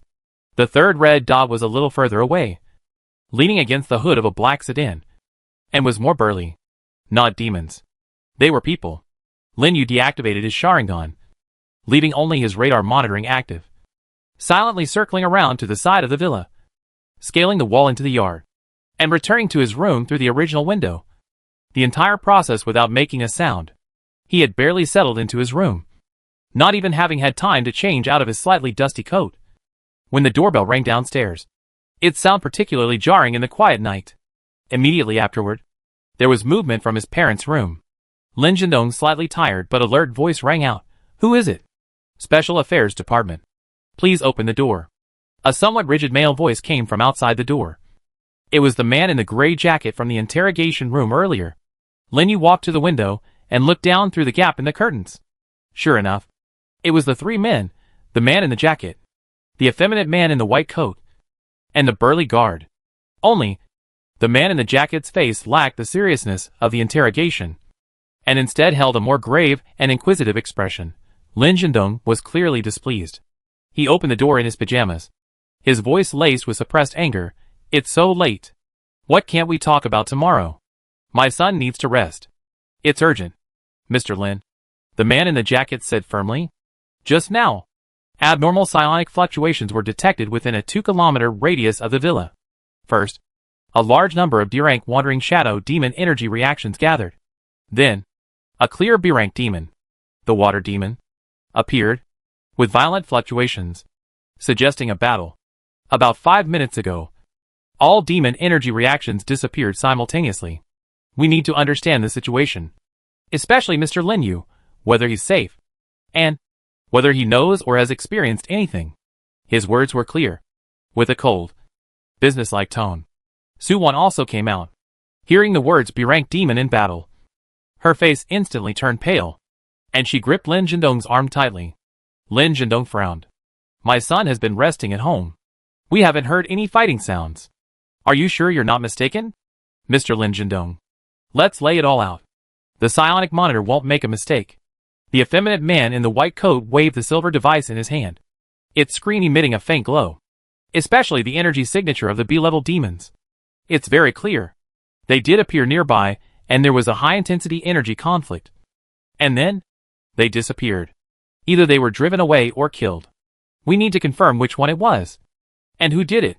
His gaze passed over Lin Jindong, looking at the window of Lin Yu's room on the 2nd floor, as if he could see through the curtains. Lin Yu knew there was no escaping it. He took a deep breath, feigning a mix of shock and annoyance at being disturbed, pushed open the door, and went downstairs. "Dad? Mom? What's wrong?" he asked, rubbing his eyes, looking like he'd been woken up. "Xiaoyu?" Su Wan rushed forward and grabbed him. "Are you alright? Did you hear any strange noises? Or see anything?" "No. I was asleep." Lin Yu shook his head, looking at the 3 people at the door, his brows furrowing. "It's you again? I already told you I don't remember anything. Can't a person get any sleep in the middle of the night?" The man in the jacket scrutinized Lin Yu, his gaze sharp as a knife, seemingly trying to find any flaw in his face. "Lin, are you sure you've been in your room the whole time and haven't left? And haven't you noticed anything unusual? Like being unusually cold? Or hearing strange noises?" "I've been in my room the whole time." Lin Yu's tone was certain, carrying the stubbornness of youth and the frustration of being repeatedly questioned. The windows were closed properly. What could be unusual? What exactly do you want? The man in the white coat suddenly raised the instrument in his hand and scanned Lin Yu. The light on the screen flickered slightly. He glanced at the readings, a hint of doubt flashing in his eyes. He whispered to the man in the jacket. "There's no obvious, fresh residue of exogenous psionic energy on him. Only a faint trace from when he was unconscious. And his own life energy seems a bit more active than an average person, but within a reasonable range." The man in the jacket frowned even more deeply. No signs of combat? This didn't make sense. If the B-rank water demon had truly been eliminated nearby, the combatant couldn't have left no trace whatsoever, unless The battle ends extremely quickly, or the opponent possesses exceptionally sophisticated purification or concealment techniques. But is it possible for an ordinary high school student? Mr. Lin! Mrs. Lin! The man in the jacket turned to Mr. and Mrs. Lin Jindong, his tone softening slightly, but still insistent. For safety reasons, we need to conduct a reconnaissance of the area surrounding your residence. Furthermore, given that tonight's unusual events occurred near the location where your son exhibited residual psionic energy, we still believe that Lin is at high risk. According to procedure, we need to take him back to the department for further investigation. No! Lin Jindong flatly refused, shielding Lin Yu behind him. My son just went through something like that. He needs to rest. You have no evidence that he is related to tonight's events. Just because it happened nearby, you want to take him away? Is this how your special affairs department operates? I want to complain! A tense standoff ensued. Just then, a faint engine sound approached from afar, and another black SUV, without any markings, silently pulled up in front of the villa. The car door opened, and a tall, well-built man in his early 30s, wearing a long black trench coat, stepped out. His gait was steady, his features sharp and defined, his eyes deep and calm, exuding a mountain-like composure. He carried no instruments, but the moment he appeared, the three men in jackets noticeably became more respectful. Even the burly guard, who had been expressionless, straightened his back slightly. The man in the trench coat approached, his gaze first sweeping over Lin Jindong and his wife, giving them a slight nod, before settling on Lin Yu. His gaze was peculiar, lacking the scrutiny of the man in the jacket or the probing of the man in the white coat. It was more like a calm observation, as if assessing something worthy of attention. Captain Chen, what brings you here? The man in the jacket asked in a low voice, his tone questioning. Chapter 505. The man in the trench coat, referred to as Captain Chen, didn't answer immediately. Instead, he looked at Lin Yu and asked, just now, there was a strong demonic aura nearby. It's gone now. Have you sensed anything unusual while you're here? His voice wasn't loud, but it possessed a peculiar penetrating power, compelling one to answer. Lin Yu felt a slight chill.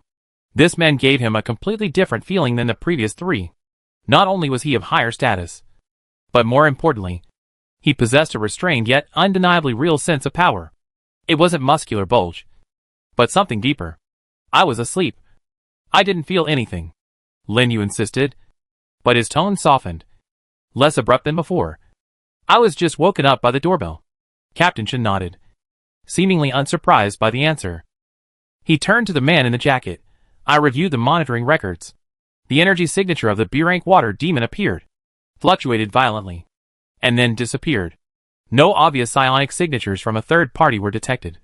Only a large amount of dissipated energy and a small amount of traces of purification and annihilation. He paused, his gaze returning to Lin Yu, this time with a deeper inquisitiveness. Interestingly, the center point of energy disappearance wasn't where the water demon initially appeared, but rather, after moving, it finally settled in this area. He pointed to the street not far from Lin Yu's villa. This means the water demon was lured here and then eliminated here, Captain Chen said slowly. An entity capable of attracting a B-rank demon and silently eliminating it in a short time is nearby. His words made Lin Jindong and Su Wan's faces even more grim, while the three men in jackets looked serious, their gazes involuntarily refocusing on Lin Yu. Lin Yu's mind raced. This Captain Chen was impressive. He deduced the general process based solely on monitoring data, but he also seemed unable to pinpoint who was responsible. This was an opportunity. Captain Chen, right? Lin Yu suddenly spoke, a perfectly timed look of confusion and helplessness on his face. From what you said, a very powerful demon appeared nearby, and then it was killed by someone or something even more powerful. Right? Captain Chen nodded slightly. Then why are you looking for me? Lin Yu shrugged. I'm just an ordinary student. I don't even know what the demon you're talking about looks like. Don't you have equipment? Don't you have the ability to detect it? Then go find the expert who killed the demon. What's the point of asking me? If I really had that ability, would I be taken back for questioning? His words carried a youthful grumbling and resentment, but logically they weren't wrong. The man in the jacket's face darkened. You? Captain Chen raised his hand to stop him. He looked at Lin Yu. A faint, almost imperceptible smile playing at the corners of his lips. "You're right," Captain Chen said calmly. "The ability to quickly eliminate a Class B water demon is indeed not something we can easily find. But," his tone shifted, his gaze sharpening, "the water demon is attracted here. According to our research and limited case studies, only a very few people with special constitutions, or those possessing special items or cultivating specific techniques, will emit signals that strongly attract demons under certain circumstances, such as intense emotional fluctuations, loss of power, or at times like tonight. Lin Yu, there were abnormal psychic energy residues on your body when you were unconscious. Tonight, a Class B demon was attracted to your neighborhood, and after the demon was dealt with, you happened to be sleeping soundly at home unharmed," Captain Chen said slowly. "These coincidences are a bit too much. So you still suspect me?" Lin Yu frowned. "It's not that we suspect you dealt with the demon." Captain Chen shook his head. "Given your age and background, the possibility is extremely slim. What we suspect is whether you are the signal source. Your physique might be very special. This physique is delicious bait for demons. And for our special affairs section, it might be a sample worth observing and protecting. Or it might be a risk that needs to be controlled." His words were direct and cold, revealing another perspective of the special affairs section on such incidents, not just protecting the public, but also researching and controlling all extraordinary factors. Lin Zhendong's face turned ashen. "Captain Chen, what do you mean by that? What do you take my son for? A sample? A risk?" Su Wan hugged Lin Yu tightly, tears welling in her eyes. Despite Lin Zhendong's anger, Captain Chen remained calm. "Mr. Lin, please understand. The existence of demons is secretive and dangerous. Any anomalies related to them must be taken seriously. Lin Yu's situation is unique. If his constitution truly attracts demons, then leaving it unchecked will not only keep him in danger, but could also bring unpredictable risks to those around him." He looked at Lin Yu, his tone softening slightly. "Of course, this is only speculation based on the available information. We need further confirmation and assessment. Lin Yu, I hope you can cooperate with us.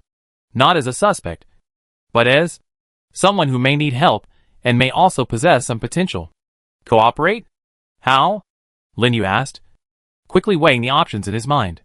A complete refusal might escalate the conflict, leading to stricter surveillance or even coercive measures. Playing along might allow him to glean information about the extraordinary powers of this world, or even get some free resources.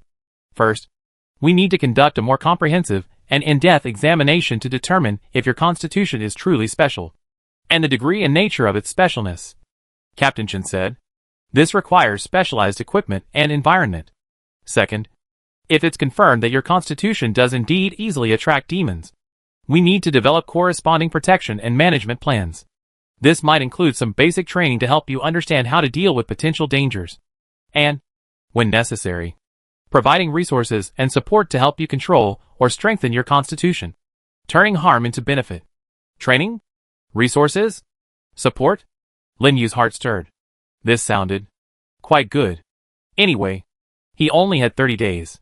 If he could obtain some knowledge about demons, cultivation methods, or useful items from the official organizations of this world, it would definitely be a worthwhile investment. As for the risk of exposure, as long as core secrets such as radar and Heart of God are not revealed, it should still be within a controllable range based solely on a physique that easily attracts demons. Chapter 506. Moreover, with the Wandering Sun's prophecy as a foundation, his parents would likely see this as part of their destiny, and might even support his acceptance of protection. "I need to discuss it with my parents," Lin Yu said, not immediately agreeing, but looking at them instead. Lin Zhendong and Su Wan exchanged a glance, their eyes filled with worry and struggle. They believed the Wandering Sun's words, thinking their son was undergoing a substitute tribulation. But the Special Affairs Section's words also alarmed them. If their son really was attracting those terrible things, "Captain Chen," Lin Zhendong asked in a deep voice, "do you guarantee my son's safety? Will your testing and training cause him harm?" "We guarantee, in the name of the Special Affairs Section, that all testing is within safe limits, aimed at assessment, not harm," Captain Chen said solemnly. "As for the training and protection plan, we will discuss and decide together with you based on the assessment results. Our primary objective is to control risks and ensure the safety of citizens." The words were official, but at least they indicated their stance. Lin Jindong then looked at Lin Yu, seeking his opinion with his eyes. Lin Yu nodded slightly and whispered, "Dad? Mom? I think Captain Chen has a point. If I really am prone to attracting those things, it's better to learn some self-protection skills. It's better than fainting again for no reason one day." He subtly revealed a hint of lingering fear and dread about the unknown. Su Wan tenderly patted his head. Lin Jindong pondered for a moment, then finally sighed. "All right, Captain Chen. We agree to cooperate. However, I must participate throughout the entire process and have the right to stop at any time I deem it inappropriate." "Okay." Captain Chen readily agreed. "Then, let's not delay. Lin Yu, please come with us. The test will be quick, and if all goes well, we can get you back before dawn." Lin Yu glanced at his parents and nodded. He followed Captain Chen to the black SUV, while the three men in jackets got into another car. Sitting in the back seat, Lin Yu watched the night scenery rushing past the window. The city's neon lights were still dazzling, concealing the eeriness and danger beneath the darkness. The black SUV didn't head towards the inconspicuous gray office building they had seen before, but instead drove towards the outskirts of Fengcheng City. The road gradually became more secluded, the streetlights sparse, and finally turned into a side road hidden by dense woods. After passing through a gate with a checkpoint that required a special pass, the view suddenly opened up. A sprawling complex of buildings, surrounded by high walls and electric fences, appeared before them. The buildings were mostly low, square structures, simple and unadorned in appearance, even somewhat old, but exuding a cold, military style. Surveillance cameras were everywhere, and the occasional patrol by heavily armed guards in black combat uniforms underscored the tight security of the place. 7th Special Affairs Division, Maple City Suburbs Base. Captain Chen briefly introduced. As the vehicle stopped in front of a building marked Testing Center, Lin Jindong and Su Wan were politely but firmly ushered into the reception room next door. Only Lin Yu, along with Captain Chen and the effeminate man in the white coat who introduced himself as Dr. Zhou, entered the testing center, passing through several heavy metal doors requiring identity verification. The interior presented a completely different scene. Bright operating lights, gleaming alloy floors and walls, various complex and precise instruments flashing their indicator lights, and staff in white coats or protective suits working quietly and efficiently. A faint smell of disinfectant and ozone filled the air, along with a subtle, mixed sense of energy. Lin Yu's radar couldn't pinpoint the exact location, but he could sense numerous special red dots, generally larger and brighter than those of ordinary people outside. Some of these dots moved with a subtle, unnatural undulation. Were the world superhumans gathered here? Or at least professionals who dealt with demons? Dr. Zhou led Lin Yu into a sealed testing room. In the center of the room was a silver device resembling a medical scanning chamber, surrounded by numerous cables and displays. "Relax. Lie down," Dr. Zhou said, pointing to the scanning chamber. "This is the Psychic Resonance and Life Spectrum Comprehensive Analyzer. It can non-destructively scan your life magnetic field, energy circuits, soul stability, and whether there are any external parasites or imprints. The process will take about 20 minutes. You might experience a slight tingling sensation, which is normal." Lin Yu laid down as instructed. The scanning chamber's lid slowly closed, and a soft white light illuminated the interior. He maintained a relaxed posture, yet his mind was highly focused. While the radar couldn't penetrate the special alloy and energy shield to scan the outside, he could sense his own state. A faint electrical current began to flow through his body, as if countless tiny tentacles were probing. Then, a deeper, almost soul-peeping sensation washed over him. Lin Yu's heart tightened slightly, but he didn't resist. On one hand, the heart of God, Pseudo, was of extremely high quality, possessing a certain degree of concealment and positional suppression. He didn't believe that the instruments of this world could easily see through its essence. On the other hand, he needed to expose something to solidify his special constitution claim and gain trust and resources. He deliberately relaxed the control over the faint yang release chakra within his body, allowing it to flow naturally. At the same time, he allowed the extraordinary vitality and regenerative abilities generated by the passive effects of undying body and life's praise to manifest. As for core items and abilities such as the Sharingan, Radar, Bloodletter's Blade, and Gift of the Deep Cold Overlord, he tightly restrained and isolated them with powerful mental strength. hiding them deep within the depths of his soul in space. The scan continued. In the external monitoring room, Captain Chen and Dr. Zhou stood in front of a huge display screen, watching the rapidly scrolling data and constantly changing spectrum graphs. Life energy intensity. 5.4 times the baseline. Extremely high activity index. This recovery speed. Damn it. His cell metabolism and self-healing ability are several times that of an ordinary person. How is this possible? Dr. Zhou stared at the data, his eyes filled with shock and incomprehension. This defies common sense. Even those power-type psychics who specialize in physical enhancement cannot achieve this level of life activity without using psychic energy. He hasn't even awakened any psychic energy fluctuations. Team Leader Chen's gaze remained calm as he looked at the graph in another area of the screen. Soul stability. Slightly above normal. No signs of splitting, parasitism, or foreign imprints.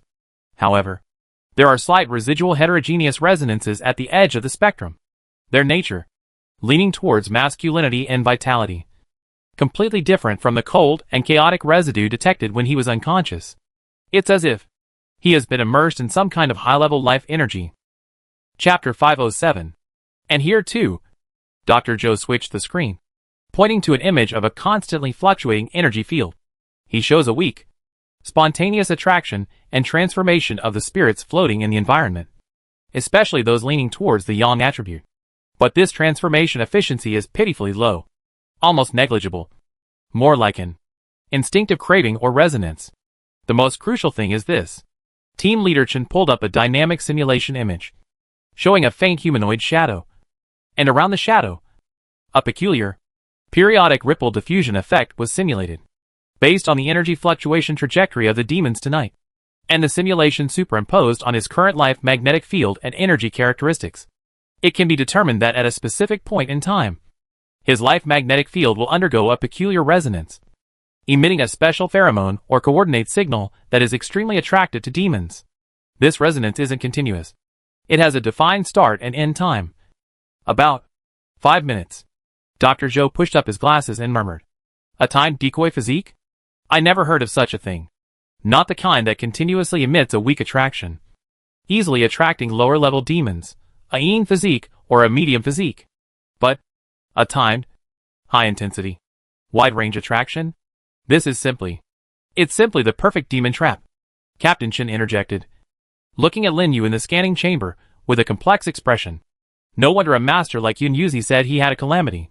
In a world overrun by demons, this physique is like a beacon in the darkness. Yun Yuzi? Dr. Zhou was taken aback. When we were monitoring the Lin family, the Lin parents mentioned the mysterious expert who gave them a prophecy 6 months ago. Captain Chen explained simply. It seems that expert had already seen through the scheme. The saying substitute calamity might refer to the misfortune brought about by this constitution, and the possible turning point that might accompany it. Turning point? Dr. Zhou asked, puzzled. Being able to attract demons also means having an affinity for spirits that is different from ordinary people. If it can be guided and controlled, it might be possible to transform this attraction into deterrence or control. Captain Chen said slowly. Historically, many of the top demon hunters or guardians possess special auras or domains that were extremely intimidating to demons. His physique might have similar potential, but currently it's completely chaotic and passive, which has become a source of trouble. Train him? Dr. Zhou hesitated. Director, he's just an ordinary high school student after all. And this kind of physique is unprecedented. The risk is too great. What if it gets out of control? Or attracts something even more terrifying during the training process? Therefore, strict evaluation, control, and guidance are needed, Captain Chen said firmly, letting him run wild. Regardless, the risks are equally enormous. Tonight's Class B water demon is a signal. If the next one attracts a Class A, or even more terrifying beings, and he happens to be outside our monitoring range, the consequences would be unimaginable. Rather than reacting passively, we should proactively intervene and try to bring the variables under control. He paused, then added, and don't you find it strange? Someone with such a special constitution remained unharmed during tonight's mysterious elimination of the Class B demon. Could there be some connection we haven't yet discovered? Even if he didn't do it himself, there might be some kind of protection or causal relationship. Dr. Zhou seemed lost in thought. At that moment, the scan ended. The hatch opened, and Lin Yu sat up, his face showing a mixture of fatigue and curiosity. How was it? Did they find anything? Team Leader Chen and Dr. Zhou entered the testing room. Lin Yu. Team Leader Chen looked at him, getting straight to the point. The test results confirm that your constitution is indeed very special. Specifically, it manifests as vitality and recovery far exceeding that of ordinary people, a slight affinity for yang attribute spirits, and, most importantly, every day at midnight, your life magnetic field spontaneously generates a special resonance that lasts for about 5 minutes. This resonance has a strong attraction to demons within a radius of several kilometers. Lin Yu cooperated by showing surprise and unease. Every day at midnight? Attracting demons? So, my unconsciousness last night, and what happened tonight, are all because of this? Inwardly, however, he was greatly shocked. This instance's technology could even analyze the world's malice. And with such precision. Very likely. Captain Chen nodded. This is an extremely rare and dangerous constitution. According to our classification, it can be tentatively named the Midnight Summoner. The Midnight Summoner. That does indeed match the name World's Malice. Lin Yu thought to himself. Then, what should I do? He showed a degree of panic and pleading. I can't just wait to be attacked by demons every night. Can I? My parents will be in danger too. That's exactly what we're going to discuss next. Captain Chen gestured for him to calm down. Given the special nature and potential danger of your constitution, and your rights as a citizen to be protected, our Special Affairs Section, 7th Division, formally proposes an observation and training agreement to you. An agreement? Yes. Dr. Zhou took over, pulling out a tablet and displaying a document. Simply put, we're including you in the Special Affairs Division Special Talent Observation and Protection Program. During the agreement period, you need to cooperate with us for regular testing and evaluation. Simultaneously, we provide you with basic psychic knowledge training, as well as preliminary constitution guidance and control training. The aim is to help you understand your own constitution, learn how to minimize the impact during resonance periods, protect yourself, and try to tap into the potential positive aspects of your constitution. We arrange a dedicated training facility and instructors for you. Outside of training hours, you can live a normal life and attend school. But you need to wear our specially designed monitoring bracelet so we can locate and monitor your status in emergencies. We also deploy some concealed early warning and protective measures around your home. Captain Chen added.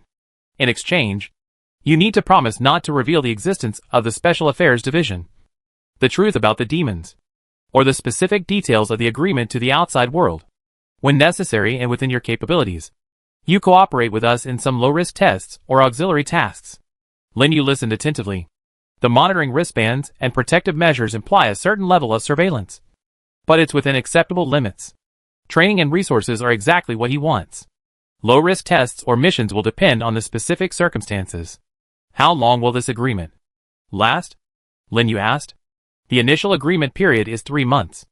After 3 months, based on your progress and evaluation results, both parties can negotiate to renew, modify, or terminate it. Team Leader Chen replied. 3 months? He'd be leaving in 30 days.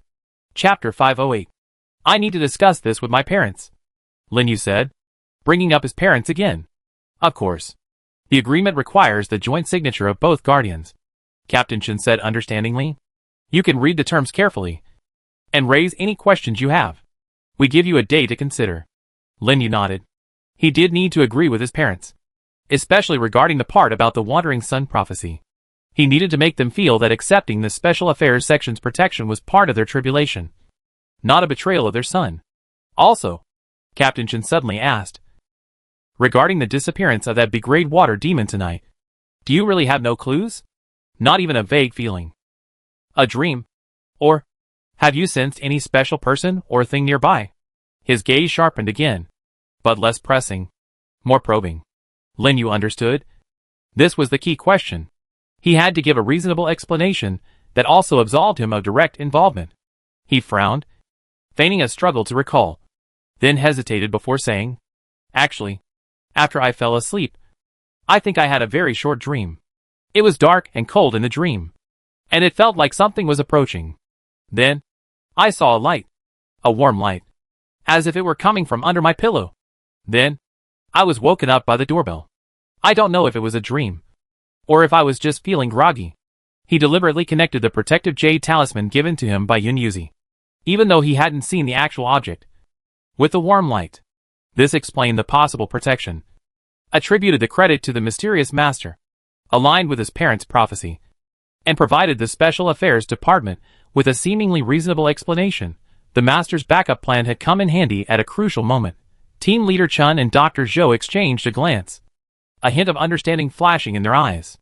A protective jade talisman, Team Leader Chen repeated softly. It seemed Lin's parents had also mentioned this item to them. If it's the work of that senior Yunyuzi, then it makes sense. The actions of a master are indeed unpredictable. This explanation seemed more acceptable to them. A protective measure left by a mysterious master, passively activated when the host faces a fatal threat, dispelling or killing demons. This is far more plausible than an ordinary high school student suddenly bursting into action and killing a B-level demon.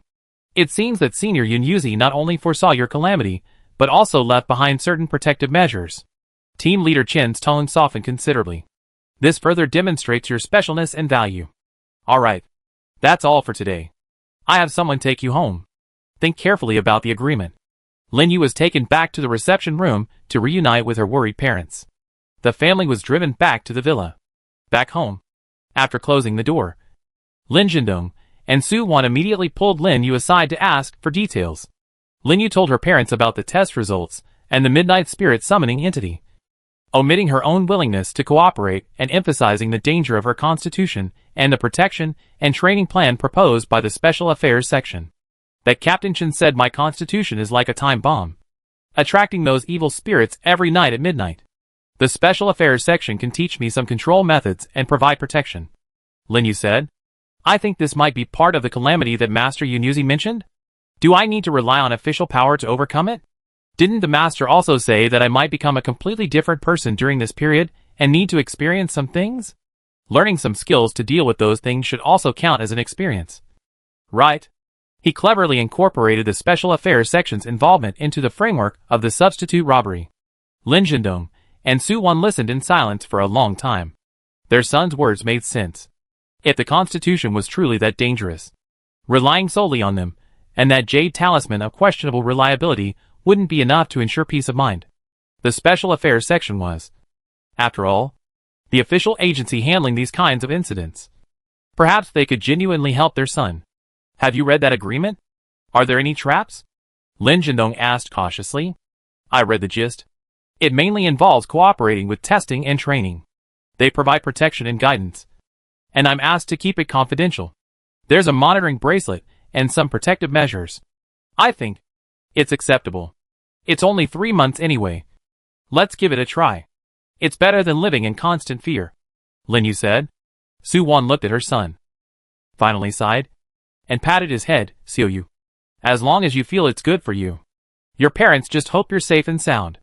If the Special Affairs section can really help you, then go for it. But be careful.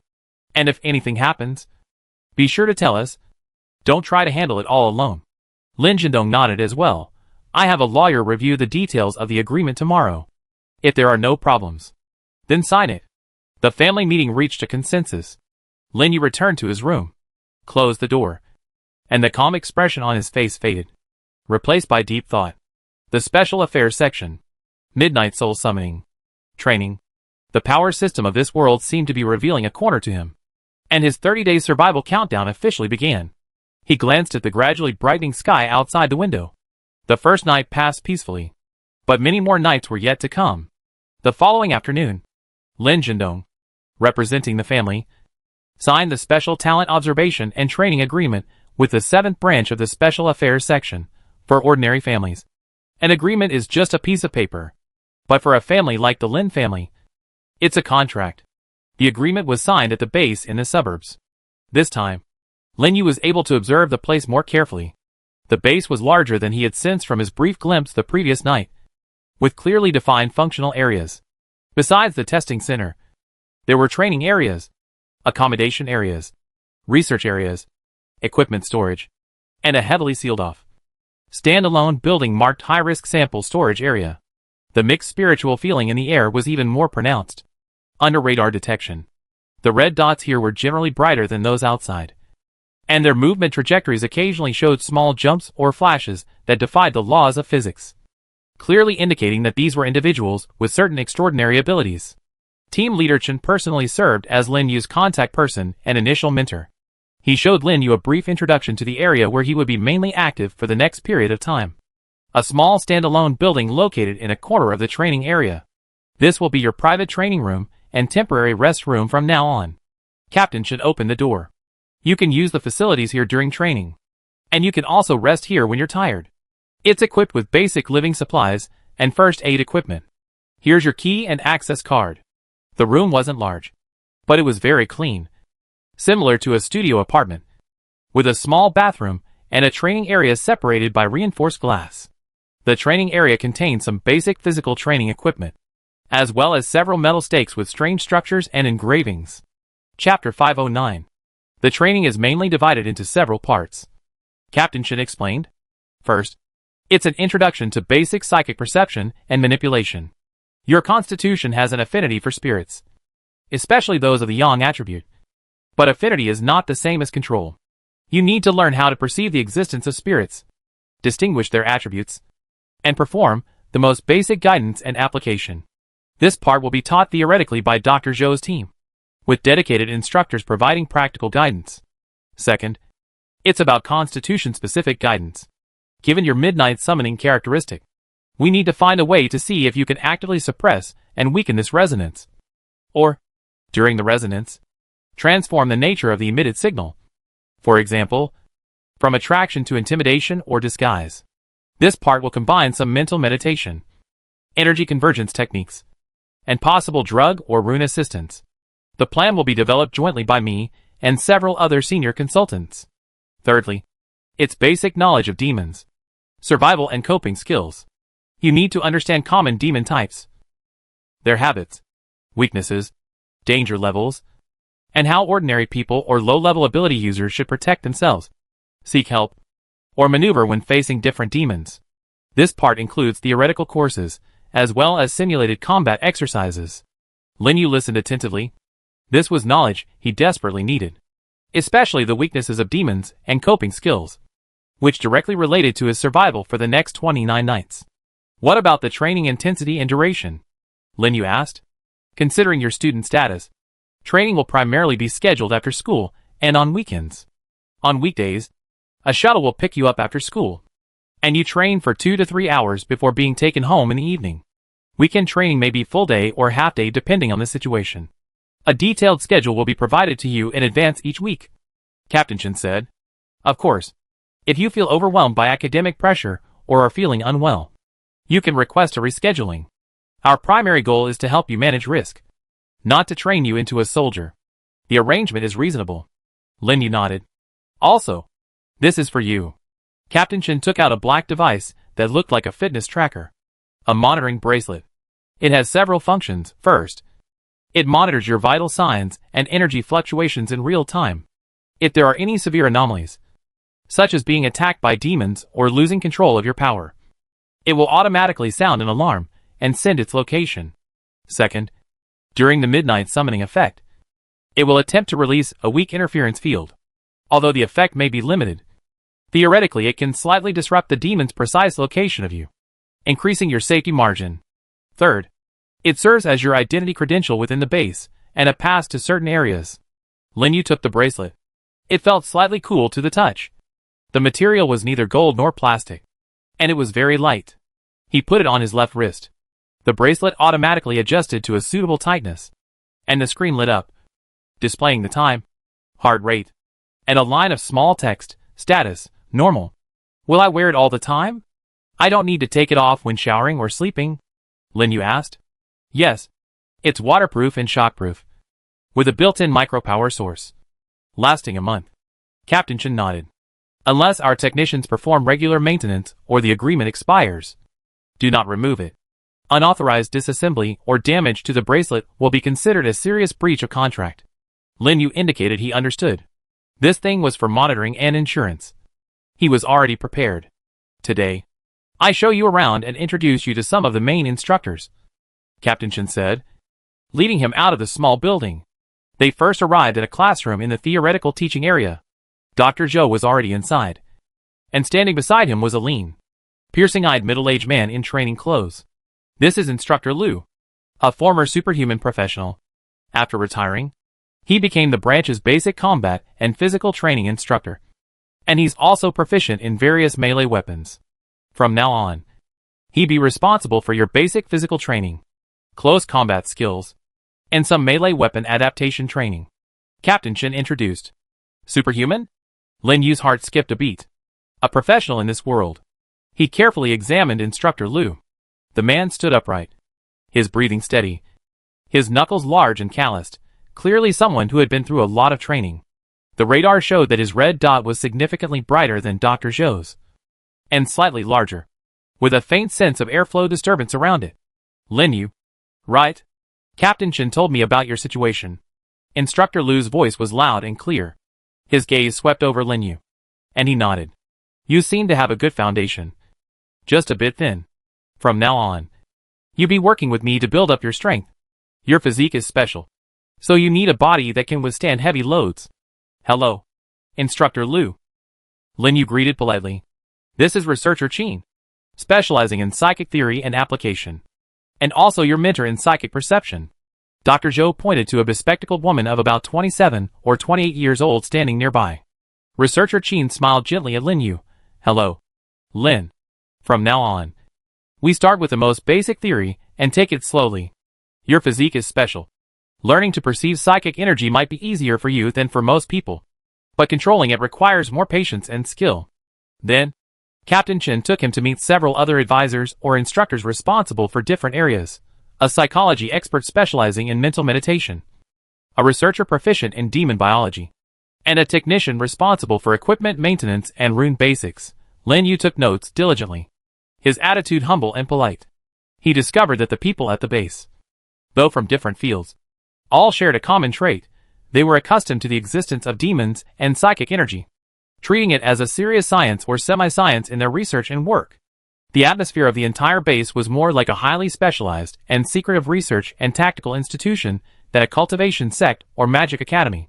This gave him a clearer understanding of the supernatural power system in this world. It seemed to be based on the research and utilization of some objectively existing supernatural energy called spirit, combined with technology and the development of human potential, forming a relatively systematic system for dealing with supernatural threats like demons. Superhumans and psychics were outstanding individuals within this system, but organizations like the Special Affairs Department clearly emphasized systematization and teamwork. As evening fell, Lin Yu finished his first day's familiarization process and was driven home. His parents had prepared a sumptuous dinner, constantly asking about his experiences and feelings at the base. Lin Yu mentioned some things he could say, such as the base being large and professional, the instructors being very skilled, and the training content sounding very useful, thus allaying his parents' concerns. Late at night, Lin Yu returned to his room. He reviewed the day's achievements. He had successfully infiltrated the Special Affairs section, obtaining a relatively legitimate identity and access to extraordinary knowledge in this world. Chapter 510. The monitoring bracelet was troublesome, but it also provided basic protection and early warning. Caution was needed. One should not make any unusual moves under the bracelet's monitoring. The primary goal was to obtain detailed information about the demons and practical self-defense techniques. Only then could one attempt to understand this world's psychic cultivation system and see if it could be combined with or adapted to one's own abilities. He glanced at the black bracelet on his wrist. World Malice would trigger again in a few hours. This time, he was at home. Would the base's protective measures and the bracelet's interference field be effective? He needed to be prepared. Lin Yu sat at his desk in his room, his fingers unconsciously tapping the surface. Outside the window, the streetlights of the villa area cast a dim, yellowish glow in the deepening night. The air was filled with the lingering aroma of dinner, mixed with the slightly sweet scent of air freshener his mother, Su Wan, had just sprayed. Everything seemed so peaceful, no different from any ordinary city night. But Lin Yu knew that beneath the calm surface, undercurrents were surging. There were still about 3 hours until midnight. The black monitoring bracelet on his left wrist displayed the time, 21:07. His heart rate was 72, and the status bar showed a green normal. After returning from the Special Affairs base this afternoon, his parents, though still worried, were noticeably more stable than yesterday. Lin Jindong even patted him on the shoulder, something he hadn't done before, and said, "Study hard. Be careful." Su Wan prepared a large table of his favorite dishes, constantly putting food on his plate. Her eyes filled with heartache, yet also with a sense of relief that her child is finally on the right track. They believed the Special Affairs section's explanation and accepted the fact that their son needed special training. As for the specific dangers of the Midnight Summoning Entity, Lin Yu deliberately downplayed the details, only saying, "There might be some trouble, but the Special Affairs section will handle it." He didn't want to cause the parents too much panic. After dinner, Lin Jindong answered several phone calls, handling company affairs with a serious tone. Su Wan finished cleaning the kitchen and sat on the living room sofa, flipping through a fashion magazine, occasionally glancing up at Lin Yu's room on the second floor. Lin Yu returned to his room early. He needed time to organize his thoughts and prepare for the upcoming second Midnight Summoning Entity. First, he checked his equipment. With a slight thought, the items in his 1 cubic meter storage space were arranged neatly. On the left was the weapons section. Bloodletter's blade, Tin Fist sword, replica, and Kiss of Death were arranged neatly. In the center are armor and special items, Gift of the Deep Freeze Lord, Soul-suppressing Peachwood sword, Clarity pocket watch, and other small items categorized.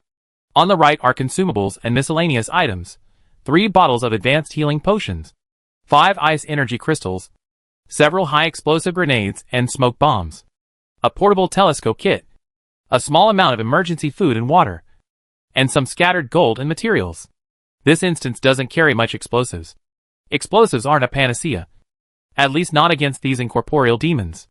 Corporeal demons can probably withstand the explosions. Lin Yu's attention swept over the telescope kit. It was a military-grade multi-purpose observation device, including a detachable monocular telescope, a night vision module, and a thermal imaging module. He barely used it in previous instances. Maybe it'd come in handy tonight, he thought. Lin Yu withdrew his consciousness from his inventory and focused his gaze on the monitoring bracelet on his left wrist. This bracelet was the biggest variable. Team Leader Chen had said it had several functions: vital sign monitoring, energy fluctuation monitoring, releasing an interference field during midnight summoning, automatic alarm and location tracking, and identity verification. Lin Yu had no doubt about the Special Affairs section's technical capabilities. This world's ability to systematically deal with demons meant its technology tree and research into psychic energy were undoubtedly unique. How effective would the bracelet's interference field be? Could it truly disrupt the demon's precise location of him? How sensitive were the monitoring functions? If he used Divine Domain to fly, or activated other abilities of the Divine Heart, could the bracelet detect abnormal energy fluctuations? These were all unknowns. We must assume the bracelet's monitoring capabilities are very strong. Lin Yu made the most conservative estimate. At least under normal circumstances, it shouldn't do anything that clearly exceeds the scope of a high school student with special physical abilities. But he also needed to observe how the Special Affairs Division would handle tonight's midnight summoning, to observe the specific behavioral patterns of the demons, and to observe the fighting style of this world. Therefore, he needed an observation method that was both covert and capable of gathering information. Lin Yu's gaze returned to the window. Night had fallen. The villa area was quiet, with only the occasional passing car and the faint sound of traffic from the main road in the distance. He stood up, walked to the window, and gently pulled back a corner of the curtain. His Sharingan activated silently the instant he opened it, the 3 tomos slowly rotating in the darkness. His vision instantly cleared, magnifying and analyzing the details in the darkness. He could see the minute scratches on the windows of the villa across the street, the feather patterns of a nightbird perched on a treetop 100 meters away, and even the trails of dust particles floating in the air. But with the naked eye alone, his field of vision was limited. He needed a wider perspective. Lin Yu turned and took out a pair of ordinary binoculars from his desk drawer. These belonged to the original owner of Lin Yu, used to spy on the pool party at the villa next door. While the precision was far inferior to military equipment, it was sufficient for the time being. He returned to the window, held the binoculars up to his eyes, and adjusted the focus. His gaze swept across the main road of the villa area, the green belt, and the public areas. Everything seemed normal, but he knew this was just the calm before the storm. Time ticked by. 22:30. Lin Yu noticed several black, unmarked vans appearing on the street outside the villa. They silently stopped in the shadows by the roadside. turned off their engines, and remained motionless. It wasn't a police car, nor an ordinary vehicle. The windows were tinted dark, obscuring the interior. The Special Affairs Division has arrived. Lin Yu knew. He kept his Sharingan activated, observing carefully. A number of people emerged from the truck, dressed in dark civilian or military uniforms. Their movements swift and efficient. They dispersed. Some entered several nearby vacant villas. Some hid behind greenery and landscaping rocks. And some climbed onto rooftops with better views. There were quite a few of them. At least 20. Their red dots appeared on Lin Yu's radar scan. A three-dimensional image, with a 9-kilometer radius unfolding in his mind. Centered on his own villa. Numerous red dots began to distribute systematically. Most of the red dots were of medium size and moderate brightness. Likely regular combat personnel from the Special Affairs Division. A few red dots were slightly larger and brighter. Possibly squad leaders or superhumans with special abilities. Further away, at a main road intersection about a kilometer away, a significantly larger red dot, far brighter than its surroundings, was getting out of a car. Level A. Lin Yu's heart skipped a beat. Team Leader Chen had said that the Special Affairs Section's combat capability was graded from D to S, corresponding to the threat level of demons. Anyone described as Level A was definitely among the branch's top combatants. The fact that someone of this caliber had been brought in showed how much importance the Special Affairs Section placed on tonight. Chapter 511. Lin Yu continued to observe. The Special Affairs Section personnel's deployment was very methodical. They constructed a circular defensive perimeter with a radius of approximately 300 meters, centered on Lin Yu's villa. The inner circle was densely populated with personnel, while the outer circle consisted of several sentry posts and mobile teams. Once everyone was in position, there were no further unnecessary movements. The entire villa area returned to a superficial tranquility. But an invisible tension hung in the air. 23:15. Lin Yu's parents seemed to have sensed something as well. Lin Zhendong walked to the living room window and looked outside. His brow furrowed slightly. But he said nothing. Suwon paced back and forth somewhat uneasily, eventually being pulled back to the sofa by Lin Zhendong. Lin Yu saw through his Sharingan that the red dots on his parents showed slight fluctuations in anxiety, but overall remained stable. He withdrew his gaze and began preparing for the next move. First, he changed into a dark tracksuit and sneakers for ease of movement. Next, he retrieved the military-grade binoculars kit from his personal space and quickly assembled it. It included the monocular telescope itself, a high-powered eyepiece, a night vision module, and a miniature tripod. The entire setup was compact and could be operated with one hand. He tested it, looking out the window into the distance. The clarity far surpassed the original owner's toy binoculars. In night vision mode, he could even see the movement of insects in the greenery. Excellent. He placed the binoculars beside him, then sat cross-legged on the carpet in the center of the room, adjusting his breathing and entering a semi-meditative state. He was waiting, and also gathering his strength. Time approached midnight. 23:45. Lin Yu opened his eyes. His Sharingan and radar remained activated, outside the villa. The Special Affairs Bureau personnel noticeably raised their alert level. He could see some people checking their equipment and adjusting their positions. The massive A-level red dot moved from the outer perimeter to the inner defensive perimeter, settling at a high vantage point with a wide field of vision. A faint, indescribable fluctuation began to permeate the air. It wasn't the aura of demons, but more like the feeling of energy being deliberately guided and woven. Lin Yu focused his senses. Through his Sharingan, he saw a scene imperceptible to ordinary people, centered on his villa. Within a radius of several hundred meters, countless pale golden, extremely subtle rays of light began to emerge in the air.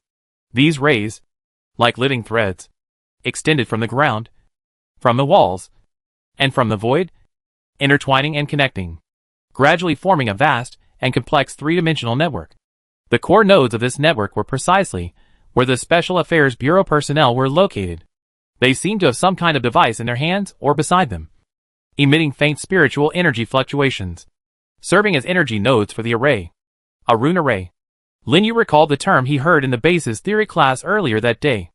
It's a domain-based technology constructed using specific rune sequences and psionic nodes, primarily used to isolate sound, shield abnormal phenomena, interfere with the perception of lower-level demons, and stabilize or suppress psionic fluctuations within its range. It's typically used in densely populated urban areas to deal with demonic incidents, preventing widespread panic. It seems the Special Affairs Division has made thorough preparations tonight, not only to protect him, but also to ensure the incident doesn't affect ordinary residents. The pale golden light network grew increasingly dense, eventually forming a semi-transparent, inverted bowl-shaped pale golden light shield, completely enveloping Lin Yu's villa and a 300-meter radius around it. The instant the protective shield formed, Lin Yu sensed a subtle change in the surrounding sounds. The wind outside the window and the distant traffic became blurred and distant, as if separated by a thick layer of glass. At the same time, a slight buzzing sound permeated the air, the energy resonance of the array in operation. The shielding is working, Lin Yu thought. Now, even if a huge commotion occurred within the villa area, ordinary people outside wouldn't hear or see anything unusual. This was the Special Affairs Section standard operating procedure. 2355. Lin Yu stood up, picked up the assembled binoculars, and walked to the window. He didn't turn on the light. The room was completely dark, save for a few slivers of light from the streetlights filtering through the curtains. He adjusted the binoculars, activating the night vision module. The field of vision instantly turned a pale green, but with extremely high clarity. He focused on a Special Affairs Section ambush point on the street outside the villa. 3 personnel in black combat uniforms were crouching behind the bushes in the green belt. One of them held a tablet-like device with a faint glowing screen. Another held a strangely shaped gun with a thick barrel and runes engraved on its body. And a third held a sniper rifle equipped with an optical scope. Their expressions were serious, their eyes focused, and their breathing steady. Lin Yu moved the camera, panning across other locations. On the rooftop, a 2-person team. One held a long-handled weapon, like a halberd or spear, with a faint glow flowing from its tip. The other's hands were lightly pressed against the ground, seemingly maintaining some kind of spell. In the second-floor window of the vacant villa, figures moved about. Equipment resembling a heavy machine gun was mounted, but with a more complex structure, further away, at the location of the A-level red dot. Lin Yu finally saw its true form. It was a tall, thin man in a gray trench coat, appearing to be around 40 years old. His hair was shaved very short, and a gruesome scar ran diagonally from his brow bone to his chin. He wasn't carrying any obvious weapons. His hands were simply in his trench coat pockets as he stood on the edge of the rooftop of a 3-story villa, his gaze calmly scanning the area below. Even from hundreds of meters away, through binoculars, Lin Yu could sense the sharp aura emanating from the man, like a drawn sword. It wasn't murderous intent, but a sharpness honed through countless battles, ingrained in his very bones. This is an A-level, Lin Yu assessed to himself, judging solely from the oppressive aura. He's no weaker than the top survivors in Frost Valley. But the system in this world is different. Actual combat strength needs to be observed. 2358. All Special Affairs personnel entered maximum alert status. Lin Yu could feel something within him awakening. That wasn't power, nor energy, but an invisible precursor to resonance, originating from the very essence of life. The monitoring bracelet on his wrist suddenly flickered, the status bar changing from normal to special status monitoring. And simultaneously, the bracelet itself vibrated slightly. A nearly invisible pale blue halo spread from its surface, enveloping his entire body. The interference field has been activated, Lin Yu muttered, glancing down at it. The pale blue halo was faint, but undeniably present. Its effectiveness would soon be verified. 2359. Lin Yu took a deep breath, fixed the telescope to the tripod, and adjusted the angle to cover a fan-shaped area of approximately 120 degrees in front of the villa. Chapter 512. Then, a thought flickered in his mind. Divine Domain. Activated. There was no dazzling light, no violent fluctuation of energy. Only an invisible force field quietly unfolded around him, instantly neutralizing the binding force of Earth's gravity. His feet lightly left the ground, hovering in the room. Then, like a ghost, he floated towards the window, gently pushing open the already unlocked pane. The night breeze rushed in, carrying the unique humming sound of the array. Lin Yu's figure flashed, slipping out through the window crack and silently landing in the shadows of the second-floor balcony. The entire process took less than 2 seconds, the movement so light they made no sound. He crouched behind the balcony railing, maintaining the minimum energy expenditure of Divine Domain, his body completely suspended, without any contact with the ground or railing. completely eliminating the possibility of vibration transmission. The telescope's eyepiece was 3 meters in front of him, fixed to the inside of the balcony by a slender bracket. The location was superb, nestled in the shadow of his own villa, offering a wide-open view in front, allowing him to observe most of the defensive perimeter.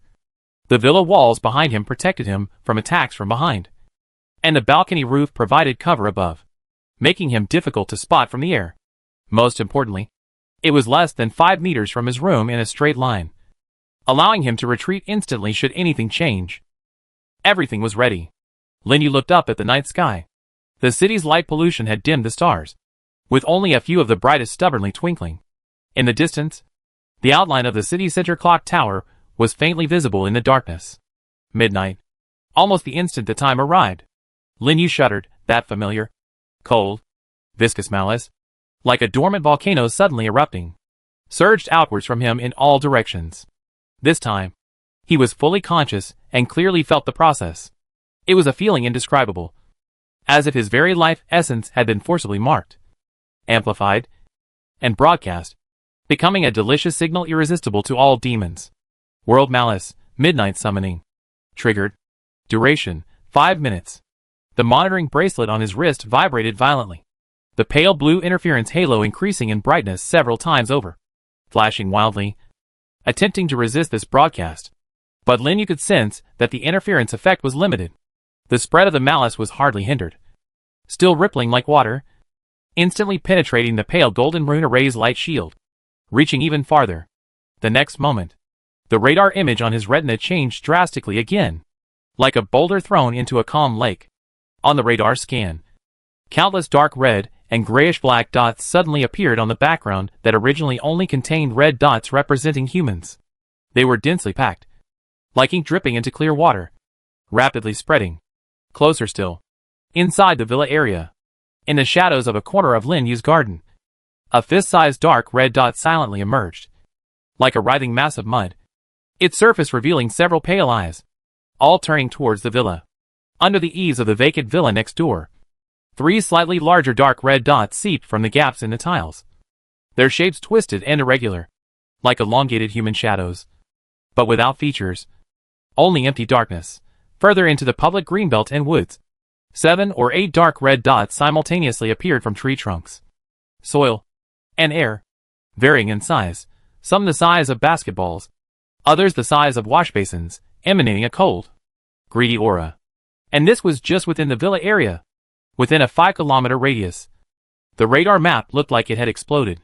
Behind flower pots on apartment balconies, under air conditioner units, in drainage pipes, in the gaps of manhole covers, inside streetlights, behind billboards, under park benches, beneath the surface of artificial lakes, in the shadows of sculptures, even in front of some still open convenience stores, beside night bus stops.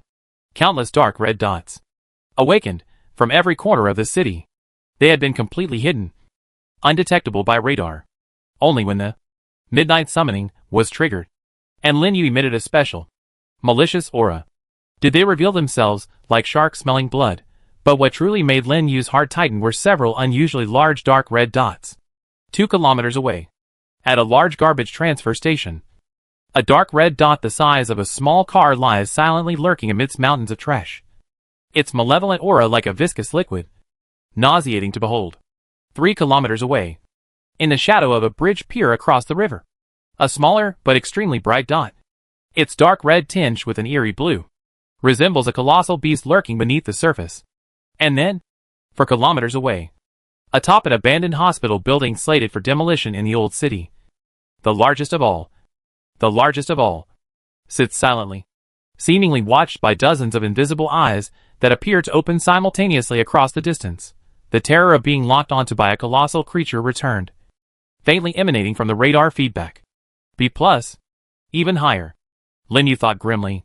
The threat posed by these 3 large, dark red dots far surpassed that of the B-grade water demon from last night, especially the one on the roof of the abandoned hospital, which exerted the most pressure on Lin Yu, as if a primordial beast lurked there, ready to pounce at any moment. At this moment, all these alarmed demons, especially those within 5 kilometers of Lin Yu, showed obvious agitation, like smelling the most delicious bait. They began to turn and move. The smaller dark red dots inside the villa area were the first to act. The mud-like demon in the corner of the garden slowly flowed towards the villa's outer wall, causing the lawn to quickly turn black and wither in its wake. Twisted figures floated down from under the eaves, crawling along the shadows of the walls towards the second-floor balcony. The dark red dots in the green belt and woods also emerged, converging on Lin Yu's house from all directions. They moved slowly, but their target was extremely clear. The center marked maliciously Lin Yu's location. Almost simultaneously, the Special Affairs section's defensive perimeter around the villa shifted. Attention all teams. Targets have appeared. Number, high.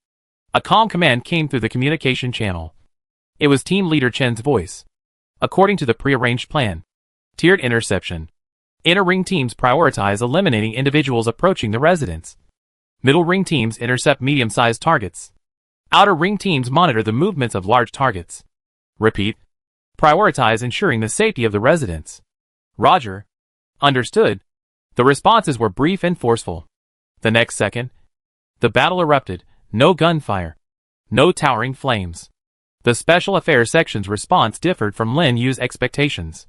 Chapter 513. The first to attack were the rune wielders hidden in the green belts and on the rooftops. Lin Yu saw through his binoculars that a Special Affairs team member, crouching behind a bush, held a strangely rune-encrusted gun whose muzzle glowed with a pale golden light.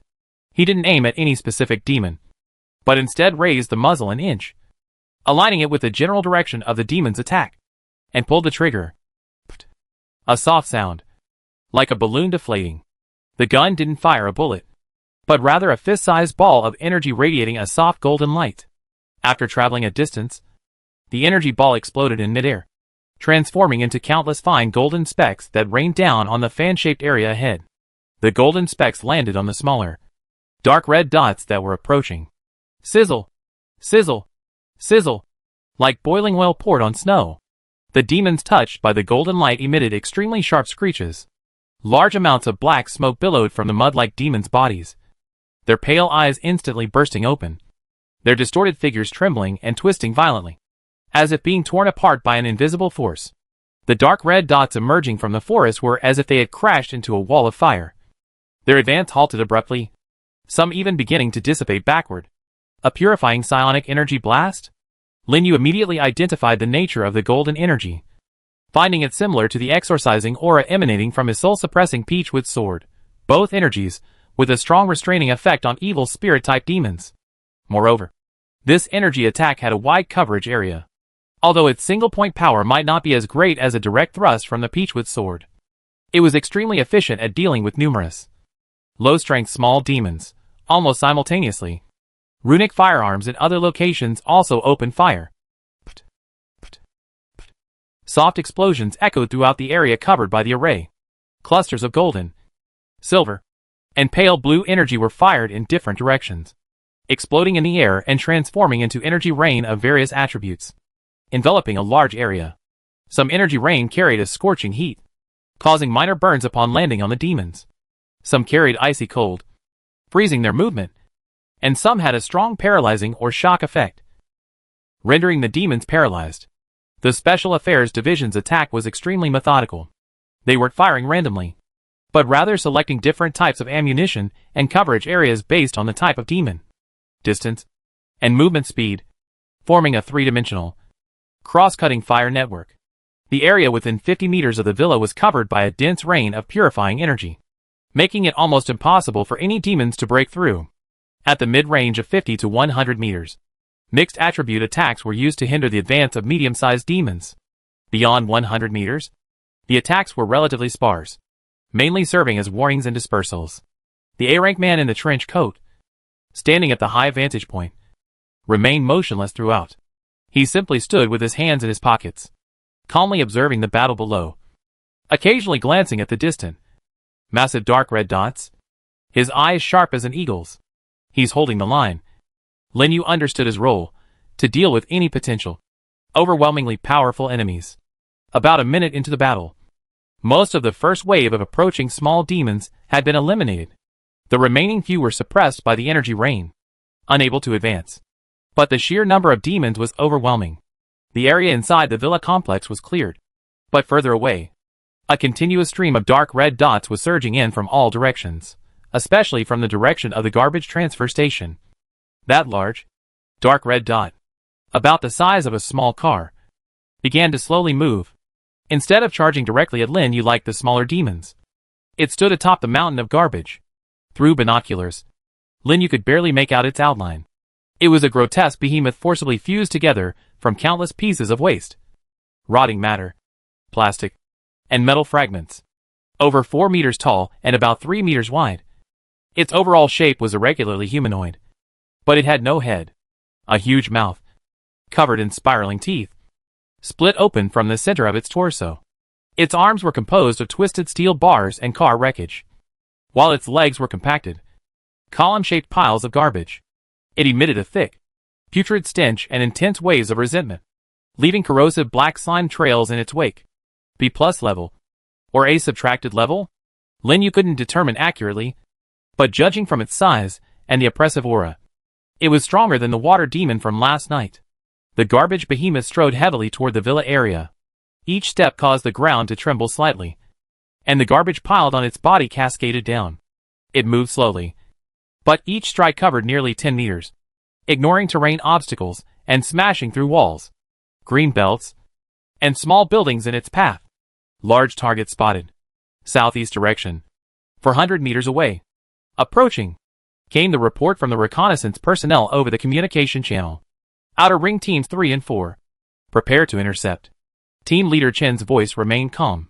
Use armor-piercing and slowing models. Maintain distance.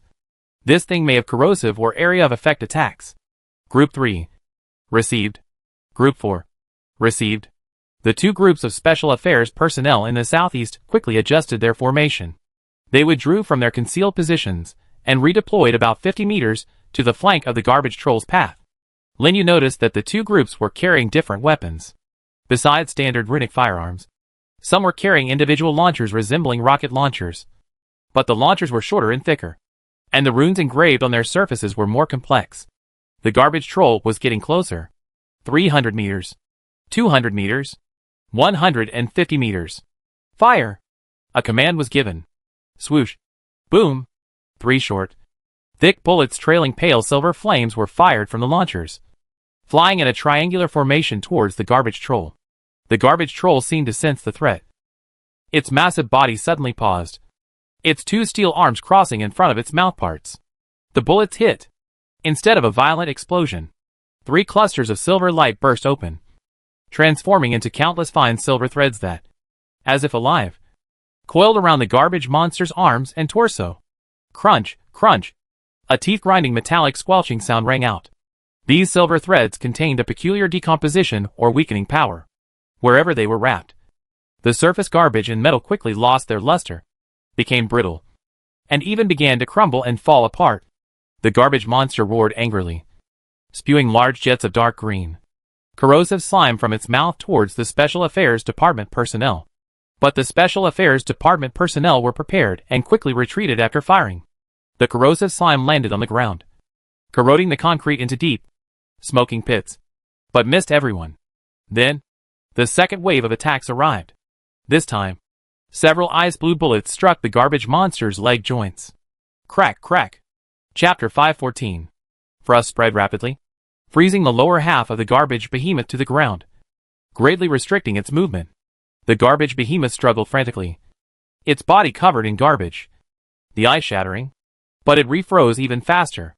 Simultaneously, runic guns from other directions turned their barrels, unleashing a continuous barrage of energy shots at the garbage behemoth. Purifying light rain fell upon it, constantly eroding its body, billowing black smoke. The Special Affairs Division's coordination was tacit and efficient. They didn't rush in, but instead used their range and elemental advantage to gradually weaken and restrict this large monster.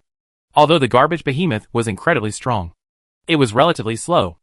Under the Special Affairs Division's organized ranged attacks, it quickly became passive, only able to roar and spew acid, but posing little real threat. Lin Yu silently observed all of this. The Special Affairs Division's fighting style left a deep impression on him. This was completely different from the dungeon battles he had experienced before. There was less individual heroism, less close-quarters combat, and more of a combination of organization, teamwork, tactics, technology, and supernatural forces. Everyone had their own role, and each group had its own mission. Attack, cover, support, repositioning. The movements were fluid and seamless, as if rehearsed countless times. And the weapons and ammunition they used were clearly specially developed based on the different characteristics of the demons. Purifying types for spirits, armor-piercing types for physical entities, slowing types for movement restriction, freezing types for control. Behind this must be a mature demon research system and industrial production capacity. The official authorities of this world are far more powerful than I imagined. Lin Yu assessed inwardly, with such organizations patrolling, clearing out, and protecting the city. Ordinary people have a chance to maintain a semblance of normalcy. Just as Lin Yu was observing the battle between the Special Affairs section and the garbage giant, he suddenly sensed something and turned his gaze in another direction. On the rooftop of the abandoned hospital, the largest dark red dot moved. It didn't charge directly like the garbage giant, but slowly stood up. Even from 4 kilometers away, Lin Yu could see a blurry, extremely massive outline appearing on the rooftop through his binoculars. The thing's height was estimated to be over 10 meters, almost level with the main hospital building. Its form was even more distorted, like a deformed mountain of flesh forcibly pieced together from countless human limbs, internal organs, and bones. Its surface was covered with constantly opening and closing eyes and mouths, and countless tentacles made of intestines, blood vessels, and tendons extended from all parts of the mountain, slowly dancing in the air. It emitted a soul-chilling mental fluctuation, a mixture of extreme pain, madness, and hunger, spreading in all directions like a tangible tide. This monster exerted an even greater sense of oppression than the Deep Frost Overlord in Frost Valley. Although their power systems differed, the sheer intensity of its pure malice and twisted nature was no less. After it stood up, dozens of its eyes simultaneously turned towards Lin Yu's direction. Then, it opened its largest maw, a gigantic maw resembling the gates of hell, right in the center of the mountain of flesh. No sound emanated, but Lin Yu felt an invisible, extremely sharp mental shock travel several kilometers, heading straight for him. That shock contained mad roars, agonizing howls, and desperate curses, as if it wanted to tear his consciousness apart and corrupt it. Suddenly, the monitoring bracelet on his wrist emitted a piercing alarm, and the screen flashed red lights wildly. Almost the instant the mental attack struck, the heart of God, Pseudo, within Lin Yu's body spontaneously vibrated.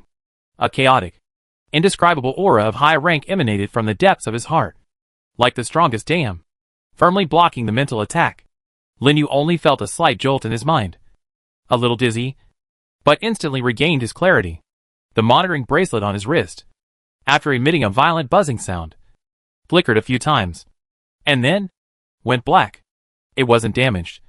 It seemed more like a temporary shutdown due to overload or interference from high-level energy. The bracelet's interference field is ineffective against this level of mental attack. Instead, it's being interfered with by a reverse impact? Lin Yu immediately understood the situation. This scene was clearly monitored by the Special Affairs section. Chief, Lin Yu's life monitoring signal is fluctuating violently. The bracelet is alarming. And then, the signal is lost, came the exclamation of a technician from the communication channel. What? Captain Chen's voice betrayed a hint of tension for the first time. Immediately assess the situation. Medical team. Prepare. Wait. Signal restored. Fluctuation subsided. Bracelet restarting. Data shows vital signs are normal. Only heart rate is slightly elevated. The technician's voice was puzzled. Just now, it seemed like a high-intensity mental shock, but it was blocked by some unknown means. The bracelet's interference field module overloaded and burned out. Other functions are restarting. Captain Chen was silent for 2 seconds. Can you determine the source of the shock? Direction: northeast. Distance approximately 4 kilometers. Intensity: a plus level. The technician's voice trembled. A plus level. A brief silence fell over the communication channel. Everyone understood the meaning of this term. In the records of the 7th branch of the Maple City Special Affairs Bureau, the last time an A+ level demon appeared was 3 years ago, during a large-scale ghost tide incident. At that time, 2 A-level demons, 10 B-level demons, and dozens of regular team members were deployed, and it took a heavy toll to suppress it. And tonight, A terrifying A+-level entity had appeared in the outskirts of the city. That direction is the old city? Captain Chen's voice deepened. Damn it. When did this thing hide there? Chief, it hasn't moved. But that mental attack just now was directional. Its target was clearly Linyu. The technician continued to report. It's probing. Or marking. Everyone's heart sank. Being marked by an A+-level demon meant nothing. At this moment, the A-level man in the trench coat, who had been standing guard at the high point, finally moved. He slowly turned his head, looking towards the abandoned hospital. The gruesome scar on his face was particularly glaring in the moonlight. Old Chen. His voice came through the communication channel, calm yet tinged with seriousness. Things gotten a bit serious. That thing. I might not be able to handle it. Captain Chen took a deep breath. Old Shui. How confident are you? The man in the trench coat, known as Old Shui, was actually named Zhou Shui, one of only 3 A-level combatants in the 7th Division, specializing in high-speed close combat and mental resistance. In a one-on-one fight, I'm 30% confident I can hold it off for 10 minutes. Kill it? Not even 10%. Unless it just stands there and lets me hack and slash. Zhou Shui's tone was blunt. That thing's mental corruption is too strong. My severing thought domain can only withstand it for 5 minutes at most without being corrupted. And its physical form, I can't see its depths. Chapter 515. Team Leader Chen remained silent. Just then, Linyu felt the malicious aura emanating from him begin to weaken.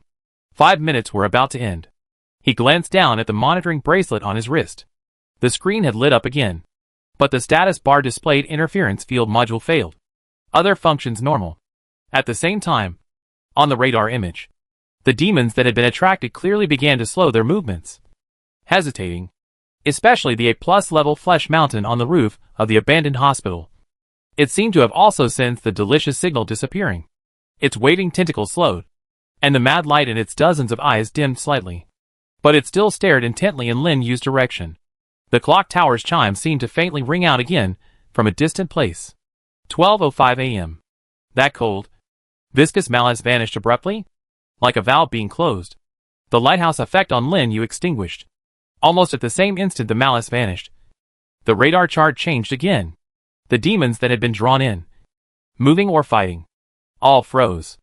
Then, as if paused, or like hunting dogs that had lost their target, they fell into a brief state of bewilderment. The smaller demons near the villa stopped advancing, pacing and turning, seemingly searching for a new target. The garbage behemoth, locked in combat with the Special Affairs Division, noticeably slowed its attacks. Its roars now tinged with confusion. And the A+-level flesh mountain atop the abandoned hospital rooftop. The mad light in its dozens of eyes completely dimmed. It slowly sat back onto the roof, its massive body once again merging into the darkness. But the feeling of being watched hadn't completely disappeared, only become blurred and intermittent. Signal lost, the technician reported. The energy responses of all demons have noticeably decreased. Targeted attacks have ceased. They've lost their clear target. Captain Chen immediately assessed. But they won't leave immediately. All personnel remain on alert. Follow the usual zone night watch plan, gradually clearing out and dispersing the remaining demons. Yes, sir. With the order given, the Special Affairs Section personnel quickly adjusted their tactics. For the smaller demons that had lost their targets and were lingering in place, they no longer used wide area firepower, but instead dispatched elite teams to precisely eliminate them one by one. For medium-sized demons like the garbage giant, they continued to suppress them, but no longer launched proactive attacks, instead confining them to a certain area, awaiting further handling by more specialized cleaner teams. As for the A+-level threat in the direction of the abandoned hospital, no one dared to touch it for the time being. That wasn't a problem that could be solved tonight. Lin Yu hovered in the shadows of the balcony, observing everything through binoculars. As the midnight summoning effect ended, the intensity of the battle noticeably decreased. The Special Affairs Division personnel carried out their mission methodically, clearing away the remnants, reinforcing the defenses, and repairing the array nodes. Zhou Shui, the A-level trench coat-wearing man, also jumped down from the high point and came to Captain Chen's side. The two stood in the middle of the street, talking in hushed tones. Lin Yu, using lip reading, could barely make out some fragments. What a troublesome person, Zhou Shui seemed to mutter. The higher-ups are taking this very seriously. It might involve that plan. Captain Chen's expression was serious. On the demon extermination day 7 days from now. You want to use him as bait? Zhou Shui raised an eyebrow. Preliminary idea. But risks need to be assessed. Captain Chen didn't deny it. Are you crazy? You attracted an A+ level. The energy concentration will double on demon extermination day. And what you attract might be more than just an A+. Zhou Shui's voice rose slightly. So we need more thorough preparation. And perhaps, we need to request support from headquarters. Captain Chen's voice lowered. Their conversation lasted for several minutes. Then Zhou Shui waved his hand, turned, and walked towards a black sedan, quickly driving away. Captain Chen stood there, looking in the direction of Lin Yu's villa. His brows furrowed, lost in deep thought. Lin Yu, crouching nearby in his optical camouflage uniform, overheard their conversation. Demon Extermination Day, bait. These two words echoed repeatedly in his mind. It seemed the Special Affairs section had a new assessment of his value. And he, too, needed to reassess the risks and benefits of cooperating with the Special Affairs section. After the two left, he silently floated back to his room, closed the window, deactivated Divine Domain, and landed back on the ground. The monitoring bracelet on his wrist had fully recovered, and the screen displayed normal data, although the warning about the interference field malfunction remained. Lin Yu disassembled and stored the telescope back in his personal space. Then, he sat down on the bed and began to review his observations from the evening. First, the Special Affairs section's organizational and combat capabilities were indeed very strong. Ordinary demons would hardly pose a large-scale threat to them. Second, the demon threat level in this world was very high. A+ level beings already possessed extremely strong mental pollution and long-range attack capabilities. Third, the midnight summoning was more troublesome than expected, attracting not only ordinary demons, but also terrifying beings of A+ level. Fourth, the Special Affairs Division might be planning to exploit his physique on the so-called Demon Extermination Day. This was both dangerous and potentially an opportunity. Finally, he needed to improve his self-defense capabilities in this world as quickly as possible. Special Affairs Division training was one aspect. He also needed to find ways to tap into the potential of Heart of God and other abilities, and discover methods to deal with high-level demons. Outside the window, the Special Affairs Division personnel were still busy. The cleanup work lasted about an hour, until around 1:30 a.m., when most of the remaining demons were eliminated or dispersed, and the defensive perimeter gradually dissipated. The pale golden rune array slowly dimmed and dissipated. The buzzing sound in the air disappeared, and the blocked external sounds returned. Two black vans silently drove away, taking most of the personnel and equipment with them. Only a few small teams remained, conducting routine night watch patrols around the villa area. This was the Special Affairs section's daily task, not specifically assigned to Lin Yu. Everything seemed to have returned to calm, but Lin Yu knew that some things were different. He lay in bed, eyes closed, but sleep was elusive. The radar maintained a level 1 scan, a three-dimensional image with a 9-kilometer radius silently unfolding in his mind.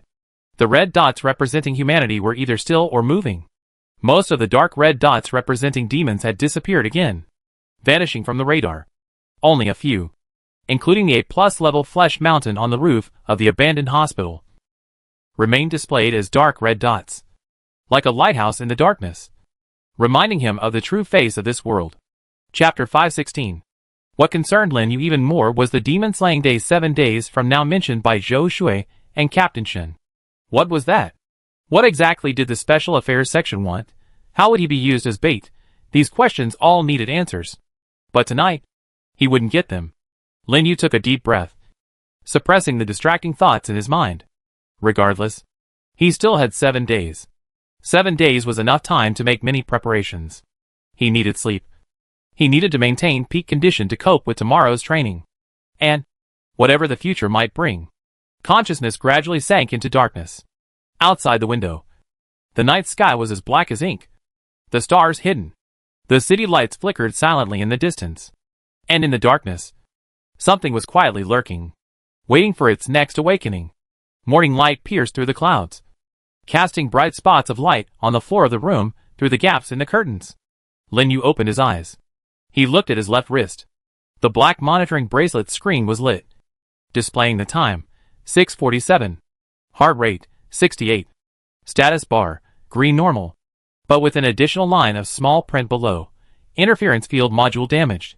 Awaiting maintenance. The Special Affairs Department must have records of the bracelet's alarms and overload. There will likely be related inquiries or checks during training at the base today. Lin Yu didn't plan to bring it up. If asked, he would give a vague answer like, "I had a nightmare. It was really scary." And then the bracelet went off. After all, how could an ordinary high school student possibly explain being able to block an A+ level mental shock? He got up, washed, and changed into clean clothes. A dark blue school uniform jacket, a white shirt, and black trousers, the standard attire of a student from Fengcheng No. 1 High School. A slightly handsome face, but with a calm gaze, was reflected in the mirror. This face belonged to Lin Yu of this world. An 18-year-old high school senior from a wealthy family, with an eccentric personality, and unpopular among his classmates. But now, the inner self had been replaced by another soul. Lin Yu straightened his collar, concealing all his sharpness and profundity in his eyes, leaving only a calm, slightly aloof demeanor befitting his age. When he went downstairs, his mother, Su Wan, was already preparing breakfast in the dining room.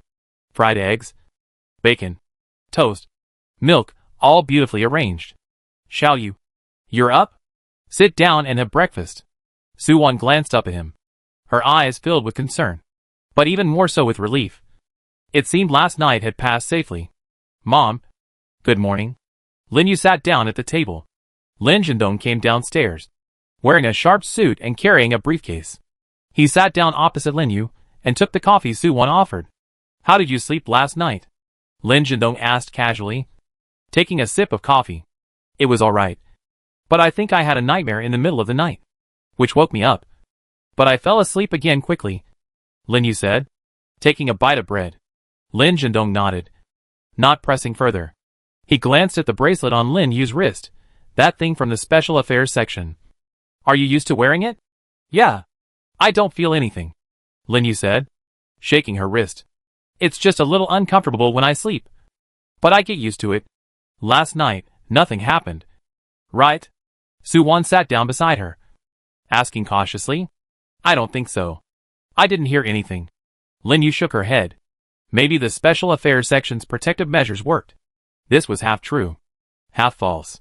He genuinely hadn't heard any movement because the array shielded it.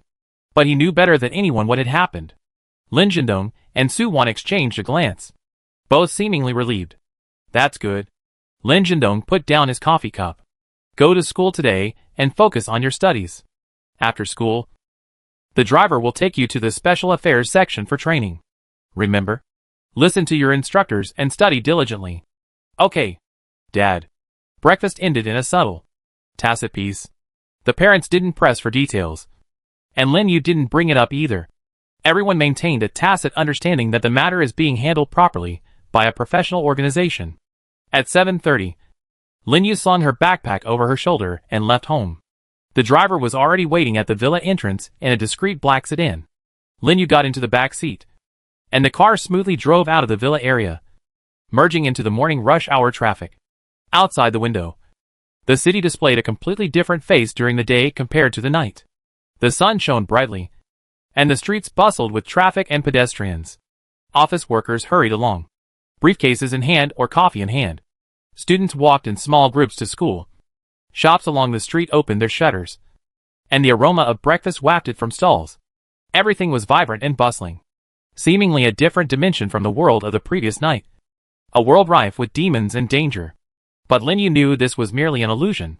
His radar maintained its lowest power scan, a three-dimensional image with a 9-kilometer radius unfolding in his mind. The red dots representing humanity were densely packed, like a moving galaxy, while the dark red dots representing demons had almost entirely disappeared. Just as the Special Affairs Division had stated, demons only appear between midnight and 6 a.m. during the day.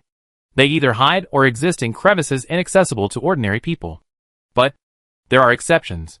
Lin Yu's gaze swept across a spot on the edge of the radar map, about 8 kilometers away, on the top floor of the tallest skyscraper in downtown Fengcheng. A medium-sized but extremely bright dark red dot was still clearly displayed.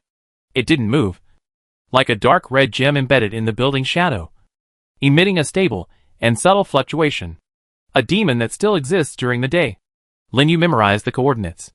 This meant that either this demon was of extremely high rank, capable of resisting the rule of concealment during the day to some extent, or that place contained some special environment or object that allowed it to reside there. Both were worth noting. The car drove through several blocks and stopped in front of Fengcheng No. 1 High School. This was a private elite school with a vast campus, European-style architecture, and a beautiful environment. Students who could attend were all either wealthy or noble. Lin Yu got off the bus and walked into the school gate with her school bag on her back. In the early morning, students walked alone or in groups towards the teaching building. They wore the same school uniforms, but differences in family background could be seen in the details, the brands of their watches, school bags, and shoes, and their demeanor and speech. Lin Yu's arrival attracted some attention. Those gazes were complex: curiosity, scrutiny, alienation, disgust, schadenfreude, and so on. The original owner of this body, Lin Yu, had a bad reputation at school, relying on her wealthy family background.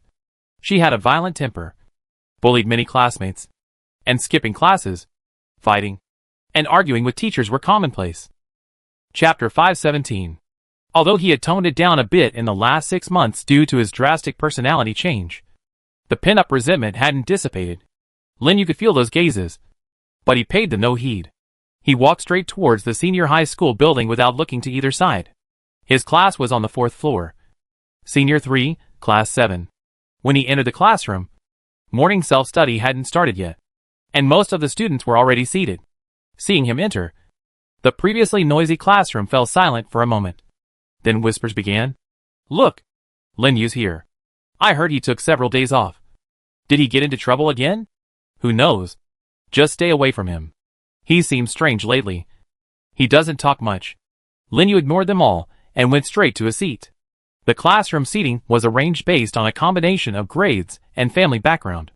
The original owner's grades were terrible, but his family background was top-notch. So he sat in the second-to-last row by the window, a seat that wasn't too conspicuous, nor too cramped.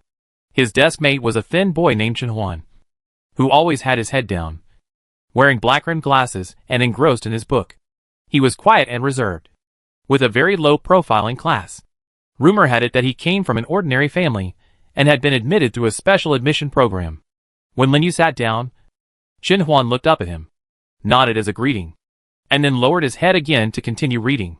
They had been deskmates for almost 3 years, but had barely interacted.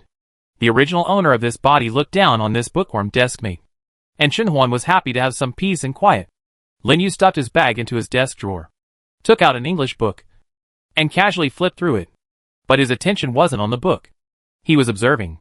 Under his radar scan, every student in the classroom was a red dot. The sizes and brightness varied slightly, but all were within the range of normal high school students, with none being particularly outstanding. This meant that there were no awakened psychic or superpowered individuals in this class. At least not yet. But Lin Yu knew that superpowered individuals existed in this world. There were quite a few in the Special Affairs Department. There should also be a certain percentage of awakened individuals among ordinary people, but they might not be known to the public, or they might have been absorbed by the Special Affairs Department. The morning self-study bell rang, and the homeroom teacher entered the classroom. She was a woman in her 30s, wearing gold-rimmed glasses, with a serious expression. Her surname was Li.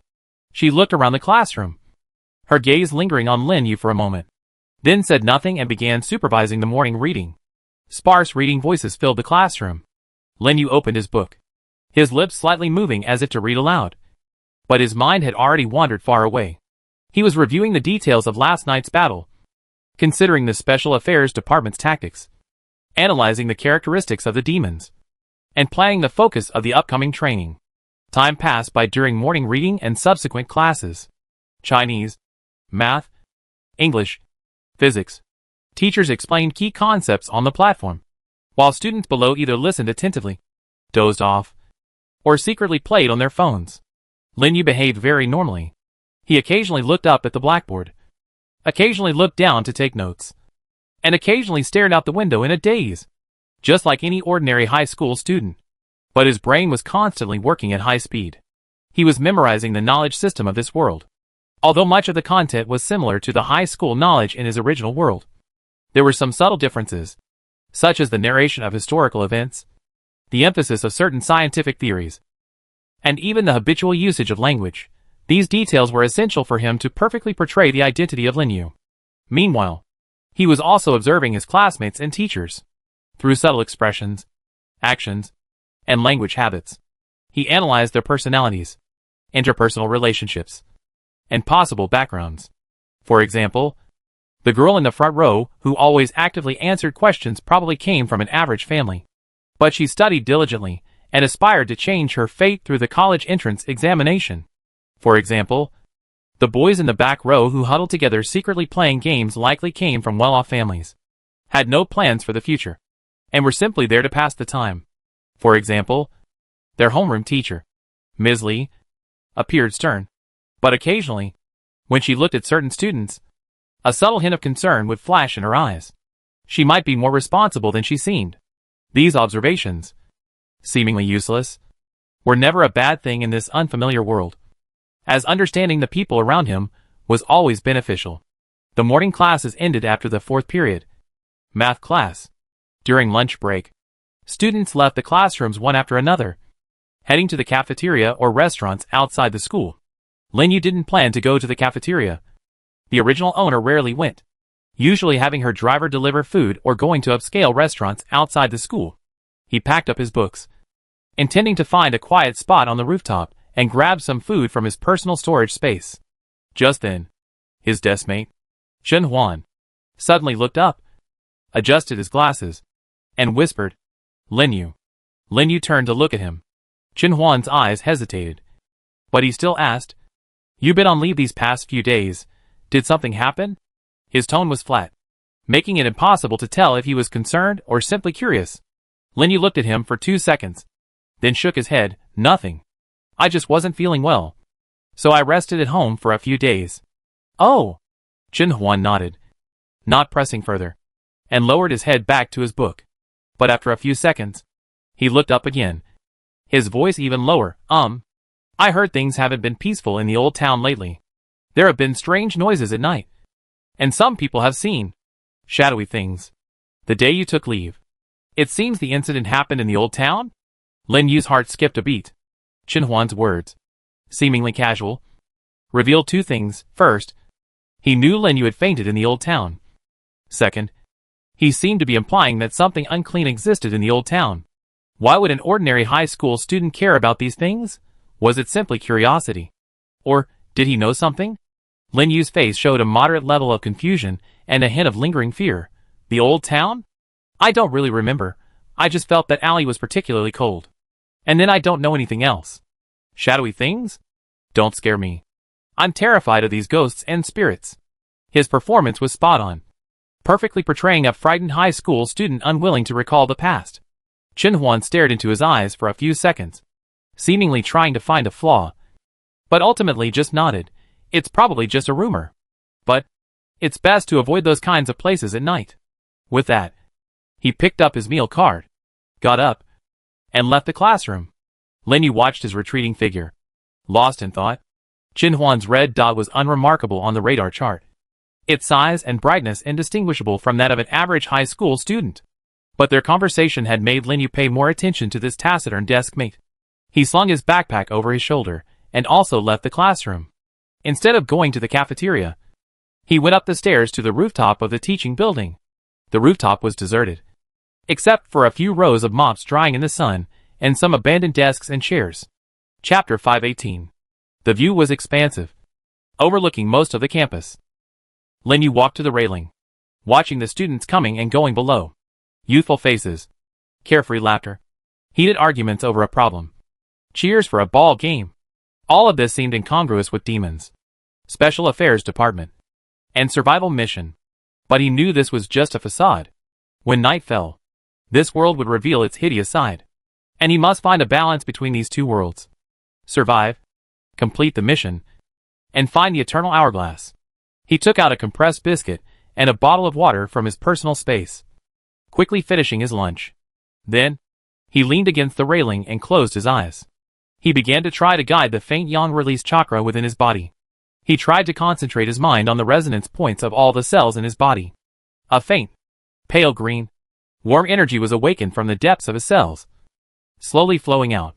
The quantity was small, like a thin stream flowing through the meridians and cells, but its quality was high, brimming with vibrant life force. Lin Yu tried to guide it to his right palm. He concentrated, imagining the images of growth and creation. A slight warmth spread through his palm. He opened his eyes and looked at his right hand. A few thin, delicate strands of hair, about an inch long, tender green vine shoots, tremblingly emerged from beneath the skin of his palm. Like newborn infants, fragile yet tenacious. Would release? The most basic, insignificant would release creation. But in this world, this might be a unique power system. The quantity is still too small. Lin Yu assessed. To use would release in actual combat.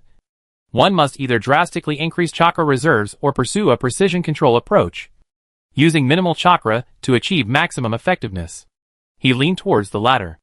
After all, increasing chakra reserves isn't something that can be done overnight, and the psychic energy system of this world might offer some inspiration. Afternoon classes continued. History class, chemistry class, self-study period. Lin Yu maintained his ordinary high school student demeanor, attending classes, taking notes, and daydreaming as usual. During this time, several classmates who had been bullied by the original owner deliberately bumped into his desk as they walked past him, or gave him provocative looks. Lin Yu merely glanced at them, without any reaction.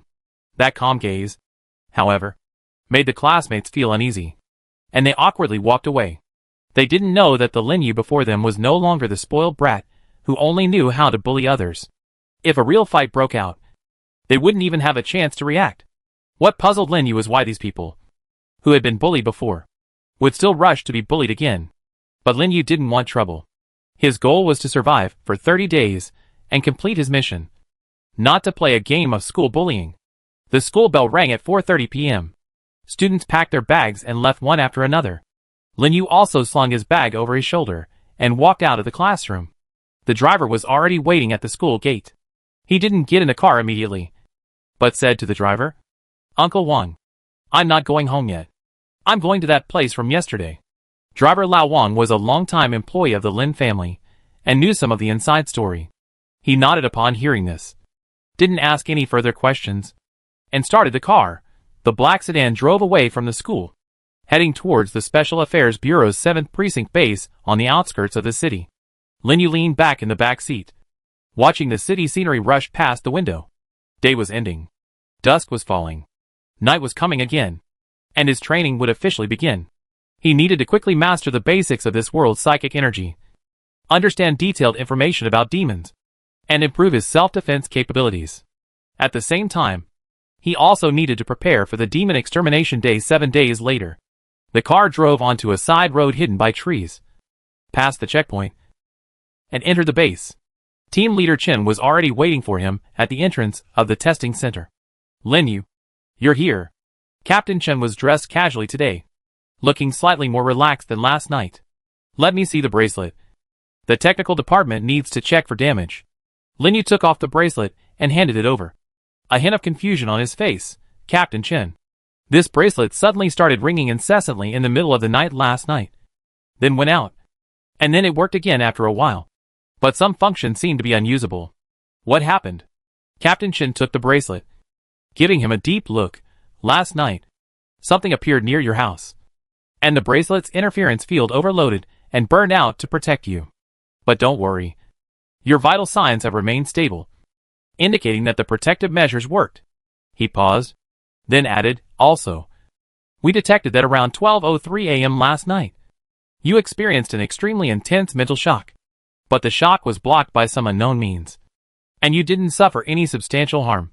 Can you tell me what you felt at the time? Or, did anything unusual happen?" "As expected," he was asked. Lin Yu had already prepared his explanation. His face showed a mixture of recollection and confusion. He frowned and said, "Mental shock? I don't know. I just remember being half asleep last night when I suddenly felt incredibly cold and scared, like something terrifying was watching me. Then I woke up with a start. My heart was pounding, and my bracelet beeped at that moment. Later, Then I think I touched something under my pillow. It felt a little warmer. And then I fell asleep again. I can't remember the specifics. Maybe it was a dream?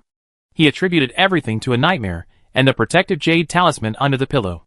This perfectly matched the Wandering Cloud Scholar Master's persona and also fit the cognitive limitations of a frightened high school student. Captain Shin stared into his eyes for a few seconds. Then finally nodded. The protective jade talisman probably worked. That Senior Yunyuzi's methods are indeed unfathomable. He didn't press further. Handing the bracelet to a technician beside him, conduct a full inspection. And repair or replace the interference field module as soon as possible.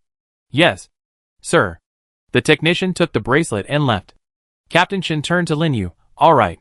Let's not talk about last night. Formal training begins today. For the first lesson, I show you how our Special Affairs section studies demons. He led Linyu towards a detached building deep within the base. A sign hung at the building's entrance, High-Risk Sample Storage Area. The high-risk sample storage area was a detached 3-story building. Its exterior a plain gray concrete, without any windows. Only a few heavy alloy doors and surveillance cameras covering the exterior walls. The air here seemed to thicken, filled with a faint smell of disinfectant and an indescribable, subtle fluctuation of various negative energies.